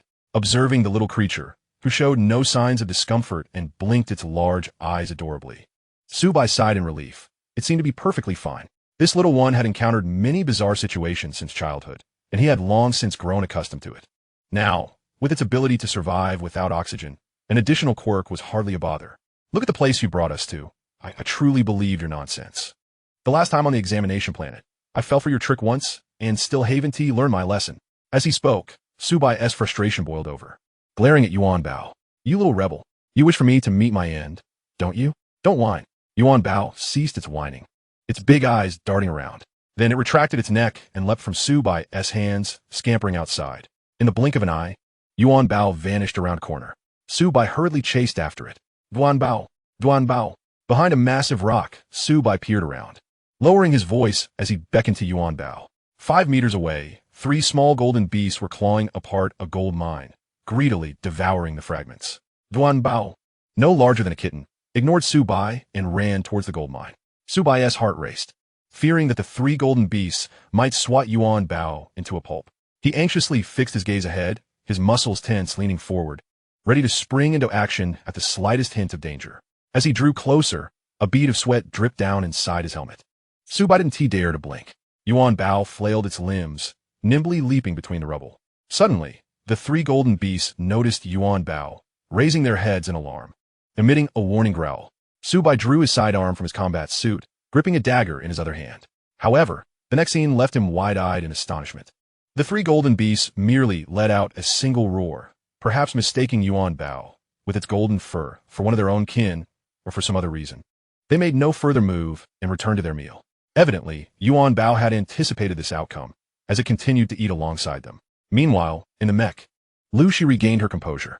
Abandoning hope in the face of adversity was not in her nature, even though they appeared to be in a deadlock. Su Bai. She intended to confer with Su Bai on how to proceed, but then recalled he had ventured outside. After waiting for a while, her concern grew. With golden beasts surrounding them, Su Bai had not returned for quite some time. What if something had happened to him? She resolved to investigate. Retrieving a knife from the mech's storage compartment, she leapt down from the cockpit. The fiery cockpit sealed shut, and the camouflage system activated, transforming the crimson exterior of the mech until it blended seamlessly with the deep blue of the mineral rocks. Gripping the hilt with her right hand and the scabbard with her left, she cautiously ventured outward. Chapter 49. The Little Golden Beast's Plea for Help. Su Bai held Yuan Bao, persistently poking its soft little belly. Yuan Bao's big, doe-like eyes were filled with innocence. Su Bai found himself questioning reality. Having witnessed Yuan Bao devour a quantity of gold, or many times its size in mere minutes. Are you some sort of treasure-filled creature? Do you have a bag of holding in your belly? Not only Su Bai, but the three little golden beasts nearby were equally bewildered. Such a vast expanse of gold had simply vanished? Lu Shi, following the locator on her combat suit, found Su Bai. Initially, upon noticing that Su Bai's position remained static, she feared the worst. Driven by a mixture of hope and trepidation, she approached, only to find Su Bai with a foolish expression, poking the golden little beast. Su Bai, Lu Shi called out, receiving no response, and thus approached him. What are you doing here? Su Bai snapped back to reality, flicking Yuan Bao on the forehead. I told you not to run around. After tucking Yuan Bao back into his embrace, he gestured for silence to Lu Shi. She understood and cautiously made her way over. However, fate had other plans. As she leapt from one large rock to another, a small stone tumbled down. The sound attracted the three little golden beasts. Had they been consumed by the gold, or they would have ignored such noise, but now that the gold was all gone. Su Bai and Lu Shi exchanged a glance, and without hesitation, they sprinted back the way they had come. The little golden beasts pursued them relentlessly. What do we do? Su Bai glanced back at the three golden beasts, which were only slightly smaller than he was, as the distance between them diminished. We'll lead them to the cave, Su Bai suggested, slowing his pace slightly. I observed that there's no gold in that hole. There shouldn't be any golden beast there. All right. 5 minutes later, Lu Shi was the first to enter the cave, with Su Bai following closely behind. The three golden beasts halted at the cave entrance, emitting whimpering sounds, unnerved by the bluish light emanating from within. Seeing that the golden beasts had not followed them in, Su Bai had turned back, contemplating their hesitation. He picked up a nearby stone and transformed it into gold. Estimating the purity at around 14K, he ceased his efforts. 14K gold was far more enticing than the mixed ore, and the three golden beasts wasted no time in pouncing toward Su Bai. Su Bai Chakiv. Beasts were beasts after all. Throwing the gold nugget to Yuan Bao, he dashed into the cave. Upon noticing the gold nugget had vanished, the golden beasts' eyes glowed with fury, and they quickened their pace. Xiaoxi, I'm coming. Reaching the open space where the mechs were parked, Su Bai unsheathed his dagger, pivoting to counterattack, transforming from prey to predator. Seizing the moment while the golden beasts were caught off guard, he launched a surprise attack. Just as Lu Shi intended to toss her large blade to Su Bai, she saw him charging forward with his dagger. Momentarily taken aback before she too rushed forward to assist. Clang! The sound of the dagger clashing with the golden beast's claws echoed in the air. Su Bai landed a solid punch to the side of one golden beast, leaving one for Lu Shi as he engaged two. The last golden beast lunged at Su Bai, but Lu Shi arrived just in time, swinging her blade to intercept it. Just hold on. Once I deal with this one, I'll come help you. With that, she engaged in combat with the golden beast. Ignoring Lu Shi's words, Su Bai focused on the two golden beasts before him, his dagger flickering deftly between his fingers. The metallic blade glinted coldly in the reflection of the ore, casting icy glimmers in the air. Roar! The golden beasts lowered their forelegs, growling menacingly. The two charged simultaneously. With a swift movement, Su Bai reversed his grip on the dagger and surged forward to meet them. Clang! Once again, a crisp sound resonated. Seizing the opportunity, Su Bai swiftly drew his sidearm from his waist and squeezed the trigger at another golden beast. A flash erupted from the muzzle, and the bullet shot forth, aimed directly at the beast, but alas, it veered off course. Su Bai's lips curled in irritation. How could it miss? There must be a defect with the gun. Perhaps a bribe had led to counterfeit goods. Failing to hit the golden beast, he found himself a mere half-meter away from its snapping jaws. Discarding the firearm, he pushed off the ground with his right foot, launching himself into the air. The golden beast lunged and missed. Meanwhile, Lu Shi engaged with the golden beast once more, her delicate brows furrowing. In her mind, she recalled the exquisite blade techniques Su Bai had demonstrated, instinctively attempting to replicate them. Yet, with each clash, her discomfort grew. The intricacies of that swordplay were beyond her current capabilities. By the time she realized her predicament, she had already fallen into a disadvantageous position. Su Bai glanced over. Hastening his actions, something was amiss with Xiaoxi. He decided to abandon the game. To him, a one-star golden beast posed no challenge.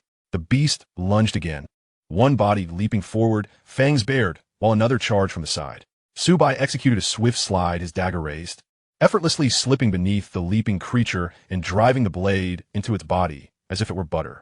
One thrust forward, another pull back. The dagger swiftly eviscerated the beast. Before it could emit a final cry, it fell silent, its innards spilling onto the ground. At that moment, another golden beast charged towards him. Su Bai seized its left foreleg and struck its face with his elbow. Then, gripping the dagger horizontally, he plunged it into its neck, thrusting again and again. Blood gushing forth with flecks of gold until it ceased to breathe.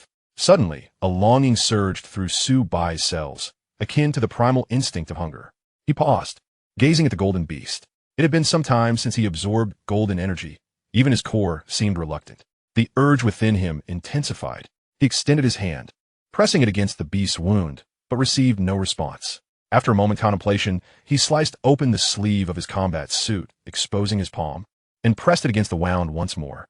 The golden light within the beast's blood began to coalesce, flowing through his exposed skin and into his body. In an instant, the blood ceased to shimmer with gold. Following the same method, Su Bai absorbed the essence from another beast's blood. Once finished, he prepared to assist Lu Shi. A thunderous roar startled him. Turning towards the sound, he noticed the last remaining golden beast witnessing the scene. Another roar erupted, exponentially louder than the first, causing Su Bai's expression to shift dramatically. This creature was signaling for reinforcements. Xiaoxi, get into the mech. Blazing flame. Lu Shi reacted swiftly, the mech materializing as the cockpit opened, and she jumped back inside. Su Bai took over the battle against the golden beast, leaping onto its back, and thrusting his dagger downwards into its skull. As he twisted the blade, the beast's body slackened. Su Bai felt the ground tremble beneath him. He barely had time to absorb the golden energy from the beast's blood with a quick tap of his toes. He grasped Lu Shi's outstretched hand from the cockpit and returned inside, rushing forward. At this moment, retreating inward seemed to be their only chance for survival. The outside golden beasts were drawn in by the earlier roar. Venturing out would be tantamount to seeking death. Fortunately, the mine was spacious, and the 10-meter-tall, blazing flame moved unhindered. Utilizing the faint glow emitted by the ores, it raced deeper into the mine. Chapter 50, The Fortunate Su Bai. Boom! Just after they had run for a short distance, a tremendous crash echoed from outside. The ground shook violently, and rubble began to rain down from the ceiling of the mine. The sound of debris striking the mech heightened the tension for both Su Bai and Lu Shi. It must not collapse.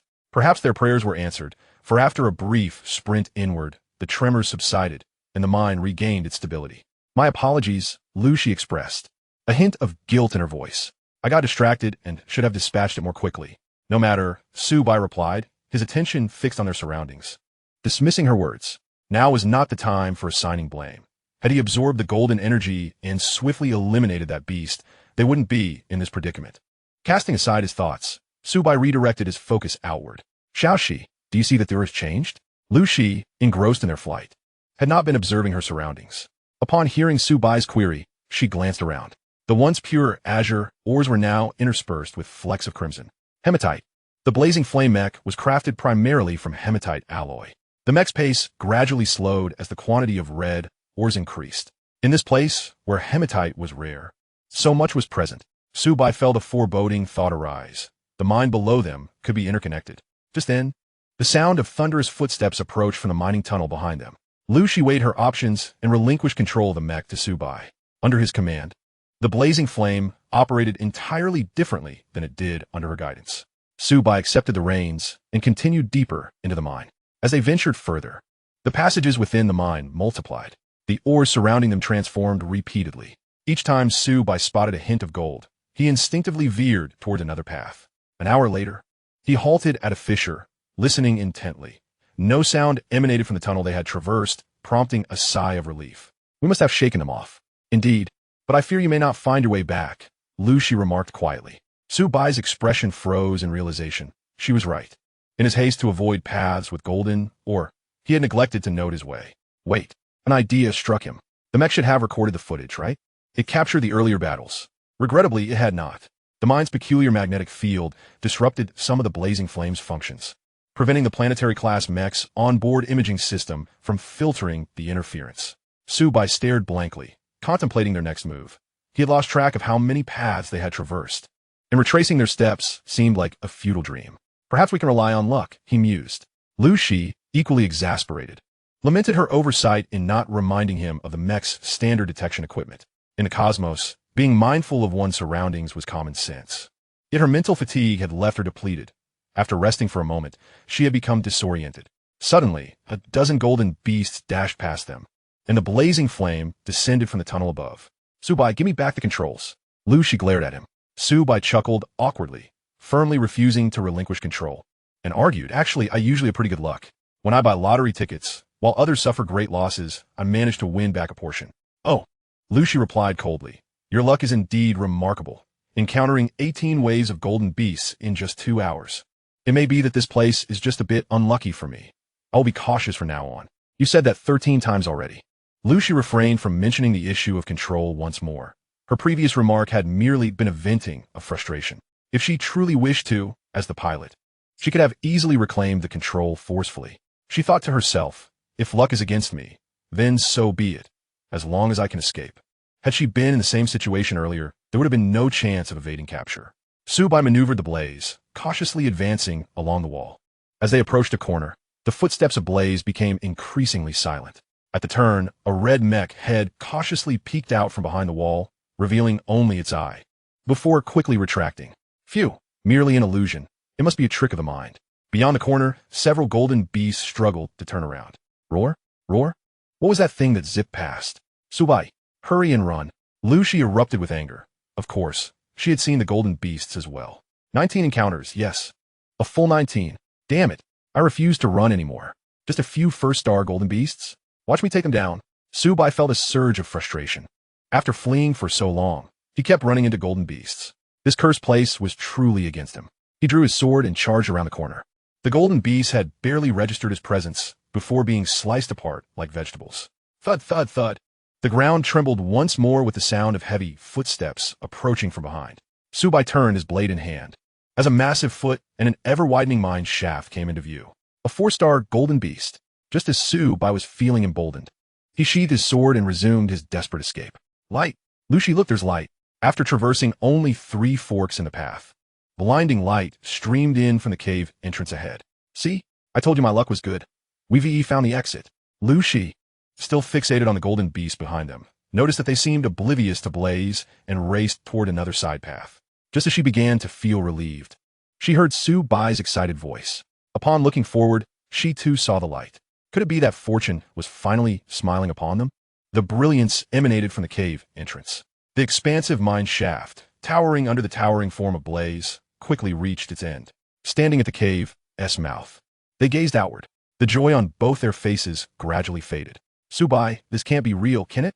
Lucy's voice trembled, and in a sudden fit of rage, she leapt onto Su Bai, gripping his neck, abandoning her genteel facade. You call this good luck? I thought fortune had finally turned in your favor. Cough, cough, cough. Su Bai rolled his eyes, pulling Lucy down. This woman was truly relentless. He too felt despair. Before them lay what was indeed an exit, but one that led to certain death. Peering out from the cave, they found themselves at the edge of a vast chasm, strewn with gold mines. Where there were gold mines, golden beasts were sure to follow. The rocky walls on either side were riddled with countless openings, a veritable paradise for those afflicted with claustrophobia. Golden beasts continuously emerged and disappeared from these holes, while the cave they occupied was situated at the valley's bottom. Lucy glared at Su Bai, her lavender eyes flickering with rage. He could no longer be allowed to pilot the mech. After encountering 19 waves of golden beasts, they had unwittingly stumbled upon the heart of the beast's lair. She felt utterly hopeless regarding Su Bai's luck. Would it mean that there was no such thing as bad luck, only worse luck? This was a perfect example of that adage. Just as she prepared to assert her authority as the pilot and reclaim control, a thunderous noise erupted from a mine shaft behind them. 100-meter-tall, 4-star golden beast forced its way into the narrow mine tunnel, charging towards them. The tunnel widened beneath its formidable frame, stones cascading down as its massive claws shattered them. That previous beast had returned. Lucy momentarily lost her composure. Su Bai compelled himself to remain calm, his mind racing as he scanned the chasm for a glimmer of hope. The mine shaft behind them was filled with golden beasts, and facing off against a 4-star beast was a foregone conclusion. What to do? What to do? Chapter 51. To live is to embrace death. In front lay a den of wolves. Behind lurked a ferocious tiger. Blaze stood in the middle, poised to be torn apart at any moment. The valley floor was teeming with golden beasts, and the rocky walls and even the air above were filled with them. Not to mention, it was impossible to charge forward. Even making it 10 meters would be a stroke of luck. Was this how it would end? He felt an overwhelming sense of unwillingness. Oh, whoa, huh, Yuan Bao. Hearing the anxious cries of Yuan Bao from behind, Su Bai brought it out, offering a wry smile. You realize we're finished, don't you? Oh, whoa. Yuan Bao's little face displayed a hint of human-like urgency, frantically pointing in a direction with its tiny paws. Su Bai paused, glancing in that direction, where he noticed a glimmer of pure gold amidst the chasm. Pure gold? Golden beasts didn't spare even the most impure gold. How could there still be such a pure substance left uneaten? It seemed illogical, far too illogical. Lu Shi, look over there. Lu Shi, on the brink of despair, questioned what Su Bai wanted her to see, but obediently turned her gaze. Being the astute individual she was, she quickly discerned the peculiarities. Su Bai fixated on that golden glimmer, his gambler's instincts igniting. A gamble? All right. If there was a path to survival, that strange spot was the only option. 3,000 meters. Blaze accurately calculated the distance from their location to the valley center. Exiting the cave would result in immediate dismemberment by the golden beasts outside.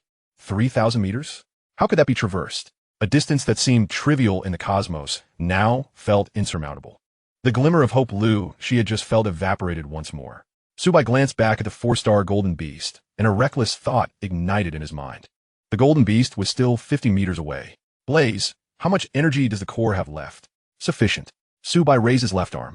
Blaze's left hand contracted, aiming an energy cannon beneath the golden beast. Roar. The golden beast roared in fury, quickening its advance.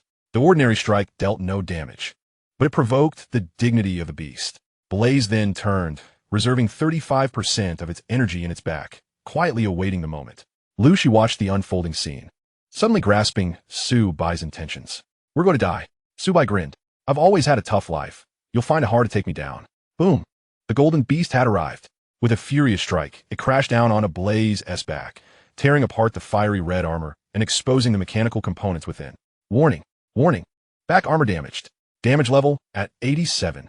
Su Bai's face paled, then flushed with crimson as he felt as if his insides were being fed into a meat grinder. The intense pain caused his blood to surge, and a trickle of blood escaped between his tightly pressed lips. His gaze remained fixed on the valley's center. Utilizing the golden beast's enraged strike, Blaze surged forward. The golden beasts outside hesitated for just a moment before angrily roaring to shred this foreign steel entity. Lu Shi, her eyes wide with anxiety, dared not blink as she noticed no less than 3 4-star beasts among the oncoming horde. Surrounded by golden beasts, Su Bai maintained his composure. Explode. Boom.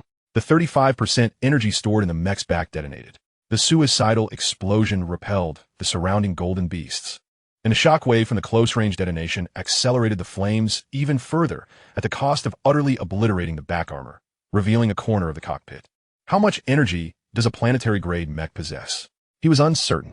However, the pain he experienced was far more intense than that of enduring a furious blow from a 4-star golden beast, providing him with a stark realization. Su Bai felt as though his body was no longer his own, as if a grenade had detonated within him, sending fragments wildly stirring through flesh and organs. The excruciating agony rendering him somewhat dazed. Trembling, he grasped the dagger, which in the blink of an eye transformed into gold, absorbed by him. The golden material flowed into the void within his heart, where it was absorbed by the resplendent golden core, subsequently spreading through his limbs and nourishing his battered body. The restorative energy allowed Su Bai to catch his breath.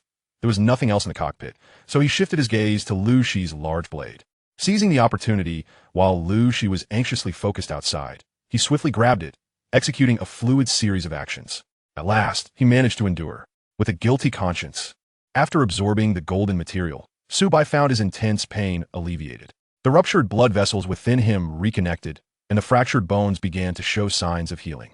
Su Bai silently rejoiced, relieved that no mishap had occurred.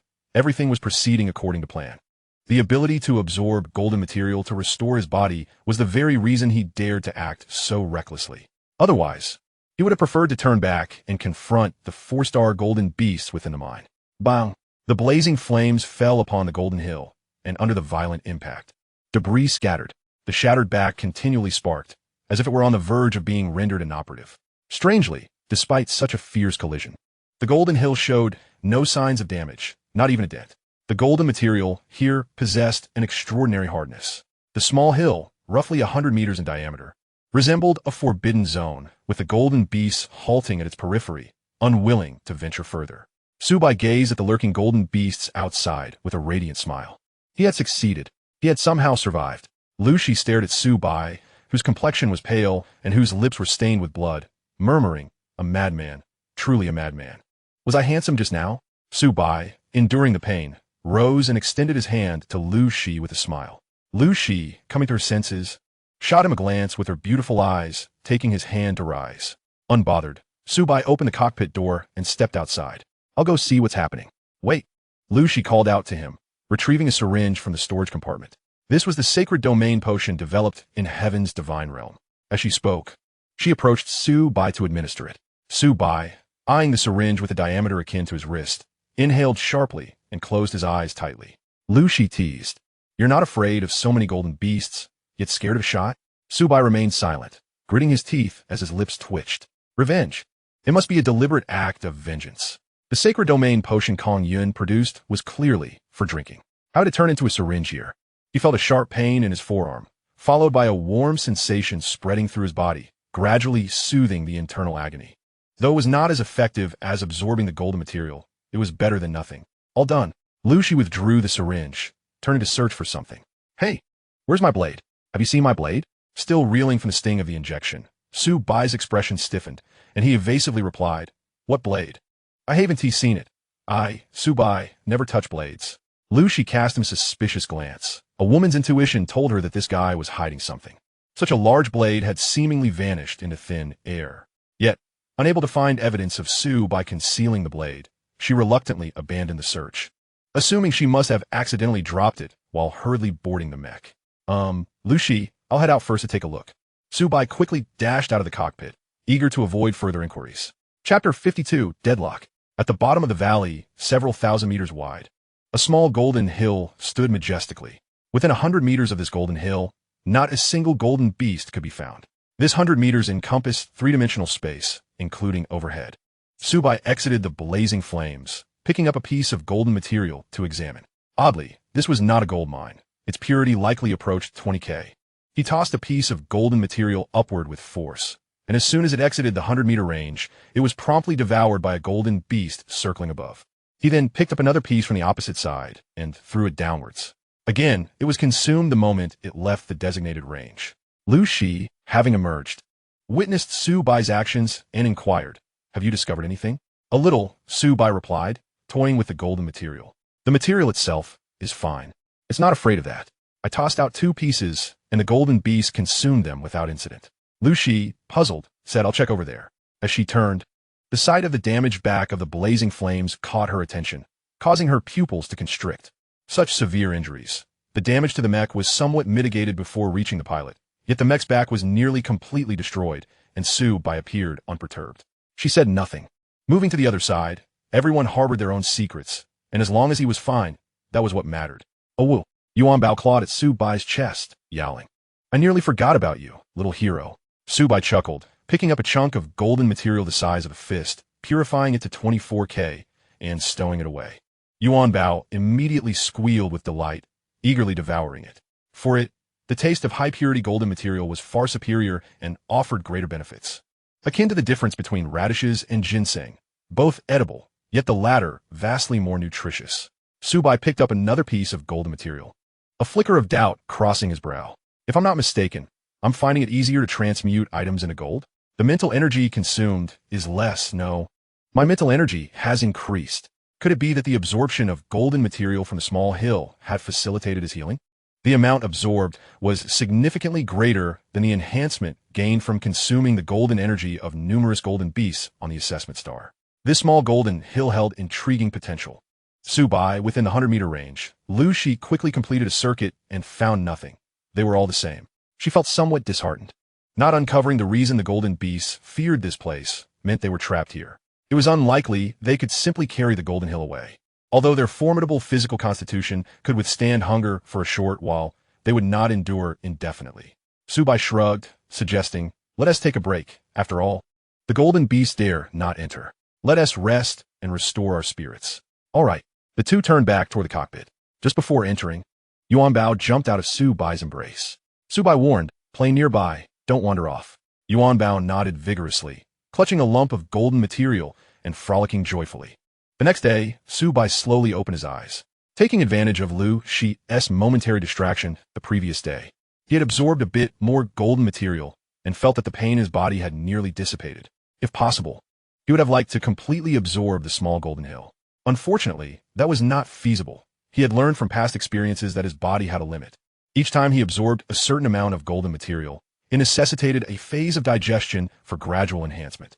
If he attempted to force absorption, the golden energy would become lodged within him, resulting in counterproductive effects. Su Bai rose, finding Lu Shi already awake. Under the circumstances, she had hastily washed up and was now combing her hair with a mirror she had unearthed from who knew where. Observing Luonse grooming herself, Su Bai hestev. Lu Shi, what kind of boyfriend are you planning to find in the future? Lu Shi paused her movements, replying, someone of my generation, someone stronger than me. Is that all? At the very least, one shouldn't be excessively unattractive. The more Su Bai listened, the more delighted he became. Look at how well we complement each other. We could make quite the pair. You. Lu Shi opened her mouth, yet the retort she intended to voice remained unspoken. The truth was, she was indeed no match for Su Bai, who not only lacked any flaws in appearance, but was also somewhat charming. However, regarding her family's status and identity, she contemplated Su Bai for a moment, and in response to his eager gaze, she half-joked, you must first pass my family's test. Su Bai seized upon this pivotal point, implying, so you have no objections? I didn't mean it that way. Lu Shi's fair cheeks flushed. From their very first meeting, Su Bai had already scored quite favorably in her eyes, particularly after the harrowing escape they had shared, which stirred her heart. After stammering for a while, she finally said, let's discuss this again once we make it out alive. Su Bai gleefully watched Lu Shi's retreating figure and raised an eyebrow. As long as Lu Shi didn't oppose, that was all that mattered. As for her family's status and her parents, possessing a modicum of wealth implies an abundance of resources. Once his strength grew, arriving at her doorstep with a mythical mech to propose would surely be irresistible. Su Bai considered himself fortunate, believing he would not falter before achieving his potential. Of course, while contemplating this, he unconsciously overlooked the fact that he had encountered the golden beasts 19 times and had even ventured into their den. 30 years east of the cosmos. 30 years west of the cosmos. From this moment forth, I shall be known as Su Bai. Time slipped away. The mining planet had no concept of night. The chaotic magnetic field caused time recorded within the fiery realm to remain stagnant since their arrival. Lu Shi could only estimate the passage of time based on her sporadic awakenings. This was already her 8th time opening her eyes from slumber. Yet time had undoubtedly surpassed 8 days. Having unlocked her secondary genetic lock, she possessed more vigor than the average person. If not for the enforced sleep, she could have easily withstood 8 days without rest. Lu Shi took a small sip from her bottle, moistening her parched lips. In the mirror, her originally light purple irises were now veiled in a gray mist, and her long, jet-black hair appeared somewhat dry at the ends. She was unsure how much longer it would take to find a means of escape, and knew she must cherish every scrap of resource. Xiaoxi, you're awake. Su Bai entered the room, brimming with vitality. Lu Shi gazed at Su Bai, who looked increasingly robust, filled with doubts about her own life. He had shared all his resources with her, yet over time, his health had only improved. Not just him, but also the little golden beast named Yuan Bao, both thriving in their own ways. Seeing Lu Shi's health declining, Su Bai could not help but feel anxious. When he felt hungry, he absorbed a piece of golden material. When he felt thirsty, he did the same. Yuan Bao also seemed to eat with greater enthusiasm than he did. The valley had little else but golden materials. Even without them, he could transform stones into gold and sustain himself. Starvation? An impossibility. He could even venture to the outskirts to catch a small golden beast to absorb the golden energy within its blood. Compared to Lu Shi, his condition improved day by day. The energy within his golden core continued to grow, and his mental prowess expanded steadily. His life was nothing short of prosperous. Now, the golden beasts were farther from the small golden mountain, not because the mountain's territory had expanded, but due to the annoyance they felt towards Su Bai. They could only retreat, creating a buffer zone. Chapter 53. Fishing for Justice. Beside the fiery mech, Su Bai took out all the resources and counted them. The stockpile was dwindling. Before the golden beast could invade, Lu Shi might starve first. Oh, right. He recalled the golden beasts he had slain. I've killed a few golden beasts. Would you like some? Continuing this way was not a viable solution. Lu Shi, having grown weary of braiding her hair, simply gathered it and tied it at the end. The flesh of golden beasts was laced with gold poison. Before the poison dissipated, humans consuming it risked severe vomiting or even instant death. This place was rich in gold mines, and even after the golden beasts perished, the poison within their bodies would likely linger for quite some time. Gold poison? Su Bai boast. ISNT that the energy found in golden beasts after they consume golden materials? It's beneficial for them, but detrimental for us. Su Bai was momentarily taken aback. So, you're talking about golden energy? How fortuitous. I can absorb that. With that thought, he dashed out of the cockpit and ran to a line he had marked, delineating the edge of the safety zone to prevent accidentally crossing it one day. He picked up a piece of golden material and tossed it outside the line, waving at the golden beasts a few meters away. The golden beasts, which should have rushed towards the bait, merely stared at him with cold eyes, emitting low growls from their throats. The lower-tier golden beasts, though lacking intelligence, were not entirely foolish. They had witnessed many of their peers fall victim to such tactics recently and would not be easily deceived again. After a while, seeing they had no intention of approaching, Su Bai couldn't help but feel a sense of regret. They've grown wise, yet unfortunately, not in the right way. He turned and seized the golden beast he had killed a few days prior. Having absorbed the golden energy, the strength of its flesh had diminished significantly, allowing Su Bai to easily tear off a piece of meat. Carrying the meat back to the cockpit, he even patted Yuan Bao's plump little belly along the way. I think this is edible. Lu Shi glanced at the still bloodied chunk of meat. Besides golden beasts, where else can we find meat in this place? Just because I haven't agreed to be your girlfriend, do you wish to poison me? Not all. Su Bai began to fabricate a serious yet absurd tale. This is my carefully selected choice from among thousands of golden beasts, the royal lineage of golden beasts. Look, it has no gold poison. The royal lineage of golden beasts? Lu Shi laughed in disbelief. In all my years, this is the first I've heard of golden beast royalty being poison-free. Clearly, you must have slipped through the cracks of the 9-year basic education of the cosmos, but I certainly have not. Just as she was about to retort, Su Bai's next action left her utterly stunned. He took a bite of the golden beast's flesh, tearing off a piece of the bright red meat. And blood trickled from the corners of his mouth as he chewed. Quick, spit it out. Lu Shi rushed over, frantically prying his mouth open, her dusty, delicate face marred with urgency. During their time, trapped on the small golden mountain, their relationship had grown considerably closer. Lu Shi had witnessed Su Bai's care for her and had etched it into her heart. Gulpy. Su Bai opened his mouth, his white teeth stained crimson. The cavernous void of his mouth starkly empty. Lu Shi felt a wave of despair wash over her. Suddenly, Su Bai collapsed, clutching his stomach and writhing in pain, his features contorting as he emitted pained cries. Su Bai, what? I'll find medicine. There might still be hope. Lu Shi's voice trembled, tinged with desperation. Su Bai's condition sent her into a panic as she hurriedly grabbed a pile of syringes from the medical kit. Su Bai's complexion shifted, and he grasped Lu Shi's hand firmly. Cough, cough, Xiao Xi. I can't go on. Don't waste the medicine. With that, he produced a golden necklace as if conjured from thin air. The resplendent necklace shimmered under the cockpit lights, radiating a splendid glow. Before I pass, could you grant me one last wish? All right, you say it. I will agree to whatever you wish. Will you be my girlfriend? Su Bai raised the golden necklace, his weakened voice laced with a hint of hope. Lu Shi, with tears brimming in her eyes, clasped Su Bai's hand, trembling as she repeatedly agreed. Huh? Yuan Bao, unbeknownst to him, had scuttled over and was now perched by the cabin door, gazing curiously at the scene within and letting out a series of confused yelps. You agreed. Su Bai could hardly contain the joy radiating from his brows. At long last, she had consented. This was a promise uttered from her own lips, and there could be no turning back. He leapt up with vigor, his voice booming with life, completely dispelling any semblance of his previous near-death state. Lu Shi froze momentarily, her mind struggling to catch up. Su Bai carefully adorned Lu Shi with a golden necklace, then stepped in front of her, cradling her head in his hands to scrutinize her appearance. Satisfied, he nodded, noting how the exquisite gold necklace accentuated her slender, fair neck. Su Bai. Lu Shi, realizing she had been played, felt her cheeks flush crimson as the words escaped her clenched teeth.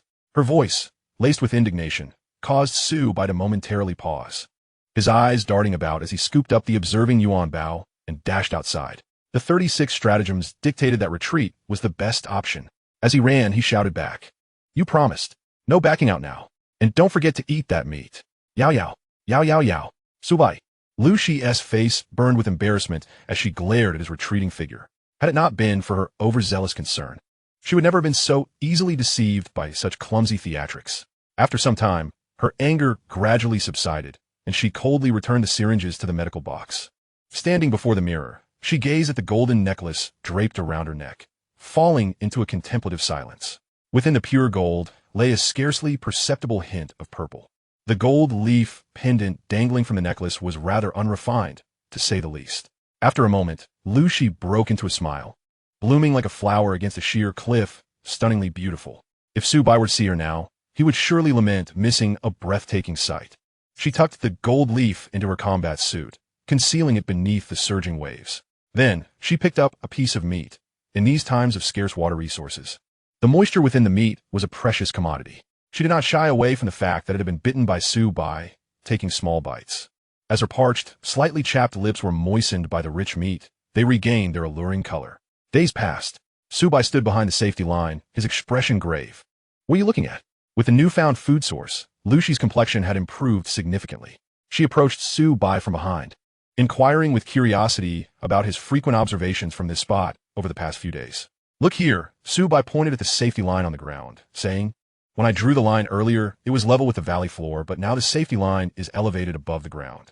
Lucy crouched beside him, measuring the height of the safety line, which stood about an inch above the ground outside. She cast a glance at the golden beasts outside the small gold mountain, casually remarking, "With so many golden beasts feeding, it's normal for the ground level to drop. What's so surprising about that? Normal?" Su Bai gazed at the diminishing gold ore in the valley, the grayish stone blocks increasingly exposed, an unsettling premonition clinging to his mind. He needed to ascertain why the golden beasts dared not enter the small gold mountain. He hoped he was merely overthinking. With that, he turned and walked away. Lucy watched his retreating figure, sensing his anxiety, which gradually weighed upon her heart. Chapter 54. Su Bai's fear of domestic violence. This is 14K. This one is lower. Only 10K. This one is a bit higher, at 18K. With every step, Su Bai paused to touch the golden substance beneath his feet, assessing its purity. After searching for so long, he had found no issues with the surface of the small gold mountain. Thus, any problems must lie within. He had attempted to dig deeper, but the hardness of the gold material far exceeded his expectations, completely overturning his understanding that higher purity equated to greater softness. After considerable effort, he had only managed to chip away some fragments. Abandoning that approach, he resolved to seek out the area of highest purity on the small gold mountain, hoping for a discovery. Under Su Bai's meticulous search, 3 more days slipped by. Lucy furrowed her brows, now understanding Su Bai's concerns. The gold ore at the valley's bottom was dwindling under the relentless consumption of countless golden beasts, and in recent days, they had been circling the small gold mountain. Eager to pounce, Su Bai had previously informed her that while hunting the golden beasts, he had captured some without any adverse reactions, and the small gold mountain had remained unresponsive. This meant the golden beasts merely hesitated to enter the area rather than being barred from doing so. As long as the gold ore remained, they could restrain themselves, but once it was depleted, the small gold mountain would be the only remaining source of gold in the chasm. Lucy could not guarantee that the beast's instincts would be overridden by their intelligence. She had a foreboding feeling that the moment the gold ore was completely consumed, the golden beast would storm into the small gold mountain. No, it can't be. Could my assumptions be wrong? After 3 sleepless days of intense exploration, Su Bai's robust physique had not escaped the toll, resulting in dark circles beneath his eyes. The blood vessels in his eyes were prominent, his hair disheveled, and he appeared in worse shape than she had been previously. A fleeting pang of concern flashed in Lucy's eyes. She had asked Su Bai multiple times over the past few days what he was searching for, but had received no answer. She understood that he wished to shield her from worry, choosing instead to bear the burden alone. If Su Bai knew what she was thinking, he would surely dismiss her as overly sentimental. In times like these, 2 heads would undoubtedly be better than 1. He was not foolish. However, the strength of the gold material here defied logic, and without specialized instruments, it was impossible to discern its purity with the naked eye. Of course, this did not apply to Su Bai. He could transmute matter into gold. When he held the gold substance, its purity became immediately apparent. It was akin to a seasoned electrician knowing whether a wire was live simply by touch. This was a specialized skill. Not informing she stemmed partly from a desire to spare her worry, but mainly because even if he explained, she would be unable to assist, and he would have to laboriously concoct an explanation for how he could ascertain the purity of the gold material. But why is there none? Clearly, there are other purities available. Why is there no 24K? Su Bai sat despondently on the ground, muttering to himself. Despite having asked numerous times without receiving an answer, Lucy remained undeterred and tried again. "Bai, what exactly are you looking for? Please tell me, will you?" Su Bai looked up, meeting Lucy's lavender eyes brimming with concern, and let out a bitter smile. Since he had found nothing, there was no longer any need for concealment. Purity. The place with the highest purity on the small gold mountain might be the key. But after searching inch by inch for 3 days, the highest purity I found was only 22K. Lucy was taken aback, not having expected such an answer. She did not question Su Bai's ability to sense the purity of the gold material. Rather, she slowly replied, "No, there's a place you haven't searched." "A place I haven't searched?" Su Bai followed the direction of Lu Shi's finger, his voice momentarily halting. There lay the massive body of the flame ablaze, which had not moved since its arrival. Su Bai's expression shifted from confusion to elation. How could he have overlooked such a vast area? With a sudden burst of energy, Su Bai leaned in and planted a quick kiss on Lu Shi's cheek, exclaiming, "You truly are my lucky star." He then dashed into the cockpit to move the flame of blaze aside. Lu Shi stood there, stunned for a full minute, before processing what had just transpired. Had she just received a kiss from Dubai? Over the course of this time, their relationship had indeed progressed significantly, especially after Su Bai's act of feigning death, which had subtly altered her manner of addressing him to a more affectionate tone. Yet, it had not yet reached this level of intimacy. Crimson hues rapidly ascended from her delicate neck to the crown of her head. The shrill scream startled Su Bai, who had just exited the cockpit, causing him to shudder. He then feigned ignorance and nonchalantly approached the spot where the blazing flames had previously lain, meticulously inspecting the area. Yushi, her face flushed, gazed at the busy Su Bai, rooted in place at a loss for what to do, whether to approach or remain still, unsure of her next action. Su Bai crouched down, inching forward, his palm pressed against the ground as he scrutinized every inch of the terrain. The purity of this golden material was significantly higher than elsewhere, with a minimum of 20 carats. In the distance, Yuan Bao abandoned the golden substance it had been cradling and lunged toward Su Bai. However, before it could land, Su Bai swiftly snatched it up and tossed it aside, chiding, "Eat less, look at your round belly."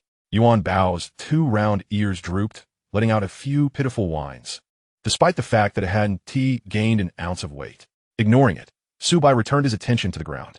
As his fingertips made contact with the surface, he paused momentarily, a look of uncontrollable delight blooming on his face. The surprise was so sudden that he pressed his palm firmly against the golden ground, confirming his findings with exuberance.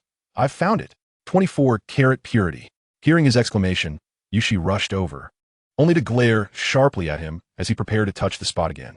Su Bai instantly offered an awkward smile and withdrew, examining the peculiarities of the area instead. After a lengthy inspection, he furrowed his brow.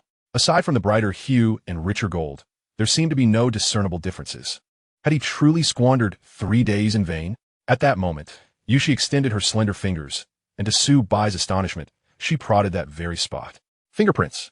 She had actually left an imprint. Su Bai knew just how hard the gold material was, without the ability to transmute matter into gold. He couldn't even crush 14-carat gold into fragments. Yet, Yushi had managed to leave a fingerprint on 24-carat gold? Had this little girl been feigning ignorance all along? Whenever there was a quarrel, he was the one who received the brunt of it. Thoughts of future domestic life filled with abuse flashed through Su Bai's mind, leaving his face pale. Noticing his pallor, Yushi reached out to touch his forehead, concerned he might be running a fever. As Su Bai saw her fair hand approaching, he recalled the imprint left on the gold material and instinctively recoiled. In his retreat, his palm once again pressed against the golden ground, fortuitously landing on the very spot of 24-carat gold. It's soft? Su Bai was taken aback. This patch was actually soft. Chapter 55. The Purple Gold Bamboo Forest After the Blood Rain. On Little Gold Mountain, a young boy sat on the ground, hands braced against the earth, his expression vacant, while the girl across from him bent slightly, her delicate hand suspended in midair, creating an oddly tense atmosphere. "Are you all right?" Su Bai recalled the tumultuous thoughts that had crossed his mind earlier, his complexion cycling between crimson and pallor. It was a humiliation, an absolute disgrace. Had he truly feared being chastised by his wife? The illustrious Su Bai, never one to yield to anyone. How could such thoughts have crossed his mind? Surely, some powerful entity had temporarily seized control of him, conjuring these notions. He vigorously shook his head, dispelling the chaotic thoughts swirling within. "It's nothing, nothing at all. I've located the spot. Look here, the area outside Little Gold Mountain is fine, so it must be inside. Let me take a look." Yushi refrained from pressing further, and Su Bai sighed in relief, redirecting his focus to the ground. After measuring, he found that the area of 24-carat gold spanned a diameter of 10 centimeters, forming a perfectly standard circle. Rubbing his chin, he proposed, "Why don't we dig a bit?" Yushi hesitated for a moment, but with no other options available, she nodded in agreement. Without delay, Su Bai clawed at the earth with his right hand, effortlessly penetrating the surface. When he pulled back, a substantial clump of gold material emerged. He tossed the gold into the air, where Yuan Bao, poised and ready, pounced to catch it, exclaiming joyfully as it scampered off, reveling in its prize. Yuan Bao surprisingly had an affinity for the gold material. How peculiar! Yushi watched with curiosity, but the next scene left her wide-eyed in astonishment. It had eaten. This little kitten had taken a bite. In the cosmos, only golden beasts consumed gold material. It was common knowledge. It is a golden beast, she exclaimed, horrified at the realization that Bai had been harboring a golden beast all this time. The thought of having slept unguarded beside a golden beast sent a chill of cold sweat down her back. Su Bai raised an eyebrow, seizing Yuan Bao and lifting it while pointing to the golden beast outside Little Gold Mountain. How could that be? Just look at how adorable it is. There is nothing about it that resembles a golden beast. It is undoubtedly a golden beast. Yushi was not swayed by Yuan Bao's innocuous appearance. There had been instances of others raising golden beast cubs. Yet the inherent ferocity and brutality of golden beasts were not something that could be tamed by mere mortals. I witnessed it consume gold material with my own eyes. Do not be deceived. Su Bai shot a covert glare at Yuan Bao, chiding it for not being more discreet whilst eating. Then, he snatched a clump of gold from Yuan Bao's tiny paws and handed it to Yushi. Look, it's just like before. You must have misinterpreted it. I've raised Yuan Bao for many years. It's merely a cute little kitten. A kitten? Yushi murmured, bewildered as she took the gold material, observing it closely. There were still fingerprints from Su Bai on it, with not a single trace of damage. She felt deceived, yet had no evidence to substantiate her claim. Am I truly seeing things? Su Bai turned back to continue digging, a smirk playing on his lips. The moment he handed over the material, he seamlessly filled in the missing spot, thinking that Yushi would never notice. Yuan Bao, realizing its misstep, did not flee, but instead nestled obediently in Su Bai's embrace. Have you reached the end? After digging for quite some time, with his entire forearm extended in the hole, he suddenly felt resistance. Little Shi, come take a look. Yushi appeared dazed, still grappling with whether Yuan Bao was indeed a golden beast. Stop overthinking it. Yuan Bao is definitely not a golden beast. I've known it for so many years. If it were, I would have consumed that gold material myself. Su Bai spoke to dispel Yushi's doubts. For golden beasts were unequivocally antagonistic in the universe, and Yuan Bao must never be associated with them. Yushi suppressed her skepticism, trusting her own eyes. If she couldn't convince Bai, she would keep a close watch on Yuan Bao to gather evidence. On the resplendent golden mountain, the two of them knelt before the hole, scrutinizing it. Although it was only as deep as Su Bai's forearm, peering inside revealed nothing but impenetrable darkness. He had excavated all the gold material he could reach. The bottom felt smooth, akin to jade, yet yielded no further discoveries. His instincts told him that something was amiss beneath the surface. As he withdrew his hand, Yushi reached in to feel around. Her palm was too broad for the 10-centimeter diameter, and only her fingertips could graze the bottom. Su Bai furrowed his brow, contemplating the source of the issue. Yushi gasped softly, quickly retracting her hand, her fair fingertips pricked by something sharp, droplets of crimson seeping forth. Something down there pricked me. Something down there? Su Bai was taken aback. He had been meticulous in his search, and if something had been present, how could he have missed it? He extended his hand once more, still encountering only the smooth surface. After a thorough exploration, he hadn't even come across the blood that had dripped from Yushi. Just as he was about to give up, a sudden sting shot through his fingertip. What the hell? Su Bai abruptly withdrew his hand, blood oozing from the tip of his middle finger, mirroring the injury of Lu Shi. At that moment, the golden mountain began to tremble violently, emitting a series of ominous sounds. Boom! The mountain gradually ascended, and the golden beast within the chasm began to stir restlessly, as if something were about to emerge. The golden mountain was vanishing. Lu Shi exclaimed in shock. The base of the mountain rose while the summit continued to dissolve. Su Bai wrapped his arms around Lu Shi, striving to maintain their balance amidst the tumult. Should they fall, they would be met by a swarm of golden beasts. The ascent of the mountain accelerated, and its peak completely melted away, revealing a pure white hue. Su Bai felt relieved that only the golden substance was dissolving. If such a dense material could melt away, the human body would surely be no match. The two stood upon the jade-like white surface, which had risen to the center of the chasm, ceasing its ascent, while the tremors dissipated. Don't let go. Lu Shi scolded playfully, her cheeks flushed. Su Bai held on tightly as more intense sounds reverberated. Boom! Bang! The stone walls on either side of the chasm crumbled incessantly, debris flying in all directions. Strangely, despite the violent quaking of the chasm, the white surface beneath them remained entirely unaffected, as if existing in a different dimension. Something surged up from the depths of the chasm. Roar! A howl. Dust filled the air from the collapse of the chasm, mingled with the anguished cries of the golden beasts. Su Bai touched his face, finding it stained with golden blood, belonging to the golden beasts. The air was thick with dust, obscuring the chaos that unfolded. A drop of blood fell, as if signaling the onset of a rain of flesh and blood, showering down with the shattered corpses of golden beasts. Su Bai shielded Lu Shi beneath him as a radiant barrier suddenly rose from the white surface, shielding them from the deluge of blood rain. Lu Shi lifted her gaze, transfixed by the scene before her, and suddenly bent over, retching. The pale barrier was utterly stained red, countless pieces of flesh crashing upon it, sliding down its exterior like a waterfall of blood. Su Bai surveyed the apocalyptic scene, his heart devoid of any turmoil, even awakening an insatiable hunger within him. Unfortunately, rushing out was clearly out of the question. Suppressing his thoughts, he gently caressed Lu Shi's back, offering her solace. After an agonizing 5 minutes, Lu Shi ceased her retching.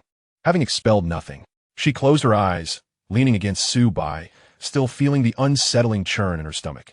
At that moment, the rain of blood ceased, and the dust in the air was subdued. Then, a pale barrier rose beneath them once more. With a wave, the outer crimson barrier shattered, casting light upon fragments, revealing an eerie beauty. "Shall she look?"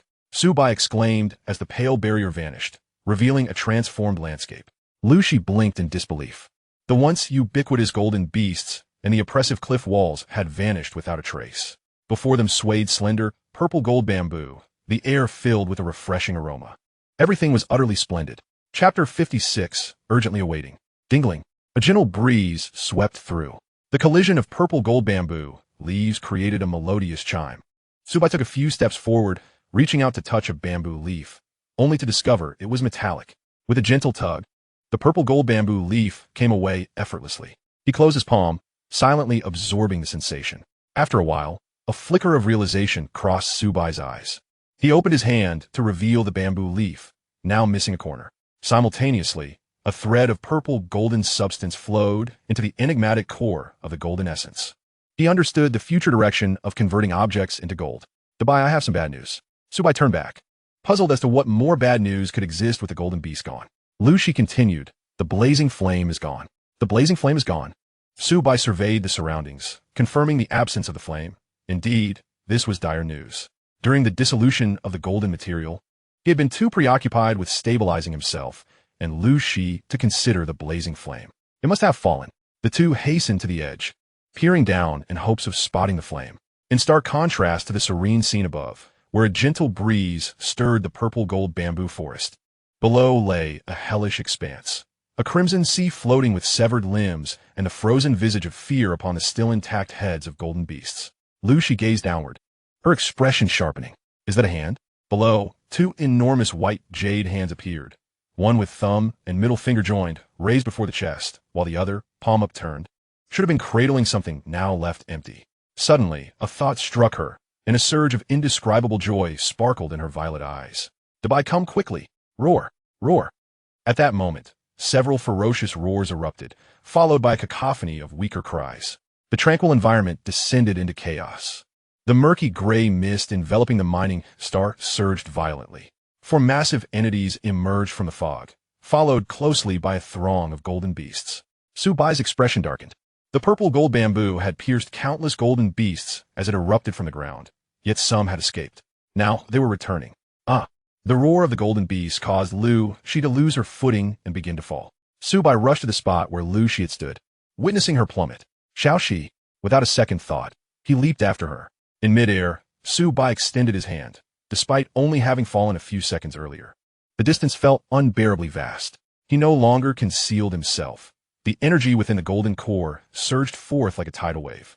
Starting from his heart, gold suffused his body inch by inch.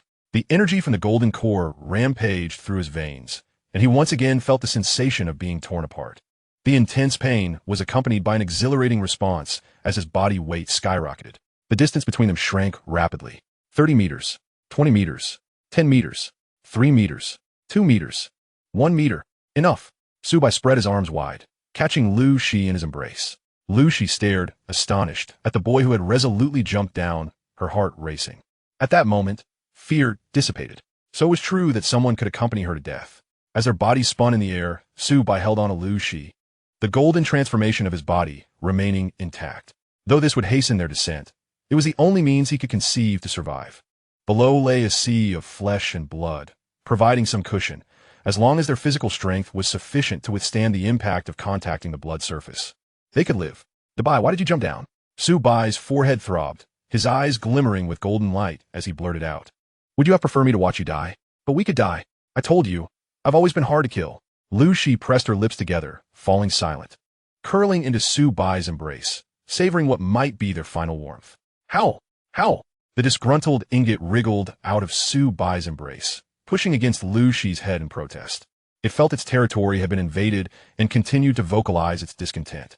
However, neither Su Bai nor Lu Shi had the luxury of attending to it. Was this the limit? The golden core transmitted an alarming message of depletion. Those eyes had entirely transformed into a golden hue, and through the skin, one could discern not blood coursing through the veins, but a golden substance. At this moment, Su Bai resembled less a human and more a gilded statue clad in human skin. Not enough, still not enough. He could already scent the rich aroma of blood. Plummeting from thousands of meters, his current strength was insufficient. Su Bai exerted every ounce of his being to extract from the golden core, and his heart, aligned with the core, began to thump violently. Thump, thump, thump. The frantic rhythm of his heartbeat drowned out the sound of rapid descent and the friction with the air. Each beat grew louder, and Su Bai's consciousness wavered, leaving only a golden core tinged with purple in his sight. The golden mass began to contract and expand with each heartbeat. With each cycle, a little more golden energy was extracted. The faster his heart raced, the quicker the contraction and expansion occurred, each time growing slightly larger than the last. Lu Shi noticed Su Bai's anomaly. The sound of his heartbeat was thunderous, and she was not deaf, pressed against his chest as she was. She attempted to lift her head, but Su Bai's grip was too tight, his arms like iron bars encircling her. Su Bai, Su Bai. Her cries were instantly swallowed by the wind, not reaching Su Bai's ears. In truth, Su Bai had regained his rationality. The contraction and expansion of the golden core was an irreversible process. It was too late to stop it, and he could only watch as a bystander. Thump, thump. The frequency of his heartbeats accelerated, intensity rising. The air grew increasingly humid, drawing nearer to the sea of blood, saturated with its scent. Thump, thump. At last the heart beat, and the golden core contracted to its utmost. Everything came to a standstill as Su Bai awaited his body to stiffen and make a decision. In that fleeting moment, Su Bai pondered much, past, present, and future. He was oblivious to the consequences of this decision, yet he understood that failing to make it would mean death. The heart fell silently. Boom! The golden core was anything but gentle. It expanded violently, not with a gentle burst, but with a cataclysmic explosion. The void shattered alongside it. The fragments of the golden core collided with the heart, but how could the heart withstand the energy unleashed by the explosion of the golden core? Even if it had been gilded, it was impossible. Boom! Another resounding blast. Su Bai's mind went blank, and his ears rang with silence. Lu Shi panicked. Pressed against Su Bai's chest, she could no longer hear the heartbeat. Everyone understood what this implied. The wind ceased, the descent halted, the descending golden beast stopped, and Lu Shi's movements froze as well. Time stood still at that moment. The only entity still in motion was Su Bai's consciousness. He felt bewildered, utterly dazed, as if lost in the vast cosmos. So, did I just blow up my own heart? I am Su Bai, 20 years old, recently found a girlfriend, unmarried, and raising a little cat that appears to be a golden beast, but is yet to grow. None of that is crucial. The key issue is that I no longer have a heart. What should I do? Waiting online for an urgent response. Chapter 57. Who doesn't he adore a beautiful heart? A realm bathed in golden light. Dozens of fragmented remnants floated motionless in midair. Su Bai, in his consciousness, fixated on the scene before him. More accurately, this was within him. The fragments were a mixture of the exploded golden core and heart. He couldn't recall how long he had been staring. Surely, it would remain like this indefinitely. Su Bai shook his head. If it continued like this, he would prefer death. If only these pieces could come back together. Just then, a flash of golden light cut through, and Su Bai was taken aback, quickly rubbing his eyes. By heavens, has one actually returned? At that moment, a golden fragment nestled within the hollow of his heart began to pulse, mimicking the rhythm of a heartbeat, becoming one of the two entities capable of movement in this stilled world. He gazed at a golden shard, cautiously proposing, "Return? Show." Another streak of golden light, and the fragment in the heart grew slightly larger. Without hesitation, Su Bai focused on each fragment. Return. You return too. Soon, a problem arose. The heart and golden core, both of the same color, had their exploded fragments now intermingled, rendering them indistinguishable. Su Bai fell into deep contemplation. What to do? After a while, a thought emerged. If all else fails, perhaps merging them both? Su Bai applauded his cleverness and resumed his verbal assembly. Return. Minutes later, Su Bai gazed at the heart before him. Perhaps due to his lack of understanding of physiological heart structures, the heart he had pieced together was indeed a heart. This might, perhaps, serve a similar function? His tone wavered with uncertainty, for aside from the heart pulsating before him, there were no other changes. At that moment, a hint of purple caught his eye in the golden realm. Su Bai recalled how, upon absorbing the purple gold bamboo leaves, a trace of purple had flowed into the golden core. Clinging to the last shred of hope, he directed his plea at the sesame-sized purple shard. Return. The return speed of the purple gold fragment was significantly slower than that of the golden fragments, its trajectory visible to the naked eye. When the purple gold landed precisely at the heart's center, boom, boom, the heart surged with a deafening sound, and Su Bai stared intently, fearing this abstract heart might explode again. Fortunately, it merely thrashed violently twice before returning to normalcy. He exhaled in relief. It may have looked odd, but in his body, no one else could see it, as long as it functioned. Suddenly, darkness enveloped him, and when his vision returned, everything in the external world resumed motion. Su Bai instinctively began to exert pressure on the golden core. Yet the golden core was no more. Instead, the heart began to release golden energy outward.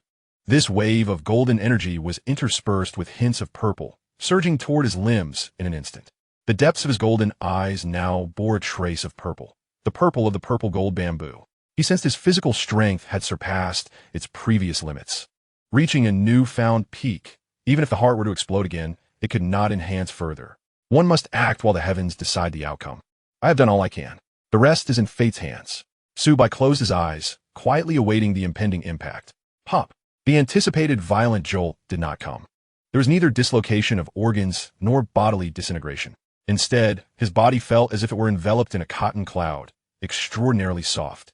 Su Bai opened his eyes in astonishment, finding himself and Lu Shi cocooned in a sea of white. He murmured, "Could it be that the impact crushed me to death? Am I in paradise?" Lu Shi ignored him, pressing her ear against his chest, carefully listening for the heartbeat. The sudden absence of the heartbeat had frightened her, and upon confirming its return, she broke free from Su Bai's embrace and stood up. "You scare me to death. What happened to the heartbeat just now?" After a moment of contemplation, Su Bai replied, "Aren't I impressive?" Lu Shi. His casual remark dispelled her panic. She lightly kicked Su Bai. "Speak properly." Su Bai curled his lips in disdain. Even before marriage, he dared to kick him. What would happen once they were wed? With such thoughts swirling in his mind, he nonetheless complied and performed obediently. His heart felt as if it were fabricated. At the slightest whim, it would cease its movement. Yet it bore no impact on his body. Lu Shi, after several probing glances, revealed an expression akin to having seen a ghost. "How did you manage this?" she exclaimed. "It's innate. You cannot replicate it." As she spoke, Su Bai surveyed their surroundings. "Do you know where this place is?" he inquired. While he could not see it, Lu Shi had a clear view and replied, "Just as we were about to plunge into the sea of blood, a massive hand grasped us." "A massive hand?" Confusion flickered across Su Bai's face. At that moment, the soft white surroundings dissipated, and he stared in astonishment. Indeed, it was a colossal hand. The two stood upon a flattened palm, crafted from a material resembling white jade. Even 20 more people could easily stand upon it. Su Bai lifted his gaze and gasped. Guanyin. When they had fallen, his sole concern had been survival, and he had failed to notice what it truly was. The gigantic figure, resembling a living being, was exquisitely detailed even when viewed from the grim angle of death below. Another hand formed a seal, a red mark between the brows, draped in white veils. Where they had stood before their fall was likely the crown of Guanyin. He raced to the edge of the palm and peered down, discovering Guanyin seated upon a lotus throne, which was also entirely white. The enormous statue of Guanyin floated in midair, explaining why the collapsing cliff had not affected it. A mythical mech, a divine Guanyin. Rumors had circulated that mythical mechs possessed their own consciousness, a notion he had always dismissed. How can mech possess awareness? Yet earlier, it had intervened to save them without a pilot. Lu Shi, her expression one of shock, murmured to herself. For many years, the blissful Buddhist realm had sought the mythical statue of Guanyin, offering a handsome reward, yet to no avail. Little did they know it had been buried within this mining planet all along. Selling this information to the blissful Buddhist realm could demand a single free action from them. Even the direct intervention of their domain lord would not be out of the question. Su Bai scrutinized the mythical Guan, his mind churning with schemes. Must the pilot of the mythical Guan inevitably go to the blissful Buddhist realm? Not necessarily, Lu Shi replied. Once you become the pilot of the mythical Guan, you will be welcomed wherever you go. However, the resources obtained from a blissful Buddhist realm are far superior, as Guan is part of their native mechs. Some pilots of mythical mechs prefer not to be bound, choosing instead to wander the cosmos alone, establishing their own divine realms and declaring themselves kings. A single mech with star domain-level combat strength can establish a lesser divine realm, even if one does not create their own realm. Joining any faction guarantees a position of honor. Reflecting on this, Lu Shi cast a regretful glance at Su Bai. If it were not for the relentless pursuit of the divine hunters, he too could enjoy such privileges. Su Bai pondered this as well. When he had obtained the mythical by Wu Cheng, the underworld had not forced him to join. They merely extended an enticing olive branch. He was not one to willingly submit to constraints. Rather than join a faction and take orders, he would prefer the freedom to roam, indulging in life's pleasures. Chapter 58. The truth behind the acknowledgement of the mythical mech. The sky darkened. The golden beasts hovered ominously in the air, thousands of them exuding an immense sense of pressure. Su Bai looked up without a hint of panic, even seizing the opportunity to grasp Lu Shi's hand. With the purple-gold bamboo forest present, they could not descend. Yet Lu Shi spoke with a stiff tone, pointing into the distance. What if the purple-gold bamboo forest disappears? Su Bai raised an eyebrow. Disappears? If it does, we'll just wait here to die. What else can we do? In the next moment, he withdrew his head in shock. The once vibrant purple-gold bamboo forest was steadily vanishing from afar.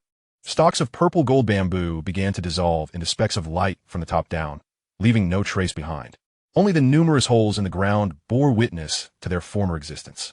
The roars of the golden beasts grew louder and more furious, their gaze fixed menacingly on Su Bai and Lu Shi. With no other life forms on the mining planet besides the two of them and the golden beasts, it was only natural for the beasts to blame them for the death of their kin. It seems we are being made scapegoats for the mythical Guan. Su Bai remarked, his expression darkening. He had not anticipated that the purple-gold bamboo forest was merely a facade, a single poke, and it was gone. Just as he contemplated that with the bamboo forest's disappearance, they could only wait for death, the reality of the situation struck him. Waiting for death was not in his nature. Su Bai directed his gaze toward the statue of Guan, without the blazing flames, and with the ghostly soldiers rendered powerless. To confront the golden beast with mere flesh and blood was sheer folly. Only by piloting the mythical Guan could they hope to survive. We're doomed, we're doomed. Lu Shi muttered, her spirit waning. Xiaoxi. Su Bai grasped her shoulders, gazing into her pale lavender eyes with determination. We've survived countless times before. We will not perish this time either. Once I become the pilot of the mythical Guan, this dire predicament will be resolved. Lu Shi's eyes gradually regained focus, and she offered a bitter smile. I also do not wish to give up, but mythical mechs typically choose their pilots autonomously. No one knows the criteria for their acknowledgement. You were fortunate to have gained the recognition of the mythical by Wu Cheng, but now in the vast universe, there had never been a report of anyone obtaining the acknowledgement of multiple mythical mechs.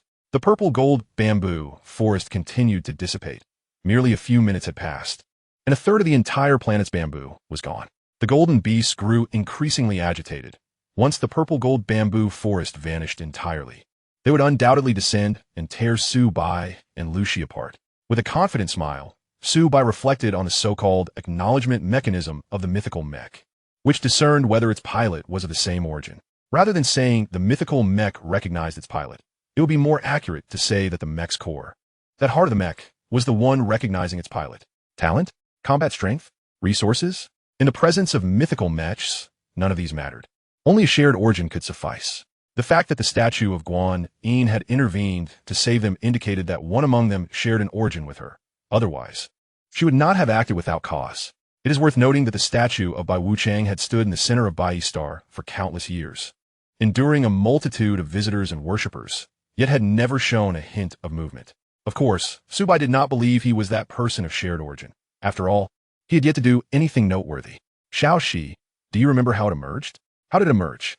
Lu Shi pondered briefly before exclaiming with excitement. Blood. Our blood dripped into the cave of the little golden mountain. And then there was a reaction. The more she spoke, the more animated she became. The statue responded to their blood, and afterward, it had saved them. If they were not related, why would Guanyin respond? It's highly likely. Give a try. Lu Shi drew her dagger and made a small cut on her fingertip. Blood dripped from her finger onto the pristine palm of Guanyin. Her blood pooled at their feet. Seconds ticked by. The excitement on Lu Shi's face faded. The mythical Guanyin showed no response. Su Bai furrowed his brow. Was it not due to Lu Shi? Could it be because of himself?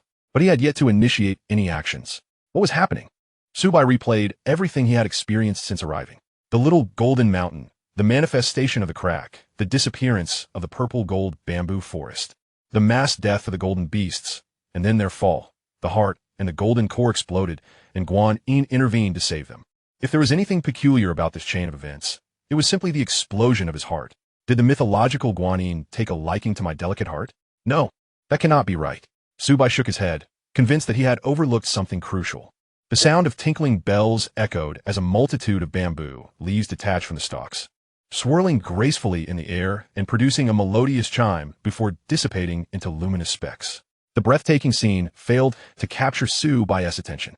It was not until a bamboo leaf drifted towards him, its sharp edge effortlessly slicing his cheek and leaving a trail of blood, that his focus sharpened. Golden purple bamboo.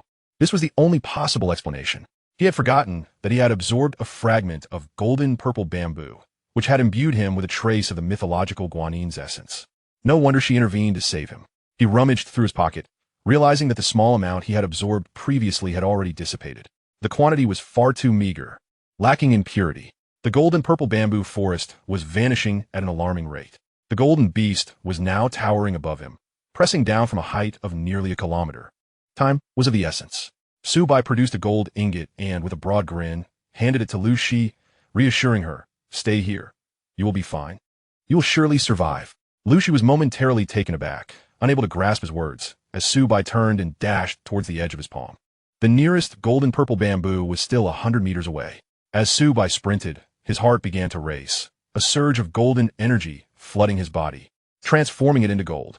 Under his deliberate control, his physical strength surged while his weight diminished. With a thunderous stomp, he leaped into the air. There was not a single place to gain leverage, and below him lay a sea of blood. Once he leaped, there would be no turning back. At that moment, Su Bai's gaze was fixed solely on the swaying golden purple bamboo. That was his only hope. Lu Shi stood upon the white jade palm, with the gold ingot at her feet, nervously covering her mouth to stifle any sound. She did not understand why Su Bai had chosen to leap. All she could do was ensure she did not interfere with him. Whoosh! The wind howled past her ears as Su Bai drew ever closer to the golden purple bamboo. He concentrated fiercely, not daring to let his mind wander for a moment. In this expanse, there stood only this solitary bamboo. If he missed it, there would be no second chance. Closer now. Su Bai adjusted his posture, spreading his limbs wide. Bang! A dull thud resonated. The golden purple bamboo, swaying in the wind, met Su Bai as if he had collided with a solid wall. A red mark split him in two, a lump rapidly swelling on his forehead. In that instant of grasping the golden purple bamboo, Su Bai's first sensation was not pain, but rather a slippery grip. The bamboo pole felt as though it had been greased, causing him to slide uncontrollably downward.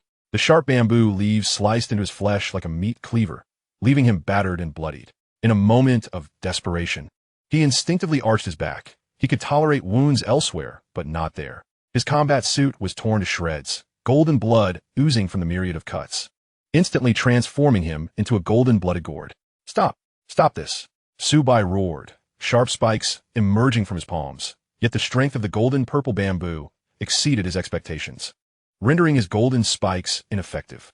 The golden energy erupting from his heart continuously mended his ravaged body, only for the bamboo leaves to slice him anew, a relentless cycle. Chapter 59. Devouring the golden-purple bamboo. On the white jade giant's palm, the statue of the mythological Guanyin loomed. Lu Shi gazed at Su Bai, drenched in golden blood. For a brief moment, she was stunned, then overwhelming anxiety engulfed her.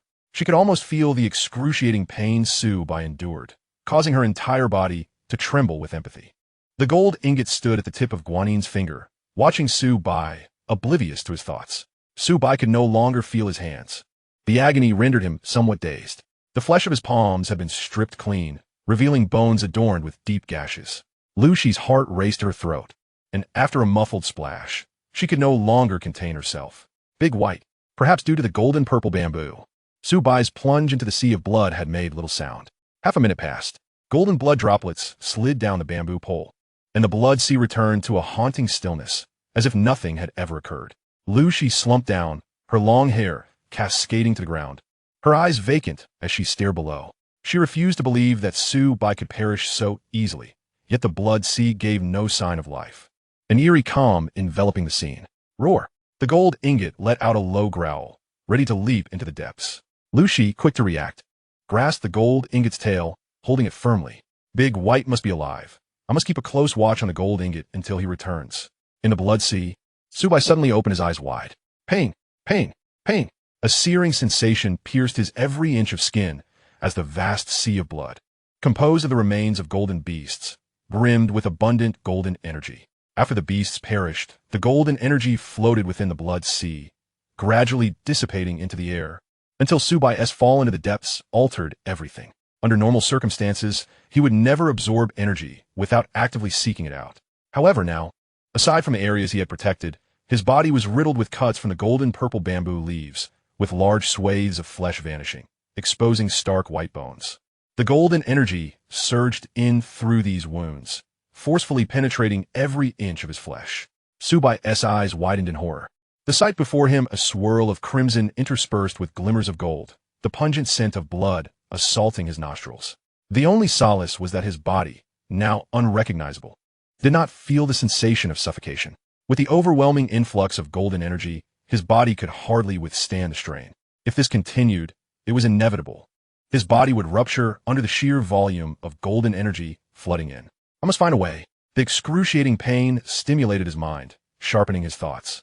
In a fleeting moment of clarity, Su Bai discovered a path to survival. The golden purple bamboo. Clutching it tightly, he had yet to relinquish his hold. He had previously absorbed a fragment of golden purple bamboo leaves, and that trace of golden energy occupied the very core of his heart. In the blood sea, the portion of golden purple bamboo around him radiated no golden light, and the blood within a few centimeters was pure crimson. All of this indicated that the golden energy derived from the golden purple bamboo was of a higher caliber. Furthermore, to deceive the mythological Guanyin, he must become a being of the same origin as her divine core.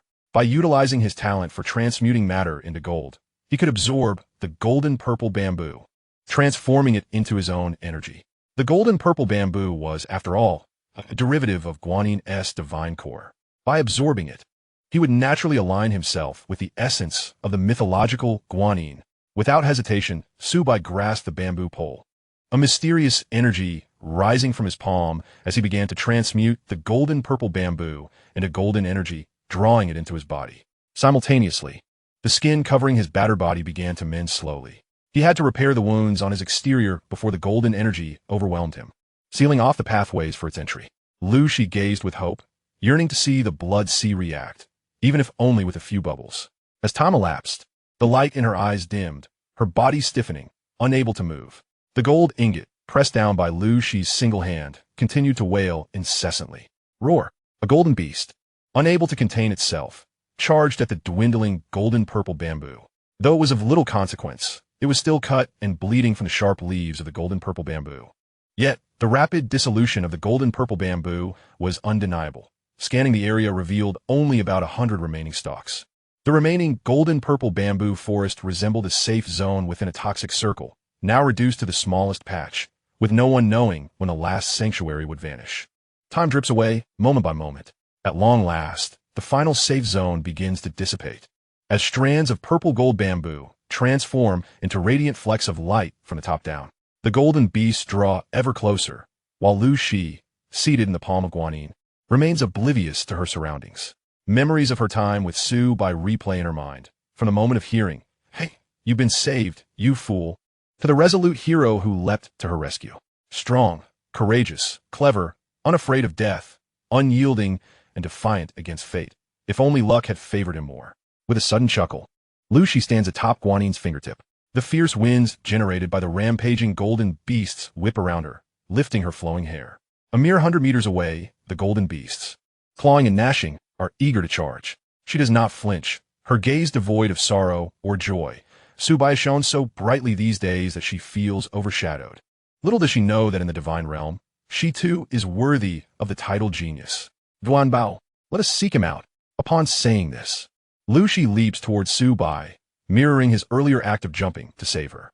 Unbeknownst to her, while all other purple-gold bamboos dissolve from top to bottom, the solitary bamboo before her fades from both ends simultaneously. In that instant of her descent, the golden beasts, staring at Guanin's empty palm, freeze in confusion, rendered mute. With both of them vanished, whom shall they exact vengeance upon? Surely not the colossal statue of Guanin. What a ridiculous notion!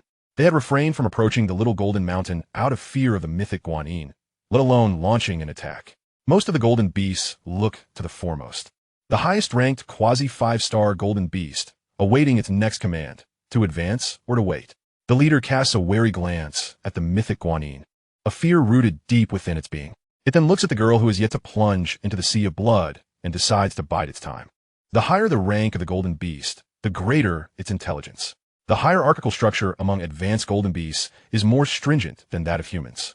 As a 5-star golden beast, its experiences throughout life have imparted a profound understanding of human cunning. Only when witnessing the stillness below will it feel reassured. Su Bai opens his eyes, not a trace of injury on his exterior. His newly formed skin glimmers with golden light. But the most striking feature remains his deep purple gold irises.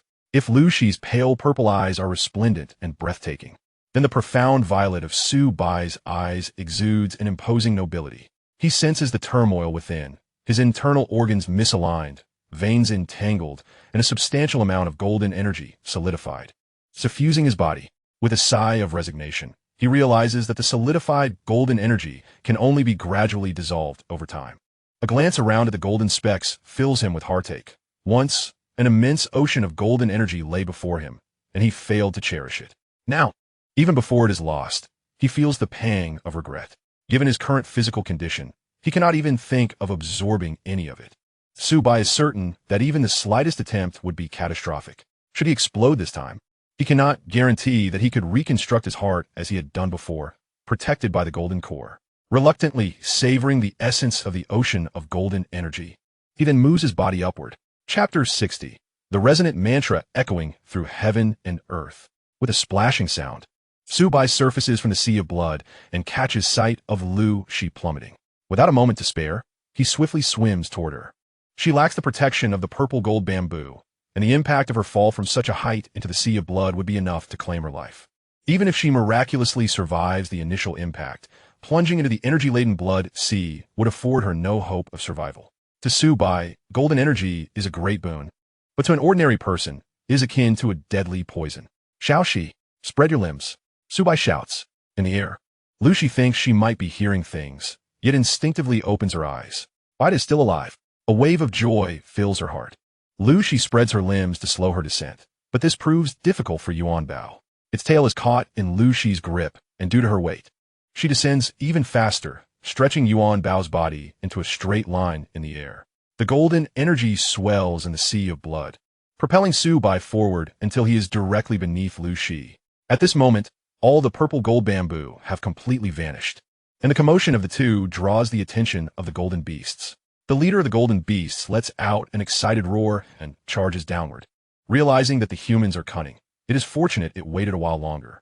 Su Bai climbs onto the carcass of a golden beast, fixating on the rapidly descending Lu Shi. His legs bend, and the ferocious golden energy bursts forth, propelling him upward like a spring released from maximum compression. The two draw closer in the air. Lu Shi's soft body, with immense force, drives Su Bai downward. He clings tightly to Lu Shi. With the sea of blood below and golden beasts above, he remains unperturbed, his purple gold eyes shining brilliantly. Guanin. A petal from a white lotus flower floats down from the white jade pedestal, rising gracefully in the wind. It appears to drift slowly, yet in truth, it arrives in an instant, enveloping the two as they land upon the colossal white jade hand of the mythic Guanin. The soft white substance is reminiscent of the earlier rescue. Lu Shi witnesses the events unfold with disbelief, staring at Su Bai, her mouth agape, wishing to speak. Just as you guessed, I told you we wouldn't die. Su Bai grins, his smile wild and unrestrained, the purple gold in his eyes intensifying. The white jade material of the statue behind him ripples as if something is about to emerge. The golden beasts, sensing the stirrings of the white jade Guanin, hesitate. Namo Rena, Daraya, Namo Aliajana, Sagara Belijana, Yohala Jaideya. The profound mantra resonates through the heavens and earth, emerging from an unknown source, echoing in the atmosphere. Upon hearing the mantra, Su Bai feels a lightness in his body, as if the tension in his nerves has been soothed. In contrast, the golden beasts perceive it as a grave threat, with some trembling and fleeing in fear. Lu Shi steals a glance at Yuan Bao, her suspicions about it being a golden beast still unresolved. However, seeing Yuan Bao remain unfazed, licking its ruffled fur in an attempt to smooth it down, she begins to wonder if perhaps Yuan Bao is not a golden beast after all. Yuan Bao, sensing her furtive glance, grows enraged at the one responsible for its disheveled fur, barking in protest. Su Bai, hearing the commotion, chuckles. He has long known that Yuan Bao's fur is not short. It merely appears so because it is usually groomed close to its body. Being tugged by Lu Shi's grip and buffeted by the strong winds in midair has laid its fluff bare for all to see. Quite the frizz. Yuan Bao, annoyed by Su Bai's laughter, intensifies its reprimands toward Lu Shi. Yet, she pays no heed, treating it as if she hasn't heard. Cleared her throat. She remains focused on the center of the rippling, white jade guanine. The Mythical Mecha holds profound significance in the hearts of every citizen of the universe. And the followers of the Buddha in the blissful Buddha realm are widespread throughout the cosmos. The name of Guanyin has spread far and wide, known all.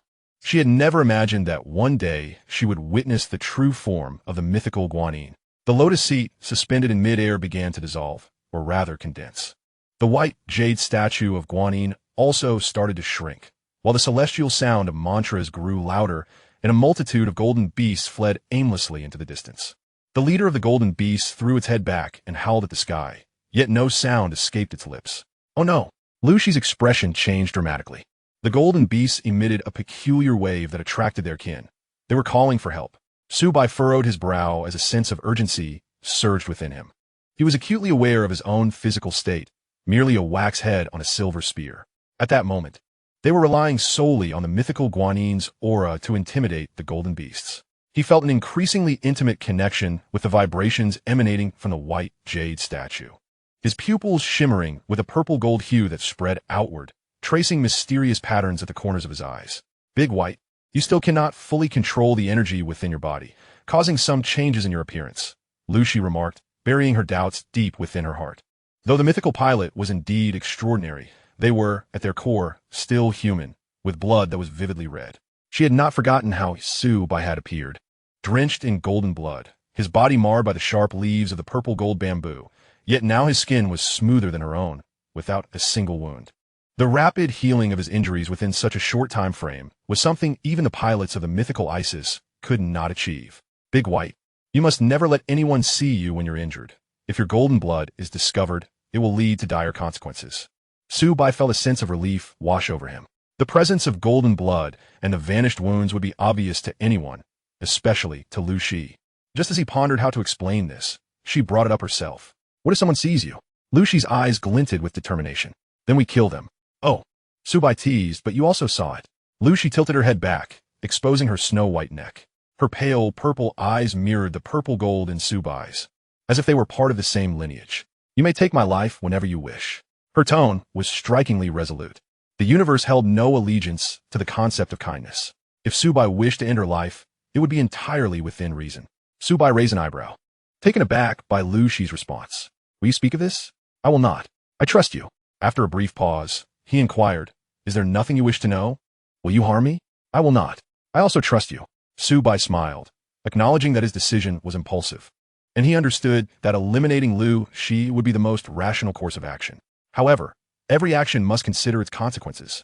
What meaning would life hold if one were to live only for survival? Lu Shi's words served as a reminder. It was time to ponder this question thoroughly. Upon transforming into gold, his physical strength surged, his blood turned golden, and injuries would be easily noticed. Yet, without transforming, he could not fully harness his power in battle, rendering it an unwise trade-off. Previously, this dilemma would have confounded him for quite some time, but now things were different. After absorbing a portion of the purple gold bamboo, he discovered that its energy was of a higher caliber, its color altered, and he could even manifest purple gold, albeit in limited quantities, as long as he mastered the technique. Maintaining the color of his blood while transforming into gold was not an impossible feat. As his thoughts flowed, the enormous white jade statue of Guanyin diminished significantly. The palm upon which they stood gradually lost its jade-like luster, revealing a cold, metallic feel. Under his gaze, the last layer of jade was absorbed. The celestial sound of mantras resonated freely throughout the heavens and the earth. The mythical Guanyin had emerged. Chapter 61. Welcome back. In a school on a living planet, a classroom was in session. A girl, who had just been called upon to answer, suddenly froze. The shackles of forgotten memories were triggered, and ancient times unfurled in her mind. A grand, epic saga began to unfold. Her expression shifted from confusion to disbelief, then to astonishment, and finally to fury. After a long pause, her delicate face hardened, and she turned to leave the classroom. A technologically advanced mech floated beside the teaching building, awaiting her arrival. "Stop, unyielding," shouted the teacher, trailing behind her. "Where's your discipline? We're in class. What do you think you're doing? Sit back down, or I'll call your parents. My mech has been hijacked, and you expect me to attend class?" Jinger retorted without looking back, leaping into the cockpit. As the hatch closed, the mech shot into the sky. At that moment, the star network reactivated, forcibly inserting a message. Celebration across the universe. Mythical Mecha Guanyin has connected to the star network. In the Grand Canyon of the mining planet, a steel lotus seat floated in midair. Layer upon layer of lotus leaves rotated and intertwined, their sharp edges gleaming coldly under the light. Atop the lotus seat sat a giant figure nearly 100 meters tall, its exquisite features adorned with a smile. Draped in flowing white fabric that danced in the wind. One hand held a flower, while the other was outstretched. Su Bai gazed at the mythical Guanyin. Despite having seen the white Wuchang before, the sight of Guanyin still left him in awe. From any angle, apart from being magnified several times, it was indistinguishable from a living person. She recalled the descriptions of the mythical Mech's appearances in the data. They resembled human forms, appearing indistinguishable from afar. But this was uncanny. Su Bai crouched down, gently tracing the intricate patterns of the colossal palm, even discernible veins within.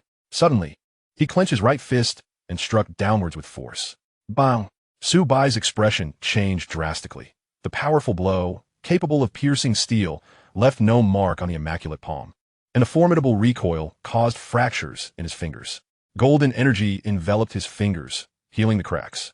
Coughing awkwardly, he rose and surveyed the mythical Guanyin, pondering how to enter. There was no apparent entrance. Wait! Su Bai's gaze grew increasingly peculiar as he glanced toward an indescribable area. At that moment, the mythical Guanyin seemed to sense his thoughts. Its palm raised, drawing the two of them closer. Two beams of purple-gold light shot from the eyes of the mythical Guanyin, piercing Su Bai's vision. He felt immobilized as the light swept across him, verifying something. In an instant, the radiance faded. Authentication successful. Welcome back, driver. Back? Those two words held some weight. Su Bai raised an eyebrow, clutching the ingot, as he took Lu Shi's hand and stepped into the vortex that had materialized before them. Roar! Roar! The golden beasts watched in astonishment as Su Bai entered the Guanyin mech, none daring to step forward to stop him. Although they had scarcely encountered mythical mechs, and a mech without a pilot was merely an inanimate object, the fear ingrained in their very bones and coursing through their blood was enough to deter them from approaching. However, for them to retreat entirely was out of the question. With the violent nature of the golden beasts, that was simply impossible. Thus, under the guidance of a near 5-star golden beast, they once again emitted a signal for help.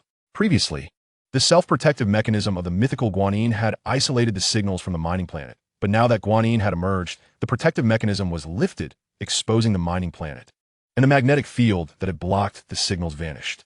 Golden beasts possessed an acute sensitivity to golden materials, even when a magnetic field obstructed their path. They could barely locate this star system, let alone now when it was laid bare before them. Coupled with the overwhelming signals for aid from numerous golden beasts, the mining planet now stood as a beacon in the night. A swarm of golden beasts, akin to sharks sensing blood, surged toward this location. In the distant starry sky, the group led by Sang, who piloted their starship at breakneck speed. "Brother Hu, that little brat can really run," he remarked, observing the diminishing distance on the display screen with a slight grimace. "What good is running? After all, he's merely at the beginning of stellar-level prowess. In no more than half a day, we shall catch him." Beep beep, a communication request has been received. "Would you like to connect?" "Sound to Gdensoa." "Brother Hu, it's someone from the Beast God Council." "Ignore it. We are on the verge of capturing him. There's no way we can let them stake a claim now."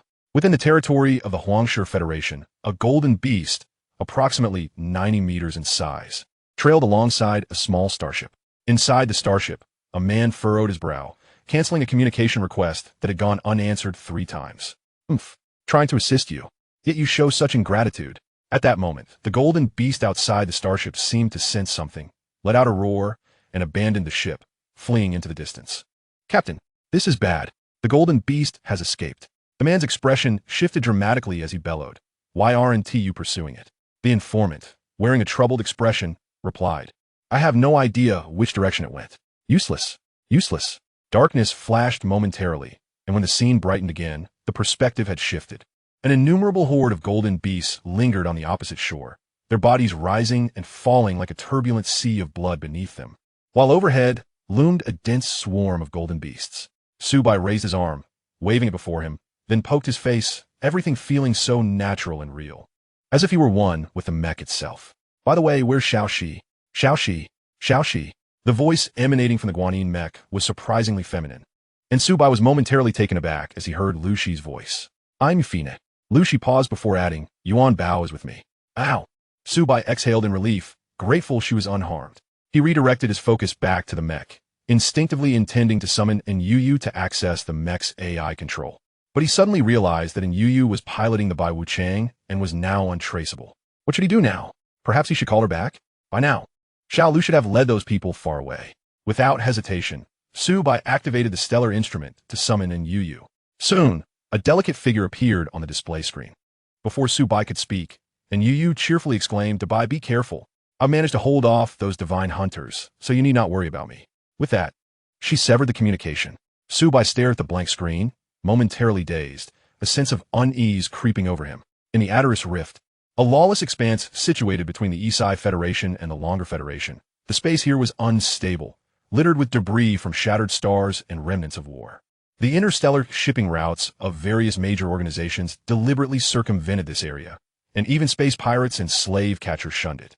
This desolate region, devoid of human presence for years, today welcomed a rather disheveled guest. A somewhat damaged mech barreled in with remarkable ferocity, clutching a soul-stabilizing rod and donning a tall cylindrical hat. He charged forward without a backward glance. Following the mech was a starship, leisurely trailing behind and occasionally firing beams at the fleeing mech, which was under Yu's control. After severing the communication, Yu's expression turned grave. Unlike Su Bai, she lacked a physical form. The energy from the divine core she could harness was limited. Despite evading direct combat, she had endured considerable attacks during her prolonged escape. 8 days and 21 hours to Bai, I've done my best. I've run so far. They shouldn't be able to find you now. Yu suddenly halted, her charming smile illuminating her petite frame as a series of enigmatic codes flickered into view. The divine core of Bai Wuchang, at the cost of exhausting her own essence, was squeezed for a pure surge of energy to replenish the mech's energy reserves. She then wiped the smile from her face and turned her gaze towards the starship. At the very least, I can take 2 with me. Chapter 62, Golden Jade. On the gray mining planet, Su Bai, having failed to recall Yu, was left to seek alternative solutions. He recalled that gentle voice from earlier. The mythological Guanyin seemed to differ significantly from Bai Wuchang. When he first acquired Bai Wuchang on White Garment Star, the mech itself lacked an AI control system, and there was certainly no welcoming gesture. He pondered for a moment and tentatively probed. AI? Assistant? Sure enough, that melodious, emotionless female voice responded. Pilot, I am here. A flicker of confusion crossed Su Bai's eyes, but this was not the time for deep inquiry, so he temporarily set it aside. Call me Su Bai, and please provide an overview of the mech's current status. Very well, Su Bai. I am the mythological intelligence of the mythological Guanyin, Jinyu. The mythological Guanyin is connected to the stellar network. Current status: height 897 meters, net weight 2,914 tons. Energy core, divine core. Attached mechs, Shankai Tongzi, Pengzhu Longv. The actions of the mech are in alignment with the pilot, and its functions are controlled by consciousness. The rest is for you to explore. In that instant, Su Bai felt the distinction between the mythological intelligence inherent to the mythological mech and the intelligence that had been integrated later. No wonder so many mythological mech pilots chose to have their intelligence take the form of their mythological mechs. It was tremendously convenient. The upper limit of a mythological mech's capabilities depended on how far a mythological pilot could grow. However, the lower limit indicated that some mythological mechs were indeed superior. Having piloted 2 mythological mechs, Su Bai found this assertion to be quite accurate. Just considering the attached mechs, the two auxiliary mechs of the mythological Guanyin, in terms of both quantity and quality, surpassed the solitary specter of Bai Wuchang. A buy-one-get-two deal, a delightful surprise. Suppressing his urge to explore the mech's interior, he focused instead. The three-dimensional schematic of the mech materialized before him. He saw his position within the head of the mythological Guanyin, while in the abdomen, Lu Shi and Yuan Bao were present. Corresponding to the energy source divine core, located where the human heart would be, it supplied energy to various parts of the mech. After a cursory glance, he began to probe the mech's information in his mind while rising to stand on the lotus seat. He was uncertain when the golden beast would arrive in response to the distress signal, so it was prudent to leave this area first. As the speed of the lotus petals intensified, the steel lotus seat ascended. The seemingly delicate white veil of the mythological Guanyin emitted a pearlescent glow, shielding against the raging winds. Roar! The leader of the golden beasts could not allow him to escape. Upon seeing Su Bai attempt to flee, it could no longer restrain itself, commanding the horde of golden beasts to surge forward and block his path. If they could just hold out until reinforcements arrived, they would surely be able to eliminate Su Bai. It must be said that the Golden Beast clan shares a striking similarity with humanity in one regard. When there is no external threat, their minds can be quite dull. However, once an adversary appears, they unite fiercely against the common enemy. In this respect, the Golden Beasts were even more formidable than humans, as human leaders often weighed pros and cons. The Golden Beasts, however, operated on a simple principle: act. And that is all. With the mythological Guanyin obstructed by the Golden Beasts, Su Bai's brows furrowed as streams of data cascaded through his vision, attempting to find a sliver of an opening, but the Golden Beasts were too tightly clustered. The moment the lotus ascended, the mech activated, and the burden of the mythological Guanyin suddenly fell upon him. A burden far superior to that of the white impermanence. There are no weak mythic mechas, only feeble mythic pilots. It is abundantly clear that Su Bai falls into the latter category. His body, already marred by injury, has its meridians obstructed by golden energy, while his mental fortitude is incessantly drained. At this moment, the extent of his capabilities remains uncertain. Clearly, avoiding battle is not an option. Su Bai surveyed his surroundings and spoke coldly. Jinyu, switch to combat mode. Su Bai, this is something you can manage on your own, Jinyu replied, yet obediently executed the command, as adhering to the pilot's directives is her paramount programmatic instruction. Isn't this just giving you something to do? Why must I do everything? It's rather embarrassing for me, Su Bai muttered, observing the transformation of the mecha before him. With a series of mechanical sounds, the visage reminiscent of the mythic Guanyin dissolved, its hollow eyes glowing with a purplish golden light. The flowing white veil vanished, and the humanoid skin transitioned into a silvery metallic shell. The entire metamorphosis occurred in an instant. The originally exquisite giant beauty transformed into a sleek silver mecha in the blink of an eye. You foolish creatures, since you seek death, I shall oblige. Su Bai's icy voice emanated through the mythic Guanyin, morphing into a gentle feminine tone, somewhat akin to Jinyu's. Lu Shi, unable to see the outside world, could only guess by sound. Hearing the voice beside her, she inquired, Bai, is someone coming to rescue us? No one is coming, but I distinctly heard a woman's voice, with an aura of menace dissipating. Su Bai hesitated for a moment before responding. That was me. Who knew the mecha would alter my voice to sound feminine? Lu Shi's expression turned odd. The voice suggested the image of a gentle older sister, yet the reality was Bai. At that moment, her eyes brightened as Su Bai shared his vision with her. In the dim environment, the silver mecha emitted a faint glow, encircled by a pack of ferocious golden beasts several dozen meters away. Observe closely and learn well. Su Bai lightly stepped onto the lotus seat, which retracted into a long staff. Subsequently, lotus leaves unfurled, swirling around the staff and adhering to its shaft, one after another. 3 seconds later, the leaves disappeared, revealing a peculiar staff. The metallic shaft, adorned with numerous miniature white lotus leaves, bore an uncanny resemblance to a bone-scraping blade. Its sharp, cold gleam left no doubt that a mere brush against the skin could draw blood. Grasping the staff, Su Bai felt the lotus leaves, almost sentient, adhere to the staff as soon as he held it. He swung it twice, creating gusts of wind. Transformed from a lotus, I shall name you the lotus staff. He was quite pleased with the staff, primarily because his mental energy and physical strength were insufficient to wield the lotus seat directly in combat. The imagery of using the lotus seat to bludgeon foes was simply too poetic. Thus, this alternative was indeed satisfactory. Su Bai, a 5-star golden beast fluctuation has been detected 3 million kilometers away. accompanied by a considerable group of golden beasts, expected to arrive in 18 minutes and 26 seconds. With a swish, Su Bai's expression sharpened, gripping the staff as he charged ahead. The mythic Guanyin, exuding her oppressive aura, instilled fear in the golden beasts. Faced with the advancing mecha, they scattered without hesitation, not daring to engage. Su Bai found himself at a loss, yet a fleeting moment of bewilderment passed, prompting him to flee. What other option was there? Was he to wait for the reinforcements of the golden beasts to encircle him? The silver mecha transformed into a streak of light, racing towards the clouds. He and the mecha melded into one entity. The faster the mecha moved, the greater the burden it bore. Su Bai clenched his teeth, his heart pounding, forcibly channeling the golden energy within him. Enduring the piercing pain akin to shards of glass sliding through his veins, he continuously reinforced his physique, mending his cracked skin. He understood that the golden beasts had been intimidated by the mecha's presence, and such an opportunity would not present itself again. The mecha was powerful, yet it could not conceal his vulnerability. Merely a paper tiger. Chapter 63. The extreme leads to reversal, and so does fortune. Su Bai, hold your tongue. Su Bai barked, maneuvering the mecha with precision to navigate through the scattered golden beasts above, plunging into the dense gray mist. The vast gray fog had thickened since his arrival, perhaps due to the emergence of Guanyin, which had obliterated numerous mines within the purple bamboo forest. The purifying aura of the purple bamboo forest prevented dust from settling, causing it all to accumulate here. Suddenly, a golden beast, approximately 40 meters in size, sprang forth. Su Bai's heart raced, and instinctively he swung his staff. The lotus staff, entwined with the gray mist and accompanied by the sound of rushing air, struck the golden beast squarely on the head. Boom! The three-star golden beast had no time to react before its head exploded.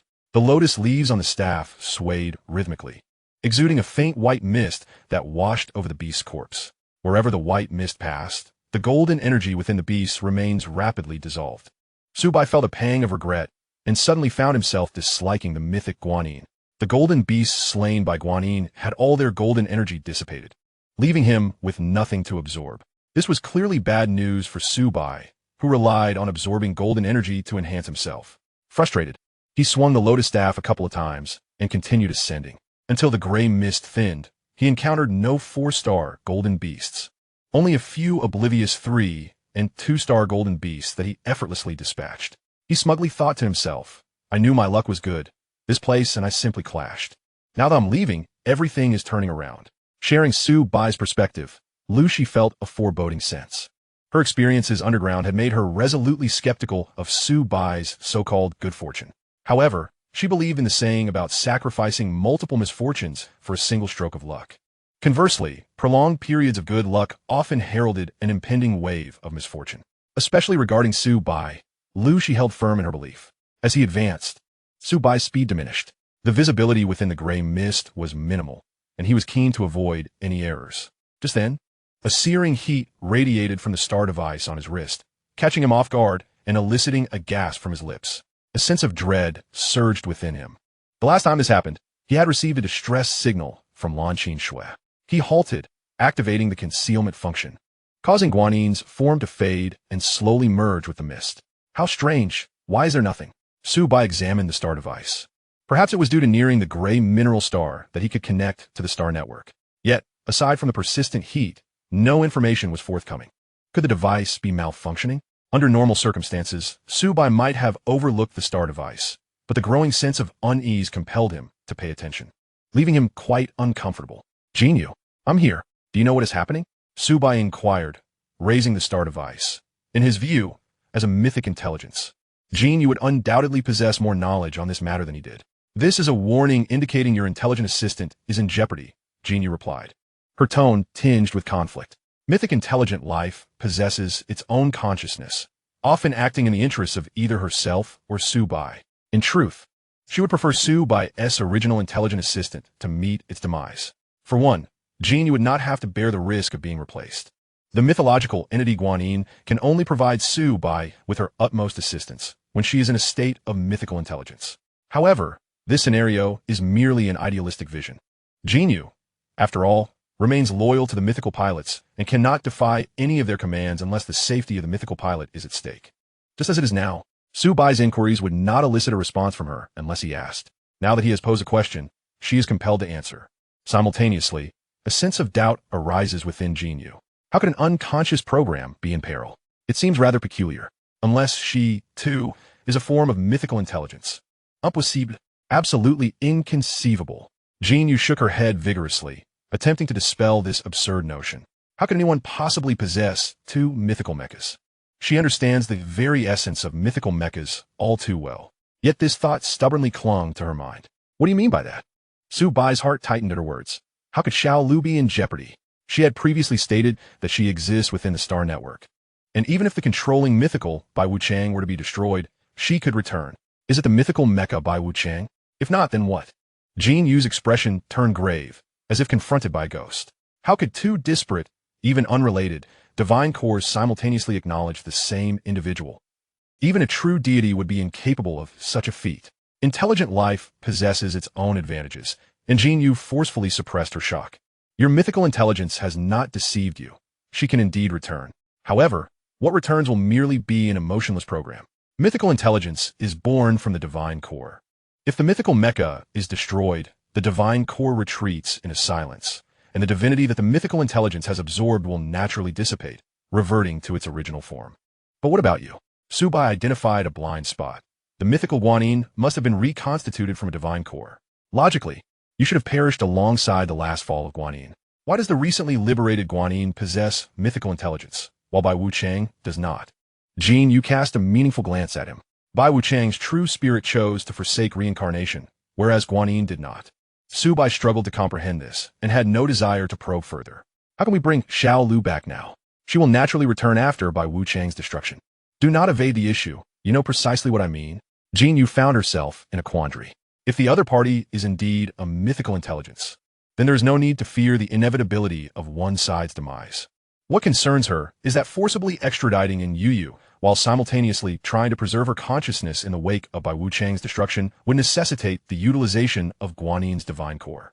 Given Su Bai's precarious situation, this would only heighten the risks.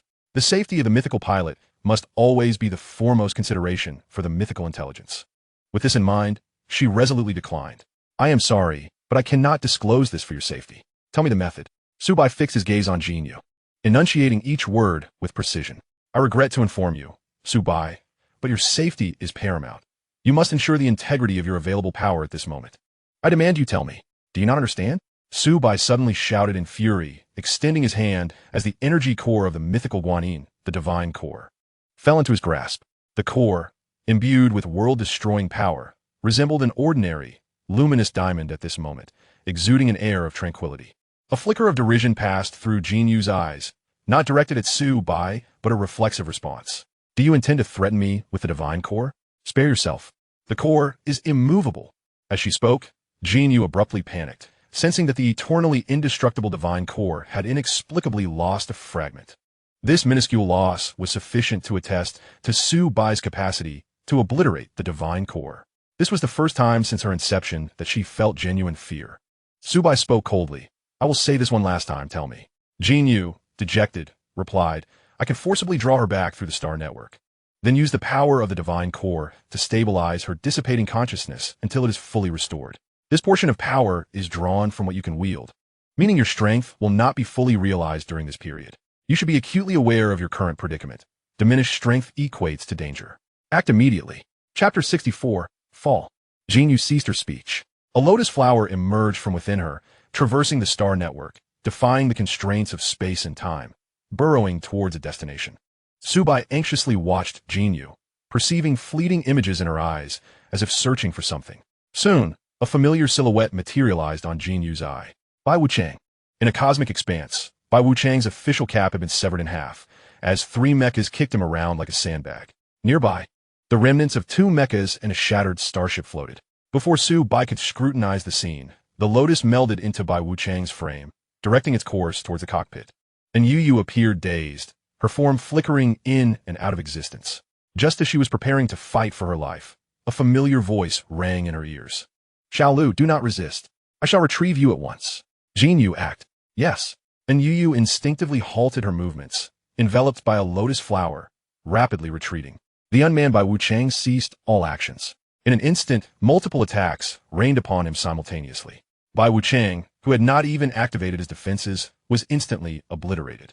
Among the wreckage, Bai Wuchang's divine core transformed into a stream of light, piercing through space, intent on finding a suitable place to nurture a new mythical statue, patiently awaiting the arrival of the next mythical pilot. Yet at the final moment, a massive entity flashed past, swallowing the divine core along with the spatial passage, vanishing from sight. This occurrence transpired so swiftly that even the nearby Sang-Zi squad failed to notice any anomalies. Simultaneously, a piece of news on the Star Network shocked everyone. The Mythical Mecha by Wuchang has fallen. Inside the cockpit of the Mythical Guanyin, Su Bai gazed at the sleeping girl within the lotus, a glimmer of compassion crossing his eyes. This grudge shall be avenged. Subsequently, Jin Yu requested to use the power of the divine core, which Su Bai consented to. The energy of the divine core enveloped the lotus, rendering it invisible. Su Bai instantly felt a slight decrease in the strength of the Mythical Guanyin. He paid it little heed, looking up. Through the thin gray mist, he could already discern the pitch-black starry sky. At that moment, a sudden sound echoed, and a golden beast abruptly appeared. The golden beast halted several meters away, refraining from launching an immediate attack, unlike the previous golden beasts encountered.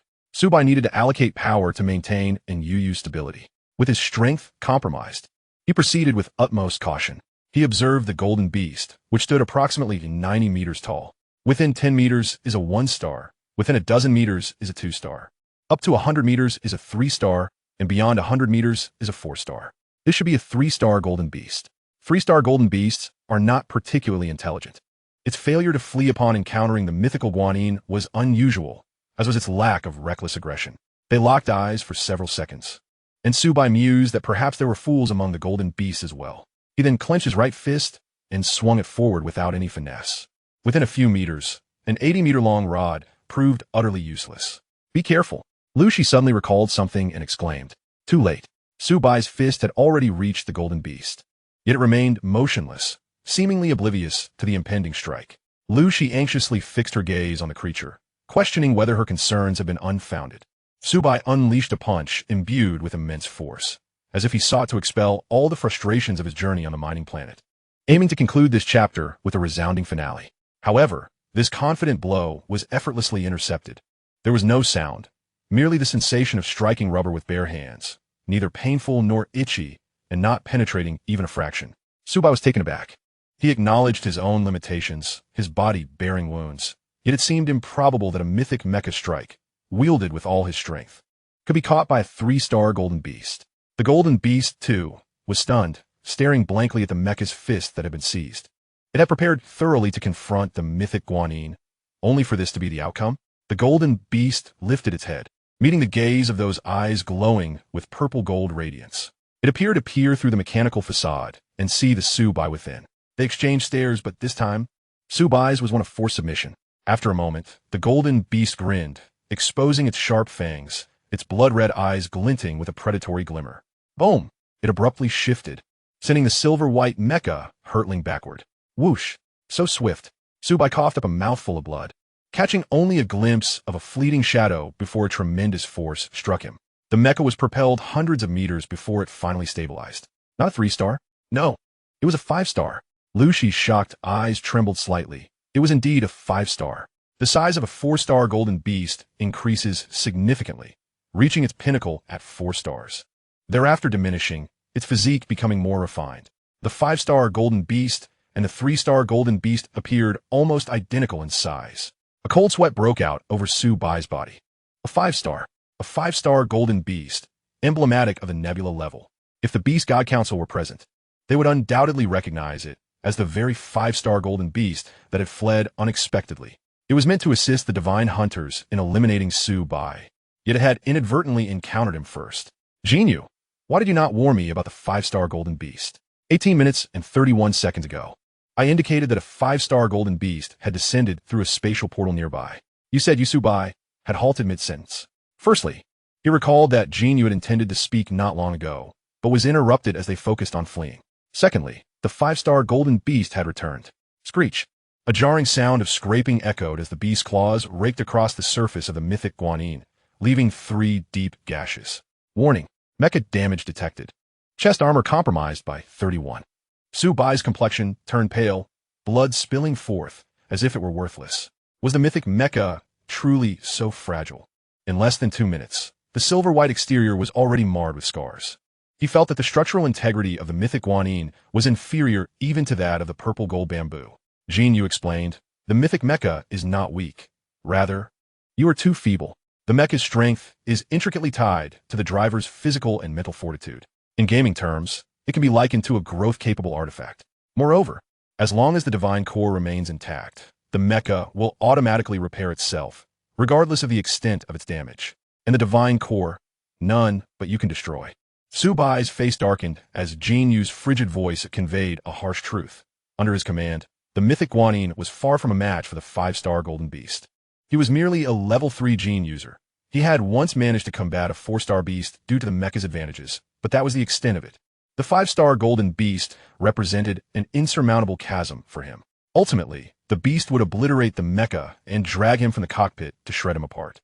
The seemingly indestructible divine core would then quietly recede in a manner he could not comprehend, reconstituting into the statue of the mythic guanine, awaiting the arrival of the next fated individual. It was no wonder Lu Shi had said that only the most formidable mythic pilots were renowned throughout the cosmos. Those of lesser strength dared not expose themselves. Otherwise, before they could develop, the mythic mecha's intimidation was not as formidable as imagined, and countless foes would come to extinguish them. Su Bai maneuvered the mecha back into the dense gray mist. His mind was taut with vigilance, wary of the golden beast that might emerge at any moment. The lotus staff was gripped horizontally before him, its petals having begun to fall away in places. The surrounding gray mist swirled, yet the golden beast's presence remained elusive. He understood that the creature was lurking in the fog, fixated on him. The intelligence of the 5-star golden beast was approaching that of a youthful human. It was toying with Su Bai. Chapter 65. Aspiring to be a dragon knight. Jin Yu, is there any way to enhance my strength in a short time? Su Bai inquired, remaining alert to his surroundings. Overload. Accelerate cellular division to enhance physical strength. The mecha's strength will correspondingly increase. However, there's a risk of mental collapse under the strain of overload, and the accelerated division of body cells can be interpreted as exhausting one's lifespan and physical potential. Jin Yu had completely given up hope. In her view, Su Bai's chances of survival were 0. Otherwise, she would not have divulged the overload functionality to him. The cost of overload was exorbitant. Aside from the ever-looming risk of mental breakdown, exhausting one's body would inevitably hinder future achievements. As the intelligence control system of the mythic guanine, she had her own honor to uphold. She did not want her mythic pilot to be a failure, tarnishing the reputation of the mythic guanine in the cosmos. Most critically, she sensed that Su Bai might not be the one she had been waiting for. From the moment she realized Su Bai possessed a mythic intelligence, her suspicions had been aroused. She reviewed the circumstances carefully. The process by which Su Bai gained the divine core's recognition was too peculiar. It mattered little now. After all, Su Bai was destined to perish. Hearing Jin Yu's words, Su Bai smiled. He held unwavering confidence in his ability to withstand pressure. Previously, he had endured countless tortures from the purple gold bamboo without faltering. A mere mental strain was trivial. As for exhausting his body, he was unconcerned. Once his body was transformed into gold, he became a small golden figure, with cells composed entirely of golden material. He could afford to exhaust them. He could even spare a couple of tubes. The overload feature seemed tailor-made for him. Let come. The pure white divine core shimmered, enveloped in a layer of crimson light. Waves of extraordinary energy coursed through the mecha's energy transmission nodes into Su Bai's body. He felt as though this influx was not energy, but magma. A searing sensation spread within him, and he distinctly sensed his cells dividing, his body expanding. Cells multiplied rapidly within, while streams of golden energy emanated from his heart, transforming the newly divided cells into gold, steadily supplying energy to his body. The sole piece of good news was that he felt the golden energy blocking his meridians gradually dissipating under this new force. With the surge of power came a throbbing pain in his brain, akin to being pricked by needles. His mental strength felt like a balloon, expanding while simultaneously being pierced, yet unable to burst. Waves of pain crashed over him like tides. The acute stinging that reached the depths of his soul only served to heighten his clarity. In the external world, the mythic guanine rose several meters, appearing more elongated and graceful, while the scars on its body slowly healed. The metallic silver-white mecha's strength became increasingly refined, its hue deepening. Exhaling softly, Su Bai released a breath. the stabbing pain in his brain causing the corners of his eyes to twitch involuntarily. In the midst of the gray mist, the golden beast perceived an ominous shift in the mythological Avalokiteshvara's demeanor. Sensing trouble, it surged forth from the haze. Its sharp claws aimed directly at the head of the mech. Clang! This time, instead of being crushed and repelled, the mech staggered back several dozen meters, yet managed to stabilize itself. The elongated lotus staff split into two, with Su Bai wielding each half in his hands. Layer upon layer of lotus leaves unfurled outward, transforming the once 80-meter-long staff into two formidable 40-meter blades. After a prolonged exchange of blows, it was finally his turn. Su Bai grinned, parrying the golden beast's claws with the left blade while the right blade sliced upward. Yet, the 5-star golden beast was indeed a formidable opponent. Once its initial strike was thwarted, it ceased to underestimate Su Bai, retaliating by stomping down with its rear claws upon the other blade. The sheer force surged along the blade, sending a tingling shock through Su Bai's right arm, nearly dislodging the weapon from his grip. Humph, I shall no longer entertain you. The ferocious energy emanating from the giant blade made Su Bai acutely aware that, even at full throttle, he could not contend with the 5-star golden beast. Furthermore, the intensifying pain in his head signaled that his time at this heightened capacity was limited. Jinyu, deploy the illusion. Su Bai crossed his blades in a forward thrust, forcing the golden beast back before swiftly retreating into the mist. The golden beast lunged to pursue, but at that moment, a dozen silver mechs suddenly emerged, darting off in various directions. Confounded, it hesitated, unsure which phantom to chase. After a moment's pause, it darted after the nearest one. In less than 10 seconds, it was upon the silver mech's rear, striking out with a claw, only to see the phantom dissipate. Roar!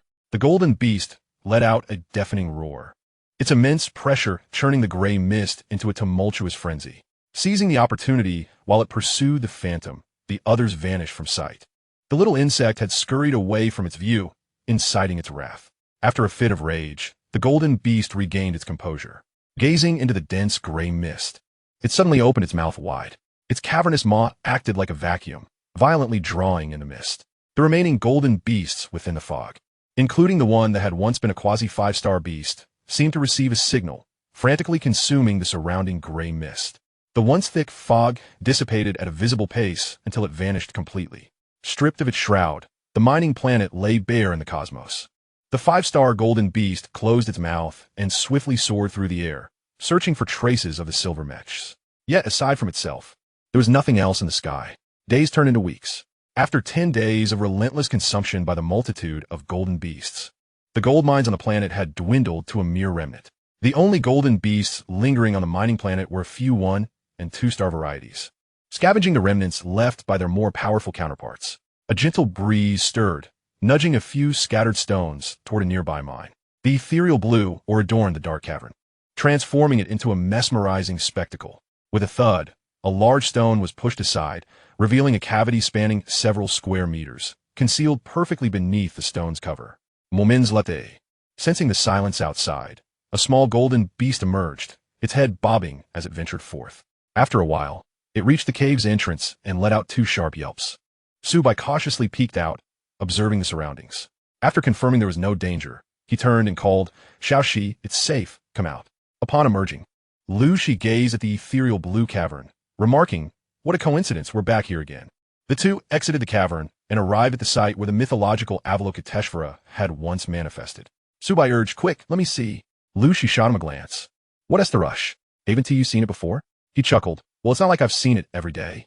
Lu Shi feigned indifference. Yet her heart raced with anticipation. Lifting her right hand, she revealed a red cord that had somehow appeared around her wrist. At the end of the cord dangled a pristine white bead, reminiscent of a pearl, yet far more exquisite. The bead emitted a faint glow, and suddenly, a mech materialized in the very spot where the mythological Avalokiteshvara had once hovered. It was a dragon, adorned with red and white scales. Its menacing horns radiated an aura of danger, while its whiskers danced in the wind, and its claws were indomitable. Su Bai envisioned a future filled with grandeur, murmuring, "I shall become a dragon rider." Lu Shi's cheeks flushed at his words, and she playfully smacked the back of his head. Dream on. Chapter 66. What a foolish bravado. The mechanical dragon, stretching several hundred meters, swayed its form. Lu Shi leaped onto its back. The colossal dragon coiled into a spiral, unleashing a blinding light. prompting Su Bai to instinctively shut his eyes. When the brilliance faded and he opened his eyes again, the dragon had vanished, replaced by a humanoid mech with a bun atop its head and long horns protruding, still adorned in the striking red and white color scheme. It stood slightly shorter than the Avalokiteshvara mech. Yet, what captured attention was the orb cradled in its hands, composed of an unknown material, radiating divine light and containing boundless power. The dragon maiden holding the pearl is far more beautiful than this humanoid form, Su Bai mused, feeling a pang of regret. For it could have been written, a dragon would indeed be magnificent. After concealing themselves, he had granted Lu Shi access to the mythological Avalokiteshvara's auxiliary mech. Now, having encountered the dragon, he found himself wishing he had bestowed upon her the wealth of the good fortune boy mech instead, for the dragon was undeniably impressive. With a crash, Lu Shi tossed the pearl into the air. The pearl soared with the wind, crashing down upon a golden beast that had just emerged. Before shrinking and returning to her hand, Lu Shi stowed away her mech and approached, saying, "The mythological mech is truly extraordinary. I believe the level of the auxiliary mech is also on par with that of a mythological mech. Though it lacks this self-recognition process, the authority remains solely with the main mech." Su Bai dismissed his feelings of regret. Once given, it would be improper to reclaim it. Thus, he shifted the topic, inquiring, "What purpose does that pearl serve?" He recalled from the myths that the pearl held by the dragon maiden contained the essence of 3,000 grand worlds, suggesting it was no ordinary object. "That pearl is known as the wishful pearl," Lu Shi explained, clasping the small orb on her wrist. "One pearl reveals the shadows of myriad pearls. Within the multitude lies the singular, and the singular encompasses all. It seems to contain something. It must involve spatial technology, though I cannot comprehend it. However, it is certainly beyond current technological capabilities. Regrettably, with my present strength, I can only utilize it as a mere brick." Su Bai, intrigued, examined the wishful pearl and summoned the mythological Avalokiteshvara. Space rippled like water, and the ethereal image of Avalokiteshvara seated upon a lotus flower gradually solidified in the air. "After 10 days, those golden beasts must have exhausted their stay. It is time for us to depart." Lu Shi nodded, following Su Bai's lead. Realizing they had lingered far too long, with their communication devices damaged, the Academy would be unable to detect her location for an extended period. Should they mistakenly believe she had abandoned her enrollment, it would lead to complications. The mythological Avalokiteshvara sat meditating upon its lotus seat, flames erupting from the lotus's base. Su Bai believed that a vessel lacking a tail flame was not a worthy vessel, and this was merely a projection he conjured. Naturally, there were moments of banter with Jinyu, who deemed it too mundane, tarnishing the reputation of the mythological Avalokiteshvara. However, in the end, victory undoubtedly belonged to Su Bai, the authority dog. The fall of the mythological by Wu Chang stirred quite a storm. As soon as the news broke, the hunters of the divine realm quickly emerged to claim responsibility. It was said that the denizens of the underworld had been pursuing the whereabouts of the divine hunters during this period. Strangely, there had been no word. Although the divine hunters were adept at concealment, it seemed improbable that not a single one could be located. Lu Shi felt a flicker of confusion. She shifted the topic and spoke of another matter. "This time, you witnessed firsthand just how perilous the mythic pilots can be. The emergence of the mythic Guanyin will likely soon attract the attention of those deranged divine hunters. It will be prudent for you to seek a protector. I believe the blissful Buddha domain would be an excellent refuge. There, one need not worry about resources. Simply the assurance of safety is invaluable. However, if you are reluctant to go there, other divine realms, or even divine nations would suffice." During this interval, Su Bai has acquired a substantial understanding of the mythic Guanyin. He transferred control of the mech to Jinyu. Smiling as he observed Lu Shi earnestly laying out his future path. Noticing Su Bai's demeanor, Lu Shi paused, asking, "Did you hear what I said? I'm not going anywhere. I'll head to Jinyuan first. Perhaps they will consider my departure before training as a valid reason and grant me leniency." Su Bai harbored his own aspirations regarding the future. Joining any faction would mean subjugation. Attempting to hunt golden beasts for merit would be fraught with obstacles. With a bit of materialization into gold, he could absorb golden substances to enhance his physique, thus eliminating the need to align himself with any major power for resources.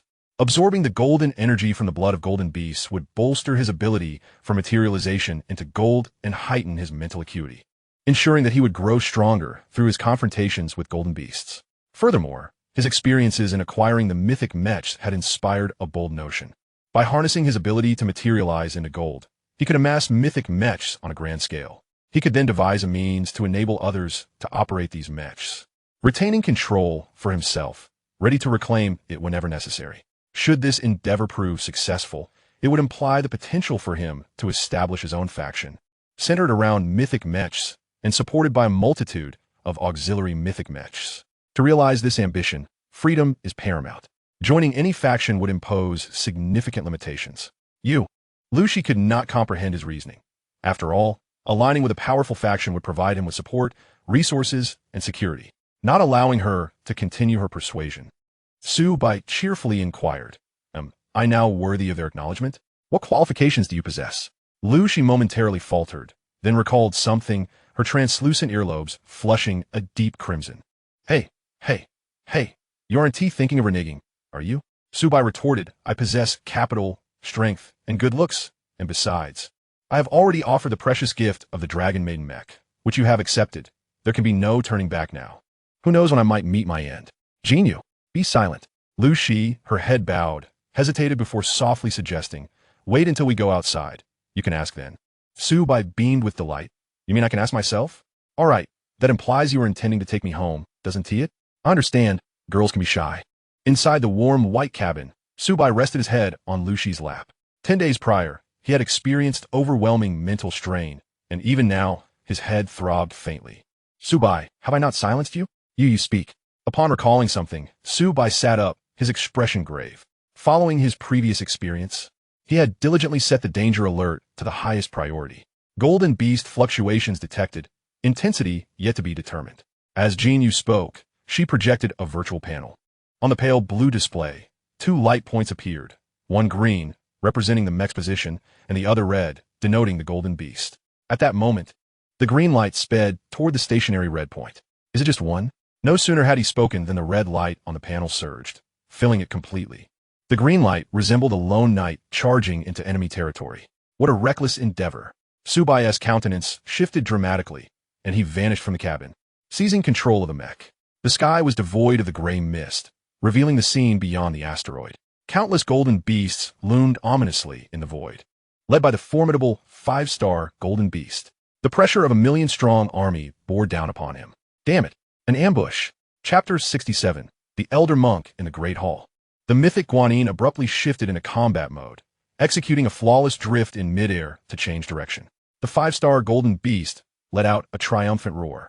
Having searched fruitlessly on the asteroid and for a considerable time in the surrounding starry expanse, it was certain that Su Bai could not possibly escape at its speed. Regaining its composure, it refocused its target on the asteroid, lying in wait with its pack of golden beasts. If Su Bai were piloting another mech, it would remain unaware that he was indeed its intended target. Perhaps it would leave in a couple of days, but the issue lay with the mythic mech. Lower-tier golden beasts fear the mythic mechs due to their lack of intelligence. Yet higher-tier golden beasts would inevitably turn the encounter into a battle to the death. Roar! The 5-star Golden Beast would not allow Su Bai to escape, commanding the Golden Beast to disperse and encircle the asteroid, while it fixed its gaze upon the silver-white mech and charged forward. The sonic boom behind him made Su Bai's heart race. He executed an emergency stop, spinning the mech, swinging the massive blade in a wide arc behind him. Clang! The piercing sound of metal clashing echoed. Under the furious strike of the Golden Beast, his dual blades flew from his grip, and Su Bai was sent reeling without any means of resistance. Overload! But you! Su Bai's eyes blazed crimson as he shouted, If I don't push to overload, I will surely perish. Very well.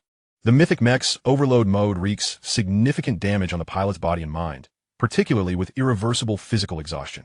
Hence, such a perilous function must pass through a confirmation protocol by the mythic intelligence. Although Jinyu was exceedingly reluctant to permit the pilot to engage the overload function, she understood that it was Su Bai's sole hope. Familiar pain and an overwhelming sense of tearing surged through him.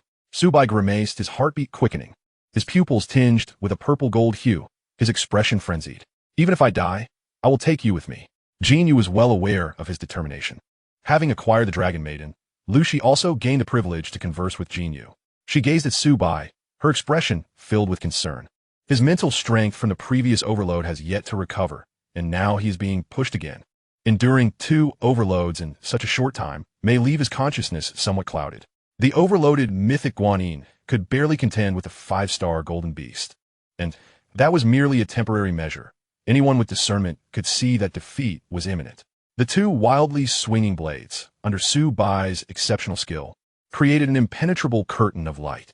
The blade struck against the golden beast scales, producing a series of resonant clangs, akin to a melodious symphony. Su Bai was completely consumed by the moment, the purple gold in his eyes failing to mask the crimson hue. Under overload, his mental strength was stretched to its limits. Jean, you could not help but marvel. Most pilots could hardly endure the Mythical Mecha's overload even once, yet Su Bai was on his second attempt without breaking down. Upon further reflection, she felt a twinge of regret. Such a resilient will, if only his body had not been so exhausted.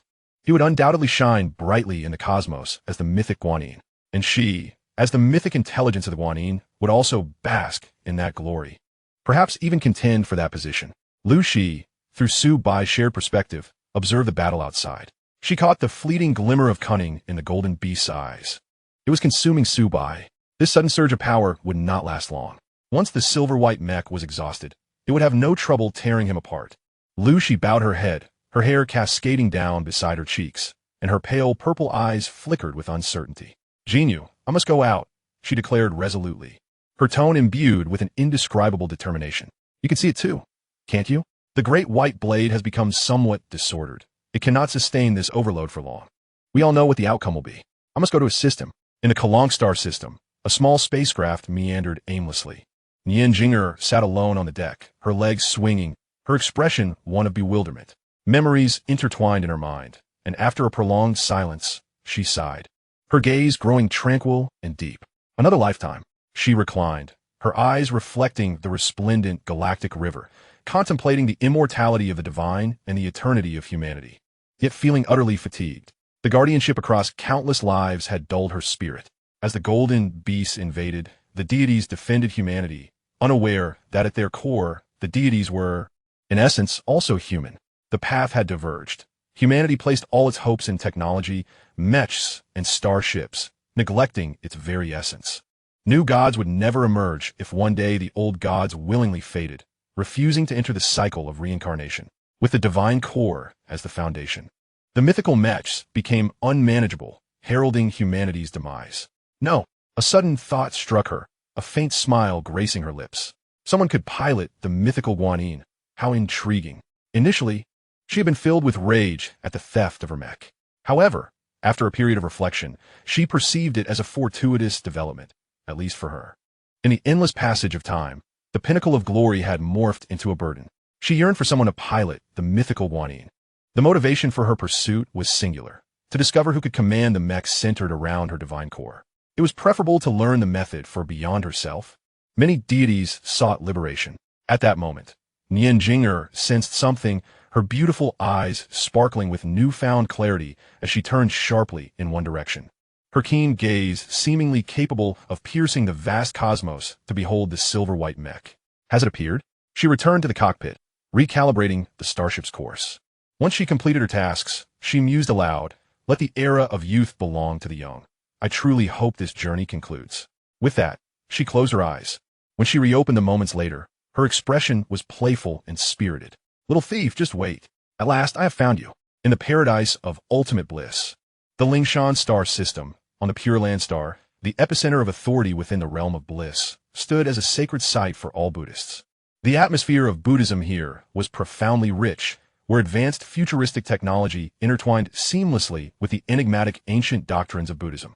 In the Great Hero Hall, everything retained its most primitive form, devoid of any hint of modern technology. The gentle waft of incense enveloped the statues within.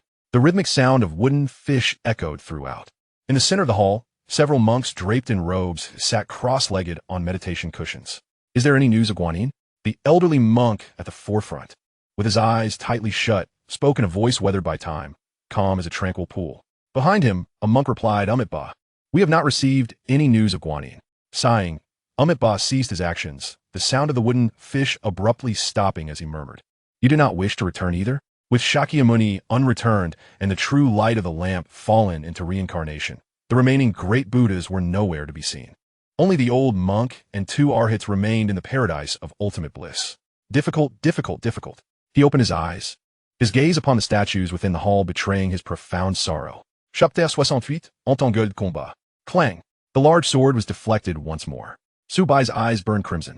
the hue intensifying to the point of overshadowing the purple-golden glow. His body now moved purely on instinct, reason nearly extinguished. He let out a feral roar, again brandishing his dual blades as he charged forward. Jin Yu calculated through vast data, precisely determining that Su Bai's movements had slowed by 1/10 compared to before. The energy from the overload was gradually diminishing. If this continued, she fell silently ejecting Lu Shi from the mech, leaving only Yuan Bao, who gazed intently at the unfolding scene within the warm white cabin. Though Su Bai had vowed to protect Lu Shi in the mind of the mythical intelligence, the life of the mythical pilot took precedence. In the pursuit of safeguarding the pilot's life, sacrificing a few, even if it meant defying his orders, was deemed acceptable. Unbeknownst to the frenzied Su Bai, his eyes fixated solely on the golden beast, as mechanical blades unleashed exquisite arcs of light. Kill. Destroy it. We must annihilate it. Once freed, Lu Shi did not immediately summon the Pearl Dragon Lady, but instead descended, catching the golden beast's attention, which merely regarded her with indifference. Just an ordinary human, not worth concerning oneself with. As she plummeted through the air, out of sight of both the golden beast and Su Bai, she summoned the Pearl Dragon Lady, directly entering combat mode. With crimson horns, pitch-black eyes, and a silvery coating reminiscent of the mythical Guanyin, the exquisite mech paled in comparison to the orb nestled in her palm. The luminous orb within seemed to harbor myriad worlds. Overload, Lu Shi cried out. The intelligent control system of the mythical auxiliary mech merely a program devoid of consciousness, unlike Jin Yu. It confirmed the activation and entered overload mode. Lu Shi understood that she was far inferior to Su Bai. To intervene in the battle, overload was her sole pathway. Pain, excruciating pain. Her body felt as though it were being flayed, her mind whirling like a blender, the torment overwhelming her from soul to flesh, threatening to shatter her. Jin Yu's voice echoed in her ears. It hurts, doesn't it? The agony brought by the mythical mech's overload is at least several times greater than yours. For him to endure 2 overloads in such a short span and persist until now is truly miraculous. Her pupils constricted sharply. The pain he bore, magnitudes greater than her own, left her unable to fathom what Su Bai was enduring. Lu Shi's body went limp, her teeth gritted, drenched in sweat. She could not even manage to pilot the mech properly as the uncontrolled Pearl Dragon Lady continued its descent. Bang! The Pearl Dragon Lady crashed to the ground, leaving a massive crater, yet Lu Shi found it arduous to move. A wave of helplessness surged within her. She felt utterly useless, relegated to hiding behind Su Bai, unable to contribute in any meaningful way. Tears gathered in her eyes. She was merely a girl in her early 20s. The weight of oppression from countless days erupted at that moment, engulfing her in a tide of despair. Have I resigned myself to fate? Will I simply lie here and await death? She questioned herself, recalling how Su Bai had saved her time and again from peril. Despite the many dangers he had faced, he had managed to survive. Even now, confronting the 5-star golden beast, equivalent to humanity's stellar-class combat power, he had not surrendered. The boy's resilience, his refusal to capitulate, his lack of despair.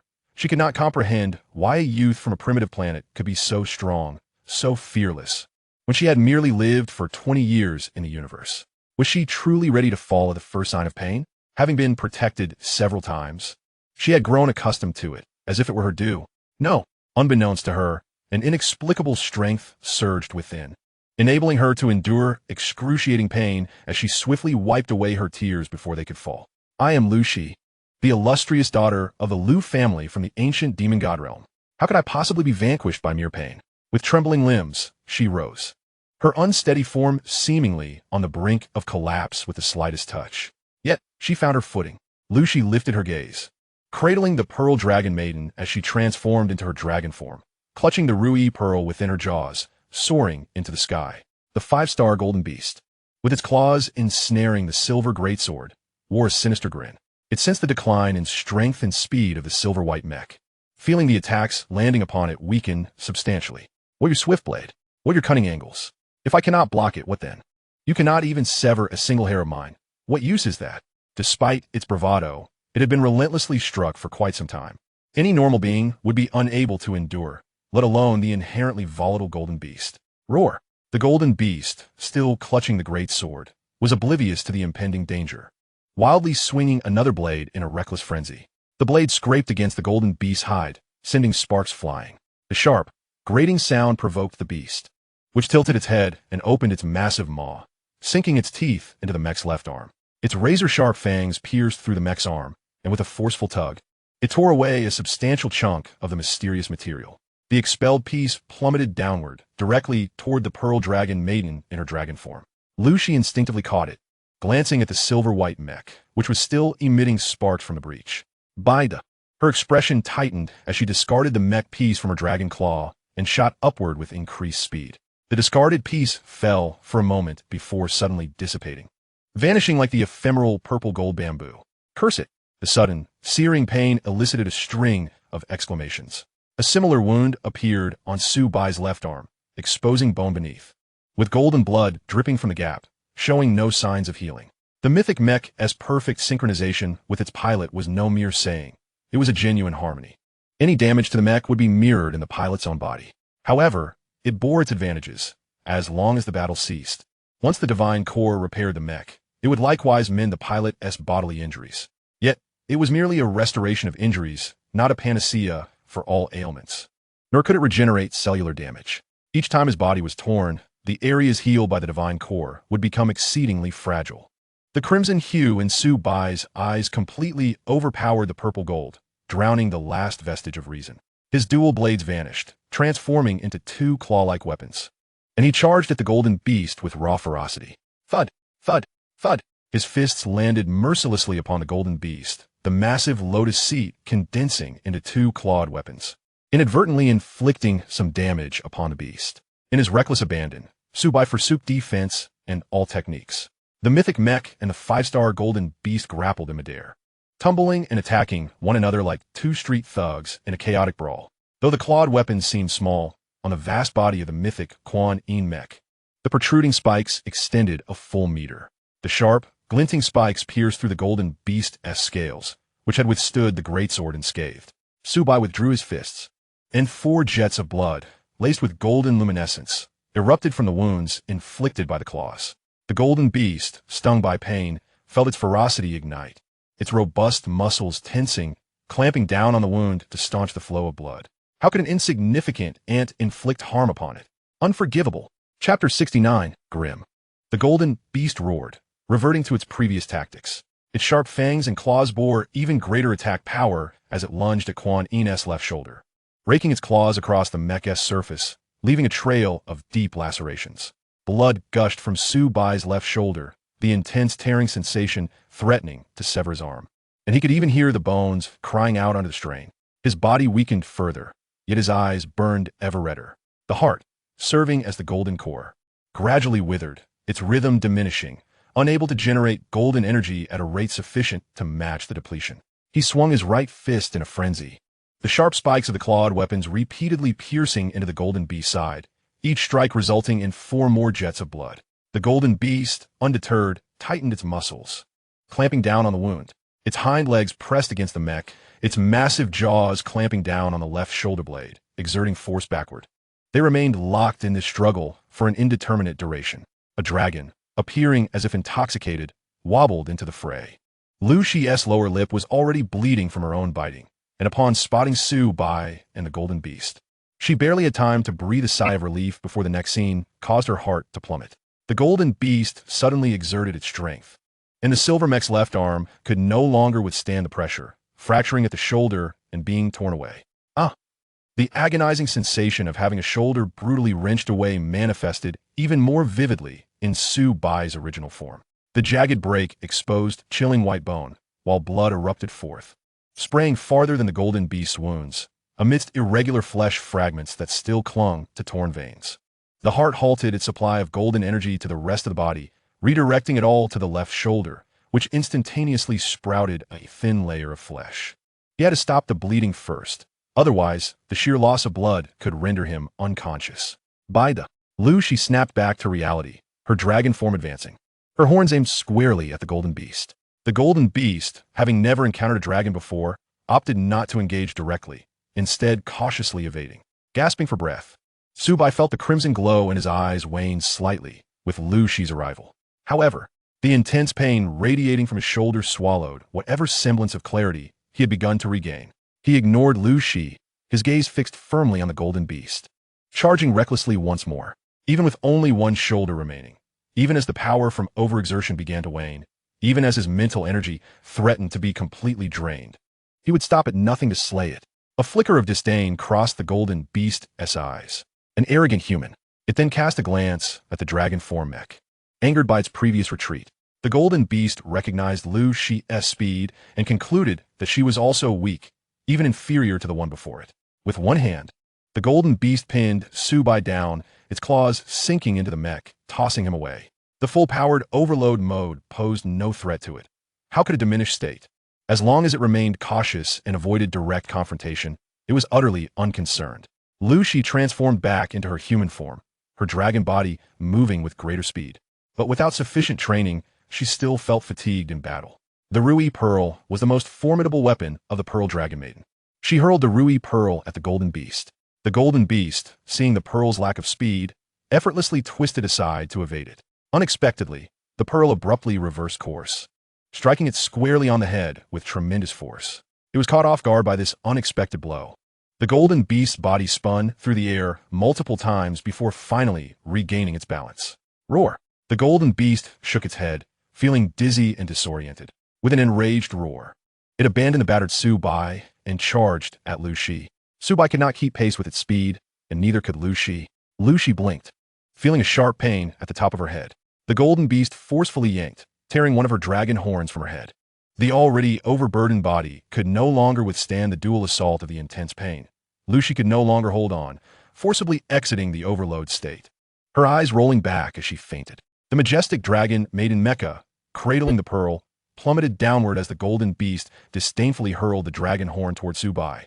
Su Bai caught the horn, his body momentarily stiffening as a tumultuous struggle flickered in his gaze. Clear purple gold clashed with frenzied crimson in a relentless battle for supremacy. Little Shi, little Shi, little Shi. At this juncture, his body was nearing its limits. The pilot protection mechanism had been triggered, ceasing the stimulation of energy from the divine core. As the pressure on his strained psyche eased, the crimson in his eyes swiftly receded. Regaining clarity, Su Bai disregarded his bodily pain and the golden beast, soaring directly towards Lu Shi. Observing this, the golden beast struck him with a claw, but he paid it no heed. Instead, he harnessed its force, accelerating even further. In a matter of seconds, he embraced the dragon maiden and, utilizing the mecha's authority, forcibly retracted her into the chassis space, subsequently pulling Lu Shi back into the mecha. Lu Shi, unconscious, furrowed her brow, the blood at the corner of her mouth stark against her fair complexion. Su Bai Vidyovid, Hinju, why was Lu Shi outside? Did I not instruct you to protect her? Jin Yu's voice remained gentle and devoid of emotion. In moments of peril, the safety of the pilot was paramount. Her assistance was invaluable. Assistance? Fury surged within Su Bai. Helping someone to their demise? Even blocking a strike for the pilot was considered assistance. Jin Yu's words barely contained his rising ire. Yet he understood that, from an entirely rational standpoint, she had erred not at all. However, he could not accept it. He could not abide a woman shielding him from harm. Fixing his gaze upon the charging golden beast, he darkly proclaimed, "If I survive, I will settle the score with you. Good luck." Half an hour later, the battle had transitioned from the skies to the ground. Lu Shi had awakened, her cries echoing as she pleaded, her voice hoarse, "Let me out. I can help you." Coughing, Su Bai knelt on one knee, having lost 3 limbs. Only his right leg bore the weight of his entire being. Despite this, he glared fiercely at the golden beast, his murderous gaze surpassing even that of the beast itself. The 5-star golden beast, stained with blood, regarded him warily. Su Bai's madness instilled a sense of dread within it. It could scarcely fathom the horror that would ensue should Su Bai and it be on equal footing, or worse, should he be even one rank beneath it. Yet, it had no opportunity to contemplate this further. With a sigh of relief, it anticipated tearing him apart. Even without the divine mecha, this child could not be allowed to live. Jin cough Jinyu. Su Bai coughed up a few mouthfuls of blood. Hours of relentless combat had drained the golden energy from his heart, leaving nothing behind. "Su Bai, I am here." Su Bai's indomitable spirit earned Jin Yu's respect. He was among the very few individuals she admired from the depths of her being since her inception. Overload. Su Bai's voice was barely audible, yet it conveyed an undeniable resolve. He could still move, still fight. Lu Shi wept uncontrollably, impotently pounding the interior of the mecha. She watched helplessly as Su Bai's arms and legs were torn to shreds, his body marred with gruesome injuries, while she lingered in his protective embrace, clinging to life. Yuan Bao lay beside her, fixated on the light screen. Glimmers of gold flickered in its black, gemstone-like eyes, revealing that it was far from tranquil. I said cough overload. Jinyu initiated the overload protocol. She neither obstructed nor had any reason to do so. She had simulated the current scenario countless times, ultimately concluding that the survival rate was infinitesimally close to zero. Obeying Su Bai's command was her final act of respect towards him. Chapter 70. My name is Nian. The reflective wave nebula stirred as a starship emerged. In the cockpit, Nian suddenly felt her body being commandeered by another consciousness. What is happening? This disturbance. It bodes ill. She furrowed her brow, closing her eyes, the true spirit invoking the divine core of the mythical Guanyin. Though the strength of this body was lacking, the divine core was undeniably hers, and a slight manipulation was well within her grasp. On the gray mining planet, the mythical Guanyin sank into the dim divine core, emanating a hazy glow. Jinyu, who had been in the cockpit, sensed this immediately and abandoned Su Bai to rush to the divine core, her expression hopeful as she awaited something. Moments later, a spectral figure emerged. Observe. My name is Nian. In the cockpit, Su Bai's temples throbbed violently, and he emitted unintelligible sounds from his throat. He was so weak that he could not even cry out in pain. The overload protocol siphoned the last vestiges of divine core energy he could wield, and a surge of power coursed through his body once more. He propelled himself toward the golden beast. The golden beast, wary, swiftly evaded, but Su Bai's desperate gambit had thoroughly subdued it. However, the silver-white mecha only managed to lunge forward a mere 10 meters before crashing to the ground. Su Bai's body went limp, devoid of golden energy and unenhanced. Under the strain of the overload, it collapsed before the golden beast could strike, pieces of flesh tumbling away. The overload was forcibly terminated. He lay sprawled on the ground, his pupils dilated, head tilted, blood streaming forth. Before him appeared a girl. Was she truly there, or was it merely an illusion? He could not discern. The visitor's compassionate gaze resembled that of a bodhisattva, benevolent and nurturing. I cannot fall. Su Bai's consciousness wavered as his body trembled, striving to rise. If I fall, what will become of Yuan Bao, little deer, and little she? I cannot fall. What should I do, Nian?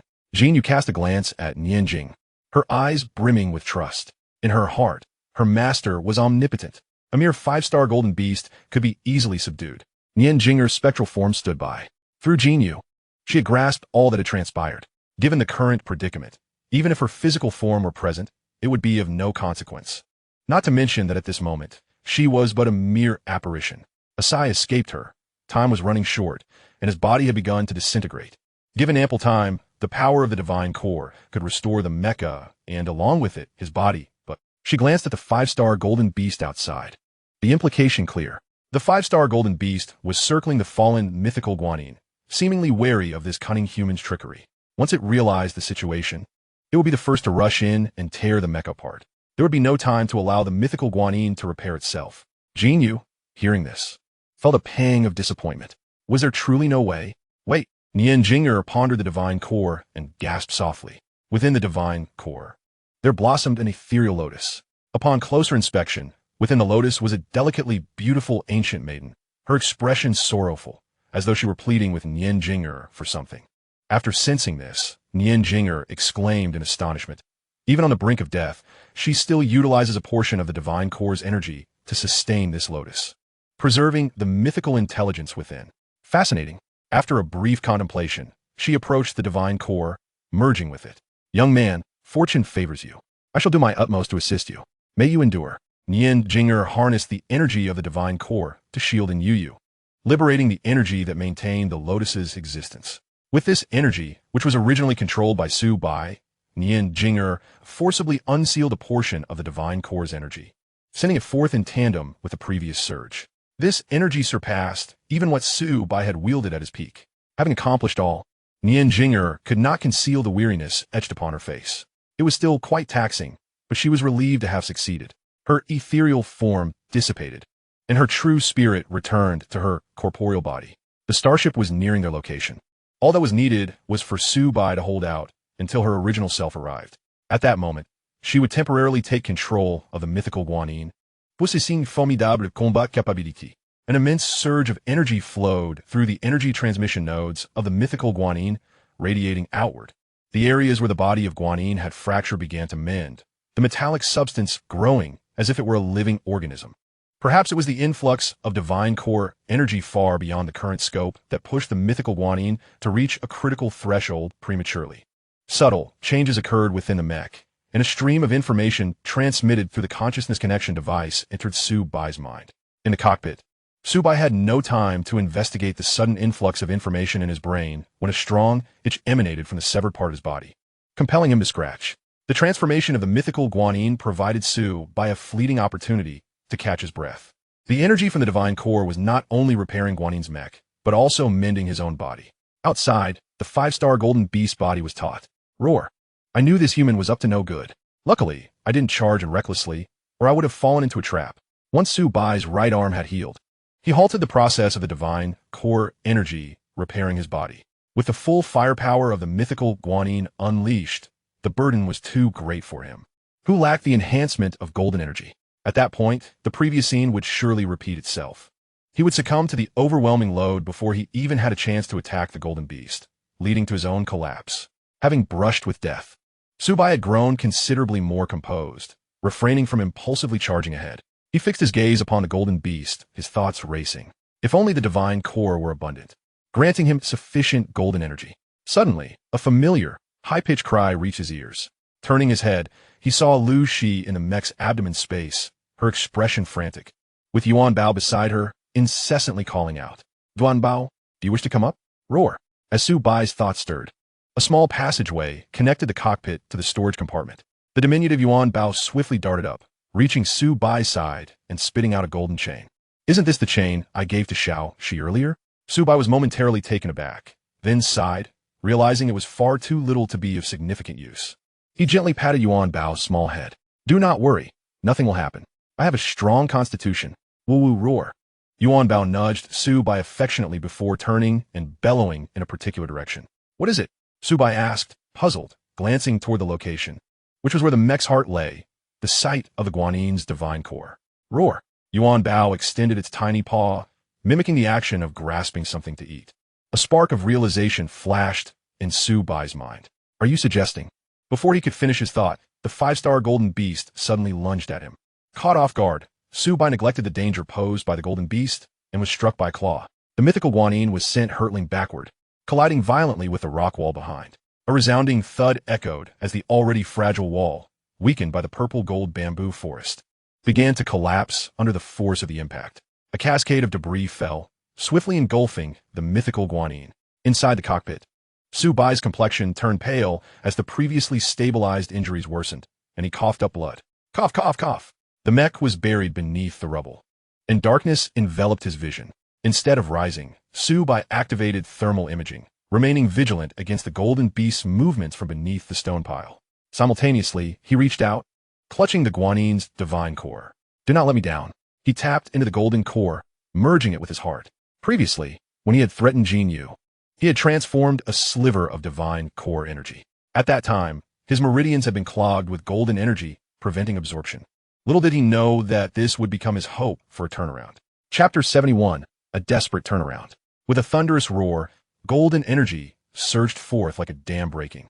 How can it be this much? Su Bai had grossly underestimated the terrifying energy contained within the divine core.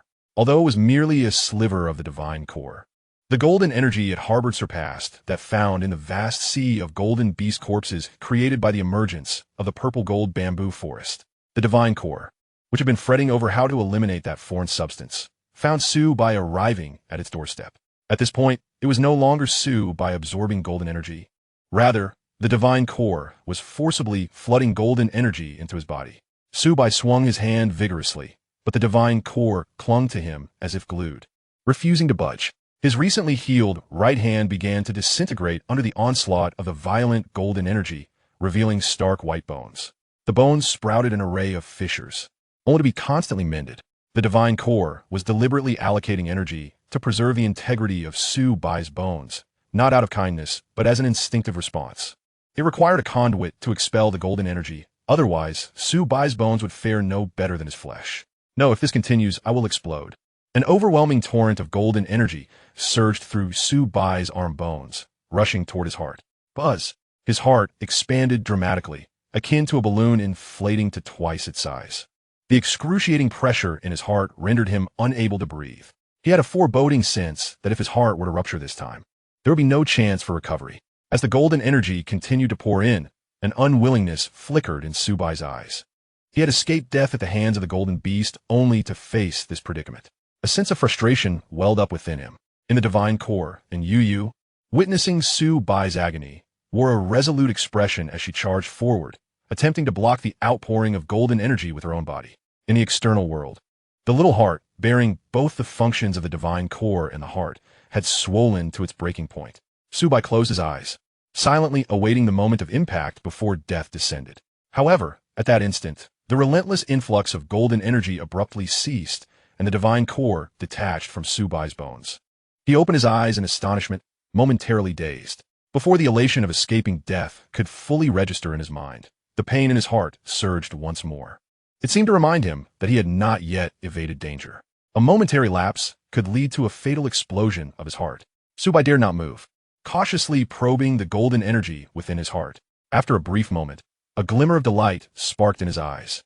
It could be done. A sliver of golden energy was extracted, allowed to circulate within his body, mending the shattered form. Having gained experience from the first attempt, subsequent extractions became considerably easier.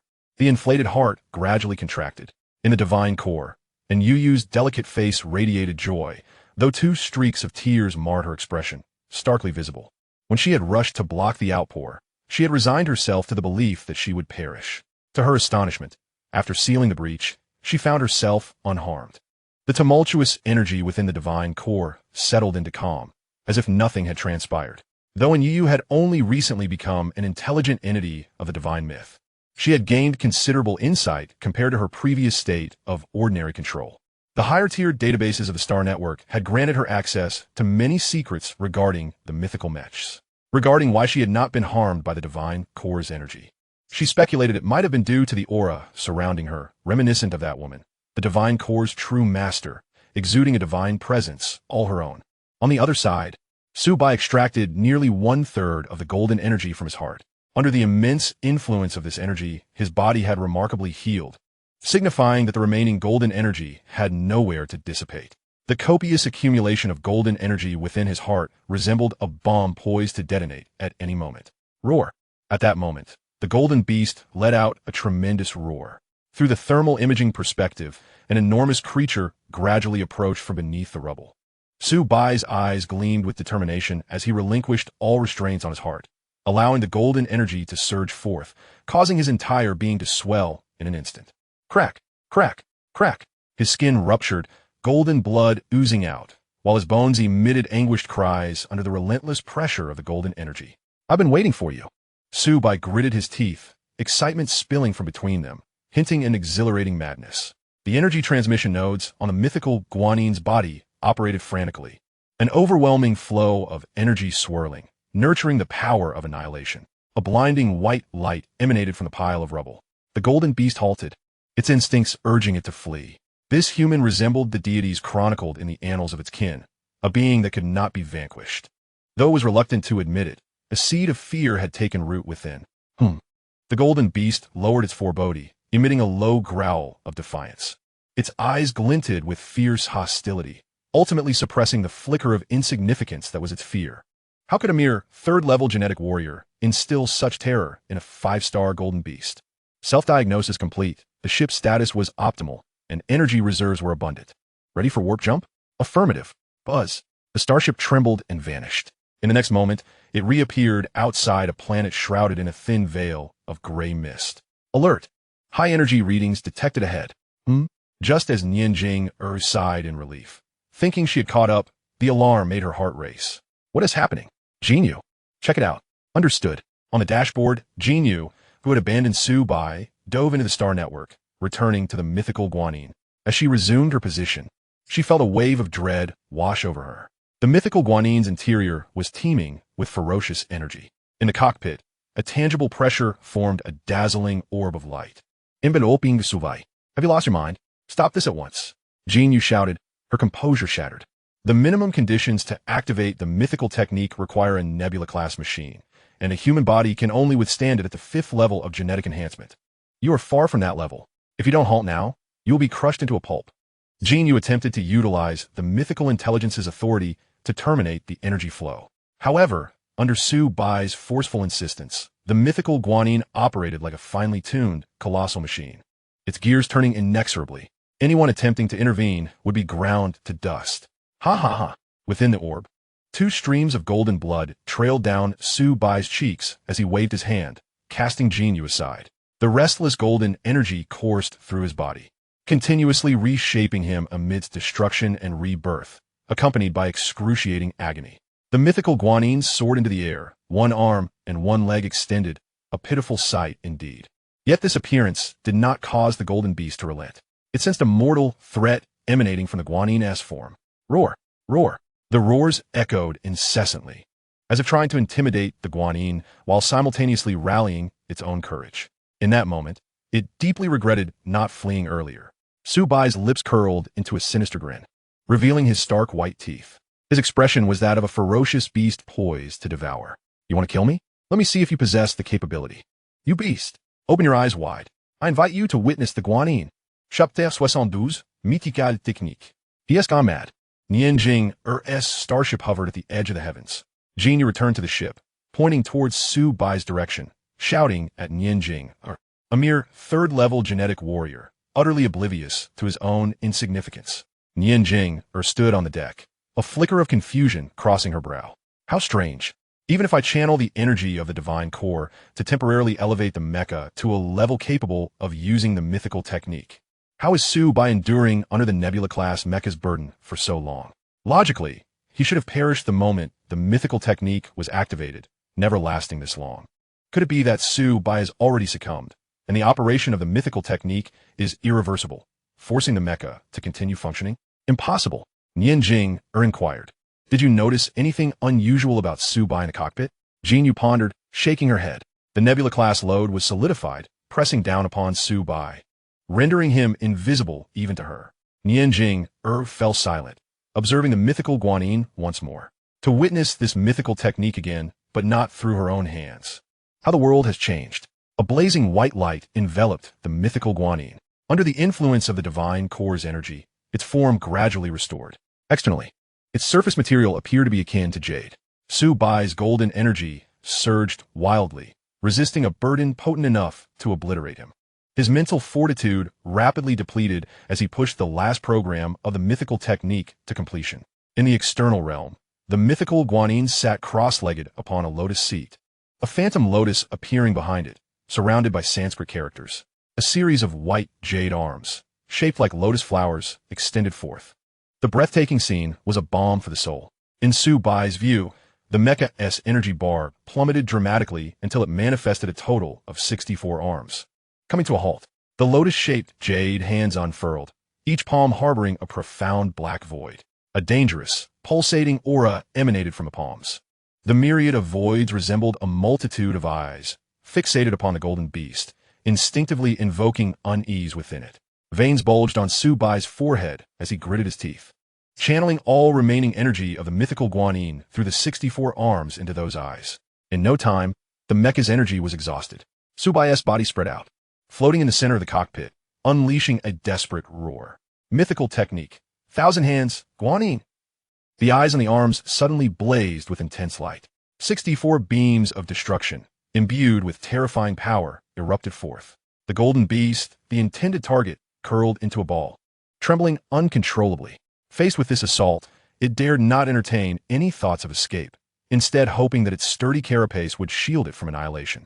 As the beams coursed through space, cracks formed in the fabric of reality, dark currents tearing apart everything within reach. In less than 100 meters, the beam struck the golden beast's carapace. Sizzle. A faint sound echoed. At the cost of expending 14 beams of energy, the golden beast's once proud carapace, which had deflected countless lethal blows, shattered. Without the protection of its carapace, its flesh was instantly incinerated by the beams, reduced to ashes without a single cry of agony.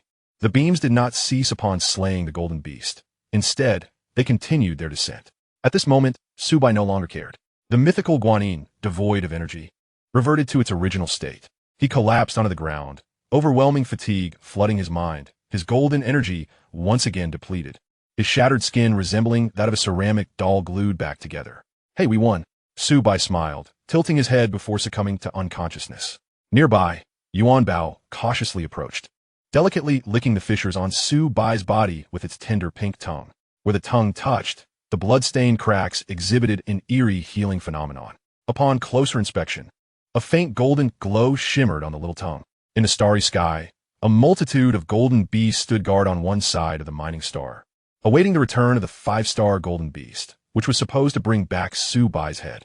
However, instead of the anticipated beast, they were met with 50 radiant treasures.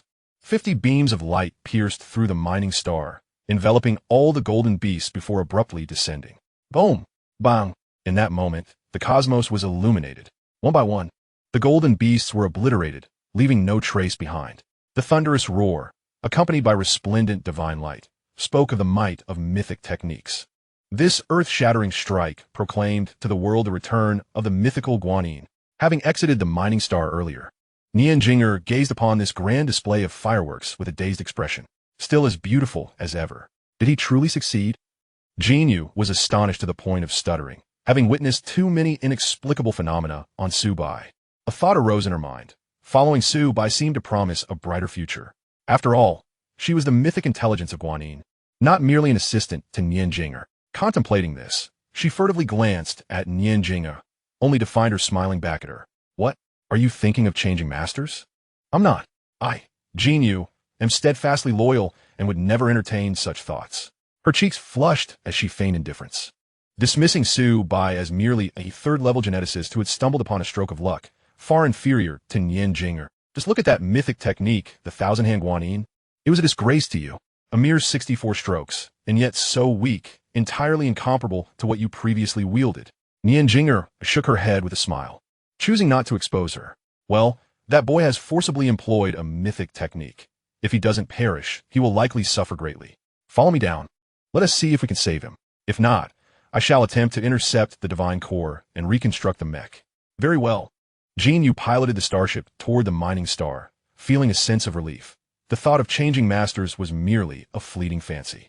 The loyalty of a mythic intelligence is beyond question. She would remain devoted to the mythic pilot Su Bai, but that was before Nianjinger's arrival. Hiss! It should be like this. How is Su Bai? Is he in danger? Noticing Nianjinger pausing her actions, Lu Shi hurriedly inquired. Nianjinger furrowed her brow, her gaze oscillating between Su Bai in the detection chamber and the results displayed on the screen. Strange, exceedingly strange. There were no external injuries on his body, yet the examination results indicated that nearly all his internal organs were damaged, with numerous blood vessels ruptured. Yet, his vitality showed no signs of waning, as though he were unscathed, truly perplexing. Having witnessed far graver injuries in her numerous reincarnations, Nianjinger was accustomed to cases where mechanical prosthetics were employed. The most severe cases left only a brain, with the rest replaced by machinery. However, Su Bai was an entirely unprecedented case, and, for a moment, she was at a loss for how to proceed. As she pondered, a sudden sound emanated from the detection chamber. Instinctively, she turned to look, her expression akin to seeing a ghost. Su Bai seemed to have just awoken, rubbing his eyes and stretching. Given his condition, it was a stroke of luck that he had survived, yet he was able to awaken. This was no longer a miraculous medical feat as a divine being. She considered such a miracle to be quite ordinary. Chapter 73. A deal. Will you kill me? Why do you ask? A body can have only one master. Then why cannot the master of this body be you? Because you are a deity. In the darkness, a candle flickered. Two girls, strikingly similar in appearance, yet entirely opposite in demeanor, sat facing each other. The girl on the left, merely by her gaze, exuded an air of serene compassion. A deity? She chuckled softly, then suddenly reclined, closing her eyes to conceal the profound weariness within. In this world, I was never meant to awaken. You are to live your life unblemished, and my existence is unfair to you. I shall not occupy your body. How could I then speak of killing you? The girl on the right, with her head bowed and a dejected demeanor, abruptly lifted her gaze, astonished by the words. I offer you two choices. Return home, pretend nothing has occurred, and live according to your life as trajectory. Or, take me as your master, and fight against the golden beasts until your last breath. Nianjinger pondered for a long while, then knelt, respectfully proclaiming, Master, I genuinely hope you choose the first option. Guanyin sighed softly and then rose. Let us linger here a while longer. I shall shamelessly seek something on your behalf. That night, after Lu Shi had taken a rest, Nianjinger entered the infirmary. In the center of the medical room, Su Bai lay in a healing pod, clad in loose shorts, absorbing the medicinal essence while using golden energy to gradually mend his body. However, the severity of his injuries, compounded by the excessive acceleration of cellular division, rendered progress minimal. To restore him to his former self would likely require a considerable amount of time. Nian Jing'er switched on the lights, releasing the healing agents from the pod. Duan Bao, stationed beside it, uttered a few sounds upon seeing Nian Jing'er, then turned its head to continue sleeping. As the level of the healing agent decreased, Su Bai opened his eyes. Miss Nian, why are you still awake at this late hour? He was not concerned about Nian Jing'er harming him, if she intended to strike. What better opportunity would there be than on the mining star? Nian Jing'er smiled sweetly, extending her hand to reveal the divine core of the mythical guanyin. Your mythic intelligence has stabilized. I have come to inform you. A lotus flower enveloping An Yu floated into view. Subsequently, An Yu leaped from the lotus and entered Su Bai's star instrument. The instant the divine core appeared in Nian Jing'er's hand, Su Bai's pupils constricted sharply, and his expression grew grave. As the pilot of the mythical guanyin, he had the authority to forcibly reclaim the divine core. Yet, the very act of Nian Jing'er summoning the divine core of the mythical guanyin sent chills down his spine. An Yu's voice cleverly echoed in his ear. Bai, she is very likely the reincarnation of guanyin. She had searched through the database accessible only to mythic intelligences and had ultimately narrowed it down to one possibility. Reincarnation? This was beyond what Su Bai's previous identity could access. Beep. Transmission complete. And Yu transmitted the relevant information to Su Bai via brainwaves. Su Bai perused the beginning. In the mythic era, deities utilized divine cores to forge mechs. The true spirit of deities enters reincarnation, safeguarding humanity through generations. Gulp. Su Bai swallowed hard. Having seized another's mech, was the original owner now seeking him out? This felt akin to being caught in a compromising situation. Hiss. A twinge of panic surged within him. Yet, the next moment, a piece of information entered his view. Two scenarios for the reincarnation of a divine spirit. First, if the divine spirit awakens within the embryo, upon maturing, they will actively seek out their designated mythic mech. After reincarnation, one grows like an ordinary person until, by chance, they come into contact with their mythical mecha, awakening the true spirit of the divine. Ah, does this imply that I activated the mythic statue of Guanyin, allowing her to awaken? Su Bai, casting aside his previous anxiety, regained his composure and stood tall. He exited the medical chamber and first bowed respectfully to Nian Jing'er. Whether facing his savior or a deity, such a gesture was entirely appropriate. Thank you, Miss Nian, for saving my life. Su Bai resolved that, even if the other party did not mention it, he would also refrain from discussing matters pertaining to the divine. Upon reflection, it was clear that Su Bai's activation of the mythic Guanyin had aided her awakening, while Nian Jing'er had saved his life on the mining planet. Although, had she not intervened, he might not have perished. It was indeed challenging to ascertain who owed whom more. Nian Jing'er smiled subtly. No need for thanks. It was merely a trifling effort. She doubted that An Yu had returned without revealing something to Su Bai. Having lived for so long, how could she not discern Su Bai's intentions? Dispensing with subtlety, Nian Jing'er stated directly, I have awakened, and thus the mythic Guanyin rightfully returns to her original master. What do you think? With the conversation now broached, Su Bai chose to be forthright. I acknowledge you as a deity, but had it not been for me, you might still be in the cycle of reincarnation, let alone concerning yourself with mechas. This reasoning resonated with Nian Jing'er, who nodded in agreement. Her forthright demeanor leaving Su Bai momentarily bewildered. What kind of game was this? However, there was a caveat. As is often the case, where there is a but, there is seldom something pleasant. Su Bai grew cautious, wary of potential pitfalls. But you must understand, the mythic Guanyin can only unleash her greater powers in my possession. This assertion was undoubtedly a morale booster for the already beleaguered human faction. Oh, Su Bai narrowed his eyes, sensing the tension in the room escalate. Even Yuan Bao, who had been sleeping, sensed the shift in atmosphere and scurried behind the medical chamber to continue his slumber. The two exchanged glances before Su Bai suddenly smiled. You may have misjudged me. This tactic of exerting pressure will not work. I am in dire straits myself, aspiring to wed without even having secured a dowry, let alone concerning myself with all of humanity. Moreover, the mecha had already recognized its master. The mythic mecha was unlike any other, having never been disengaged or reassigned to a different master. Setting aside my willingness, you must first resolve this issue. That is because there has been no source of origin. Once a mythic mecha recognizes its master, It cannot be unbound or reassigned. Only those of the same origin, recognized by the divine core, may mutually grant control rights. I may not know what methods you employed to deceive the divine core, but the divine core of the mythic Guanyin is inherently mine, being of the same origin. Obtaining control over it should not be difficult. Nian Jing'er activated the divine core, invoking the mecha's imprint. Su Bai raised an eyebrow as he received the request to transfer the primary control of the mythic Guanyin to another. Reject. The unbinding request was dismissed, and Nian Jing'er was not surprised. Had Su Bai simply agreed to relinquish the primary control of the mythic Guanyin, she would have instead offered to check his mental state for free. Enough with the jesting. I am not one to seize what is not rightfully mine. It is impossible for me to let you relinquish a mythic mecha without cause. However, the mythic Guanyin is indeed of utmost importance to me. How about I exchange 2 mythic statues for the control rights of the mythic Guanyin? Upon hearing this, Su Bai felt a flicker of interest.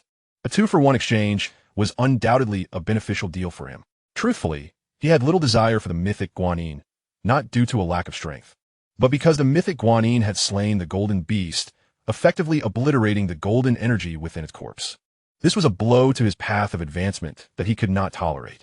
After weighing his options, Su Bai made a decision. You've just awakened. Do you possess mythic statues? You're not deceiving me, are you?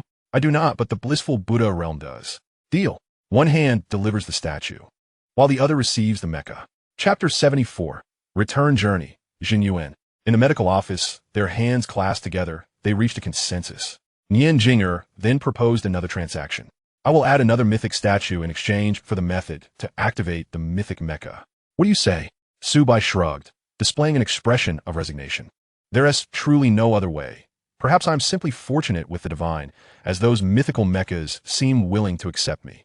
Nian Jing'er gazed deeply at him, but chose not to pursue the topic further. Jinyu. Yes. Connect to the internal network of the blissful Buddha realm and send a video invitation to the authorities. Understood. In the blissful Buddha realm, Ling Shan star system. Pure Land Star, Great Hero Hall, the golden statues of the Buddha, each displaying various expressions, some dignified, others jovial, were surrounded by the wafting incense.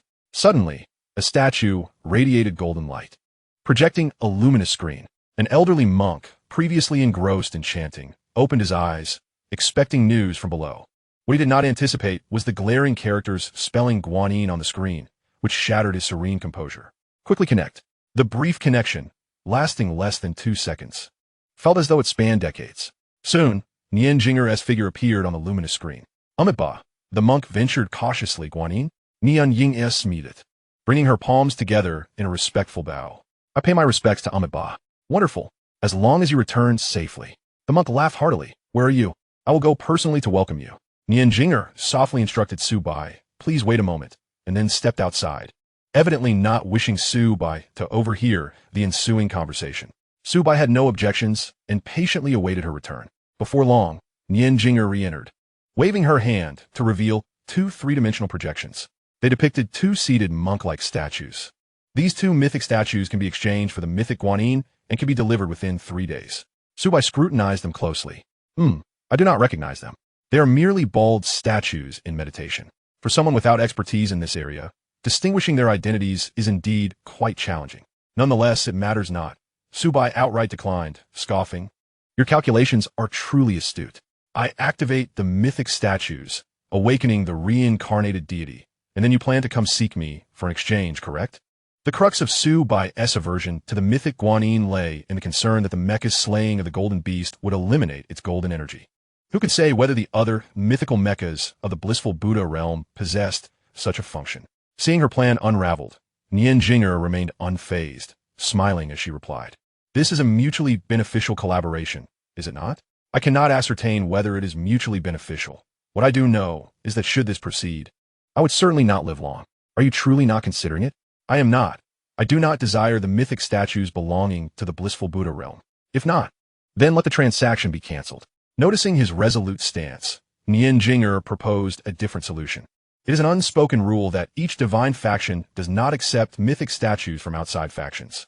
If you insist on acquiring other mythic statues, the blissful Buddha realm does not possess them, but I can provide you with the precise coordinates of the mythic statues for you to retrieve yourself. How does that sound? In that case, 2 would not suffice. I would require an additional one. Agreed. Nianying readily acquiesced. I shall send you the coordinates within 10 days. With that, she turned to leave. Su Bai observed her retreating figure and remarked nonchalantly, "Indeed, I can obtain the recognition of the mythical mech. And I hope you will keep this matter confidential. What I provide is merely the primary control of the mythic Guanyin, while the ownership remains with me. Should any rumors arise externally, or if someone threatens me as a result, I fear that in a moment of agitation, I might summon the divine core of Guanyin and inadvertently cause its destruction, which would be quite troublesome." Nianying paused momentarily. "Rest assured, I am not one to gossip indiscriminately." In the past, she would not have taken Su Bai's threats to heart.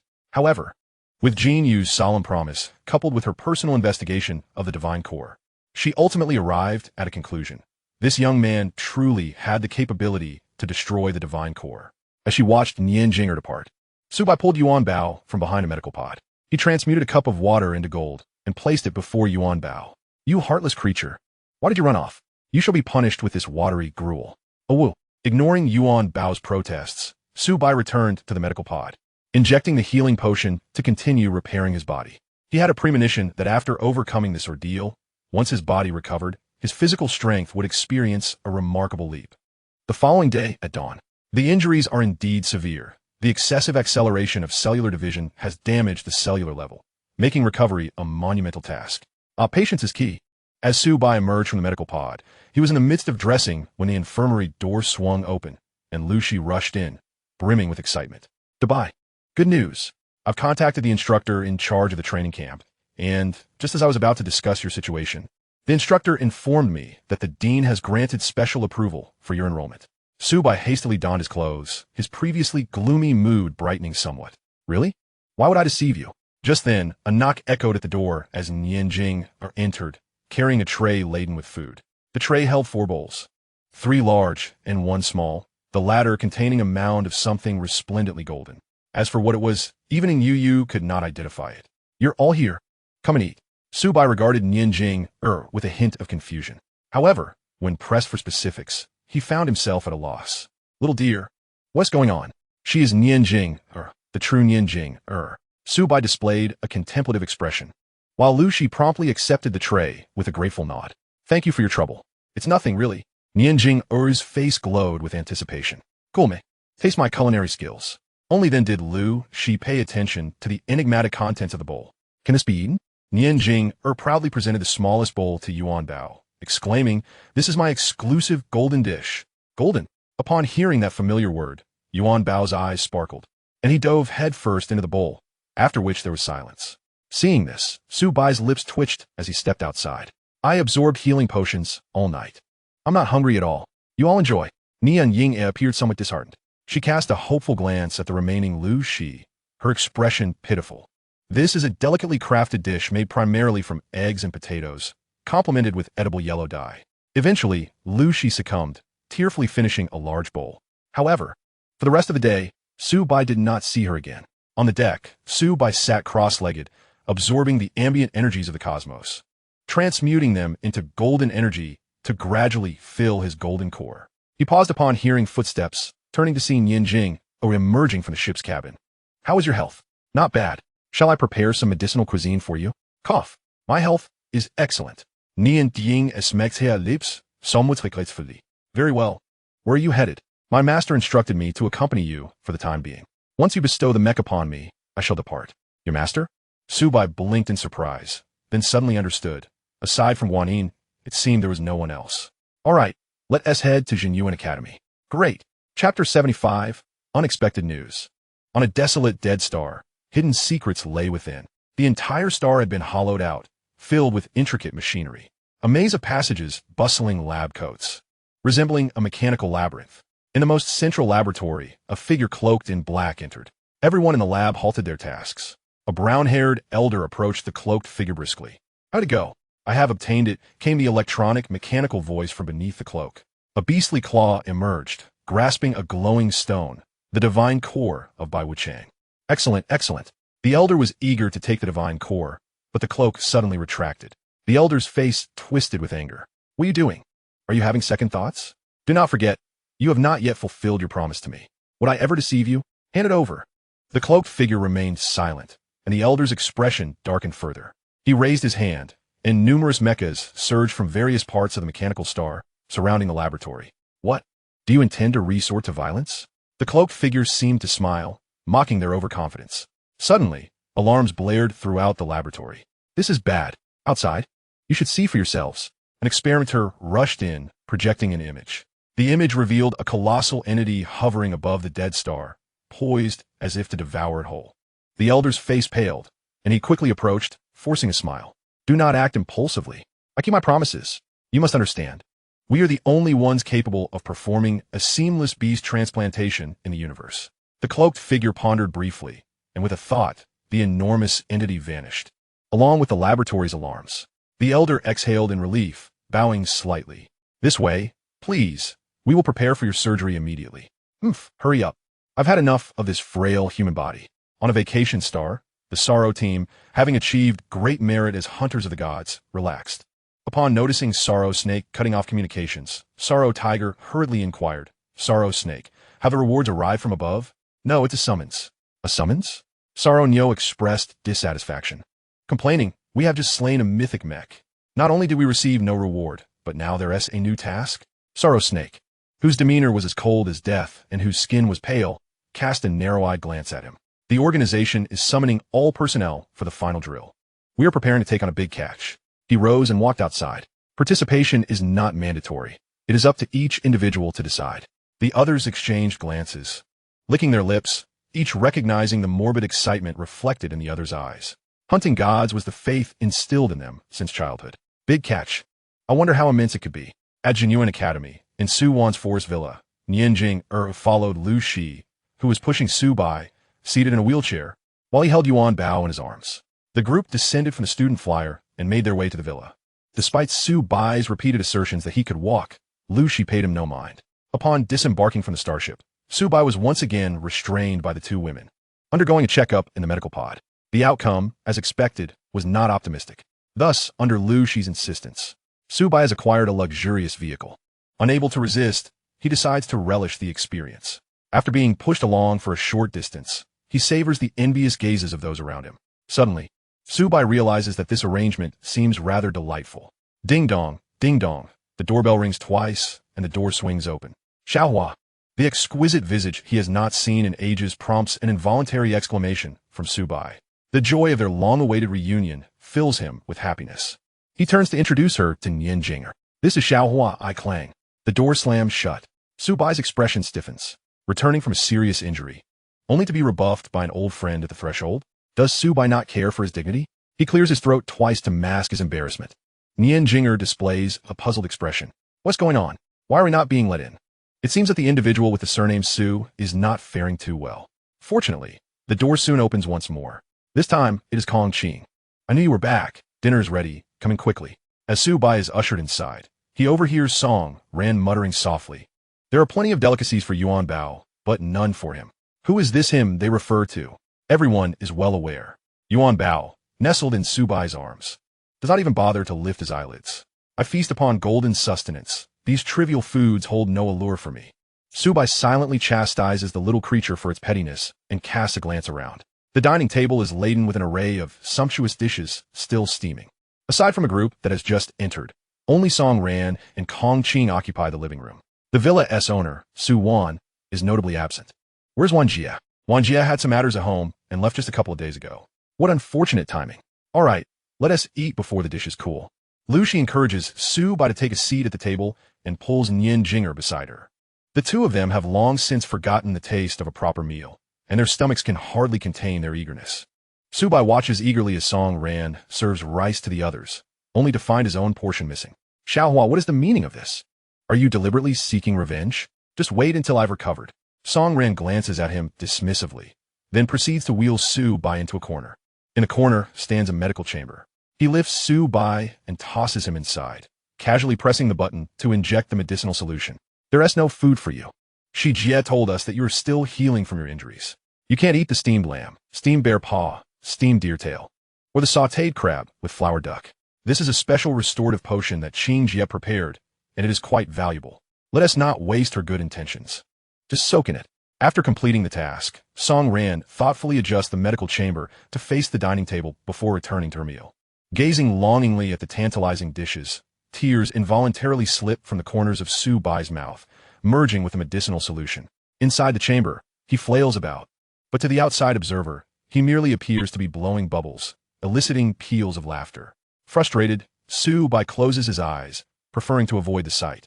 He then concentrates on absorbing the energy from a solution.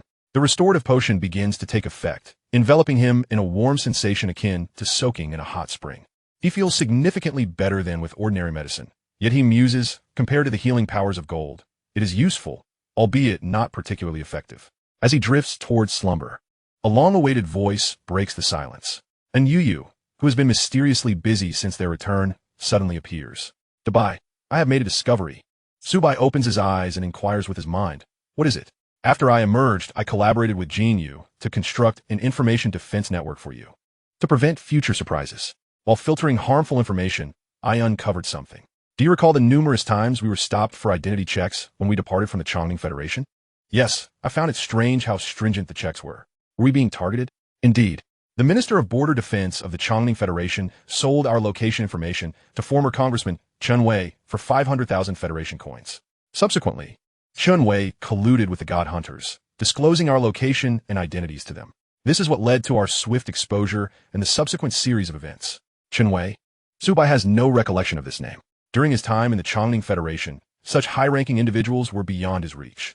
Suddenly, a spark of realization flashes through him. His eyes narrow. Chen, the former congressman, if memory serves, he is the one who was killed by the White Robe Star. He is the son of a congressman, isn't he?